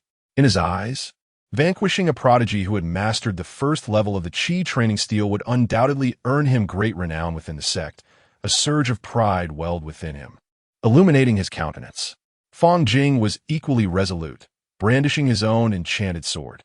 "Be cautious, junior brother," Zhou Wenyu remarked with a subtle smile, seemingly a warning but laced with a hint of mockery. Jioling's sword intent, first form. The reason the Foundation establishment stage was hailed as a major breakthrough lay in its terrifying destructive power, capable of effortlessly overturning everything within 100 meters. In the realm of mortals, such formidable strength could easily breach a city's defenses. No one could withstand it. Divine ability. Battle Immortal, tenfold amplification. Divine ability, Silent Star Sword. The Silent Star divine ability was a sword technique he had crafted by merging the techniques of the Silent Sword and the Compassion Star through the myriad paths of his cultivation. It stood as his most powerful strike, second only to the Tai Su Classic. At the moment of collision between the two overwhelming sword intents, the entire world seemed to hold its breath. All present were enraptured, their breaths suspended as they fixated on the radiant epicenter, eagerly awaiting the conclusive outcome. Chapter 55.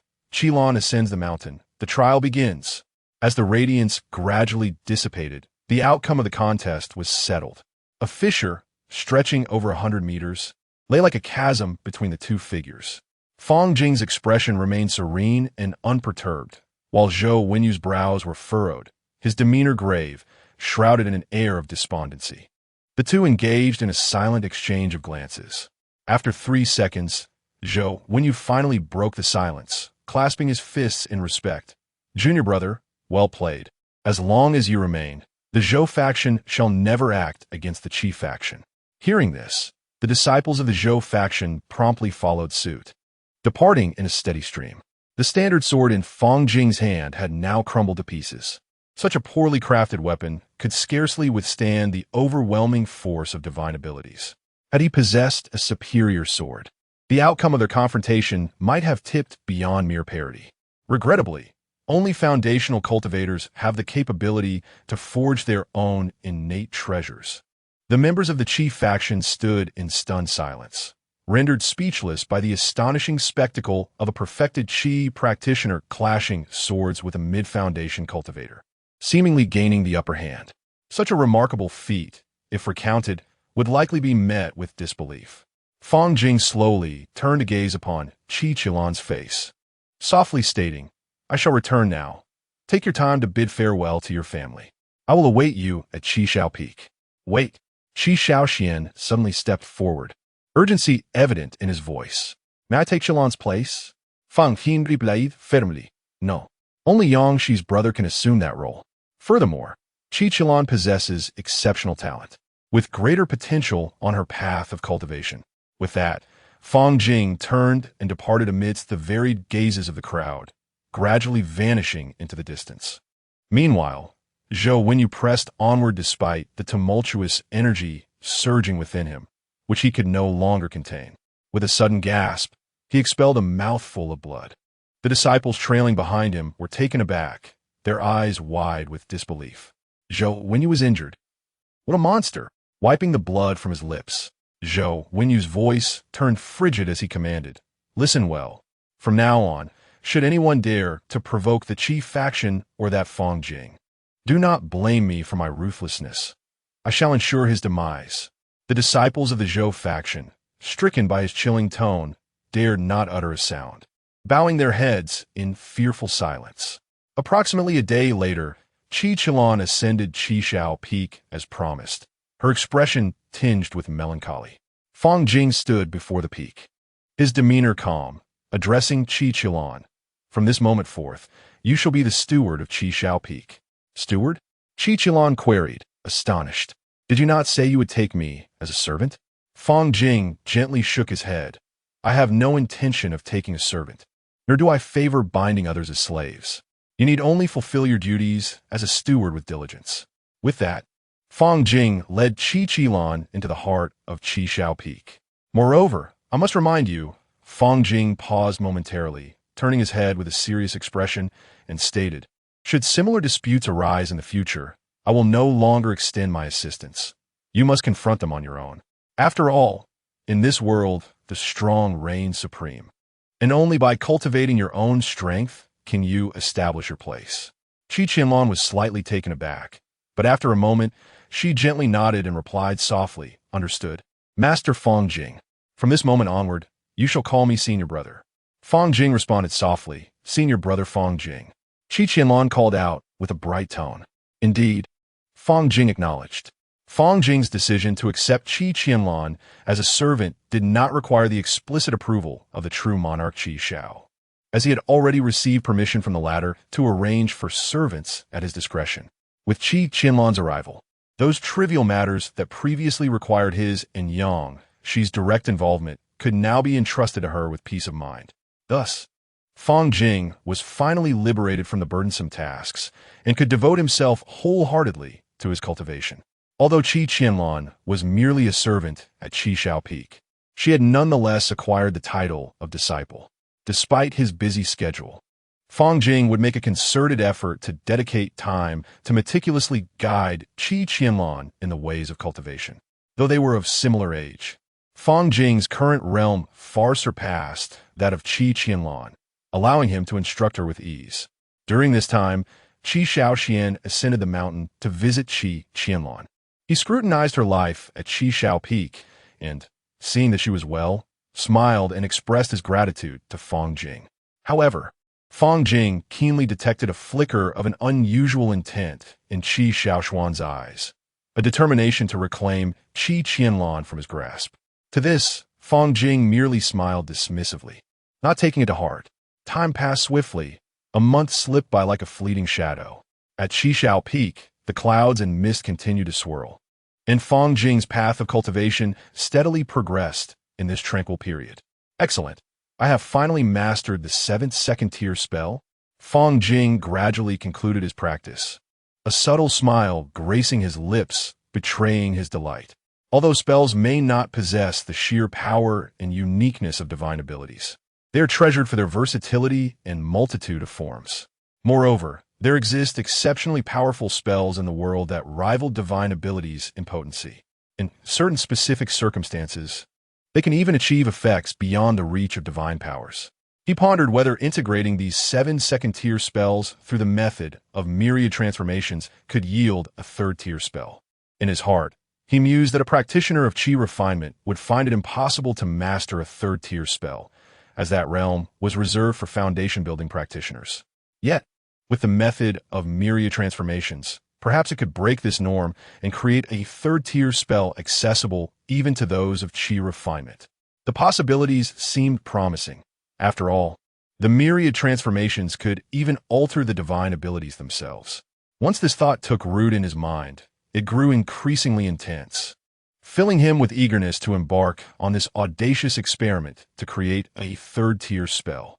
However, just as he was about to anticipate the commencement of this innovative endeavor, time was already running short. The days of the disciples of Shintian's sect undergoing trials had quietly arrived.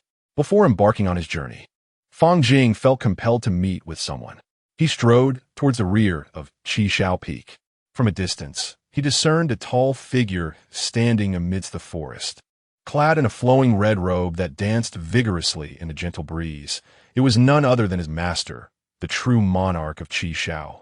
"Disciple pays respects to the master," Fang Jing said, hastening forward and bowing deeply in reverence. The true monarch of Qishao slowly turned to face him, his crimson hair billowing, his gaze penetrating like a beacon, fixed intently upon Fang Jing. "You have arrived. Allow me to assess the extent of your mastery over the silent sword technique." Upon hearing these words, Fang Jing did not hesitate. He promptly drew forth a magical sword. Chapter 56. The Flame Sky Sword, the Great Evil, the Silent Sword Technique. With a thunderous roar, Fang Jing poured all his internal strength into a single strike. In an instant, the chilling sword light tore through the air like lightning, surging forward with an unstoppable momentum, aimed directly at the true monarch of Qishao. Swish! In the face of this fierce assault, the true monarch of Qishao remained composed, merely raising her right hand with a gentle motion. Boom! The terrifying clash of power erupted, sending Fang Jing hurtling backward like a kite with its string cut, the sword in his hand shattering into dust under the impact. Astonishment flooded Fang Jing's face as he looked incredulously at the true monarch of Qishao. Had the master truly unleashed her sword? Yet her hand was clearly empty. No, something was there. Fang Jing seemed to grasp the truth. There was a hair so fine it was nearly imperceptible held in her hand. With just that single hair, she had sent him flying? Fang Jing was profoundly shaken, acutely aware that the chasm in their realms was indeed insurmountable. Although he understood that his master's strength was unfathomable, she undoubtedly ranked among the top-tier powerhouses among the true monarchs. The true monarch of Qishao regarded Fang Jing with a sense of nostalgia in her eyes. "In just a year, you have cultivated the silent sword technique to such a degree, it is truly hard to believe without witnessing it firsthand. At this rate, perhaps in just a few years, you will master the silent sword technique to perfection. I even heard recently that you defeated Zhang Xianqing and claimed the top spot on the Battle Immortal Tablet. Your extraordinary talent is indeed unparalleled in my lifetime. Your future knows no bounds, and perhaps within a century, you shall surpass me. Could it be that the master believes I need only a century to stand at the pinnacle of the Golden Core realm?" Fang Jing pondered inwardly. Chi refinement, foundation establishment, Golden Core, nascent soul, and divinity transformation. These are the 5 well-known realms in the world of cultivation. A Golden Core powerhouse is referred to as a true monarch. Once one breaks through to the divinity transformation stage, they can truly reign over the world. A Golden Core true monarch is already a figure of great reverence within the realm of cultivation. Before you embark on your journey of exploration, I have 2 items to bestow upon you. The voice of the true monarch of Qishao gradually broke Fang Jing's reverie. Upon hearing this, Fang Jing raised his brows slightly, a glimmer of anticipation igniting in his eyes as he instinctively straightened his posture. The true monarch of Qishao then revealed 2 objects that floated into being with a flash of brilliance. One was a sword, its blade shimmering with spiritual light, the flowing radiance seemingly narrating its extraordinary nature. The other was a talisman, three magical symbols hovering quietly. Merely glancing at them was enough to sense the tremendous power contained within. The true monarch of Qi Shao first picked up the sword and presented it to Fang Jing. This sword was once my companion blade. I have recently reforged it for you. Its name is Flame Sky. Fang Jing received the Flame Sky sword with both hands, off filling his heart. Upon closer inspection, he realized it was indeed a spiritual weapon. Although it was not his life treasure, its value and power far surpassed the ordinary. It is known that only true monarchs can forge spiritual weapons, each imbued with a trace of sentience, making them exceedingly precious. The Flame Sky Sword, though not a true artifact nourished by the life essence of the Lord of Red Sky and intertwined with his soul, shall undoubtedly remain a steadfast companion by her side. It bears a multitude of memories, holding profound significance. I am grateful to my esteemed master for this gift. Fang Jing expressed earnestly, his sincerity evident. The Lord of Red Sky nodded gently, his demeanor warm, and then raised his hand to delicately support the three talismans radiating with an extraordinary glow. These three sword talismans were crafted with great care, each containing a powerful sword energy that I have meticulously condensed. Should you encounter a life-threatening crisis, activating all three talismans simultaneously will unleash a force formidable enough to vanquish even a slightly weaker true lord. Upon hearing this, Fang Jing was once again taken aback. The talismans of true lord caliber, once summoned, would annihilate any adversary below the Golden Core realm, leaving them utterly defenseless. The bestowal of such precious life-preserving artifacts indicated that his master held him in high regard, yet remained deeply concerned for his safety, warming his heart. Remember, these talismans should only be employed in dire circumstances, the Lord of Red Sky reiterated solemnly. Yes, I am grateful to my master. The three talismans undoubtedly served as crucial trump cards, a decisive weapon pertaining to life and death, to be wielded only when absolutely necessary. That is all I wish to convey. Approach all matters with utmost caution and do not place trust in others lightly. If you encounter practitioners of the demonic sect, avoid confrontation whenever possible. Never engage them directly. Their actions are treacherous and their methods ruthless, warranting vigilance. Rest assured, master, I shall exercise the greatest caution and will not falter, Fang Jing declared, standing tall with unwavering resolve. Indeed, the Lord of Red Sky acknowledged.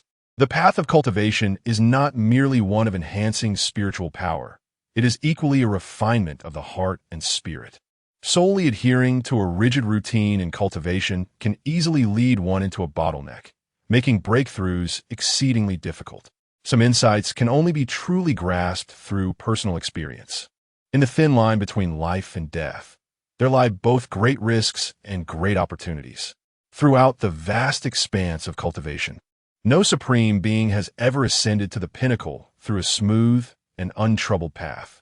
To attain the highest echelons, one must endure trials and tribulations. After concluding his conversation with the Lord of Red Sky, Fang Jing returned to the front chamber, filled with contemplation. At that moment, a spiritual message suddenly arrived. Upon seeing the message, Fang Jing was momentarily taken aback, a flicker of surprise crossing his eyes.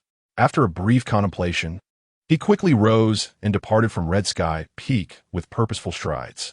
In a secluded area of the inner sect, Fang Jing beheld Shui Chan, who had been waiting there, her expression a mixture of sincerity and concern. Might I inquire as to why you sought me, junior sister Chan?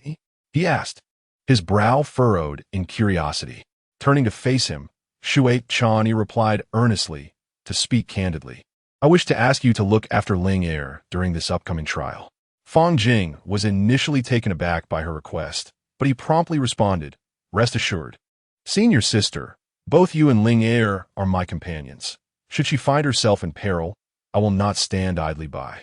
Thank you, but do take care of yourself. This trial may prove to be quite challenging, Shui Chani cautioned, nodding slightly with a serious demeanor. Fang Jing's eyes flickered with insight as he perceptively grasped the profound implications behind Shui Chani's words. He pressed further, "Elder sister, do you possess any insider knowledge?" Shui Chani hesitated for a moment before slowly replying, "Well, I asked our master to divine the future, and the results for Ling Er indicate nothing but misfortune, while your own fortune reveals an even greater catastrophe." "A catastrophe, indeed," Fang Jing murmured, "for a divination performed by a true sovereign holds considerable credence, leaving little room for doubt." Yet, despite this revelation, there was no trace of retreat in his gaze. "This journey must be approached with utmost caution," Shui Chani reiterated. "Rest assured, elder sister, I shall ensure Ling Er and I return safely," Fang Jing declared with unwavering determination and a tone brimming with confidence. "Our master also instructed me to convey a warning to you. Be wary of the demonic sect." Once again, the demonic sect? Fang Jing momentarily faltered, yet he nodded in understanding. Chapter 57. Talents of each peak. Fang Jing had never witnessed individuals from the demon sect with his own eyes. According to what he had heard, under the formidable suppression of the righteous sects, the once dominant and reckless demon sect had crumbled into ruins, falling into a profound silence, unable to stir even the slightest ripple. However, doubts began to surface within his heart. Could there be hidden truths lurking beneath the surface? Fang Jing furrowed his brow slightly, sensing a dire omen in his fortunes. It was impossible for him to feel entirely untroubled. Fortunately, his master had bestowed upon him 3 sword talismans imbued with great powers and with such protection. He hoped to avoid significant calamities. The day of his departure for training arrived as scheduled. Fang Jing bid farewell to his junior sisters, Yang Shi and Qi Qianluan. He turned to Yang Shi and advised, "Yang Shi, I am setting out for my trials. During my absence, I entrust you with the guardianship of Qi Shao Peak." Yang Shi nodded solemnly. "Rest assured, senior brother, I will do my utmost to protect Qi Shao Peak." "Indeed." Fang Jing then shifted his gaze to Qi Qianluan, gently stating, "While fulfilling your duties, do not neglect the enhancement of your own cultivation." Qi Qianluan respectfully replied, "Yes, senior brother Fang Jing, I shall remember your words." After parting ways with Yang Shi and Qi Qianluan, Fang Jing turned and made his way to the outer gate. Shortly thereafter, he arrived before the grand teleportation array of Xintian sect. This trial was not a mere exercise in cultivation, but rather a mandated task issued by Xintian sect. Every disciple whose cultivation was below the late stage of qi refinement was required to participate without exception. Rather than a simple trial, it carried a sense of urgent mission. The reason behind this urgency was the current turmoil wrought by demons and monsters in the world. Strangely, the once hidden and silent demons seemed to have received some call, suddenly emerging en masse. In an instant, the markets frequented by cultivators were thrown into disarray. Reports indicated that several prosperous markets had fallen victim to the demons, reduced to mere ruins in a short span of time. Even several sects under Xintian sect, each guarded by golden core true lords, found themselves embroiled in fierce struggles. The disciples participating in this trial bore the responsibility of employing every possible means to eliminate the demons that had suddenly appeared. At this moment, before the large teleportation array of Xintian sect, a throng of disciples gathered, all set to undertake this compulsory trial. A rough estimate indicated that there were at least 100,000 disciples in the Qi refinement stage, along with over 100 in the foundation establishment stage. In this operation against the demons, the foundation establishment cultivators would lead the Qi refinement disciples in their extermination efforts. While the presence of foundation establishment cultivators provided some assurance against immediate casualties, the fierce assaults of the demons cast a shadow of death that lingered ominously. However, in contrast to the dangers, the rewards were exceedingly generous. Those who achieved great merit could even be awarded a foundation establishment pill containing the essence of the 5 elemental forces. It is well known that the more elemental energy infused during foundation establishment, the more solid the foundation becomes, resulting in greater strength. Should one be able to gather the 5 elemental spiritual energies simultaneously during foundation establishment, it would lead to the legendary near-perfect, leak-free Tao of foundation establishment. Yet, the difficulty of achieving such an accomplishment was akin to ascending to the heavens. In the vast realm of cultivation, only those possessing the 5 elemental roots hold the theoretical potential for greatness. Yet, the harsh reality is that most cultivators with such roots, after enduring the arduous journey to the perfected chi refinement stage, find themselves depleted of vitality and utterly exhausted, rendering any aspirations for such an extraordinary foundation unattainable. The lifespan of chi refinement practitioners is no different from that of ordinary mortals. Only by successfully establishing their foundation can they gain an additional 2 centuries of life. This motivates numerous chi refinement disciples to willingly embrace the perilous trials ahead. Under the guidance of the Golden Core Elder, a vast and intricate teleportation array began to hum to life. Fang Jing stood amidst the crowd, casting his gaze towards the elder presiding over the formation. The elder appeared to be in his 30s, clad in an immaculate Taoist robe, with a handsome visage and a demeanor exuding an ethereal grace, truly embodying the essence of a profound cultivator. Through the conversations of the surrounding practitioners, Fang Jing learned that this esteemed figure was none other than the renowned Xian Junjun. As one of the top 3 formidable cultivators among the 37 peaks of the inner sect, his status within the Xintian sect was of immense significance. Retracting his gaze, Fang Ying swiftly spotted Shui Lingye. At that moment, she was engaged in animated conversation with several practitioners, a mix of both men and women. Noticing Fang Jing's attention, her lips curved into a smile as she raised her hand in greeting. Seeing this, Fang Jing navigated through the throng to join her. As he approached, he discerned the 4 individuals surrounding Shui Lingye, 2 men and 2 women, all exuding a steady aura, their spiritual energy clearly manifest, indicating they had all reached the perfected chi refinement stage, just a step away from foundation establishment. They appear to be around the same age as Yang Shi, mostly around 15 or 16, brimming with youthful vigor. Upon Fang Jing's arrival, their curious gazes fell upon him, filled with intrigue. Fang Jing's focus returned to Shui Lingye as he spoke calmly. "Senior Sister Chan, he entrusted me to look after you. Let us undertake this trial together." Upon hearing this, Shui Lingye frowned, her face a canvas of reluctance. "Oh, my sister just loves to fret unnecessarily. It's not needed. I've already made plans to join them." With a cheerful demeanor, she gestured towards the 4. "By the way, let me introduce you. These are my good friends, Lu Qingge from Jingshu Peak, Duan Fanqi from Tianwan Peak, Xie Jiyin from Jiuling Peak, and Qin Yi from Qinzhou Peak. They're all quite capable, only slightly less skilled than I. So, what do you say? Why not join us in forming a team?"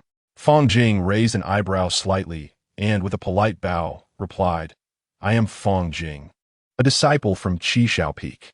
It is a pleasure to meet you all." Despite their similar cultivation levels, he still addressed them as seniors out of respect for their age. Upon hearing his name, Duan Fanqi's eyes lit up with excitement, akin to a hunter spotting its prey. Unable to contain himself, he exclaimed, "So you are the one who topped the Battle Immortal Monument. Come, let us spar. I wish to see if your first-place title is truly deserved." With that, he cracked his knuckles, an aura of combativeness radiating from him. To their astonishment, they realized that you were even younger than them, truly a prodigy of unparalleled talent.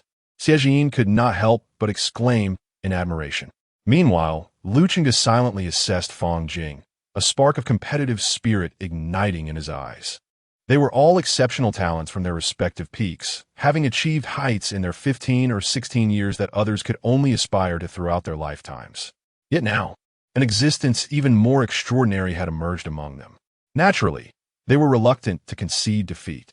Engaging in a brawl at this moment may not be prudent, as we are on the verge of embarking on our journey for experience. Qin interjected with a look of exasperation.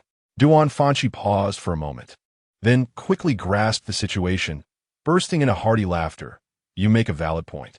Let us mark this encounter for now, and once our expedition concludes, we shall have a proper contest." Chapter 58. The Jade Universe Treasure Pavilion. Upon hearing Duan Fanqi's words, Fang Jing couldn't help but feel an odd sensation arise within him. It seemed as if a flag was being raised, akin to a promise made to wed upon returning from battle. Perhaps he was merely overthinking it. With an untroubled expression, Fang Jing graciously declared, "I shall await your esteemed presence at Qishao Peak. Whether you wish to spar in martial arts or discuss the ways of the Tao, I am at your service." Fang Jing felt no trepidation. He discerned that the prowess of Duan Fanqi and the others was likely comparable to that of Shui Linger. "Very well, it is settled," Duan Fanqi replied. At that moment, the large teleportation array completed its charging process, signifying that Fang Jing was about to embark on his inaugural journey beyond the Xintian sect, relying solely on his own training.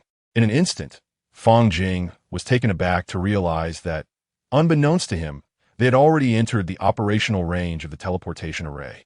The sky and ground were both adorned with intricate patterns, spreading forth in a breathtaking spectacle. Witnessing this scene, Fang Jing could not suppress his admiration for the prowess of the Xianzhenjun. It was noteworthy that this array could transport over 100,000 people in a single instance. And yet, the Xianzhenjun did not break a sweat. "You shall be sent to various markets in the Xian Su cultivation realm, with but one objective, to eradicate the beast with unwavering resolve." At this moment, the voice of Xianzhenjun resonated in the ears of the crowd. As his words concluded, the array patterns solidified in an instant. Fang Jing felt a blinding light erupt before him, followed by a sensation akin to an invisible giant hand pulling him fiercely. When he regained clarity of his surroundings, he found himself in an unfamiliar place. "Welcome to your esteemed presence. This place is known as the Jade Universe Treasure Pavilion." A figure appeared beside him, exuding an extraordinary presence, who continued, "You must be the prodigies of the Xintian sect, correct?" Tian Shu's eyes shimmered with warmth and anticipation. "Indeed. May I inquire if you are the proprietor of this market?" "Precisely, I am Tian Shu, the master of this pavilion." With a gentle smile, Tian Shu warmly gestured. "Please follow me. Accommodations for our esteemed guests have been arranged." Thus, Tian Shu led them to a remarkably opulent residence. The crimson entrance exuded grandeur, with soaring eaves and intricate carvings that epitomized luxury.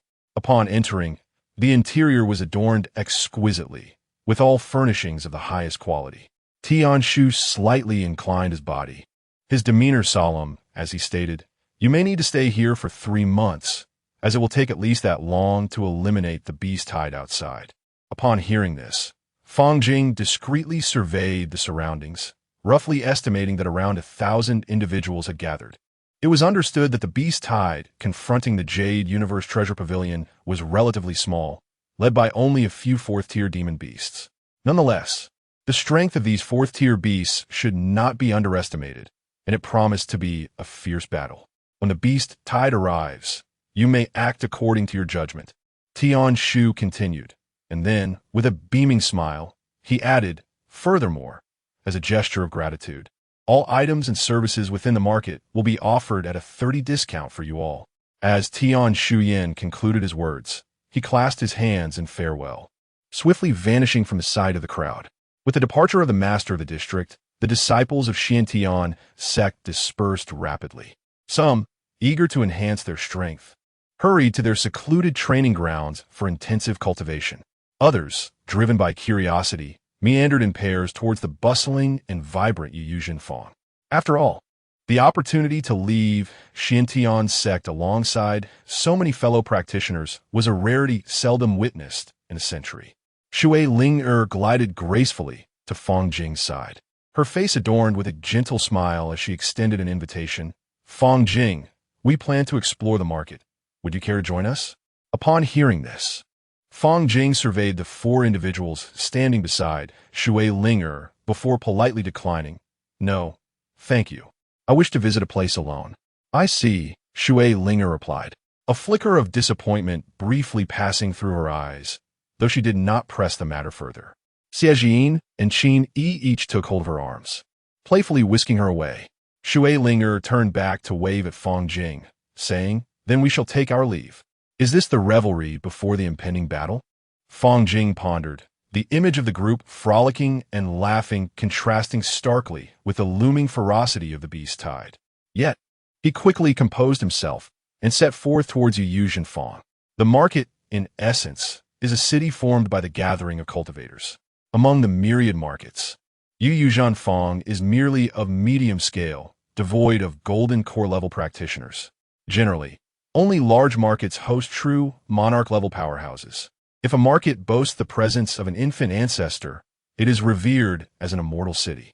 Recalling the past, the first among infant ancestors, Hunyuan ancestor, established the world's preeminent Hunyuan city through unparalleled divine abilities. At that time, Hunyuan city's reputation soared, commanding respect even from the towering Xintian sect. Unfortunately, with the fall of Hunyuan ancestor, the city gradually succumbed to decline, ultimately fading into the annals of history. The 5 elements Hunyuan true scripture left by Hunyuan ancestor has been fiercely contested and divided among various sects. Yet to this day, no one has truly comprehended its depths. This art is notoriously intricate, with exceedingly stringent cultivation requirements. For one with the 5 spirit roots, aptitude, aspiring to become a golden core-level powerhouse is nearly a fantasy. None can fathom how Hunyuan ancestor achieved such mastery. As for Fang Jing, should he devote himself to research, he could grasp the 5 elements Hunyuan true scripture. However, the Taisu Jing he cultivates is far more profound, transcending the realm of the golden core. With a flicker of anticipation in his heart, Fang Jing stepped into the market's scripture trading area. His singular aim for this visit was to uncover whether any extraordinary scriptures lay hidden within this unassuming corner. A faint smile tugged at the corners of his mouth as he silently mused. Perhaps, at this very moment, a remarkable scripture awaits, quietly biding its time for a fateful encounter, ready for him to seize and astonish the realm of cultivation. The myriad laws and transformations await your grand display. Fang Jing silently recited to himself, confident that no matter how concealed or profound the techniques might be, they would inevitably fall under his discerning gaze. With this assurance, he plunged into the myriad stalls and shops, showcasing an array of martial arts manuals, leaving no tome or incomplete technique unexamined. Time swiftly passed. 3 days and nights vanished in the blink of an eye.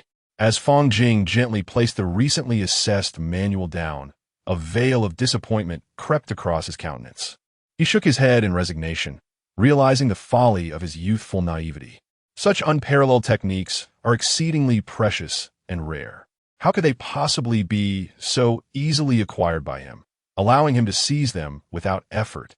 Furthermore, within the marketplace, fully 30% of the techniques were mere fabrications, while another 40% bore imperfections, leaving only about 30% of the manuals suitable for genuine cultivation, a truly disheartening reality. Chapter 59, Jiang Yanqing. The profound and the mundane, just as Fang Jing was engulfed in disappointment and prepared to depart in pursuit of solitary cultivation, a melodious voice, as sweet as a nightingale in the forest, reached his ears. Young man, I have been observing you since just now. It appears you are in search of a technique for cultivation. Am I correct? If you do not mind, perhaps you would like to come and see what I have to offer. Following the sound, Fang Jing beheld a figure clad entirely in a black robe, standing not far away. Despite the obscurity of her attire, the silhouette suggested that she was a woman. Before her lay an orderly array of cultivation manuals, indicating her role as a merchant of such arts. Are you speaking to me? He inquired, disbelief evident in his tone. Indeed, I possess the very techniques you seek. Come, have a look, the woman in black replied, a subtle smile gracing her lips, her tone imbued with certainty. Her confidence stirred something within Fang Jing, compelling him to step forward. If you are so assured, then present the technique I desire, that I might behold it, he stated, his gaze firmly fixed on the enigmatic woman. Upon hearing his words, the black-robed woman merely emitted a soft, enigmatic chuckle. With a graceful motion, she selected a manual from the pile and extended it towards Fang Jing. The art of all-encompassing palms, he exclaimed upon reading the title on the cover. The revelation struck him like a bolt, and a flicker of wariness danced in his eyes. He harbored a certain trepidation regarding the technique presented by this mysterious figure. Yet, having spoken, to refuse now would betray a sense of cowardice. After a moment's hesitation, he reached out and accepted the art of all-encompassing palms. Taking a deep breath, he slowly opened the first page, his consciousness instantaneously plunging into its depths. Minutes passed before Fang Jing abruptly opened his eyes, astonishment flooding his expression. This astonishment was not born of suspicion regarding the technique, but rather from the realization that it was flawless and of an astonishingly high grade, capable of aiding him in manifesting a supernatural ability. Moreover, it was not merely a palm technique, but a cultivation art of significant stature. In that moment, he raised his gaze to the black-robed woman before him, his heart racing with intrigue. Who could she possibly be? Could she be a transcendent being of profound cultivation? What do you think? Is it not well suited to you? She inquired, a gentle smile playing at her lips, her voice soothing. Indeed, I am Fang Jing of the Xintian sect. It is an honor to meet you, esteemed senior. He steadied his thoughts and offered a respectful bow. Unable to discern the depth of her cultivation, he surmised she must be deliberately concealing it. Oh, you are a disciple of the Xintian sect? The woman in black expressed surprise, her tone tinged with intrigue. After a brief pause, she delicately lifted her hand and removed her hood.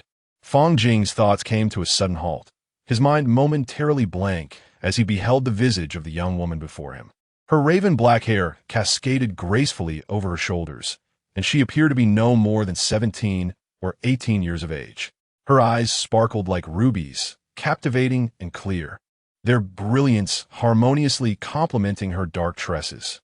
Her visage was gentle and exquisite, akin to a meticulously carved jade, embodying an innate beauty. In his memories spanning 2 lifetimes, apart from his revered master, the true monarch Qi Xiao, he had never encountered a woman of such striking beauty. Even with Fang Jing's commendable composure, his heart could not help but race a few extra beats. Yet, he swiftly sensed an oddity. Fang Jing's gaze sharpened instantaneously, fixating intently on the crimson-eyed maiden as he coldly inquired, "Is this a bewitching spell? How dare you employ such enchantment against me?" "It is not a bewitchment." The girl waved her hand, her voice melodious and pleasant. "I merely possess a unique constitution." She blinked her enchanting red eyes and continued, "I did not expect you to be a distinguished disciple of the Xintian sect. It seems I cannot deceive you into purchasing my martial arts manual at a high price." With a playful flick of her tongue, a mischievous smile graced her face. "Are you still attempting to deceive me? However, this martial arts manual is evidently worth a considerable sum." Fang Jing raised an eyebrow, his gaze scrutinizing as he focused intently on Jiang Yanqing. "Indeed, this is my unique martial art. It is on par with your Xintian sect's genuine teachings." Jiang Yanqing gently caressed the cover of the Senluo Wanxiang palm. "Yet, the Xintian sect is a top-tier sect, and, as a frail woman, I truly wish to avoid attracting trouble. Hence, I shall gift you this Senluo Wanxiang palm." Her tone was soft. "Wait, you recognized me as a disciple of the Xintian sect from the very beginning, did you not?" Fang Jing stepped forward abruptly, his gaze penetrating as he demanded, "Senior, what is your true intention?" Jiang Yanqing's smile faltered slightly, followed by a resigned sigh as she spread her hands. "Very well, allow me to introduce myself. My name is Jiang Yanqing, a rogue cultivator. I once received favors from a Xintian sect. Rest assured, I harbor no malice towards you. Otherwise, with my strength, you would not withstand even a second if I chose to act." Her tone was calm, yet exuded an undeniable confidence. "I bestow upon you this martial art to repay the Xintian sect's kindness. Can you trust this reason?" Jiang Yanqing tilted her head, patiently awaiting Fang Jing's response. Upon hearing this, Fang Jing furrowed his brows. He scrutinized Jiang Yanqing's face, attempting to discern any hint of deceit in her expression. It was indeed challenging to ascertain the veracity of her words. Yet at this moment, a singular thought consumed him: to distance himself from her as swiftly as possible. For this woman possessed unfathomable strength. Should a confrontation arise, he would stand no chance. "Thank you, senior, for the gift of the martial art." Fang Jing suppressed his inner wariness and respectfully bowed before swiftly turning to leave. "Wait." Jiang Yanqing's voice drifted softly from behind. "What else does the senior require?" "Just a friendly warning. If you wish to preserve your life, You should leave this marketplace post-haste. For within a month, this marketplace shall cease to exist. What?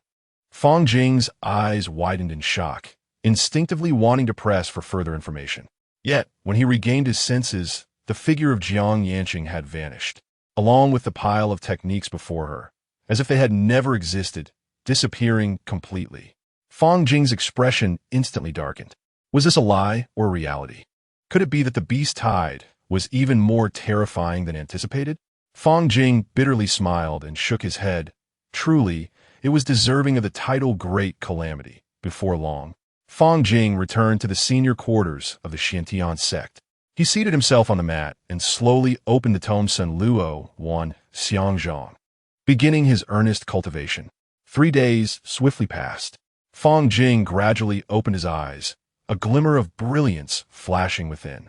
He had successfully initiated his practice of Sun Luo Wan Xiangzhang. At that moment, the earth trembled violently, and the entire pavilion swayed precariously. The beast tide had arrived. Chapter 60, Demonic Arts, Ultimate Slaying of Beasts. Moments ago, Fang Jing successfully crossed the threshold into the cultivation of the all-encompassing palm. Upon entering, he slightly furrowed his brow. How could this technique harbor such profound demonic essence? Undoubtedly, the all-encompassing palm is a top-tier technique whose destructive power rivals, if not surpasses, that of the silent sword art. However, its hidden dangers are equally lethal. It subtly distorts the mind of the practitioner in an insidious manner. Most individuals often become entranced by the immense power the technique bestows, thus neglecting this perilous side effect, unwittingly succumbing to the entanglements of the all-encompassing realm. Without an exceptionally resolute will and formidable tenacity, practitioners of this art are highly likely to spiral into madness, descending into the demonic path. It turns out that this is indeed a demonic art. Fang Jing's gaze instantly turned icy, and he silently lamented, "Truly, there are no gains without effort in this world, and no opportunities that come without cost." What is the true identity of the crimson-eyed maiden, Jiang Yanqing, who bestowed upon him this technique? Could she be a denizen of the demonic path? However, if she harbored the naive ambition to lead him astray with this demonic art, that would be exceedingly foolish. The myriad laws and their transformations annihilate all, and every technique can only serve him. Even celestial arts and divine decrees can only be governed by him, never the other way around. Although the all-encompassing palm is a demonic art, its inherent intricacies are undeniably exquisite. Fang Jing had no intention of relinquishing this formidable technique. In his view, what ultimately determines whether one succumbs to madness is not the nature of the technique, but rather the practitioner themselves. Just as Fang Jing had begun to delve into the all-encompassing palm, the earth trembled, and the loft began to sway precariously. Simultaneously, an alarm rang out across the marketplace, heralding the approach of a beast tide. Fang Jing immediately ceased his cultivation, his gaze sharp as he directed it towards the oncoming tide of beasts. Although this was a medium-sized marketplace protected by defensive formations, the power of those formations is not limitless. If faced with an onslaught of several fourth-tier demonic beasts simultaneously, it would be unlikely for the formations to endure even a few minutes. Therefore, it was imperative to neutralize the surging beast tide before the great array was shattered. Otherwise, the consequences would be dire. With this thought in mind, Fang Jing rose without hesitation, striding purposefully towards the defensive line outside the marketplace. At this moment, the defensive array had fully activated, a translucent blue barrier spreading like rippling water, enveloping the entire marketplace. Looking out, nearly all cultivators at the mid-chi stage and above had congregated, their faces shrouded in a grave expression. After all, what they were about to confront was not an ordinary extermination task, but an overwhelming tide of demonic beasts numbering over 100,000. The forces participating in the defense against the beast tide included all the cultivators within the marketplace, along with over 1,000 cultivators dispatched for support from the Xiantian sect, totaling approximately 6,000 individuals. Standing atop the towering city wall, Fang Jing gazed into the distance, where an endless black wave loomed, an innumerable horde of demonic beasts. They surged forth, causing the very earth to tremble violently in their wake. Fang Jing keenly discerned the figures of Shui, Linger, and the other four. However, there was no time for idle chatter. Foundational period cultivators, accompany me to confront the fourth-level demon beasts. The remaining Qi refining practitioners must exert their utmost efforts to vanquish the rest of the beasts and monsters. Complacency is not an option. With a vigorous wave of his hand, Tian Shu, a perfected foundational cultivator, emanated a commanding aura as his spiritual energy surged around him. In an instant, the foundational cultivators capable of flight soared into the air, their spiritual energy surging like a torrent, transforming into brilliant streaks of light as they charged towards the most formidable fourth-level demon beast leader amidst the tide of beasts. Meanwhile, the remaining Qi refining cultivators, undeterred by the onslaught that resembled a monstrous black wave, bravely charged forward into the fray. As the first wave of the beast tide struck, the bloody battle commenced. Thunderous explosions echoed relentlessly, the terrifying sounds arising from the clash between spiritual energy and the beast's might. In that moment, the battlefield was alight with flames, shrouded in smoke. As cultivators and demon beasts engaged in a chaotic melee, blood staining the ground, and the air filled with roars and screams.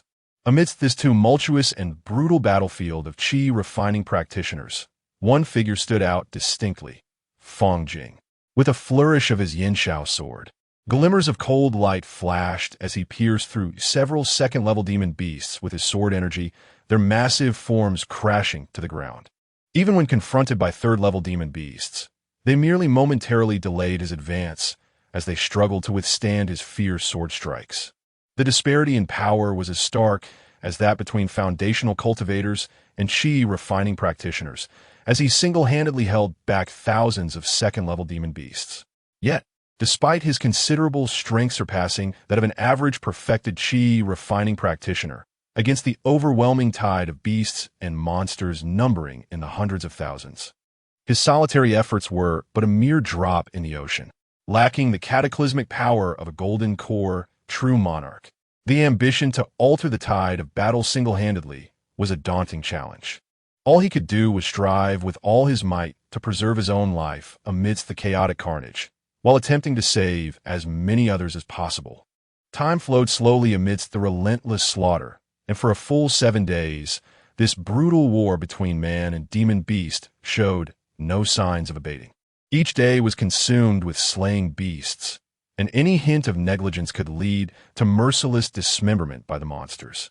Those cultivators who banded together to hunt demons could take turns resting and supporting one another, but Fang Jing fought alone. After 7 days and nights of intense combat, even he felt the weight of extreme fatigue. Each swing of his sword felt like a test of his physical and mental limits. Were it not for his cultivation of the supreme technique, the Tai Su Jing, which allowed for rapid recovery of his magical power, he would have long since collapsed. Finally, on the 8th day, perhaps sensing the futility of breaching their defenses or for some other reason, the relentless tide of beasts began to recede. The battlefield was thick with the scent of blood, a vision of devastation.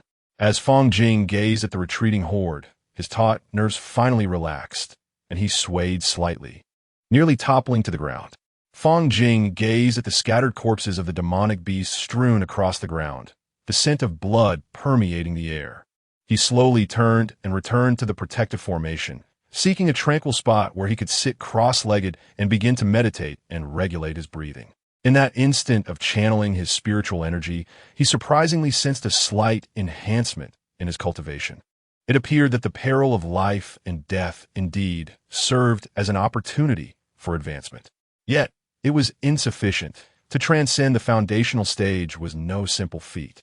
Although the beast tide had receded, it had not completely dissipated. They would undoubtedly return with a vengeance. The time left for everyone was scant, and the exact moment of the next beast tide's onslaught remained uncertain. All they could do was to swiftly recover their strength and elevate their cultivation during this fleeting respite. Fang Jing's gaze swept across the surroundings. The battlefield was in disarray, with many cultivators left in a horrific state, ravaged by the beasts. Some had even lost half of their bodies, while others had not been left with a complete corpse, only severed limbs scattered across the ground, evoking a sense of horror. This was the realm of cultivation, a war unlike any in the mortal world. Chapter 61. The Withered Tree Revives in Spring. The second beast tied, the great battle in the realm of mortals, is a conflict among humans. However, the cultivation world is entirely different. Here, cultivators must not only contend with malevolent spirits and monstrous beasts, but also engage in strife with one another and even confront the heavens themselves. Only those who possess unparalleled strength and transcendental realms can truly be called immortals. After approximately 2 hours, Fang Jing had fully recovered, his internal energy surging and circulating ceaselessly. Even the weariness of his spirit had been quietly soothed. One must admit, the Taishu Sutra truly deserves its reputation as a supreme technique beyond the nascent soul stage. He rose to his feet, his figure flickering upon the city wall, when a familiar silhouette caught his eye. It was Shui Linger. Excellent, she was still alive. While it would not have been his fault had she encountered misfortune, she had made a pact with Shui Chan Yi, and naturally, he did not wish for any harm to befall her. Fang Jing stealthily approached Shui Linger from behind, only to notice that they were gathered around a figure lying on the ground, all wearing expressions of sorrow. Is she dead? No. Upon closer inspection, there seemed to be a faint breath remaining. Fang Jing, you are safe and sound. That is truly wonderful. Shui Linger exclaimed joyfully upon seeing him. What happened to her? Fang Jing quickly approached Shui Linger, concern etched on his face. Lying on the ground was Xie Jin from Juling Peak. A grievous wound marred her side, and she was gravely injured, her breath faint, on the verge of death. It's all my fault.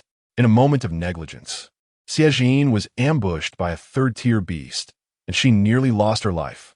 Duan Fanchi from Tiandu Peak lamented, filled with remorse. Cultivation is fraught with peril. Danger lurks at every corner, and death can strike at any moment. Just consider the recent beast tide. Nearly 600 cultivators perished on the spot, with over 50 disciples from Xuandiangong among them. This beast tide undoubtedly imparted a profound understanding of the treacherous path of cultivation to all involved. Upon hearing this, Fang Jing's gaze sharpened as he approached the gravely wounded Xie Jin. Without hesitation, he invoked the perfect level second-tier spell. The Withered Tree Revives in Spring. In an instant, a verdant glow enveloped Xie Jin like gentle ripples of water.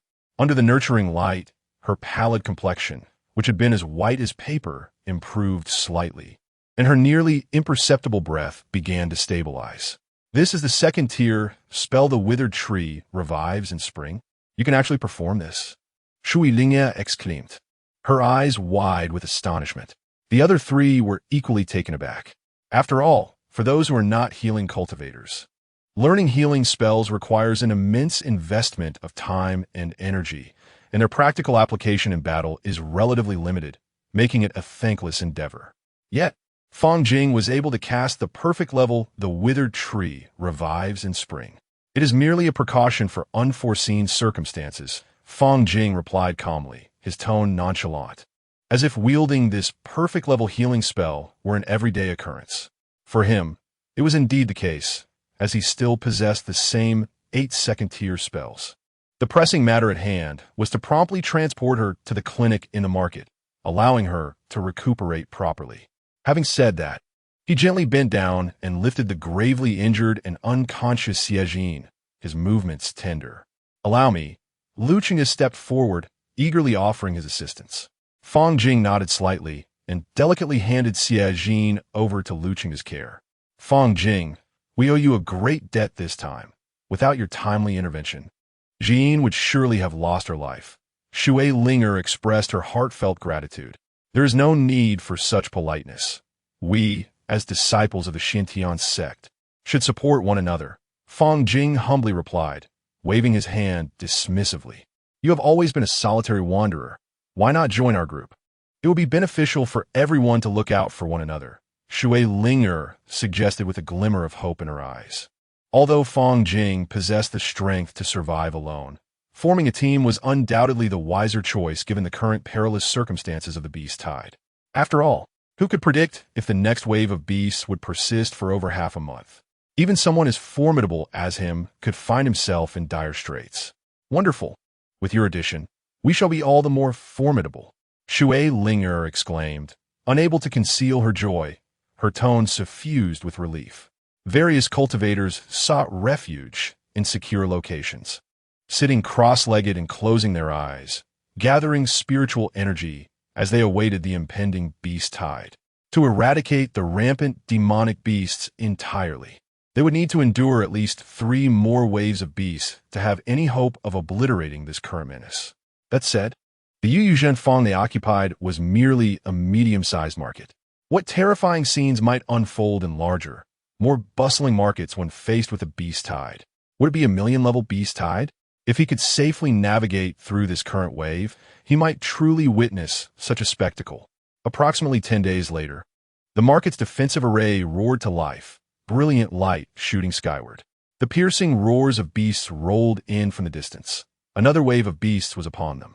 All cultivators ceased their meditations, their gazes steely. Fang Jing, why don't we have a competition to see who can slay more beasts? Duan Fanchi suggested suddenly, a competitive glint in his eyes. Let us treat it as a friendly contest. The loser must treat the winner to a drink. Are you up for it? Fang Jing paused, turning to face him, a slight smile playing on his lips as he replied in a clear voice, "All right, but do not expect me to hold back." With that, he lightly tapped his toes and leaped over the city wall. Duan Fanchi watched Fang Jing's retreating figure, a confident smile gracing his face, convinced of his own victory. However, it was not long before that smile faded.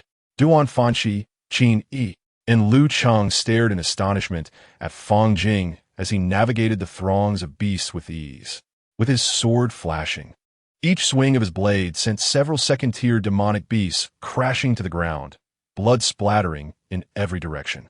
The formidable third-tier demonic beasts, which had proven to be exceedingly tenacious adversaries, were effortlessly vanquished by Fang Jing, who appeared as if he were traversing a realm devoid of resistance. With each swing of his blade, the beasts fell before him in droves. Could it be that he is merely a chi refinement stage cultivator? How is it that he resembles a formidable foundation establishment master? Qin Yi's eyes widened in disbelief. The output of his spiritual energy is simply astonishing. Where could a chi refinement cultivator possibly possess such terrifying combat prowess? Lu Chenga could not help but exclaim in awe. He has already slain hundreds of demonic beasts single-handedly. Duan Fanchi was incredulous. Truly impressive. I cannot afford to lag behind. I must exert myself further. Shui Linger inhaled deeply, her eyes igniting with determination. In that moment, as they beheld Fang Jing's astonishing efficiency in dispatching the beasts, the onlookers were left in a state of shock. Duan Fanchi's expression turned bitter. He had single-handedly defeated more foes than the combined efforts of the 4 of them, rendering any notion of victory utterly unattainable. Chapter 62. Level 5 Demon King. Everyone was utterly astonished by Fang Jing's displayed prowess. In this fierce battle against the demon beasts, the number of beasts he single-handedly hunted had already surpassed the total of the other 4 combined, despite all being at the same perfected chi training stage. How could the disparity in strength be so pronounced? Having gained experience from the first wave of beast tides, the cultivators were evidently more composed in their response to the second onslaught. They held an undeniable advantage, and their teamwork grew increasingly harmonious. More crucially, several foundation-building cultivators had managed to extricate themselves from the chaotic fray, joining the core battlefield against the beast tide. With the assistance of these higher-tier cultivators, the death toll among the lower-tier demon beasts soared dramatically. Within merely 5 days, the second wave of the beast tide was successfully repelled. In this encounter, the demon beasts suffered losses in the tens of thousands, while the cultivators' casualties were less than 300, marking a resounding victory. Joy radiated from every face. The triumph over the second wave of the beast tide illuminated the path to victory for all. Perhaps there was no need to wait for a third wave. The next encounter could very well quell this beast tide entirely.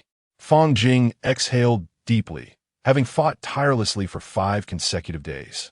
Though utterly fatigued, The situation was markedly improved compared to the last beast tide. He could distinctly sense a significant enhancement in his endurance, and even his mental acuity felt more robust. If he continued to engage in such fierce battles with the demon beasts, it might not be long before he ascended to the foundation-building stage. Dragging his somewhat weary body back to the city wall, Fang Jing's gaze fell upon Shui Ling'er and the others, and he inquired with genuine concern, "Are you all right?" Shui Ling'er and her companions stared at him, their expressions akin to those observing an extraordinary creature. 5 days without rest. What kind of formidable willpower and physical prowess could accomplish such a feat? Duan Fanqi hurried to Fang Jing's side, her face a picture of admiration. "I am truly in awe. Witnessing your performance on the battlefield leaves me no choice but to concede. Brother, once this ordeal concludes, I shall treat you to drinks." Given Fang Jing's displayed strength, he could likely defeat her with a mere strike. "Count us in. Once this trial is over, let us find a time to gather properly," Qin Yi enthusiastically suggested. "What a splendid idea. I wholeheartedly agree." Shui Ling'er and Lu Qingge chimed in almost in unison. Though they may not yet be sufficiently powerful with their outstanding talents, as long as they avoid unexpected calamities on their future cultivation journeys, they could ultimately reach the perfected foundation-building stage. Listening to their words, Fang Jing felt a sudden jolt in his heart. Why did it inexplicably feel like he was tempting fate? Shaking his head briskly, he sought to dispel the ominous feeling. All right then. With that, they all settled into a cross-legged position, immersing themselves fully in the cultivation of their magical energy, seizing the moment to recuperate. About half a month later, without warning, the city's protective formation was reactivated, a blinding light shooting skyward as the luminous barrier swiftly expanded like a dome. An unsettling silence pervaded the air, soon followed by a slight tremor of the earth, heralding the resurgence of the beast tide. This time, both the ferocious beasts and the cultivators within the market understood with grim clarity that this was the final confrontation.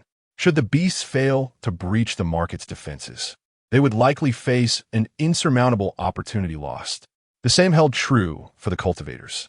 Fang Jing gazed into the distance, where a dark tide of beasts surged forth like ink, and his brow furrowed involuntarily. The atmosphere was heavier than ever. An unprecedented sense of overwhelming pressure washed over him, a sensation that the previous 2 beast tides had not evoked. It appeared something extraordinary was occurring among the beasts. What was that? At that moment, a terrified cry abruptly shattered the tense silence. All the cultivators standing on the city walls turned their gazes toward the source. Before them loomed a colossal beast, stretching 1,000 meters in length, moving with heavy, deliberate steps toward the market, each footfall causing the ground to tremble as if a moving mountain of darkness approached. A level 5 beast king. A tremulous exclamation erupted in the crowd. How could this be? How could a level 5 beast king possibly appear? Could it be a newly evolved entity? This is disastrous. Only gold core cultivators can contend with a level 5 beast king. It's over, it's over. The heavens have forsaken us. Cries of despair intermingled, and chaos erupted atop the city walls as fear gripped every heart.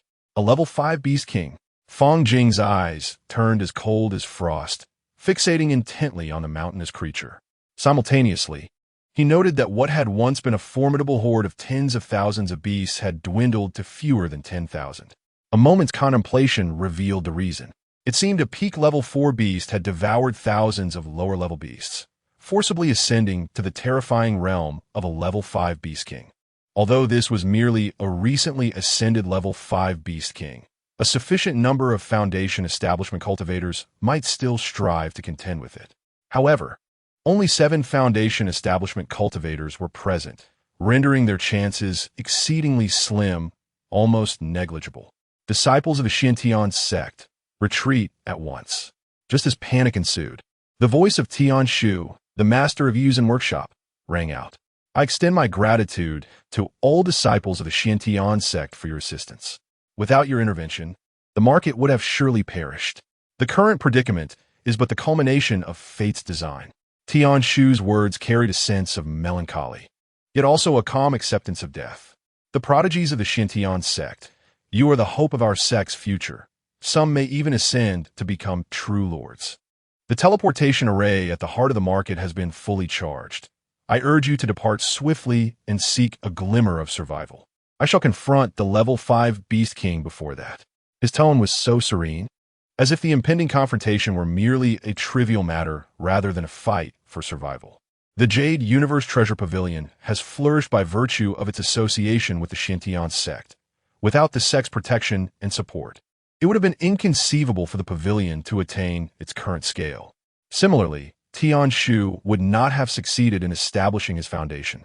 This profound gratitude is etched in his heart, which is why he now chooses to repay it with his life. Upon hearing his words, the disciples of the Shintian sect were deeply moved. Some felt a surge of determination, eager to stay and fight to the death, yet many others, shrouded in the shadow of death, were gripped by fear and hesitation. Fang Jing, shall we depart? Shui Linger asked softly, her voice quivering beside him.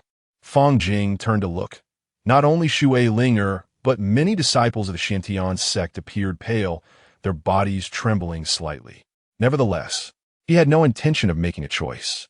He offered Shui Linger a reassuring smile, and then, with a single step, he crossed the city wall and walked boldly beyond the Grand Formation. This seemingly simple action instantaneously captured the gaze of all present. Chapter 63. The Red Sky's Annihilation, Sword Symbol. What is he intending to do? Is he truly courting death? I have seen him before. He was the one who slaughtered through the Beast Tide. He is the unparalleled prodigy of the Shintian sect. Someone must call him back. As the crowd witnessed Fang Jing stepping out of the defensive formation alone, an uproar erupted, with discussions rising and falling like waves. Yes, it is indeed him, the legendary figure who has ascended the battle immortal monument.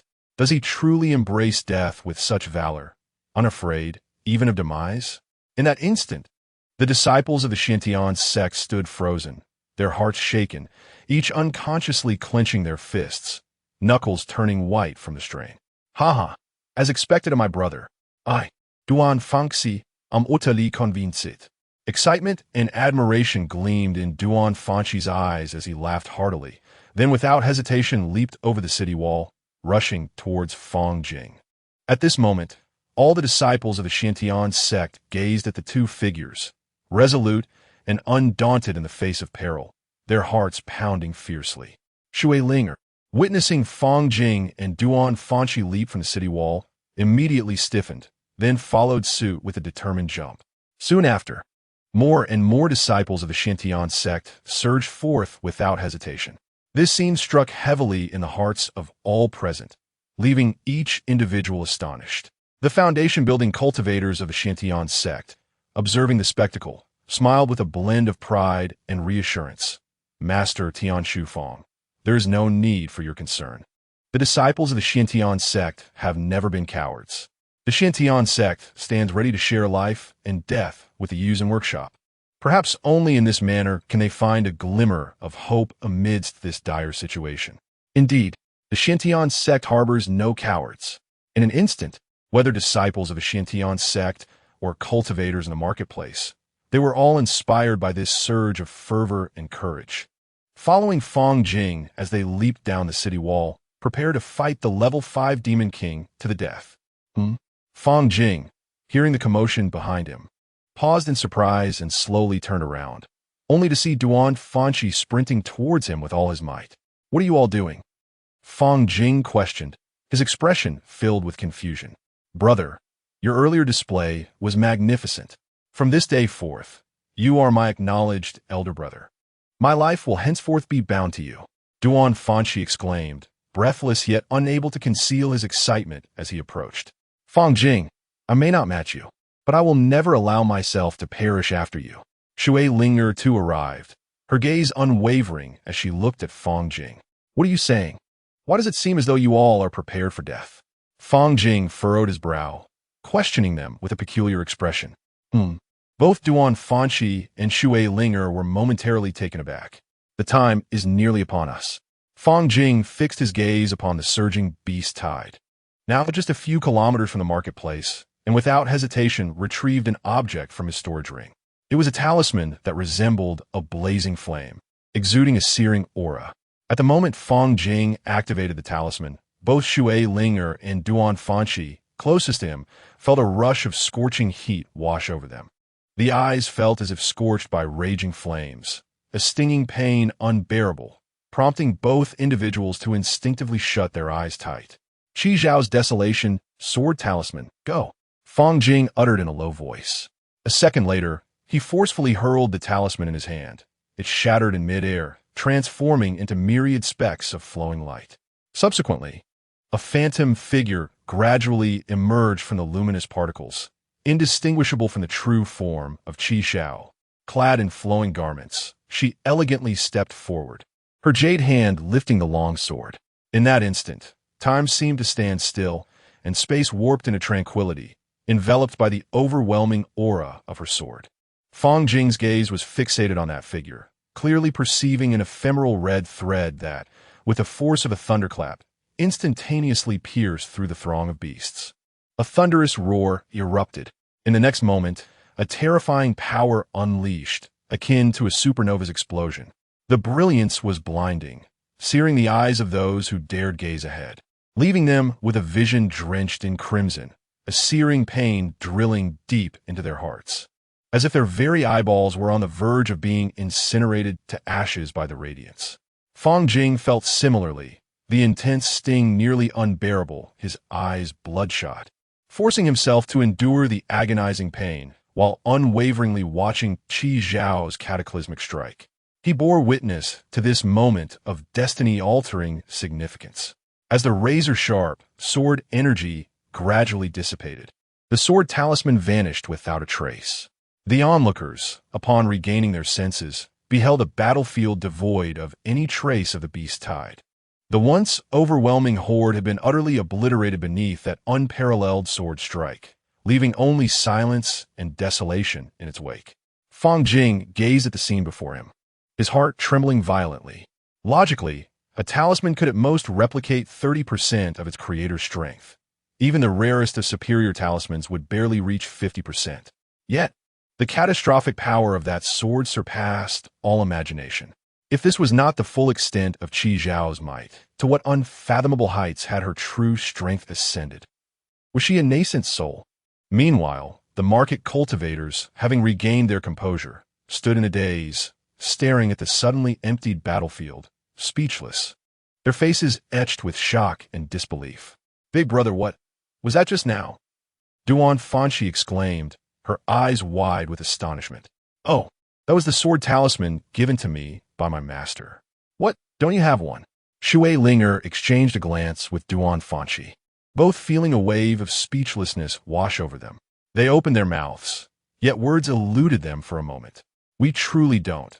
Reflecting on their earlier reckless bravado, driven by a surge of adrenaline, and contrasting it with the effortlessly resolved beast tide, they couldn't help but feel a twinge of embarrassment at their prior actions. It wasn't just Duan Fanqi and Shui Linger, all the disciples of Zuan Tiangong who had unhesitatingly followed Fang Jing over the city walls, ready to fight to the death, now stood frozen in place. Where did the beast tide go? What about the 5th-level Demon King? Can anyone tell me what just transpired? Has a true lord intervened? No, it appears that a talisman he threw resolved the beast tide. A talisman? What kind of talisman possesses such power? Are you jesting? Indeed, it was he who vanquished the beast horde with a single talisman. What? Everyone gazed in astonishment at Fang Jing's retreating figure, rendered speechless. None could have anticipated that he possessed such a formidable weapon. This revelation rendered their earlier resolve, driven by the certainty of death, utterly superfluous.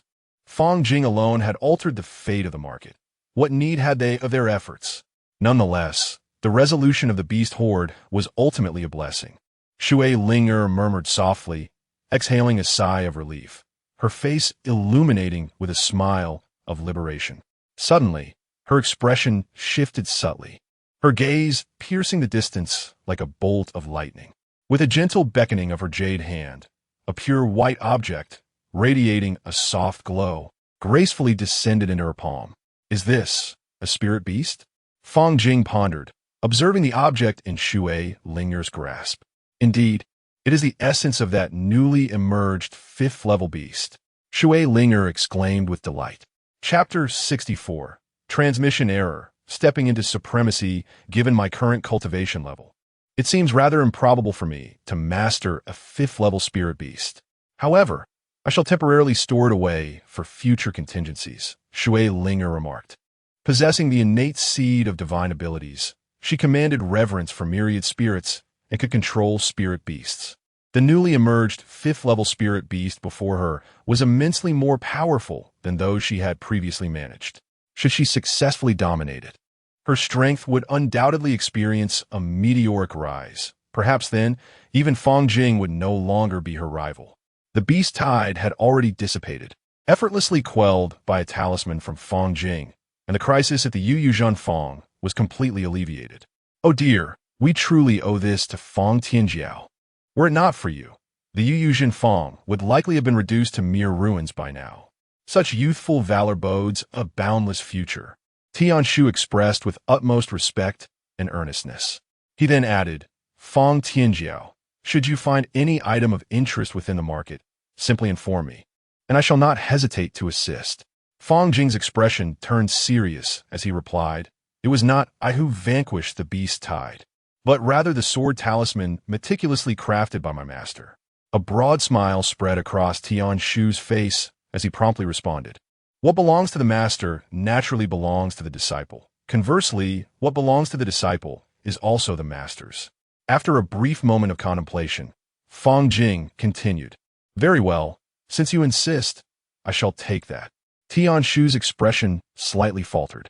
With the beast tide successfully eradicated at the Yu Fang, it was time for the disciples of the Xiantian sect to proceed to the next market.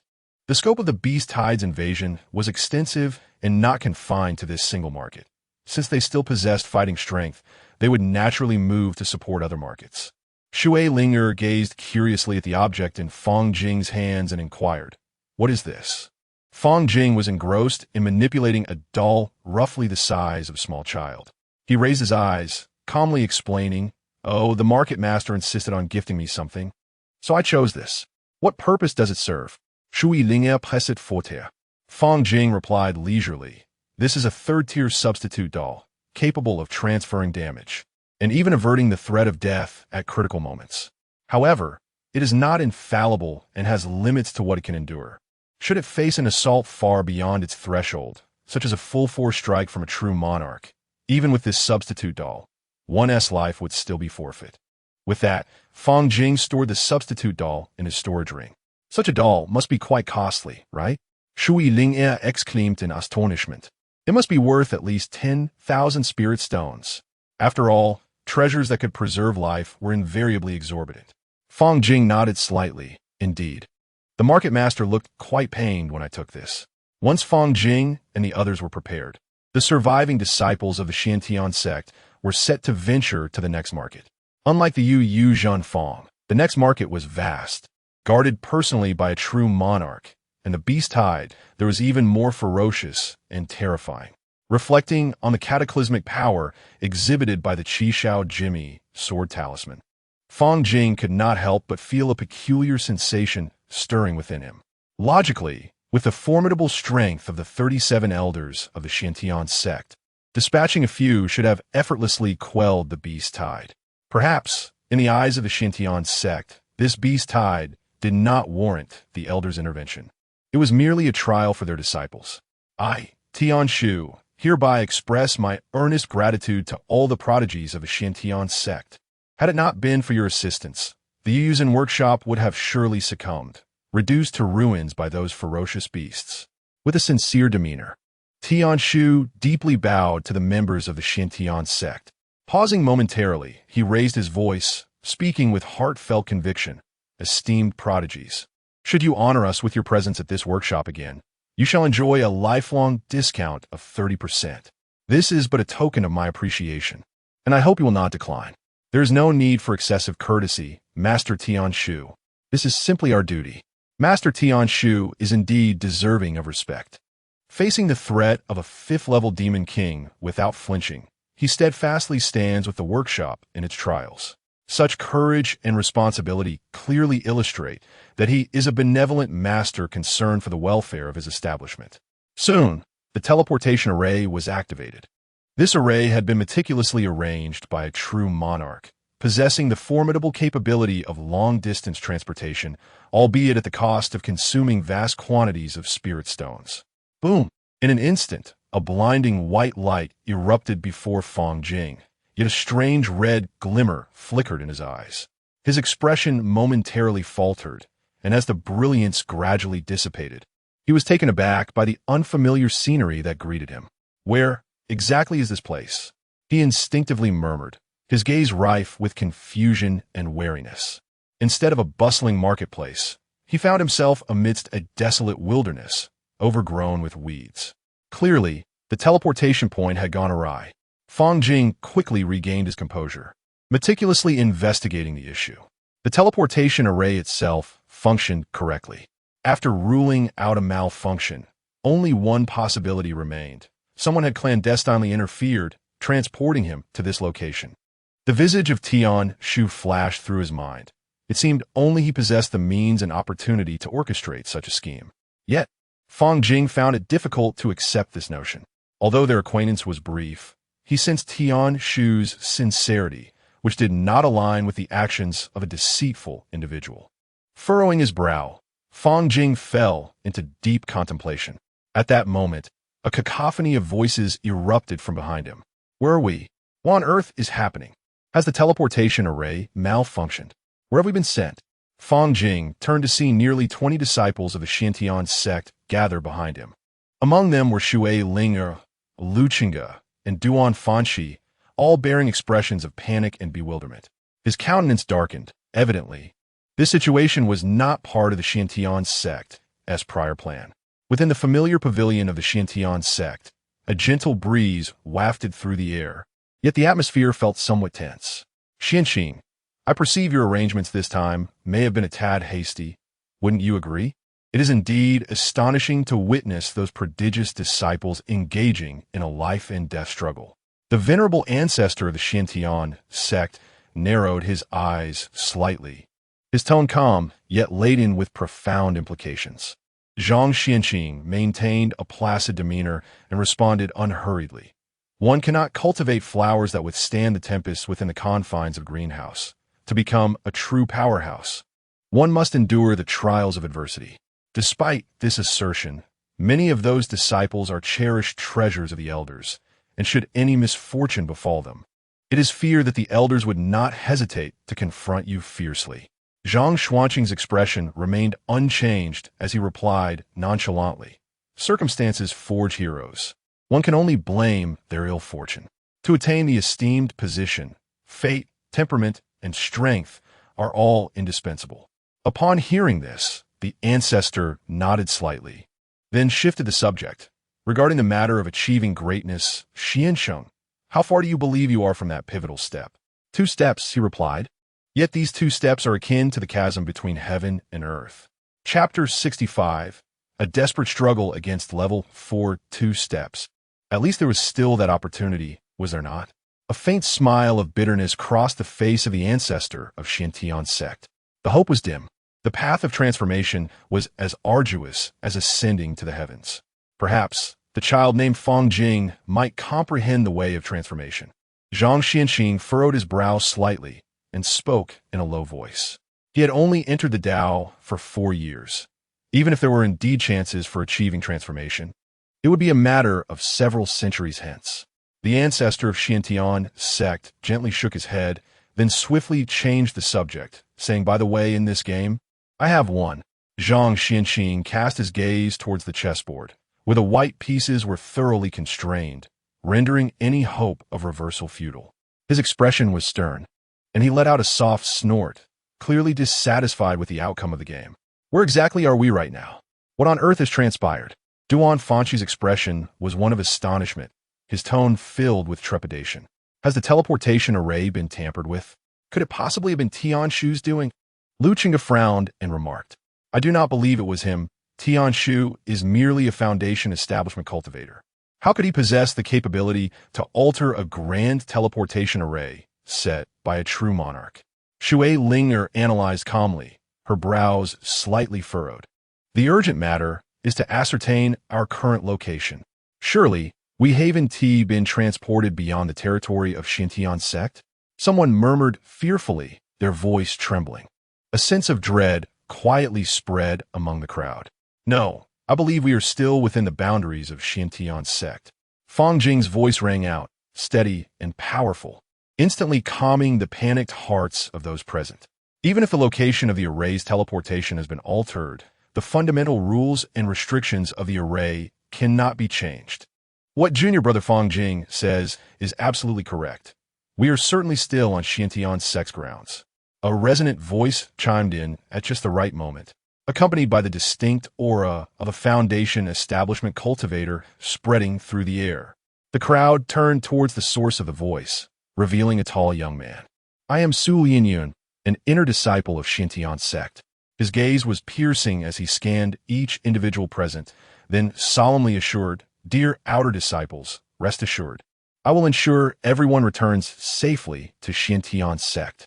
The moment those words were spoken, the once frantic hearts of the crowd gradually calmed. Wait. Just as the crowd began to feel a semblance of security, Fang Jing suddenly spoke again. In an instant, all eyes focused intently upon him. Something is approaching. Fang Jing's expression sharpened, his tone resolute, and there are quite a number of them. Sure enough, as soon as he finished speaking, the ground began to tremble violently, the vibrations growing stronger as they approached. Fang Jing was all too familiar with this sensation.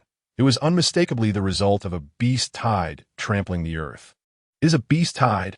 Run. A level 4 demon beast was leading the charge. No, they are too fast. We cannot escape. Someone cried out, their voice filled with despair. Most of those present were at the Qi refinement stage, and in terms of speed, they were utterly outmatched by the demon beasts. As the crowd fixed their gaze, they beheld a dense throng of beasts surging forth like a black tide, with a rough estimate of over 3,000 monstrous creatures. Flee at once. I shall hold back that 4th-level beast. Su Lian shouted fiercely, his aura swirling around him as he dashed towards the horde like an arrow released from a bow. Yet, in the blink of an eye, that 4th-level beast, in perfect synchrony with several 3rd-level beasts, engulfed him like ravenous wolves pouncing on their prey. Blood splattered, and Su Yin's limbs were instantly torn apart, devoured by the frenzied beasts. A distinguished foundation-building cultivator met a gruesome demise before everyone's eyes. Witnessing this bloody scene, the disciples trembled in fear, their legs turning to jelly. Terror overwhelmed them, despair etched into every gaze. Fang Jing, witnessing Su Yin's tragic end, furrowed his brow tightly. The timing of this beast tide was too suspicious. They had just been transported here when the onslaught commenced. It was evident that someone had orchestrated this chaos, likely the one who tampered with the teleportation array. Fang Jing took a deep breath, suppressing the fury within, his gaze fixated on that 4th-level beast. In his eyes, the 2nd and 3rd-level beasts posed little threat. The real danger lay solely with this 4th-level beast that had instantaneously slain Su Yin. The 4th-level beast before him was colossal, measuring approximately 100 meters in length, each step causing the earth to tremble. The strength of a 4th-level beast equated to that of a late-stage or even perfected foundation-building cultivator. For the majority of those present, still in the Qi refining stage, overcoming it was an impossibility. If it were to be said that a Qi refining cultivator could defeat it, it would surely take a miracle or the realization of myth. Fang Jing instinctively glanced at a storage ring, where 2 Scarlet Sky Extinction sword talismans remained. To annihilate the approaching tide of beasts was not an insurmountable task. However, the ability to silently interfere with the teleportation array suggested the presence of a true monarch or an equally formidable entity lurking in the shadows. In such a perilous situation, the Scarlet Sky Extinction sword talismans must be preserved as a last resort. Only then could they hope to find a glimmer of survival. It's over. Even our intersect senior has perished. How can we possibly contend with these beasts? A female disciple cried out in despair. Ha! We're all going to perish here. There's no escape. A male disciple chuckled bitterly. Indeed, there's no way out. We can only await our demise. The crowd sighed in resignation. paralyzed by the overwhelming fear of the fourth-level beast-led horde, collapsing onto the ground in utter despondency. Even Shui Ling and the two individuals beside her were gripped by fear, their bodies trembling uncontrollably, legs weak beneath them. Yet amidst the throng, one individual stood apart. Fang Jing's countenance was stern, his gaze resolute. Without hesitation, he slowly retrieved the Yanxiao sword bestowed by his master from his storage ring. Its elongated blade shimmered with a cold light, radiating a chilling brilliance under the sun. Divine art, silent sword technique, Fang Jing intoned softly. In an instant, a blinding red sword light sliced through the air, its speed so swift it left the onlookers in awe. Under the might of a single sword, nearly 100 demonic beasts were reduced to mere dust. Dissipating into the void, the formidable sword aura rampaged forth, causing even the surging tide of beasts to momentarily falter in their advance. Onlookers gazed in awe at this astonishing display, their mouths agape, faces etched with disbelief. The power encapsulated in this strike was astonishingly several times more potent than the attacks typically unleashed by an ordinary Foundation establishment novice. Recalling the beast tide battle at the Yuuzhan Fang, Fang Jing had not employed such divine prowess yet still managed to achieve remarkable feats. Grasping the Yanxiao sword, Fang Jing advanced step by step toward the formidable fourth-level beast. Surrounding him was an aura of magical energy, clearly signaling his refusal to remain passive. Observing Fang Jing's bold actions, Shui Ling could not suppress a soft laugh. Yet soon after, she bit her silver teeth and resolutely followed suit. At the Xintian sect, there are no cowards. This declaration echoed in their minds, instantly igniting their fighting spirit. In an instant, the despair that had previously lingered in their hearts evaporated. Each individual gripped their weapons tightly, exchanging determined glances, prepared for a desperate struggle. Fang Jing's figure flickered as he positioned himself before the fourth-level beast. He sensed that if he could single-handedly slay this formidable foe, the insights and opportunities gained from this battle would undoubtedly propel him into the Foundation establishment stage. Chapter 66. A lone confrontation, a fatal strike, slaying the demon. With a thunderous shout, Fang Jing charged single-handedly towards the formidable fourth-level demon beast, unencumbered by any semblance of concealment, unleashing the entirety of his spiritual energy without reservation. In an instant, the air was filled with the resonant sound of his sword. The Void Sutra, a single sword strike, Silent Star. In a fleeting moment, 3 divine abilities were unleashed in succession, their terrifying might capable of instantly vanquishing even a third-level demon beast. However, the fourth-level demon beast before him was a different story altogether. Fang Jing's sword aura could not penetrate its defenses. With a resounding crash, the beast's attack created a massive pit approximately 50 meters in diameter upon impact with the ground. Without the protective spiritual energy of the Foundation establishment level, any encounter with such an onslaught would spell certain death. This was the very reason why Qi cultivators could not hope to defeat fourth-level demon beasts. The disparity in levels was insurmountable, akin to a level 10 character challenging a level 100 boss in a game. A chasm of power that seemed impossible to bridge. Unless, of course, a prodigious individual emerged, possessing attributes at level 10 capable of contending with a level 100 foe. Fang Jing's gaze was as cold and sharp as frost. Fortunately, the divine ability, Silent Star, could indeed inflict damage upon this demon beast. Although the destructive force was not yet significant, the mere fact that it could harm meant that it could ultimately lead to its demise. Between demon beasts and humans lay an absolute chasm: intelligence. Humans, endowed with intellect, are revered as people, while demon beasts, lacking such cognitive abilities, are scorned as mere monsters. Fang Jing's knowledge of higher-level demon beasts was limited, yet he discerned that this fourth-level beast's intelligence was not markedly superior to that of an ordinary wild animal. He was determined to slay this fourth-level demon beast. His gaze shifted to the Yanxiao sword in his hand. Were it not for his master gifting him this treasured weapon, he would hardly stand a chance against the formidable creature before him. In the distance, those witnessing Fang Jing's valiant struggle were left utterly astonished, unable to close their mouths in disbelief. The power Fang Jing displayed seemed to place him in an entirely different realm compared to them. With each swing of his sword, the explosive force left the onlookers in awe, feeling utterly inadequate. Alone, Fang Jing nearly single-handedly resisted half of the demon tide, including the most troublesome fourth-level beast. Merely imagining the pressure he was enduring was overwhelming for them.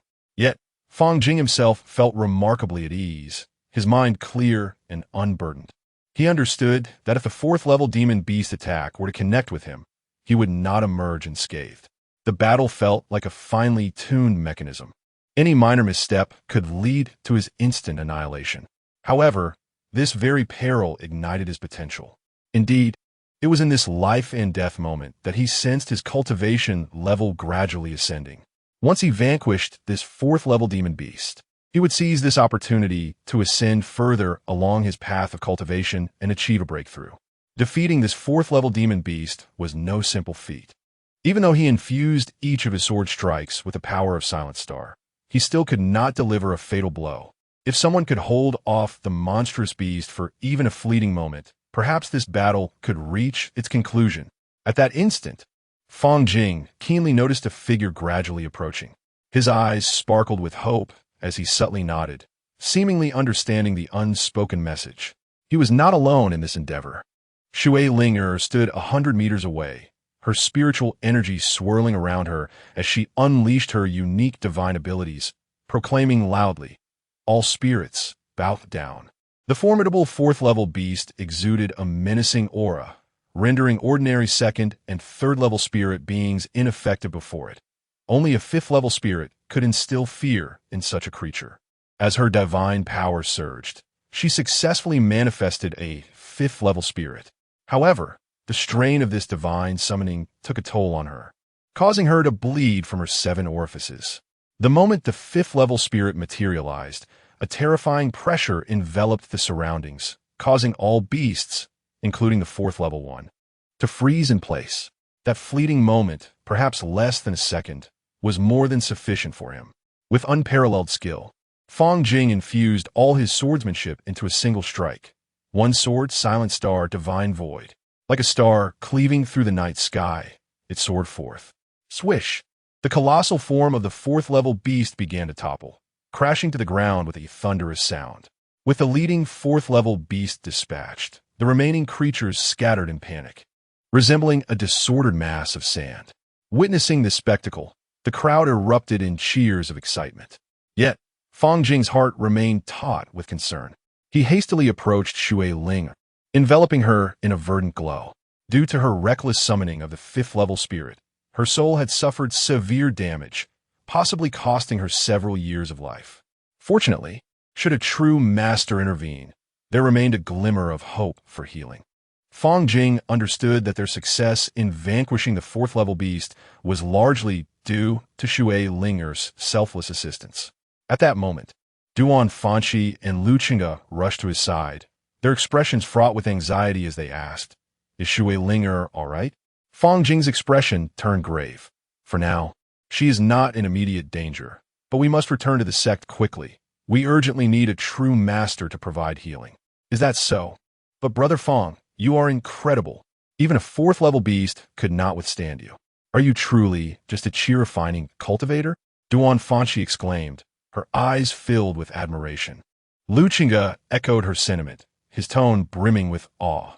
"Indeed, it's as if you were one of those legendary youths from myths who achieve fame and dominance across the world." The priority now was to swiftly depart and find their way back to the sect. Fang Jing's demeanor turned serious as he surveyed the group. Everyone nodded in agreement, their faces reflecting a mixture of relief from their narrow escape and apprehension about what lay ahead. "Brother Fang, you are truly extraordinary. You even managed to slay a fourth-level beast." Someone could not help but exclaim. Just as the atmosphere began to ease, an unanticipated chill crept up everyone's spines. The world fell into a hushed silence. Suddenly, a figure in black robes materialized ominously in mid-air, resembling a demonic deity, surveying the crowd below with a cold, disdainful gaze. In an instant, everyone was frozen, unable to move a muscle. Indeed, it had come. A sense of despair washed over Fang Jing as he gazed at the figure cloaked in black, his expression grave and resolute. He swiftly handed the unconscious Shui Linger to Duan Fanshi, whispering urgently, "You must flee. I will hold him off." "What?" Duan Fanshi and Lu Chenga's eyes widened in disbelief. "I still possess that talisman. You should stay behind. You are merely a burden." Fang Jing's brow furrowed deeply. Duan Fanshi and Lu Chenga's faces turned ashen, their hearts torn in turmoil. Yet, with gritted teeth, they embraced Shui Linger and stumbled away, fleeing in haste. The others followed suit, well aware that Fang Jing was fighting for their chance at survival. In the blink of an eye, only Fang Jing remained, standing alone to confront the terrifying figure in black. The cloaked entity made no attempt to hinder the others' escape, for Fang Jing could distinctly feel the black-robed figure's gaze, unwaveringly fixed upon him, completely disregarding everyone else. Chapter 67. The Jade's Assistance. The Yellow Bird Lurking. Demonic Cultivator? Fang Jing fixated intently on the figure cloaked in black, his gaze vigilant as he was the first to break the silence. The black-robed demon cultivator emitted a chilling laugh, his voice as frigid as ice. "To remain so composed in the face of death, you truly are a person of exceptional talent. I shall not waste words. You have two choices. Firstly, join my demonic path and become part of the demon sect. Secondly, perish here and be reduced to mere dust." Indeed, a demon cultivator, Fang Jing reaffirmed in his heart, realizing that the terrifying beast tide sweeping across the land was undoubtedly orchestrated by these demonic beings. Hence, the quarry the Xiantian sect had long sought was them. Now he had no choice but to gamble everything. Fang Jing's thoughts raced, yet his expression remained impassive, a subtle glimmer of intelligence flickering in his eyes as he inquired, "What are the benefits of becoming a demon cultivator?" The demon cultivator, perceiving a glimmer of interest, infused his tone with a hint of seduction. "The advantages of becoming a demon cultivator are countless. You will be liberated from the shackles of the world, able to act with impunity, to pursue your desires. However, mid-sentence, the demon cultivator abruptly realized something, his expression hardening as he growled, "No, you are stalling for time. You seek death." His eyes widened in fury, dark energy swirling around him as he surged towards Fang Jing with the force of a tempest, raising his arm high and striking down ferociously. This strike was terrifyingly formidable. The mere residual force could easily obliterate countless Qi refinement practitioners. The shadow of death loomed ominously, chilling to the bone, and even the typically composed Fang Jing felt a shiver race down his spine. Yet, this was precisely the moment he had been anticipating. Just as the gale of the strike was about to reach him, Fang Jing resolutely hurled forth the talisman he had meticulously prepared. Qishao Oblivion Sword Talisman. Go! The talisman instantly transformed into a blinding beam of sword light, imbued with a cataclysmic force, hurtling towards the demon cultivator. Caught entirely off guard, the demon cultivator had not anticipated such a powerful talisman hidden away by Fang Jing, and the malevolent expression on his face froze instantly. The sword energy tore through the demon cultivator's black robe, revealing the visage beneath, a middle-aged man, approximately 30 years of age. Yet, this was of little consequence. What mattered was that the Qishao Oblivion Sword Talisman had successfully sent him reeling, even inflicting a wound. As the sword energy dissipated, a fissure stretching 1,000 meters appeared before Fang Jing. The might of a single strike was indeed terrifying. However, this talisman ultimately wielded only half the power of its creator. For a golden core demonic cultivator, it was far from lethal. "Damn it, you insignificant insect dare to injure me. I shall tear you to shreds." The demon cultivator's fury was palpable, dark energy raging around him, and with a roar, he ascended into the sky, charging at Fang Jing with murderous intent. Clearly, he intended to grind Fang Jing into dust. The opportunity was but a fleeting moment. Fang Jing's heart thundered violently, like drums of war resounding in his chest. With his current prowess, facing the onslaught of a golden core cultivator, he could hardly perceive the trajectory of the attack with the naked eye, relying solely on his acute instincts to grasp the fleeting moments. Just as Fang Jing prepared to stake everything on his final move, casting the last Scarlet Sky Annihilation Sword Talisman, a glimmer of emerald light suddenly caught his peripheral vision, hurtling towards him at an alarming speed. Boom! The demon cultivator's palms struck with tremendous force, sending debris flying and causing the ground beneath to crack and rumble. Clouds of dust swirling violently.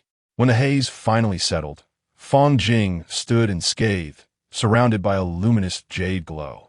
The demon cultivator's expression shifted, disbelief washing over him. At last he had found it.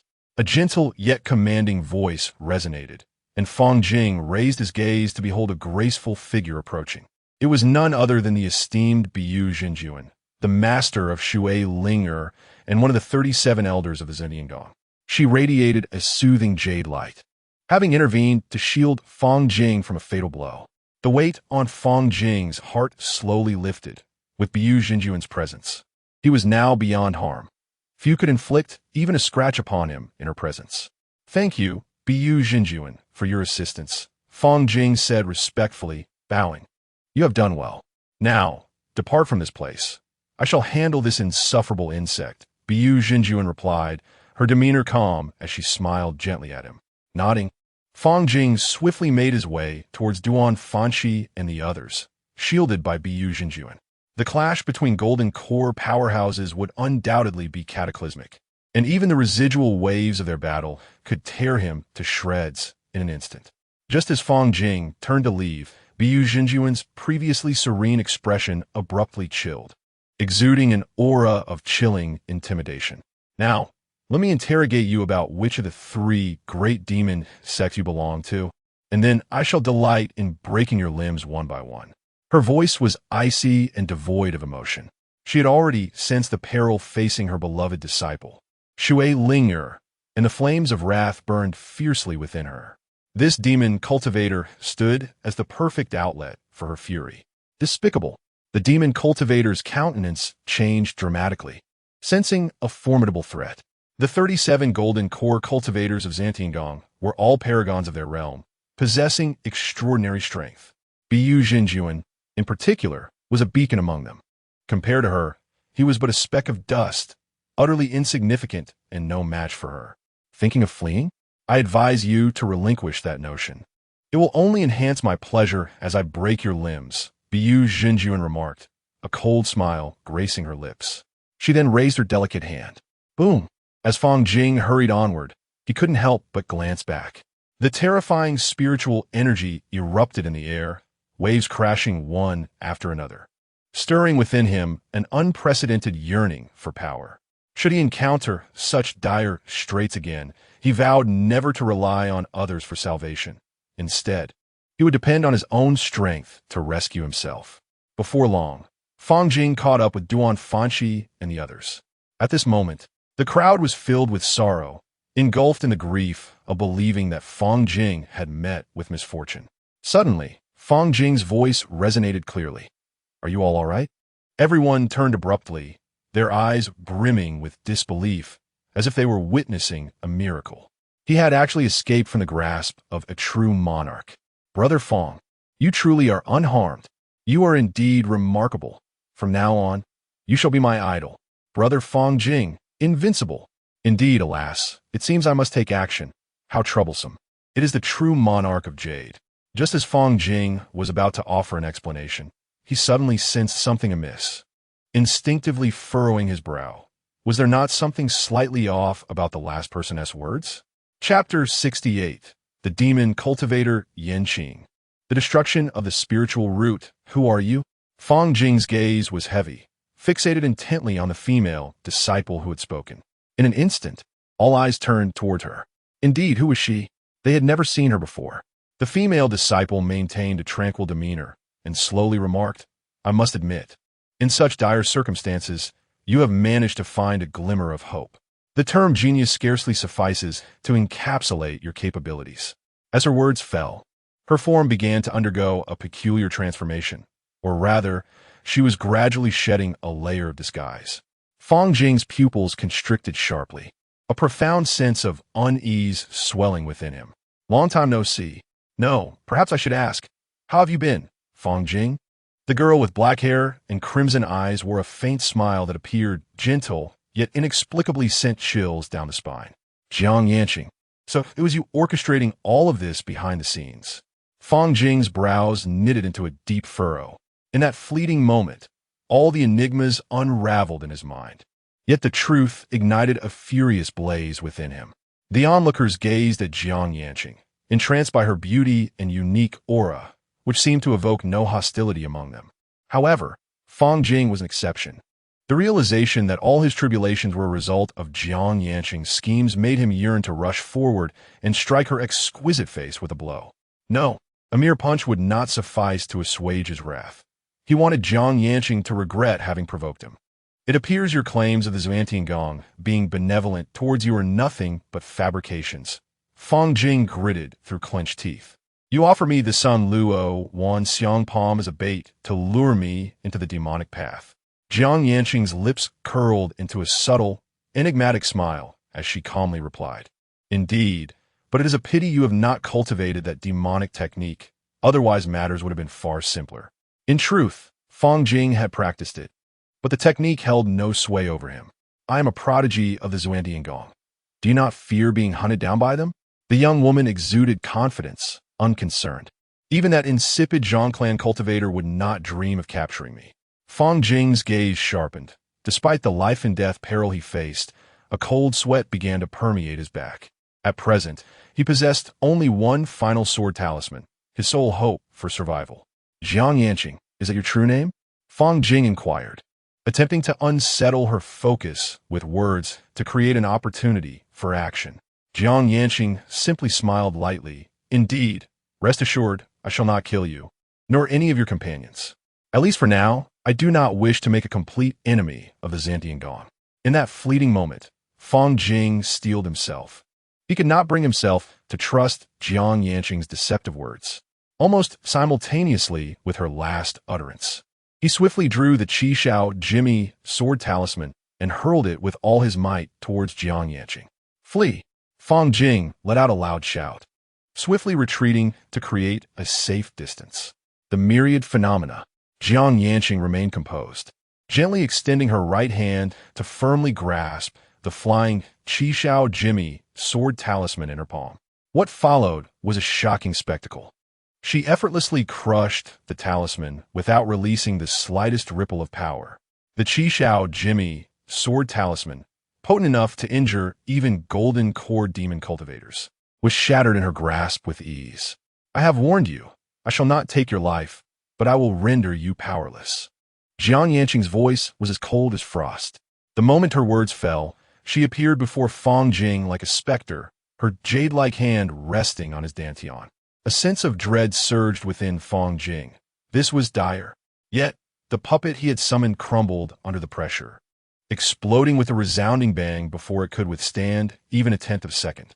Fang Jing himself was sent flying 10 meters away by the overwhelming force of her strike, blood gushing from his eyes and mouth. Onlookers were left agape, their eyes nearly bursting with disbelief as they stared fixedly at Jiang Yanqing. I have severed your spiritual root. Should you wish to rebuild it and cultivate once more, you will only be able to practice the myriad phenomena palm that I impart to you. At that point, we shall be considered comrades. A faint smile graced Jiang Yanqing's lips. At this moment, Fang Jing's consciousness began to blur. Suddenly, Jiang Yanqing's expression shifted slightly as a streak of emerald light pierced through the void, approaching with terrifying speed. How swift it is! Though merely a waste, he still possesses golden core prowess. Late stage of golden core, perhaps? Jiang Yanqing murmured to herself. In the blink of an eye, the emerald true monarch descended from the skies, grasping a demon cultivator whose limbs she had rendered useless.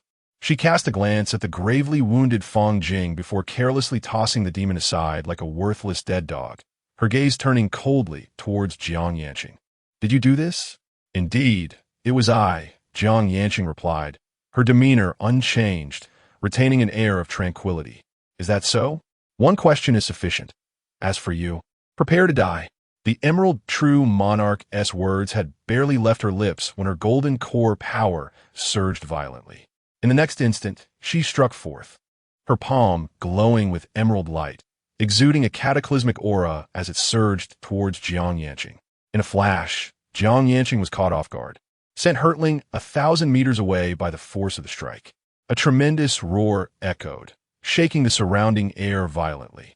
The golden core energy erupted wildly, sending torrents of chaotic energy cascading through the landscape, affecting a 10-mile radius. The earth trembled, trees splintered, and dust and debris flew in every direction, creating utter devastation. You possess some skill, but with such feeble attempts, you are unworthy to capture me. Jiang Yanqing scoffed, her aura suddenly intensifying, radiating a strange brilliance. Myriad phenomena. The atmosphere was thick with tension as the esteemed deduction furrowed her brow. However, before she could react further, a single strike imbued with terrifying power sent her hurtling thousands of meters away. Although she managed to stabilize herself and return to her original position thanks to her formidable cultivation, Jiang Yanqing had already vanished without a trace.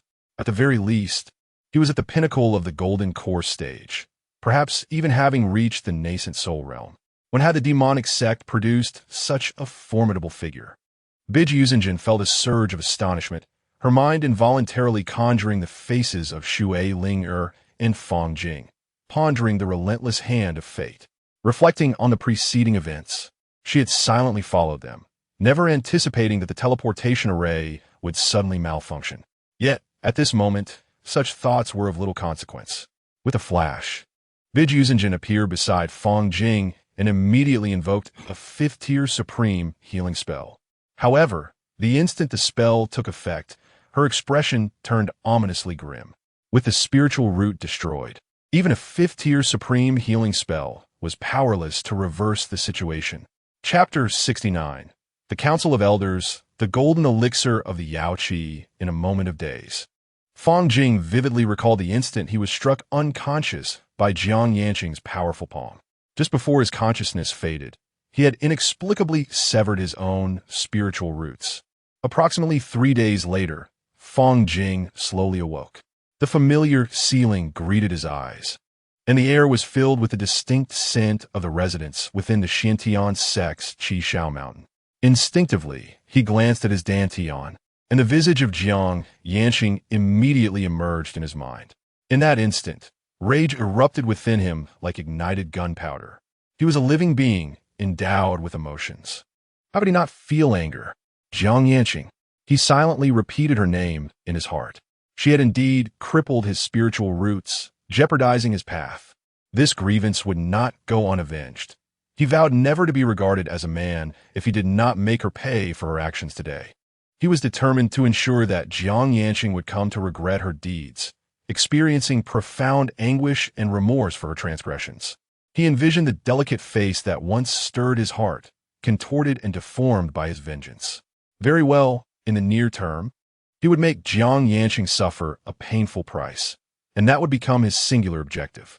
He intended for her to taste the bitter fruits of her malevolence. Fang Jing quelled his turbulent emotions and rose to step outside.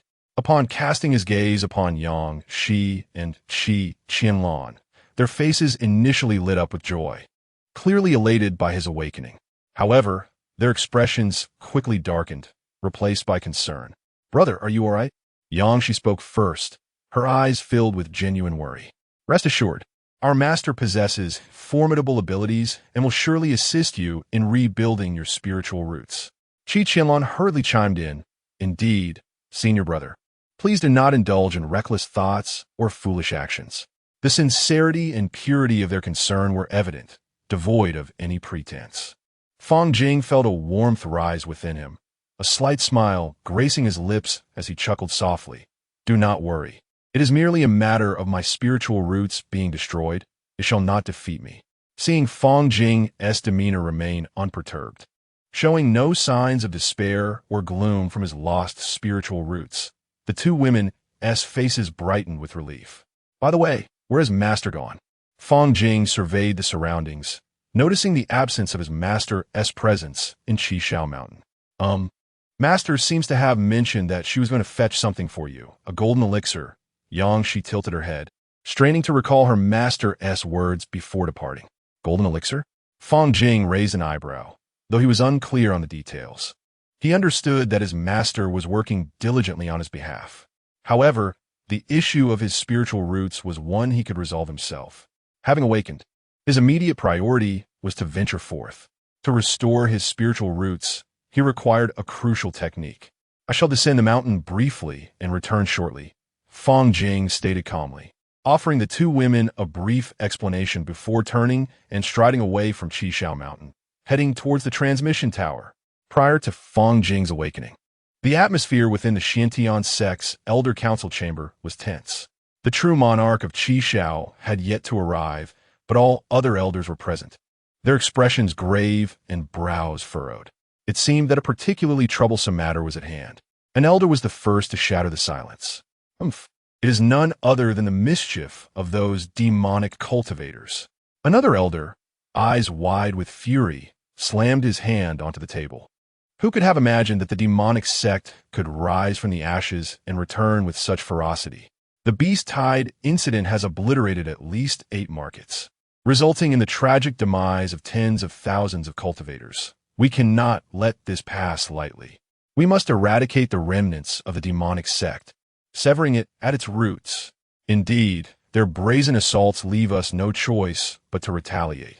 How shall our Xiantian sect maintain its standing in the realm of cultivation if we do not respond? This grievance cannot be swallowed. The demonic sect, guilty of heinous crimes, deserves to be punished with 1,000 cuts to assuage our collective wrath. In my opinion, we must once again convene a conference to eradicate the demons, uniting all forces to completely eliminate this malignant tumor. The crowd engaged in fervent discourse, their emotions increasingly charged, every word revolving around the demonic sect. By the way, there's another matter, equally troublesome as the issues with the demonic sect. The child named Fang Jing has had his spiritual roots destroyed by a golden core demon cultivator. One elder spoke in a low voice. Upon hearing this, the entire assembly hall fell into an eerie silence. The sound of a pin dropping could be heard, leaving everyone momentarily speechless. Fang Jing's comprehension and talent were extraordinary. It is indeed a great loss for him to be rendered incapable. Yes, with his aptitude, his future achievements would surely rival ours. We must devise a means to reconstruct his spiritual roots. Spiritual roots are innate. How could they be so easily rebuilt? Even if it were possible, the required resources would be staggering. Is it truly worth investing so much in Fang Jing at this juncture? What do you mean by that? Fang Jing is a disciple of our Xiantian sect. Had it not been for him, the Yuuzhan market would have been utterly destroyed. He has rendered us a great service. Indeed, to abandon him simply because he is currently unable to cultivate is to betray the very essence of our Xiantian sect. Rewards for merit, punishments for transgressions. This is the principle of our Xiantian sect. Please, everyone, calm yourselves, the elder who had raised doubts interjected. I did not suggest abandoning him. However, there are countless prodigies in this world. True strength is not solely reliant on innate talent, but also on personal effort. Even if we assist him in restoring his spiritual roots, what will happen if he encounters danger again? It can only be said that he is unfortunate and has not been favored by the heavens. Boom! As his words fell, a dazzling azure light erupted. It was none other than the azure jade, true monarch, who, in a fit of rage, made his move. The violent spiritual energy surged forth, shattering tables and chairs. Azure Jade, what are you doing? The crowd gasped in astonishment. Not favored by the heavens? Huh! The Azure Jade, true monarch's face contorted with fury. I was present at the scene. What nonsense about not being favored by the heavens? Why not place the blame on me? By saying such things, do you imply that the Qi refinement disciples hold no importance? Very well, then I shall cripple your spiritual roots and see if you can still utter such words. In an instant, the entire assembly hall was suffused with a murderous atmosphere, tension crackling in the air, ready to erupt. Azure Jade, stand down. The Xuanjin true monarch spoke slowly. Qi refinement disciples are equally significant to our Xiantian sect. The sect will not sit idly by. Moreover, Elder Jiuling, your recent words and actions have transgressed the bounds of righteousness. Should there be a recurrence, I I shall no longer extend my protection towards you. Humph. The esteemed Lord Baiyu emitted a cold snort, suppressing her fury as she returned to her seat. In light of this, let us deliberate on how to restore Fang Jing's spiritual roots. By the way, I recall that during the last Yaoqi Grand Assembly, our Xinyingong acquired 3 Yaoqi golden pills. Do we not? Lord Baiyu directed her gaze towards Zhang Xianqing. Almost simultaneously, the eyes of all the elders converged upon the esteemed Zhang Xianqing at the head of the table. Zhang Xianqing slowly opened his eyes, not in response to the recent discussions, but rather whoosh. A sharp beam of sword light flashed by, cleaving the entire elders' assembly hall into 2. Chapter 70. The battle between Qi Xiao and the master of Xuantianzong. A piercing beam of sword light sliced through the elders' council hall with a thunderous force. Within the hall, numerous elders were taken aback, their expressions changing drastically at the sudden, potent sword energy. Instinctively, they turned towards the source of the sound, their gazes fixating upon the wielder of the sword. Qi Xiao, murmured one elder softly. The one who had unleashed this astonishing strike was none other than the lowest ranked among the elders, the true monarch Qi Xiao. A figure with flowing red hair slowly stepped into the grand hall of the Xuantianzong's elder council. The true monarch Qi Xiao radiated a chilling sword aura, her sharpness palpable, making most elders feel as though a thorn was lodged in their backs. Yet, amidst their inner confusion, the elders were even more astonished by the prowess displayed by the true monarch Qi Xiao. With such formidable strength, how could she remain at the bottom of the elder hierarchy? Ignoring the scrutinizing gazes of the other true monarchs, Qi Xiao's eyes bore down on Zhang Xianqing as she said coldly, I require a golden dan from the Yaoqi sacred land. She had unsheathed her sword openly within the elder council hall, coming solely to demand a golden dan for Fang Jing. The Yaoqi sacred land was once the revered birthplace of a saint, and the golden dawn preserved therein possessed extraordinary powers, capable of resurrecting the deceased and revitalizing withered bones, a treasure of unparalleled utility. The realm of the saints transcended even that of the supreme beings. To think you have descended from a mountain. It appears the disciple I selected has truly pleased you, Zhang Xianqing remarked, a glimmer of undisguised surprise flickering in his eyes. His tone casual as though engaging in everyday conversation. Upon hearing this, Qi Xiao's brows furrowed, and she retorted coldly, enough with the pleasantries. Hand over the golden dan, and we shall discuss other matters later. Zhang Xianqing feigned ignorance, his gaze drifting into the distance as if lost in memories. After the incident at the Corpse God Palace, I thought you would never take on disciples again. Yet here you are, not only having descended, but also seeking a golden dan for this disciple. It seems you have ultimately changed. The mere mention of the words Corpse God Palace sent a tremor through Qi Xiao, her aura shifting dramatically. A terrifying sword intent surged upward, its might exponentially greater than before. A glint of ferocity flashed in her eyes, and a chilling aura of murderous intent enveloped her, instilling fear in those present. If you refuse to comply, do not blame me for taking matters into my own hands, Qi Xiao declared, each word deliberate and resolute. In an instant, a crimson sword materialized in her grasp. The sword was elongated and emanated a searing brilliance. It was her fated weapon, the Qi Xiao sword. The blade quivered slightly, producing a resonant hum, seemingly eager for the impending battle. I have not said I would deny you the golden dan from Yaoqi, Zhang Xianqing replied, a faint, confident smile gracing his lips. However, if you wish to obtain it, you must defeat me first. His tone was nonchalant, as if he were merely jesting. Swish! As soon as Zhang Xuanqing's words fell, the true monarch Qi Xiao was already in motion. Almost in the same breath, the Qi Xiao sword traced an arc through the air. The sword's aura surged forth, cleaving the heavens asunder, warping the very fabric of space itself. The overwhelming residual force of the sword rampaged, reducing the elders' council chamber to mere dust, with bricks and stones swirling through the air. Yet beneath this apocalyptic strike, Zhang Xianqing stood unscathed, as if traversing a serene garden, his demeanor untouched. He remained poised, a glimmer of amusement flickering in his gaze. as though the prior onslaught were nothing more than a child's play. Indeed, indeed, Zhang Xianxing gently applauded, his countenance adorned with a tranquil smile.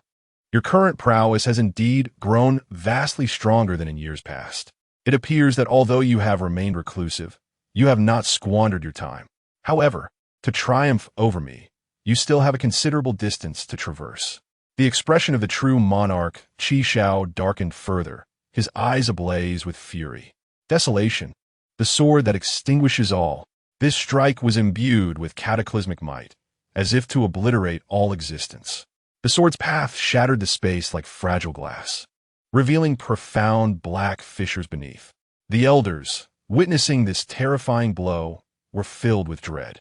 Even among them, the majority would likely struggle to withstand such unparalleled power, capable of threatening even the nascent soul. Why, despite possessing such formidable strength, had true monarch Qi Shao remained obscure, languishing at the bottom of the elder hierarchy? Indeed, quite so, Zhang Xianxing remarked softly, nodding in acknowledgement. Almost immediately, a mysterious radiance emanated from his palm. Huadao Xingguang. The ethereal light effortlessly dispelled the annihilating sword aura of true monarch Qi Shao. Her expression remained unchanged.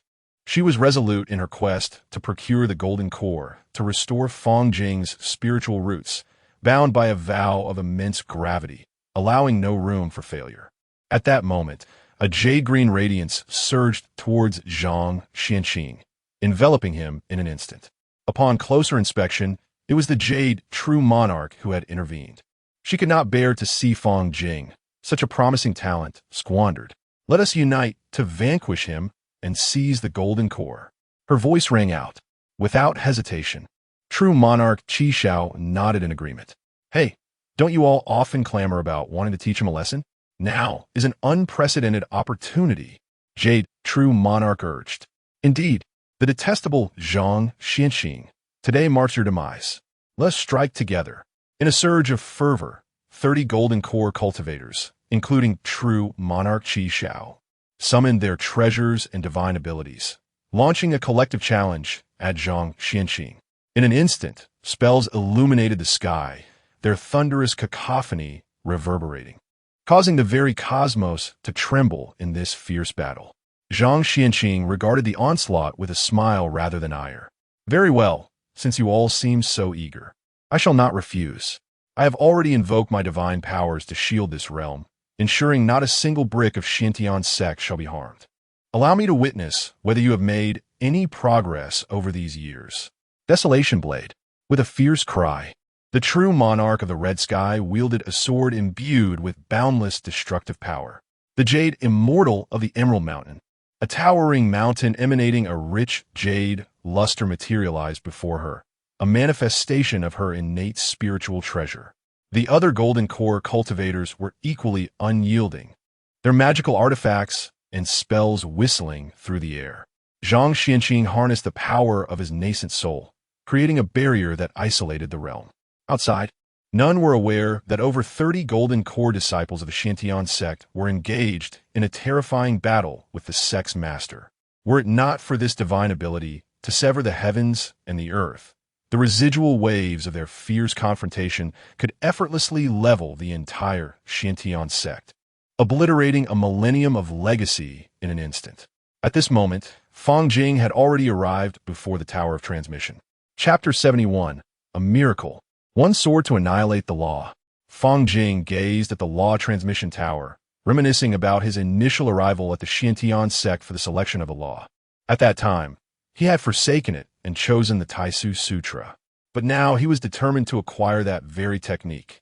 Taking a deep breath, Fang Jing stepped purposefully into the Law Transmission Tower. Inside, the elder responsible for transmitting the law stood in silence, awaiting his arrival. Fang Jing bowed respectfully and spoke clearly.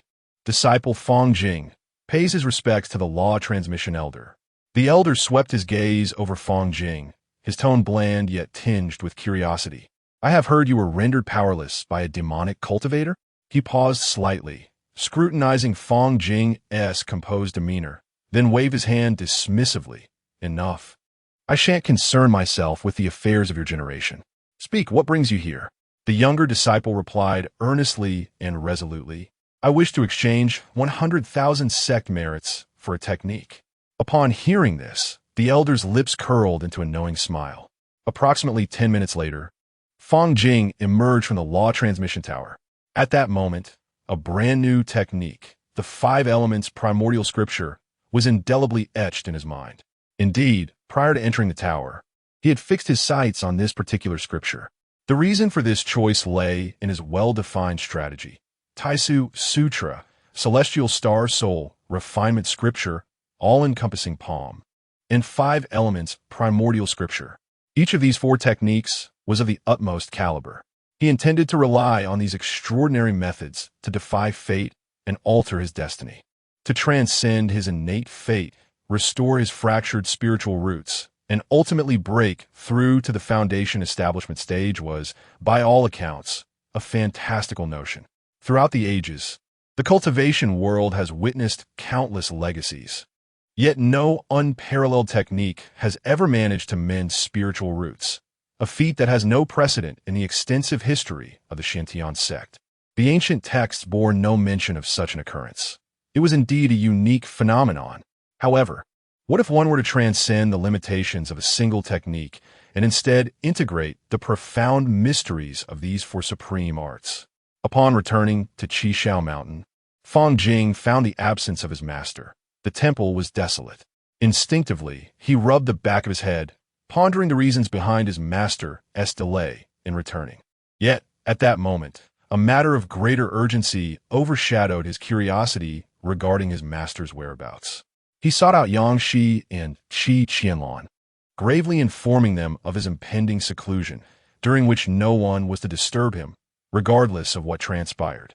Subsequently, Fang Jing made his way directly to the rear mountain of Qishao. There a cliff stood, rich in spiritual energy. Standing at the edge, he gazed far and wide, taking in the boundless and breathtaking scenery.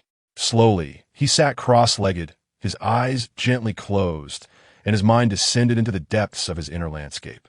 In this moment, the inner realm was enveloped in tranquility, save for his consciousness, clear and resolute. Come forth, myriad laws manifesting the Tao body. It is time to reveal your limits. The myriad laws manifesting the Tao body and he were intrinsically one, their states naturally synchronized. Now, with his spiritual roots impaired, the Tao body shared the same affliction. Fang Jing deeply inhaled. With these four techniques, I shall create a miracle. With a mere thought, the myriad methods of the Tao began to revolve slowly.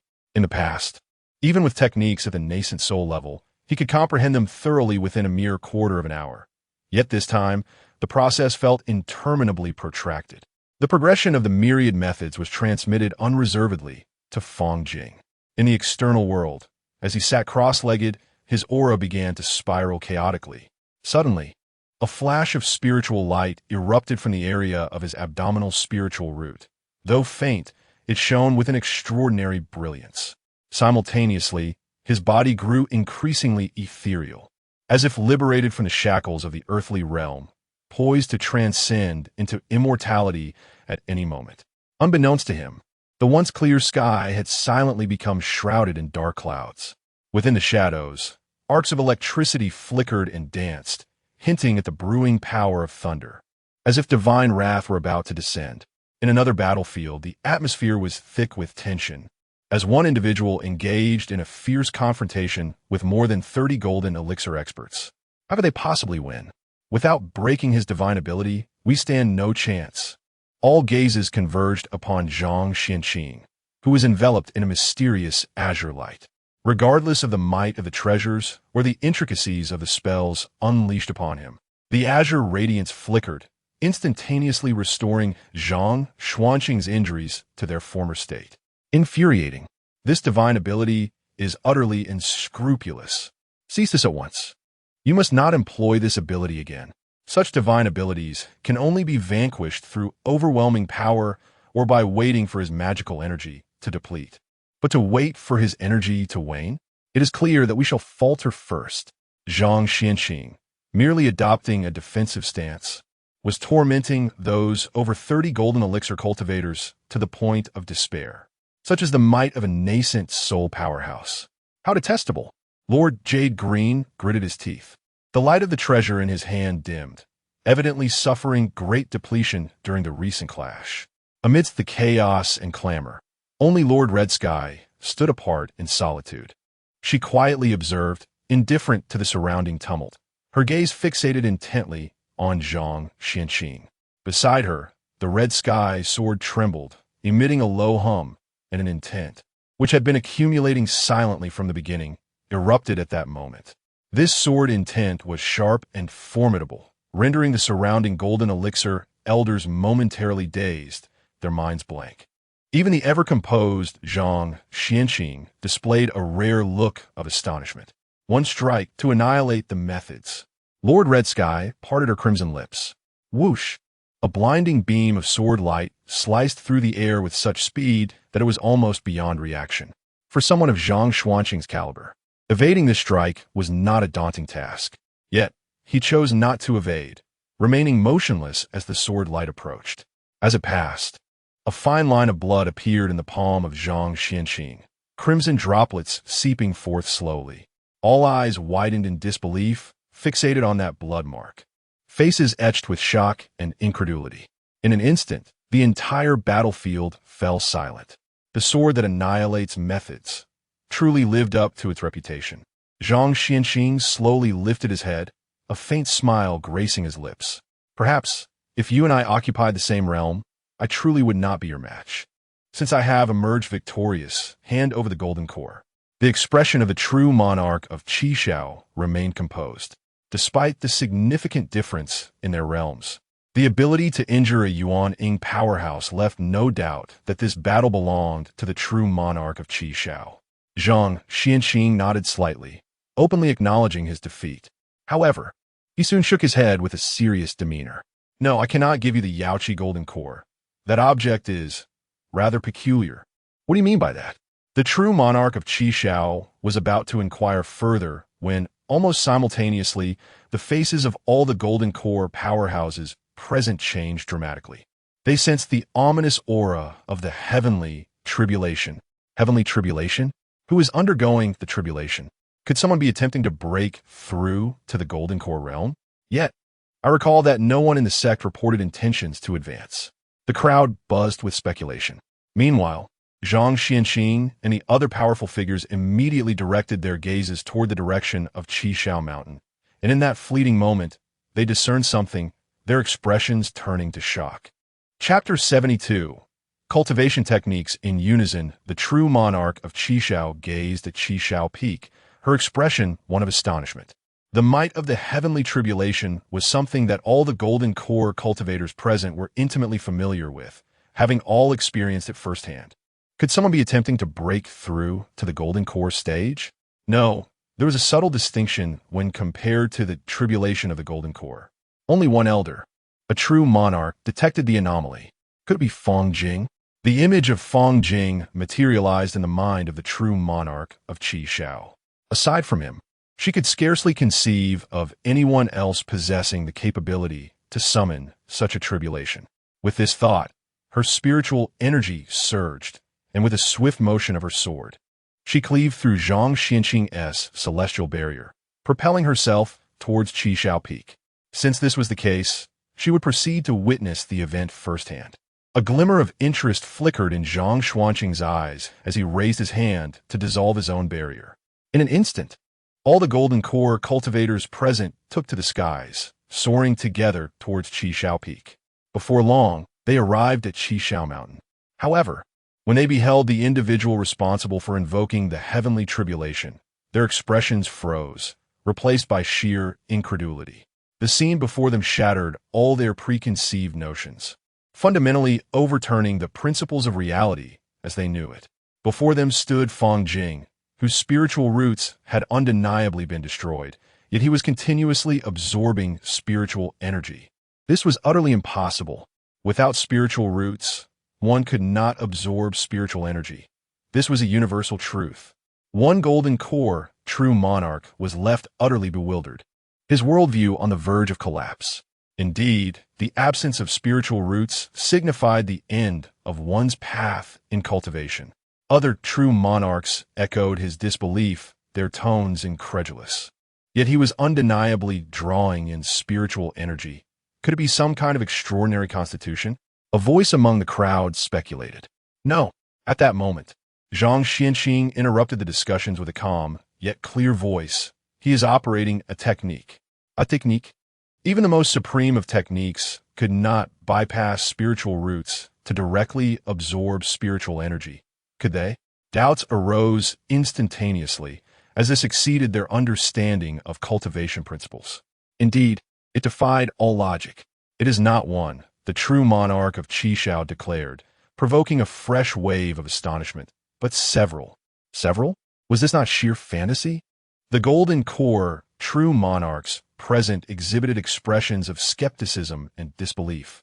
In their understanding, operating multiple techniques simultaneously was utterly absurd. According to reason, a person could only operate one technique at any given time. The true monarch of Bu interjected, her expression grave as she elaborated. Should one attempt to operate two techniques simultaneously, their energy pathways would conflict and collide, ultimately leading to a disastrous fate of losing oneself to madness. Even for a nascent soul expert, managing two techniques at once is no trifling matter, unless fundamentally altering the techniques or merging them into one. Yet, judging by his current state, it was evident that neither was the case.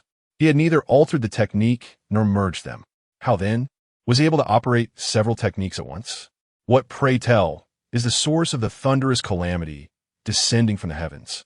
The collective bewilderment among the crowd deepens, confronted by this inexplicable and bizarre phenomenon. Indeed, what is the origin of this heavenly tribulation? It subtly carries the essence of a creation calamity. Zhang Xianxing furrows his brow, slowly articulating his inner thoughts. Surely you jest. We, mere practitioners, are leagues away from the realm of creation. How can a mere qi refinement stage cultivator possibly create a path of their own? A golden core, true monarch's eyes widen in disbelief. It is well understood that creation is not merely the invention of a technique.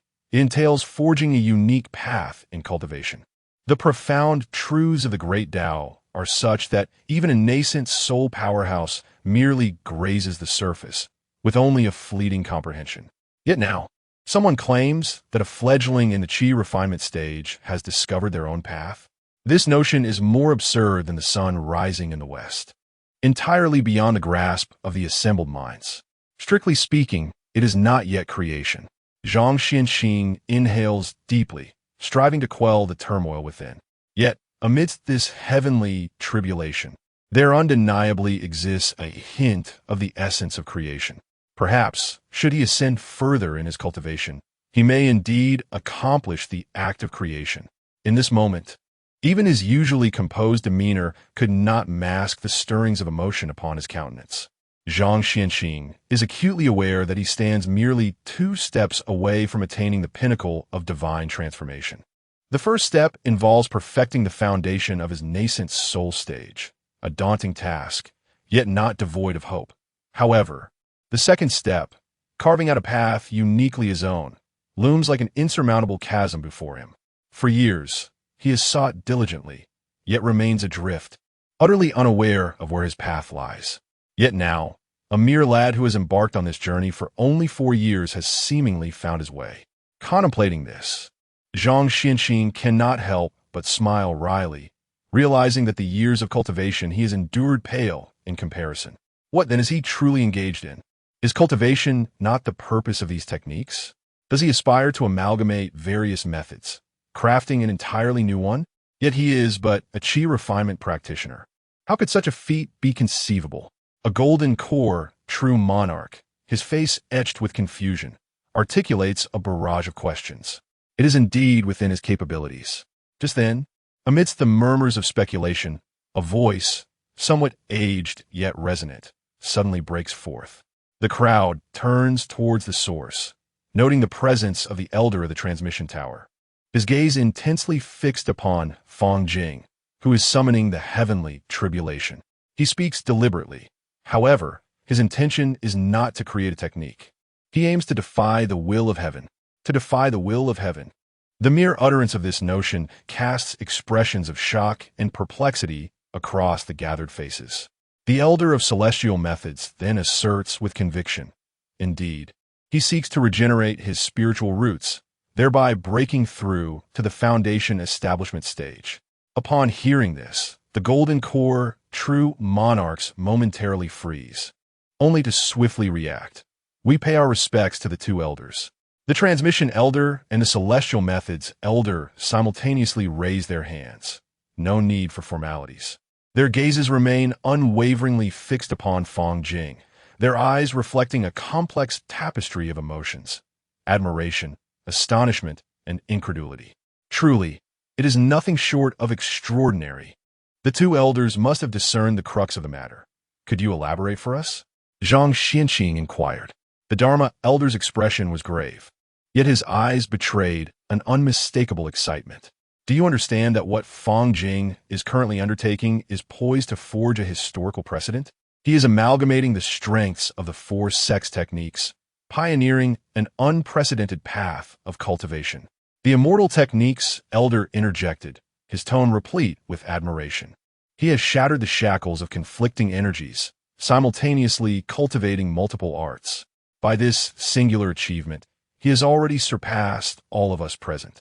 For centuries, practitioners have been constrained by the rules governing the operation of their techniques, hesitant to venture into the simultaneous cultivation of multiple disciplines, yet he has accomplished it. Chapter 73, Chaotic Spiritual Root, Foundation Establishment Achieved. How did he manage to simultaneously operate multiple techniques without any conflict among them? This question echoed in the minds of everyone present. It was neither due to a special physique nor the result of extraordinary supernatural powers. It was his astonishing comprehension. A comprehension that could be described as earth-shattering. The teachings were correct. If nothing unexpected occurred, his level of insight had undoubtedly reached an astonishing realm. Given time, he might indeed usher in an entirely new era. Insight? In an instant, the Golden Core elders furrowed their brows in unison. Could such remarkable achievements truly be attained solely through insight? Yet, the undeniable reality before them left no room for doubt. The elders fixated their gaze on Fang Jing, fearful of missing even the slightest moment, any subtle detail. Zhang Xianqing was no exception. In that fleeting moment, he harbored great anticipation, hoping to glean a hint of mystery from Fang Jing that might aid him in comprehending the supreme path. Little did he expect to draw enlightenment from a junior in the Qi refinement stage one day. At this moment, within the inner realm, they had arrived at the crucial juncture determining success or failure. The myriad methods manifested around him, radiating brilliance, continuously evolving and transforming the four techniques. Fang Jing, completely absorbed, established a profound connection with the myriad methods, synchronizing with the insights generated during the evolution of the techniques. Vast and boundless, transcending the void, all things becoming one. The core essence of the Taishu scripture, the stars refining the soul, the essence of the soul gathered in the stars. The brilliance of the stars giving birth to the soul, from the thousand stars refining the soul scripture. The myriad phenomena, encompassing all mechanisms, harmonizing the myriad forms, from the Sunluo Wanxiangpom. The five elements returning to unity, awakening the primordial chaos, transforming the five elements. From the five elements primordial scripture. At this moment, the mysteries of the four supreme techniques began to gradually converge and intertwine. The myriad methods continued their relentless evolution, striving to leverage these four techniques as the foundation to challenge the immutable heavens and alter destiny. No one could fathom the profound depth of Fang Jing's understanding of the techniques, as he had transcended the confines of limits, boundless and infinite. Time quietly slipped by 1 day, 2 days, 3 days. Fang Jing's state grew increasingly extraordinary, emanating an ethereal aura, standing on the cusp of a transformative breakthrough. The Golden Core elders perceptively sensed this subtle shift, their eyes filled with astonishment and anticipation. As expected, a slight smile graced Fang Jing's lips. revealing a newfound confidence. The Taishu scripture. He had finally come to a startling realization, understanding that the key element he had been missing all along was indeed the Taishu scripture. This supreme technique, whose rank was difficult to define, contained mysteries profound and distant, far surpassing the other three techniques. Only it held the qualification to become the core of destiny-altering techniques, guiding Fang Jing onto the path of transcendence. In the blink of an eye, the myriad methods of the transformative path resumed their journey of trial and error. This time, centered around the Taishu Sutra. All other learned techniques served as supplementary aids, operating with unwavering force. In an instant, the transformative path came to an abrupt halt, not as a cessation of function, but rather a proclamation of success. It turned out that all that was lacking was a fleeting spark of inspiration. At this moment, that inspiration had indeed arrived, enabling Fang Jing to unlock that great door.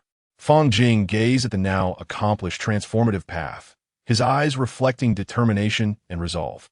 He swiftly immersed himself in this simulated cultivation. In that very moment, dark clouds gathered like tumultuous waves, and thunder roared from the depths of the cloud layers, poised to unleash its power. It seemed as though it had sensed Fang Jing's audacious endeavor. Drawing upon the four techniques that had grazed the edge of the Tao, Fang Jing resolutely began to reshape himself, seizing the essence of heaven and earth, reconstructing his spiritual roots, and defying destiny.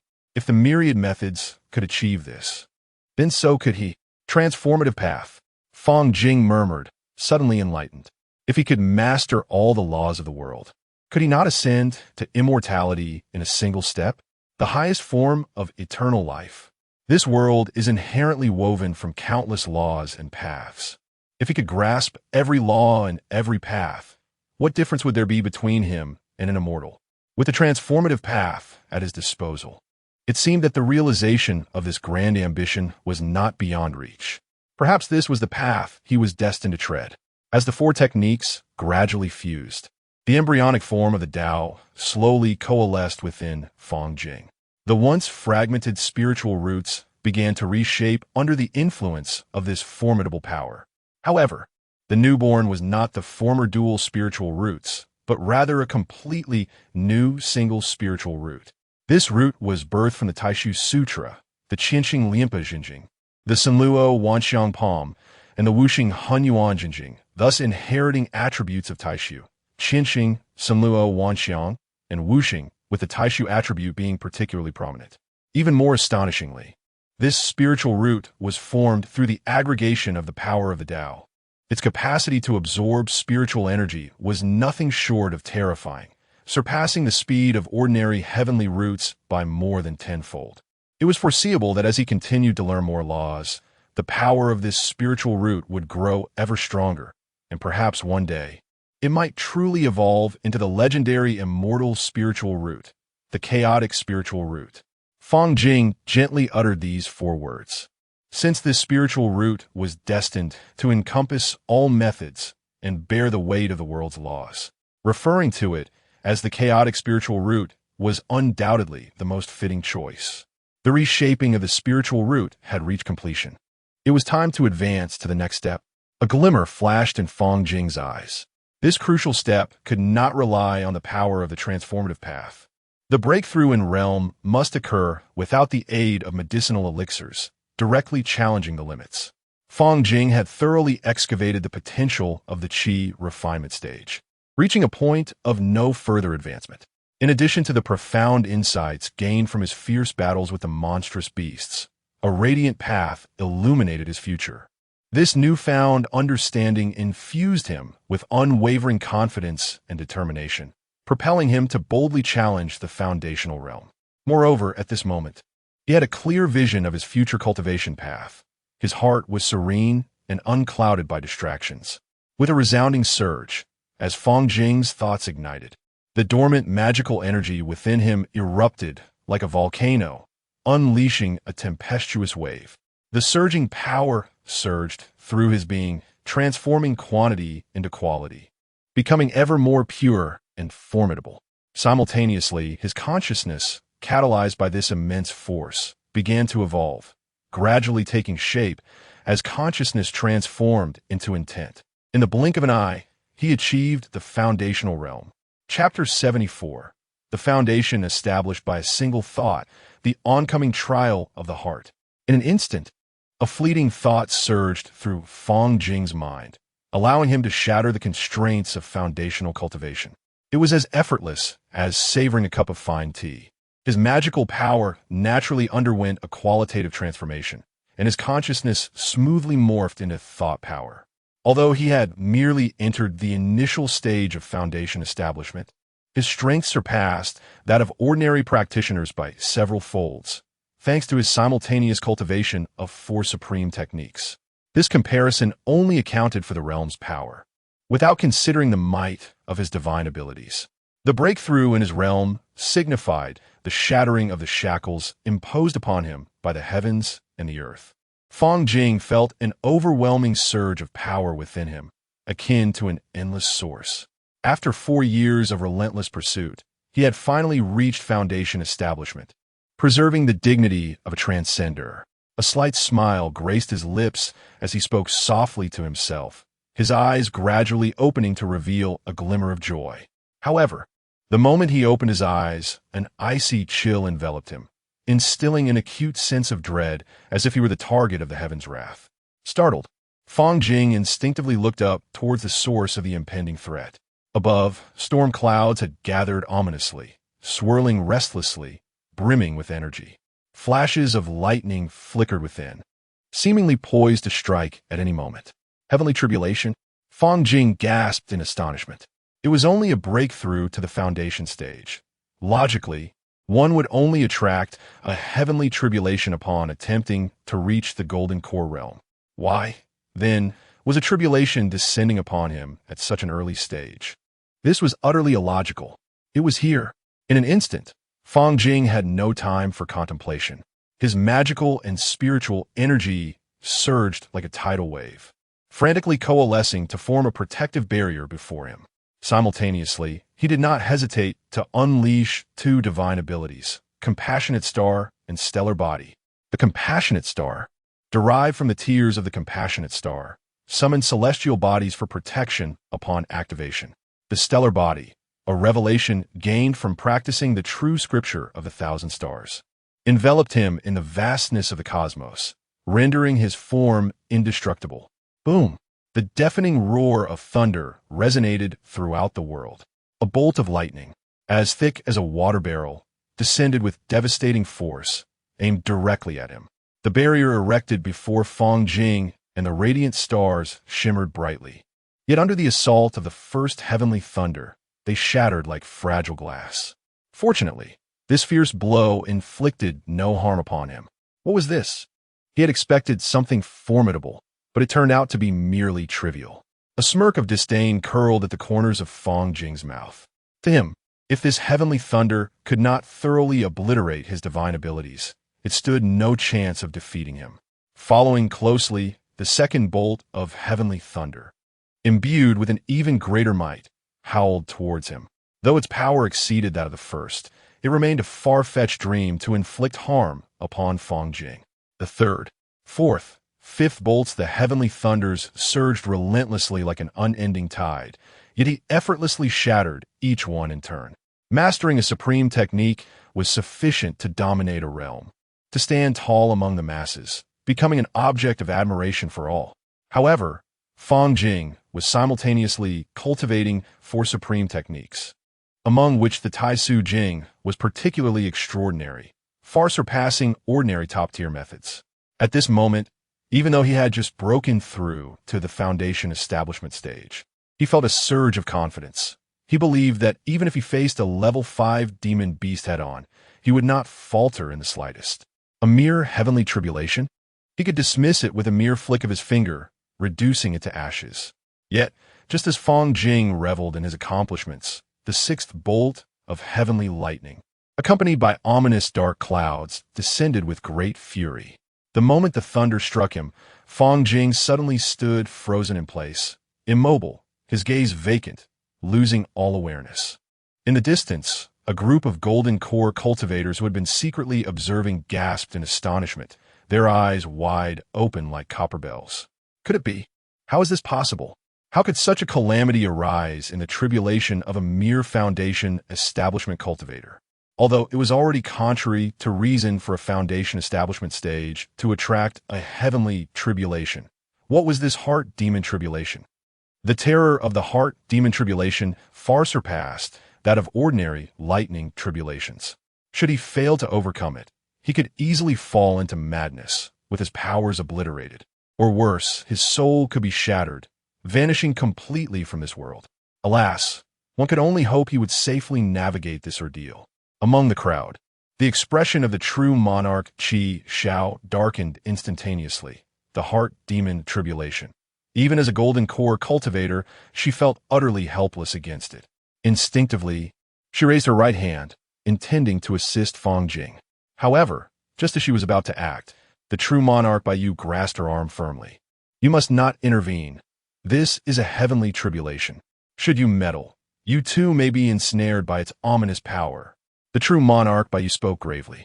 This meant that if true monarch Qi Xiao acted recklessly, she would be forced into the terrifying heart demon tribulation herself, with her life hanging in the balance.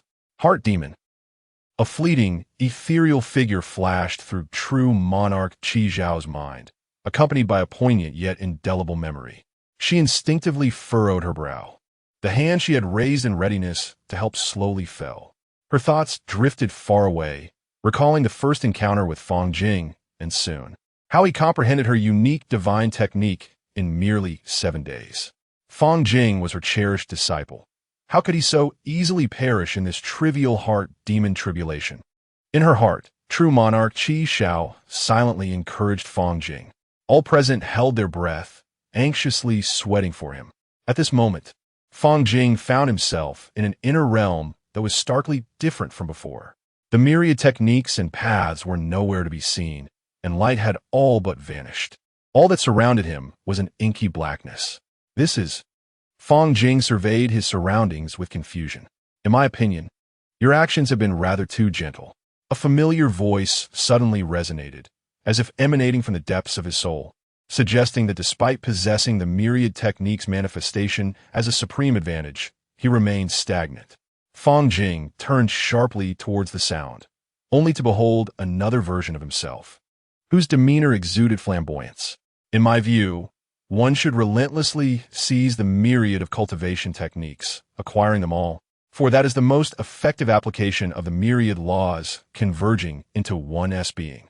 Fang Jing, with a smirk upon his lips and a glint of avarice in his eyes, remarked upon your current state, still limited to 4 schools of thought. Since you have resolved to amalgamate all laws into a singular form, your pace is rather sluggish. One cannot fathom how long it will take to accomplish such a feat. The infinite laws of the world rightfully belong to oneself. It is far swifter to usurp the doctrines of others. In the darkness, as if a mechanism had been triggered, countless identical figures emerged in succession, their clamorous voices echoing throughout the void. To indulge oneself and act upon one's desires is the true essence of the myriad laws converging into one's being. The myriad laws are not to be utilized in such a manner as you have done. Take, for instance, the incident with Jiang Yanqing. Had you not unleashed the sword talisman to eradicate the beast tide and safeguard the Yuzhen workshop, you would not have drawn Jiang Yanqing's attention, narrowly escaping death. Living as freely as Jiang Yanqing is the essence of true existence. Chapter 75. After the cataclysm, you are utterly unworthy of wielding the manifestation of all laws. Relinquish it to me, and I shall undoubtedly consolidate all the myriad laws into my own being, transforming them into unparalleled strength. In the depths of darkness, a voice strikingly similar to Fang Jing's resonated, imbued with an unmistakable greed and yearning, reverberating through the space. Upon hearing this, Fang Jing's lips curled slightly, revealing a light smirk, one that radiated both composure and disdain. I thought it to be something truly astonishing, but it turns out to be mere phantoms of the mind. These scornful words instantaneously silenced the tumultuous clamor echoing in the darkness, plunging the entire space into a brief yet eerie stillness. You are correct. Directly seizing another's Tao lineage and merging it with the manifestation of all laws might indeed amplify my powers in the short term. Yet I disdain such methods. The manifestation of all laws belongs to me. How and when it is wielded is solely for me to determine. Fang Jing's expression was stern, his gaze reflecting unwavering resolve. If he could not control his own power, what would distinguish him from succumbing to the path of darkness? His vision of the path ahead was crystal clear. Power served him. Even the manifestation of all laws, a formidable force, was merely a fragment of his power matrix, available at his whim. Very well. Let me test the divine art I have just comprehended. A glimmer of cold light flickered in Fang Jing's eyes, and with a frigid chuckle, a spectral longsword, exuding a chilling aura, materialized in his palm. In that instant, the heart demons, which had previously manifested in corporeal forms, trembled in unison. This should not be. Should not the heart demons operate without restraint? Yet what was this inexplicable fear? Void scripture, void illusory demon sword, slash. Fang Jing uttered a soft command, simultaneously swinging the long sword. It was directed not at others, but rather at the heart demons that dwelled within his own mind. A resplendent beam of sword light cleaved through the darkness, as if to rend the shadowy realm asunder. Crack! A sharp sound shattered the eerie silence of the space. Impossible? The heart demons soon emitted a wretched wail. In that fleeting moment, the ink-like darkness enveloping his inner vision shattered completely. The inner landscape swiftly reverted to its original form, the manifestation of all laws reappearing before Fang Jing. Cursed be it, I shall return. The heart demon's vengeful voice echoed within the inner realm. Fang Jing remained tranquil, merely uttering two words. Come again. The divine art of void, illusory demon, after successfully vanquishing the heart demons, could cleverly harness their power to amplify its own might. This technique was a novel means Fang Jing had gleaned from the void scripture upon his breakthrough to the foundation establishment stage. However, based on Fang Jing's understanding of the void illusory demon, the power exhibited by this technique had yet to reach its zenith. This divine art was tailor-made for countering heart demons. The mysteries of the void scripture were merely the tip of the iceberg, far from reaching their conclusion. Upon completing his endeavors within the inner realm, his consciousness gradually detached from that space. In the real world, Fang Jing opened his eyes. In the external world, merely 3 seconds had elapsed, while the 7th thunderbolt still brewed, yet to descend. However, from the moment the heart demon was vanquished, this so-called tribulation had devolved into a trivial interlude for Fang Jing, no longer posing any substantial threat to him. Remarkable. Even the formidable heart demon could not sway him in the slightest. An elder exclaimed in astonishment. This young man exhibited an unwavering spirit, far surpassing his peers. Undoubtedly a paragon among the younger generation. Another elder nodded in agreement. Such insight, innate talent, and enviable fortune. He is certainly worthy of the Xiantian sect's utmost investment in his cultivation. Given time, he may very well safeguard the Xiantian sect for a millennium, or even elevate it to unprecedented heights, creating a more resplendent future. As they witnessed Fang Jing display such extraordinary talent, the elders' faces flushed with excitement, akin to discovering a rare treasure. The aptitude he exhibited transcended the realm of the ordinary. Perhaps he truly was a once-in-an-era prodigy. Why not designate him as the deduce, allowing him to walk the world on behalf of the Xiantian sect? Indeed, a splendid idea. However, just as they reached a consensus, the usually silent Zhang Xianxing suddenly spoke. No, it is still too early. His voice was deep and resonant, instantly capturing everyone's attention. Historically, every deduce of the Xiantian sect has carved their renown through bloodshed and struggle. Upon hearing this, the elders felt a chill, recalling some unsettling memories. They were reminded of the illustrious figures of the past, particularly the previous generation's deduce, Zhang Xianxing himself. In those days, when Zhang Xianxing claimed the title of deduce, they existed merely as the backdrop to his brilliance. Indeed, the status of deduce within the Xiantian sect is of utmost nobility and should not be conferred lightly. The Nine Spirits' true monarch subtly nodded, expressing his agreement. The transmission elder straightened his back, his expression solemn as he slowly spoke. Regarding the identity of the deduce, both the transmission elder and I do not intend to make a premature declaration. However, after witnessing Fang Jing's astonishing talent firsthand, we have resolved to stake the future of the Xiantian sect on him. Zhang Xianqing, should you contemplate scheming against him, then let us first settle this matter between us. His words carried an air of determination. As soon as he finished speaking, both the transmission elder and the immortal law elder turned their gaze towards Zhang Xianqing, their eyes brimming with an unmistakable warning. Zhang Xuanqing's expression tensed, and he hastily waved his hand, his tone sincere. I would not dare. You two elders are the true pillars of the Xiantian sect. The stability of our sect today relies entirely on your efforts. Regarding the previous beast tide, I had thought there was a true monarch overseeing it, leaving no room for error. Who could have anticipated such a formidable figure concealed among the demonic cultivators? It was indeed a lapse in vigilance. I hope the two elders can forgive me. Though he possessed extraordinary strength, he did not dare exhibit arrogance in the presence of these elder figures.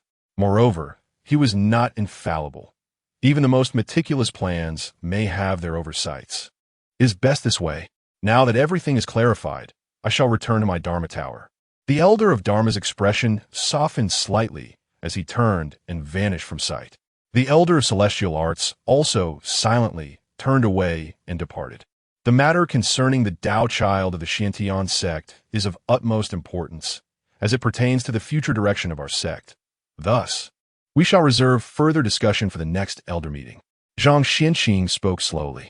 After a brief pause, he added, furthermore, Fang Jing has rendered great service by averting a significant loss for our sect, and the sect shall bestow generous rewards upon him.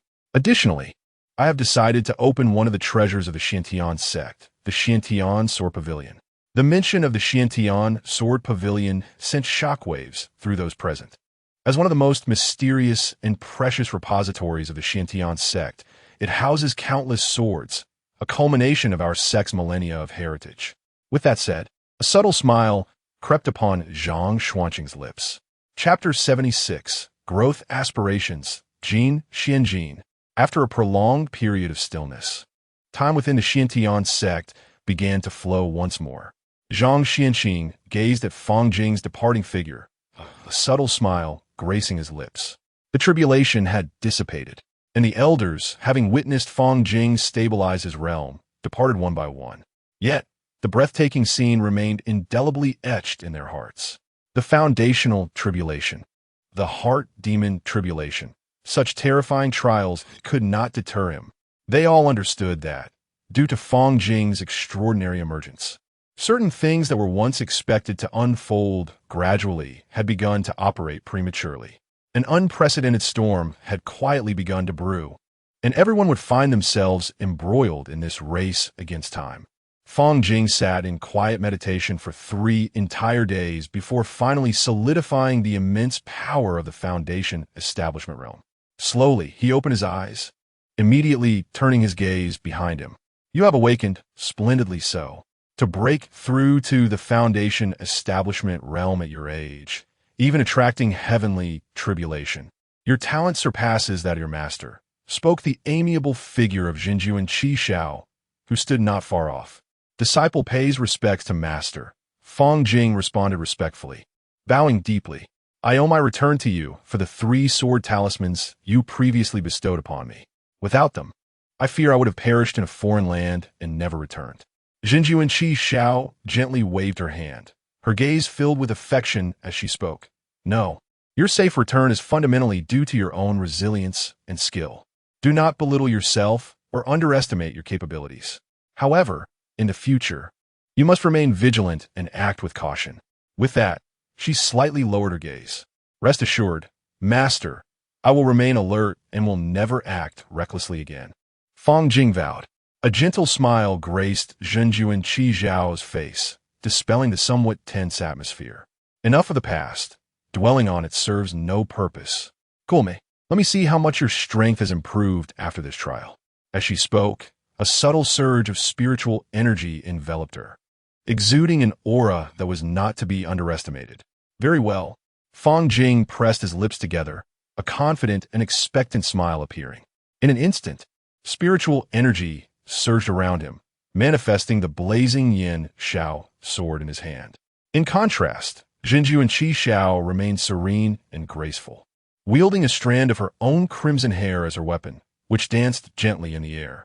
Thus, Fang Jing dared not exhibit any negligence and immediately activated his internal techniques. At once, four distinct yet equally formidable streams of spiritual energy surged within him, forming a powerful four-core driving force that resonated with booming sounds. Divine ability, battle immortal, tenfold amplification. Divine ability, silent star. Divine ability, 5 elements returning to original chi. At this moment, Fang Jing's aura reached its zenith, akin to a volcano on the verge of eruption. He fixed his determined gaze upon Jinju and Qi Xiao, raising the yin shao sword high, its cold gleam piercing. Then with a sudden, forceful slash, he brought it down. Boom! A deafening roar erupted, causing the entire Qi Xiao peak to tremble violently under the force of the impact. Birds took flight in the mountains, and leaves fluttered to the ground, swept away by the powerful gusts. The Qi Xiao true monarch stood undisturbed, her garments billowing gracefully, exuding an aura of tranquility, utterly unharmed. In contrast, Fang Jing was sent flying backward, his form disheveled from the backlash of that formidable power. This scene was reminiscent of their departure, yet, upon closer inspection, the red strand of hair in the true monarch's hand was slowly dissipating, vanishing into the air. Your rate of growth is truly astonishing, the Qi Xiao true monarch remarked, her eyes filled with admiration. Perhaps it will not even take a century for you to surpass me and stand at the pinnacle of this cultivation realm. Pausing for a moment, a playful smirk graced her lips, tinged with a hint of self-satisfaction, as she continued, however, for now, you are still no match for me, so you must still call me master. Steadying himself, Fang Jing replied earnestly, rest assured, master, even if my strength surpasses yours in the future. You will always remain my master in my heart. That will never change. The Qi Xiao true monarch nodded in satisfaction. That is excellent. Come, walk with me. I shall examine your spiritual and physical condition closely. The demonic cultivators are notoriously treacherous, and if there are any hidden dangers, it could indeed spell trouble. With that, she turned to lead the way, and Fang Jing hurried to keep pace. Suddenly, an uncontrollable thought surged through Fang Jing's mind, and the words escaped his lips. Master, the disciple you took in earlier, did she fall victim to the demonic cultivators? The Qi Xiao true monarch's previously steady stride halted abruptly, her expression calm as she merely nodded in acknowledgement, uttering a single word. Seeing this, Fang Jing refrained from further inquiries. Pressing for more information might lead his master to reveal her thoughts, but that would be rather inconsiderate. In an instant, he felt a fire ignite within his chest, and he clenched his fists. For both himself and his master, the demonic cultivators had thoroughly provoked him. He was not the type to suffer in silence. Since the demonic sect dared to act so brazenly, he would ensure they paid a painful price for their actions. And then there was Jiang Yanqing. The mere thought of her sharpened his gaze. He vowed that this woman would come to deeply regret her actions, lamenting her enmity with him for the rest of her life. At this moment, Fang Jing set a short-term goal in his heart. Within 20 years, he would defeat Jiang Yanqing and personally trample her beneath his feet. Simultaneously, he would make the demonic cultivators pay in blood for their wicked deeds. This was an undeniable and established fact for him. Before long, Fang Jing arrived at the foot of Qi Xiao Peak alongside the Qi Xiao true monarch. Yang Shi and Qi Qianlan had long awaited their arrival, and upon seeing Fang Jing, their eyes instantly filled with shock and disbelief. They could hardly fathom that Fang Jing, without any spiritual roots, had successfully broken through to the foundation establishment stage. This was nothing short of a miracle in the realm of cultivation. Qi Qianlan gazed at Fang Jing, her conviction growing ever stronger.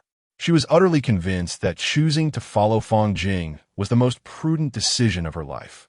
Qi Shao meticulously examined every corner of Fang Jing's body and soul. After a thorough inspection, no trace of demonic manipulation or any abnormalities were found, which allowed her to breathe a sigh of relief. A few days later, in recognition of Fang Jing's outstanding performance during this trial, the Xintian sect decided to bestow upon him generous rewards. Not only was he exceptionally promoted to an inner disciple, but they also presented him with an invaluable piece of gold-infused Xianjin. Chapter 77. The Natal Artifact, the Primordial Qi. Let us set aside the identity of the inner sect disciple for the moment. The crux of the matter lies in this piece of golden Xianjin, which is the size of a human head. This is a treasure of extraordinary rarity, with a purity reaching an astonishing 99%. It is worth noting that even a mere 30% purity of golden Xianjin commands a value exceeding 10,000 spirit stones. Thus, the value of this 99% purity golden Xianjin is, conservatively estimated, well over 1 million spirit stones. The sole purpose of golden Xianjin is to enhance the quality of magical artifacts. These artifacts come in various grades, ranging from basic tools to treasures, spiritual implements, and sacred artifacts, among others. Take, for instance, the Yin Shao sword in his hand, which is classified as a spiritual weapon. However, to truly master a spiritual weapon, one must at least attain the late stage of foundation establishment, reaching a state of completion. Furthermore, within the realm of spiritual implements, the Yin Shao sword holds a prestigious position. The sect's granting of this invaluable golden Xianjin to him is abundantly clear. It is meant for him to forge his own natal artifact. Unlike ordinary artifacts, a natal artifact possesses a unique attribute. It can only be wielded by its creator. For a practitioner, its significance cannot be overstated. It is an indispensable companion on the path of cultivation. The pivotal function of a natal artifact lies in its ability to inscribe the practitioner's own laws, thereby forging a profound connection between the artifact and the individual's cultivation, enhancing their mutual development. However, Fang Jing's situation is rather peculiar. He has mastered numerous paths of cultivation, yet no single artifact can fully embody the myriad laws he has studied. This realization prompts him to scratch his head in frustration. This indeed presents a significant dilemma for him, as the path he pursues encompasses the cultivation of myriad laws, with none holding precedence over the others. He cannot possibly forge a dedicated artifact for each individual law, as that would be neither practical nor aligned with his aspirations for cultivation. Yet, if he does not take this route, what alternatives remain? This conundrum weighs heavily on his mind. Should he consider abandoning the creation of a natal artifact altogether? The thought flashes through Fang Jing's mind, but just as swiftly, he shakes his head in resolute denial. No, the natal artifact is of paramount importance to him. It is absolutely essential and must be forged. In the realm of cultivators, a natal artifact is a standard accessory on the journey of cultivation, akin to a swordsman's inseparable sword. It embodies the practitioner's insights and the wellspring of their power. Thus, it becomes evident that he must craft an artifact capable of accommodating the myriad laws he embodies. Yet, this seems to run counter to his current circumstances, riddled with challenges. With a sense of resignation, Fang Jing stores the precious golden Xianjin in a storage ring and turns his attention toward the Hall of Celestial Arts. He seeks to uncover any techniques that the Xintian sect might offer to resolve his quandary. However, after a prolonged search, he discovers nothing of use. It appears he must independently forge an entirely new method of artifact creation. To accomplish this task, it is inevitable that years will be consumed. Despite the daunting obstacles ahead, he is determined to fabricate a natal artifact that is uniquely his own. As seasons change and the years pass, for years slipping away like fleeting shadows, he remains resolute in his quest. During these 4 years, aside from his cultivation, Fang Jing immersed himself day and night in the study of crafting techniques, diligently researching, experimenting, failing, and then attempting once more. He meticulously deconstructed and fused numerous methods of artifact crafting. Finally, through a series of trial and error, Fang Jing successfully employed the myriad transformations of his Tao body. Utilizing his unique understanding of crafting and his own cultivation to create the long-coveted crafting technique. His eyes sparkled with excitement and joy. After 4 years of dedicated study, the gateway to forging his destined artifact had now opened before him. Throughout this extensive period, he devoted the majority of his energy to uncovering the techniques for creating his destined magical item, resulting in his cultivation only just breaking through to the mid-foundation stage. Nonetheless, to ascend to the mid-foundation stage in a mere 4 years is still a remarkable achievement. Observing his peers of similar age, only a scant few have managed to reach the foundation stage. On Qishao Peak, Qi Qianlan has reached the pinnacle of Qi refinement, just a step away from foundation establishment, truly deserving the title of genius. Meanwhile, Yangshi has also successfully opened the door to cultivation, now a practitioner at the mid-Qi refinement stage. With a heart full of anticipation and trepidation, Fang Jing stepped into the meticulously prepared crafting space, the tranquil meditation room of his former master. This serene sanctuary, ideal for his crafting endeavors, would witness a pivotal moment in his life. He had gathered all the rare materials required for forging his destined artifact. Not long ago, he successfully created his exclusive crafting technique, the chaotic crafting method. The effort Fang Jing invested in developing this unique method was beyond imagination. Through the passage of seasons, he navigated through prolonged trials and countless failures, ultimately succeeding in crafting this unparalleled technique, the hardships of which he alone fully understood. This achievement was akin to the miracle of breakthrough during foundation establishment.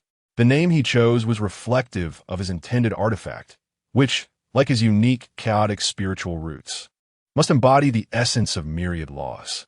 Typically, before forging their destined artifacts, cultivators carefully select the type of item, which may range from common weapons like swords and knives to any object such as mountains or trees.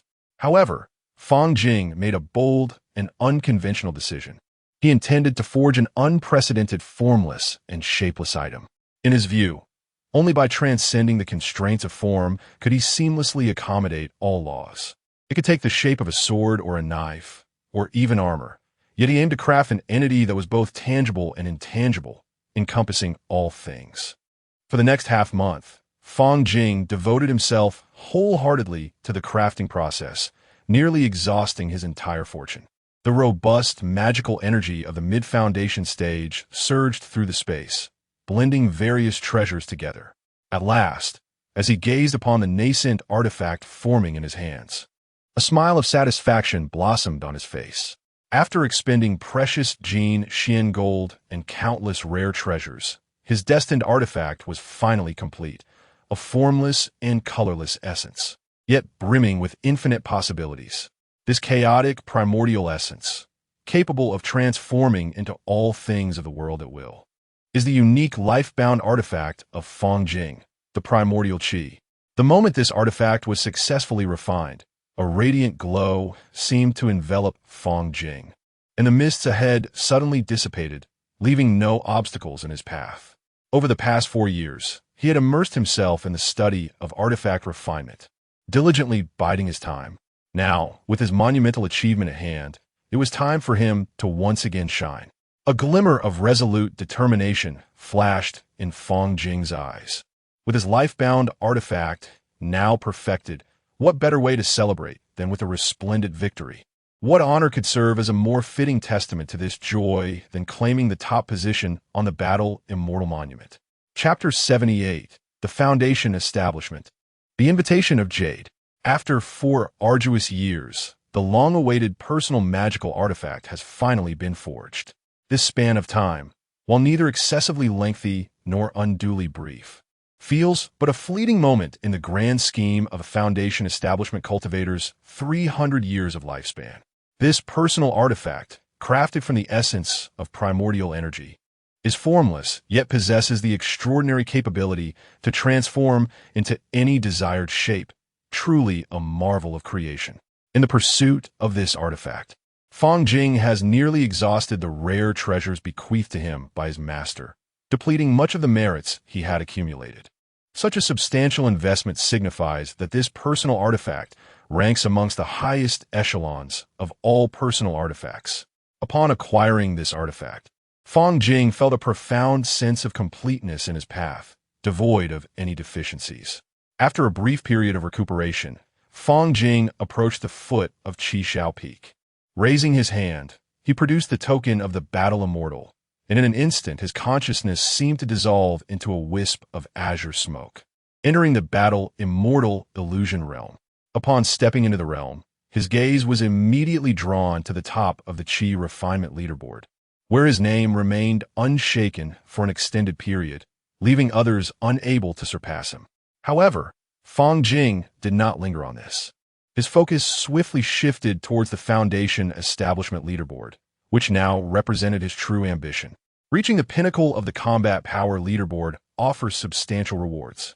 For instance, the leader of the Qi refinement leaderboard consistently accrues 1,000 merits monthly, while the leader of the Foundation Establishment leaderboard enjoys an even more generous bounty of 5,000 merits each month. Such merits can be exchanged for spiritual stones essential for cultivation or rare treasures that enhance one's strength. Now, as Fang Jing gazes at the Foundation Establishment leaderboard, he recognizes it as his ultimate objective. This position is one he must secure. Within the sect, the number of Foundation Establishment cultivators is significantly fewer than their Qi refinement counterparts.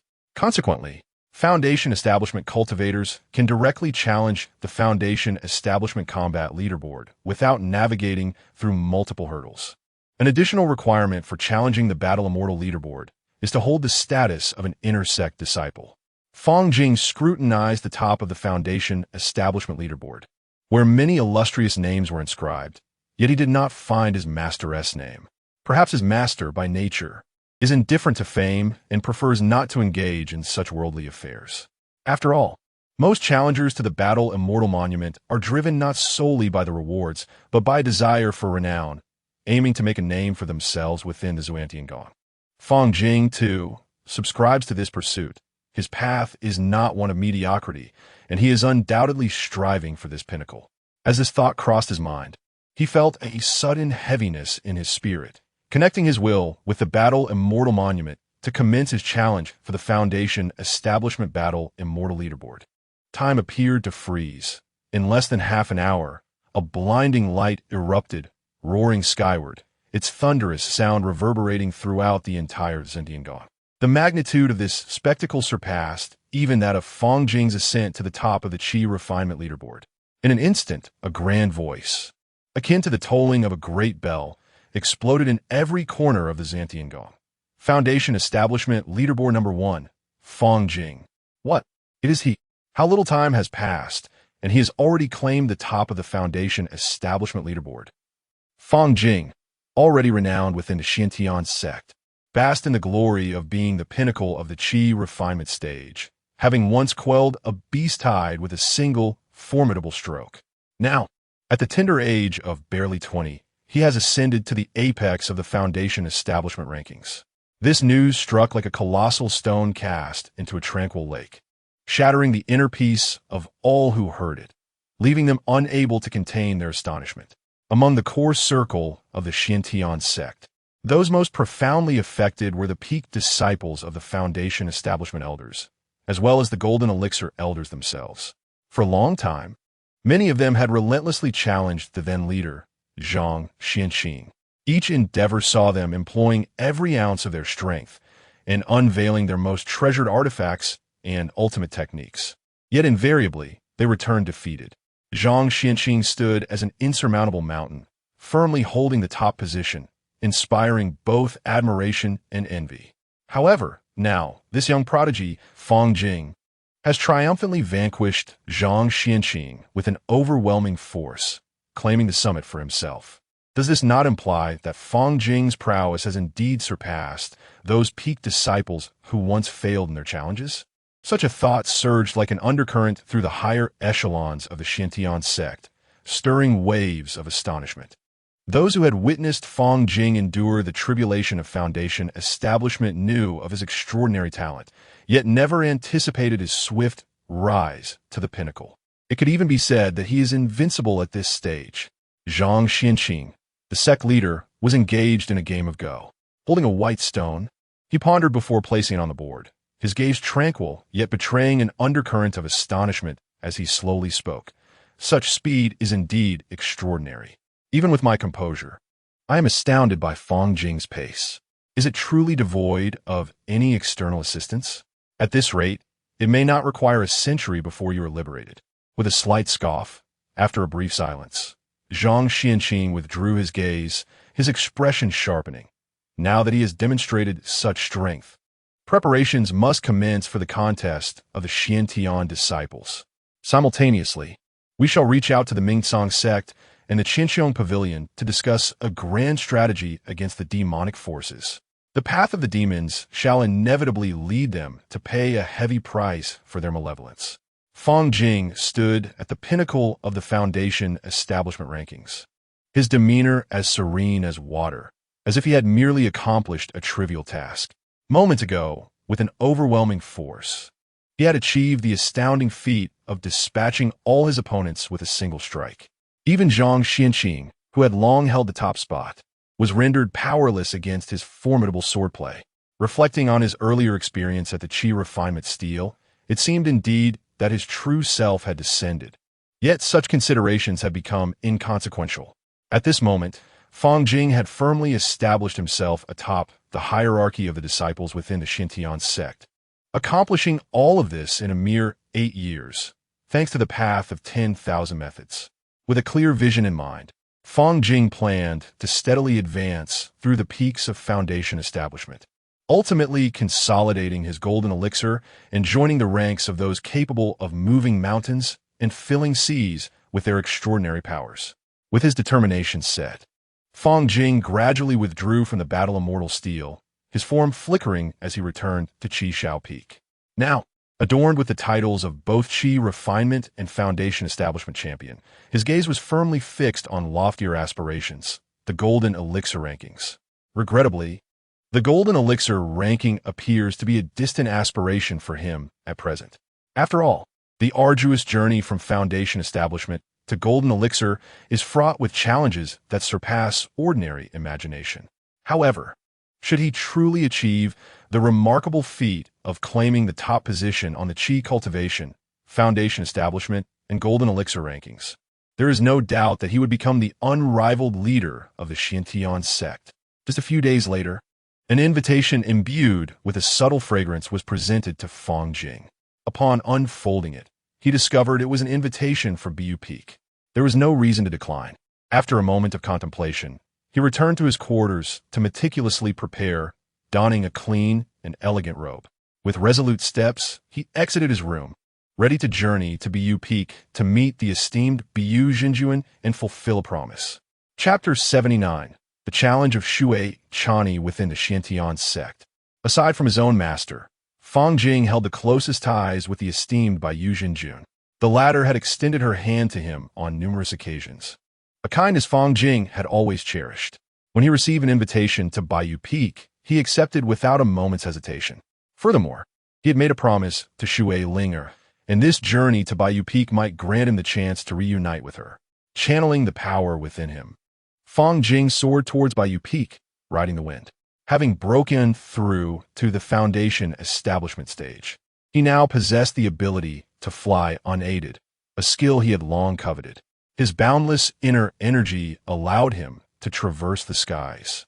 Although his speed could not rival that of Golden Core cultivators, it certainly surpassed the speed of automobiles from his previous life. In a brief moment, he approached Bu Peak.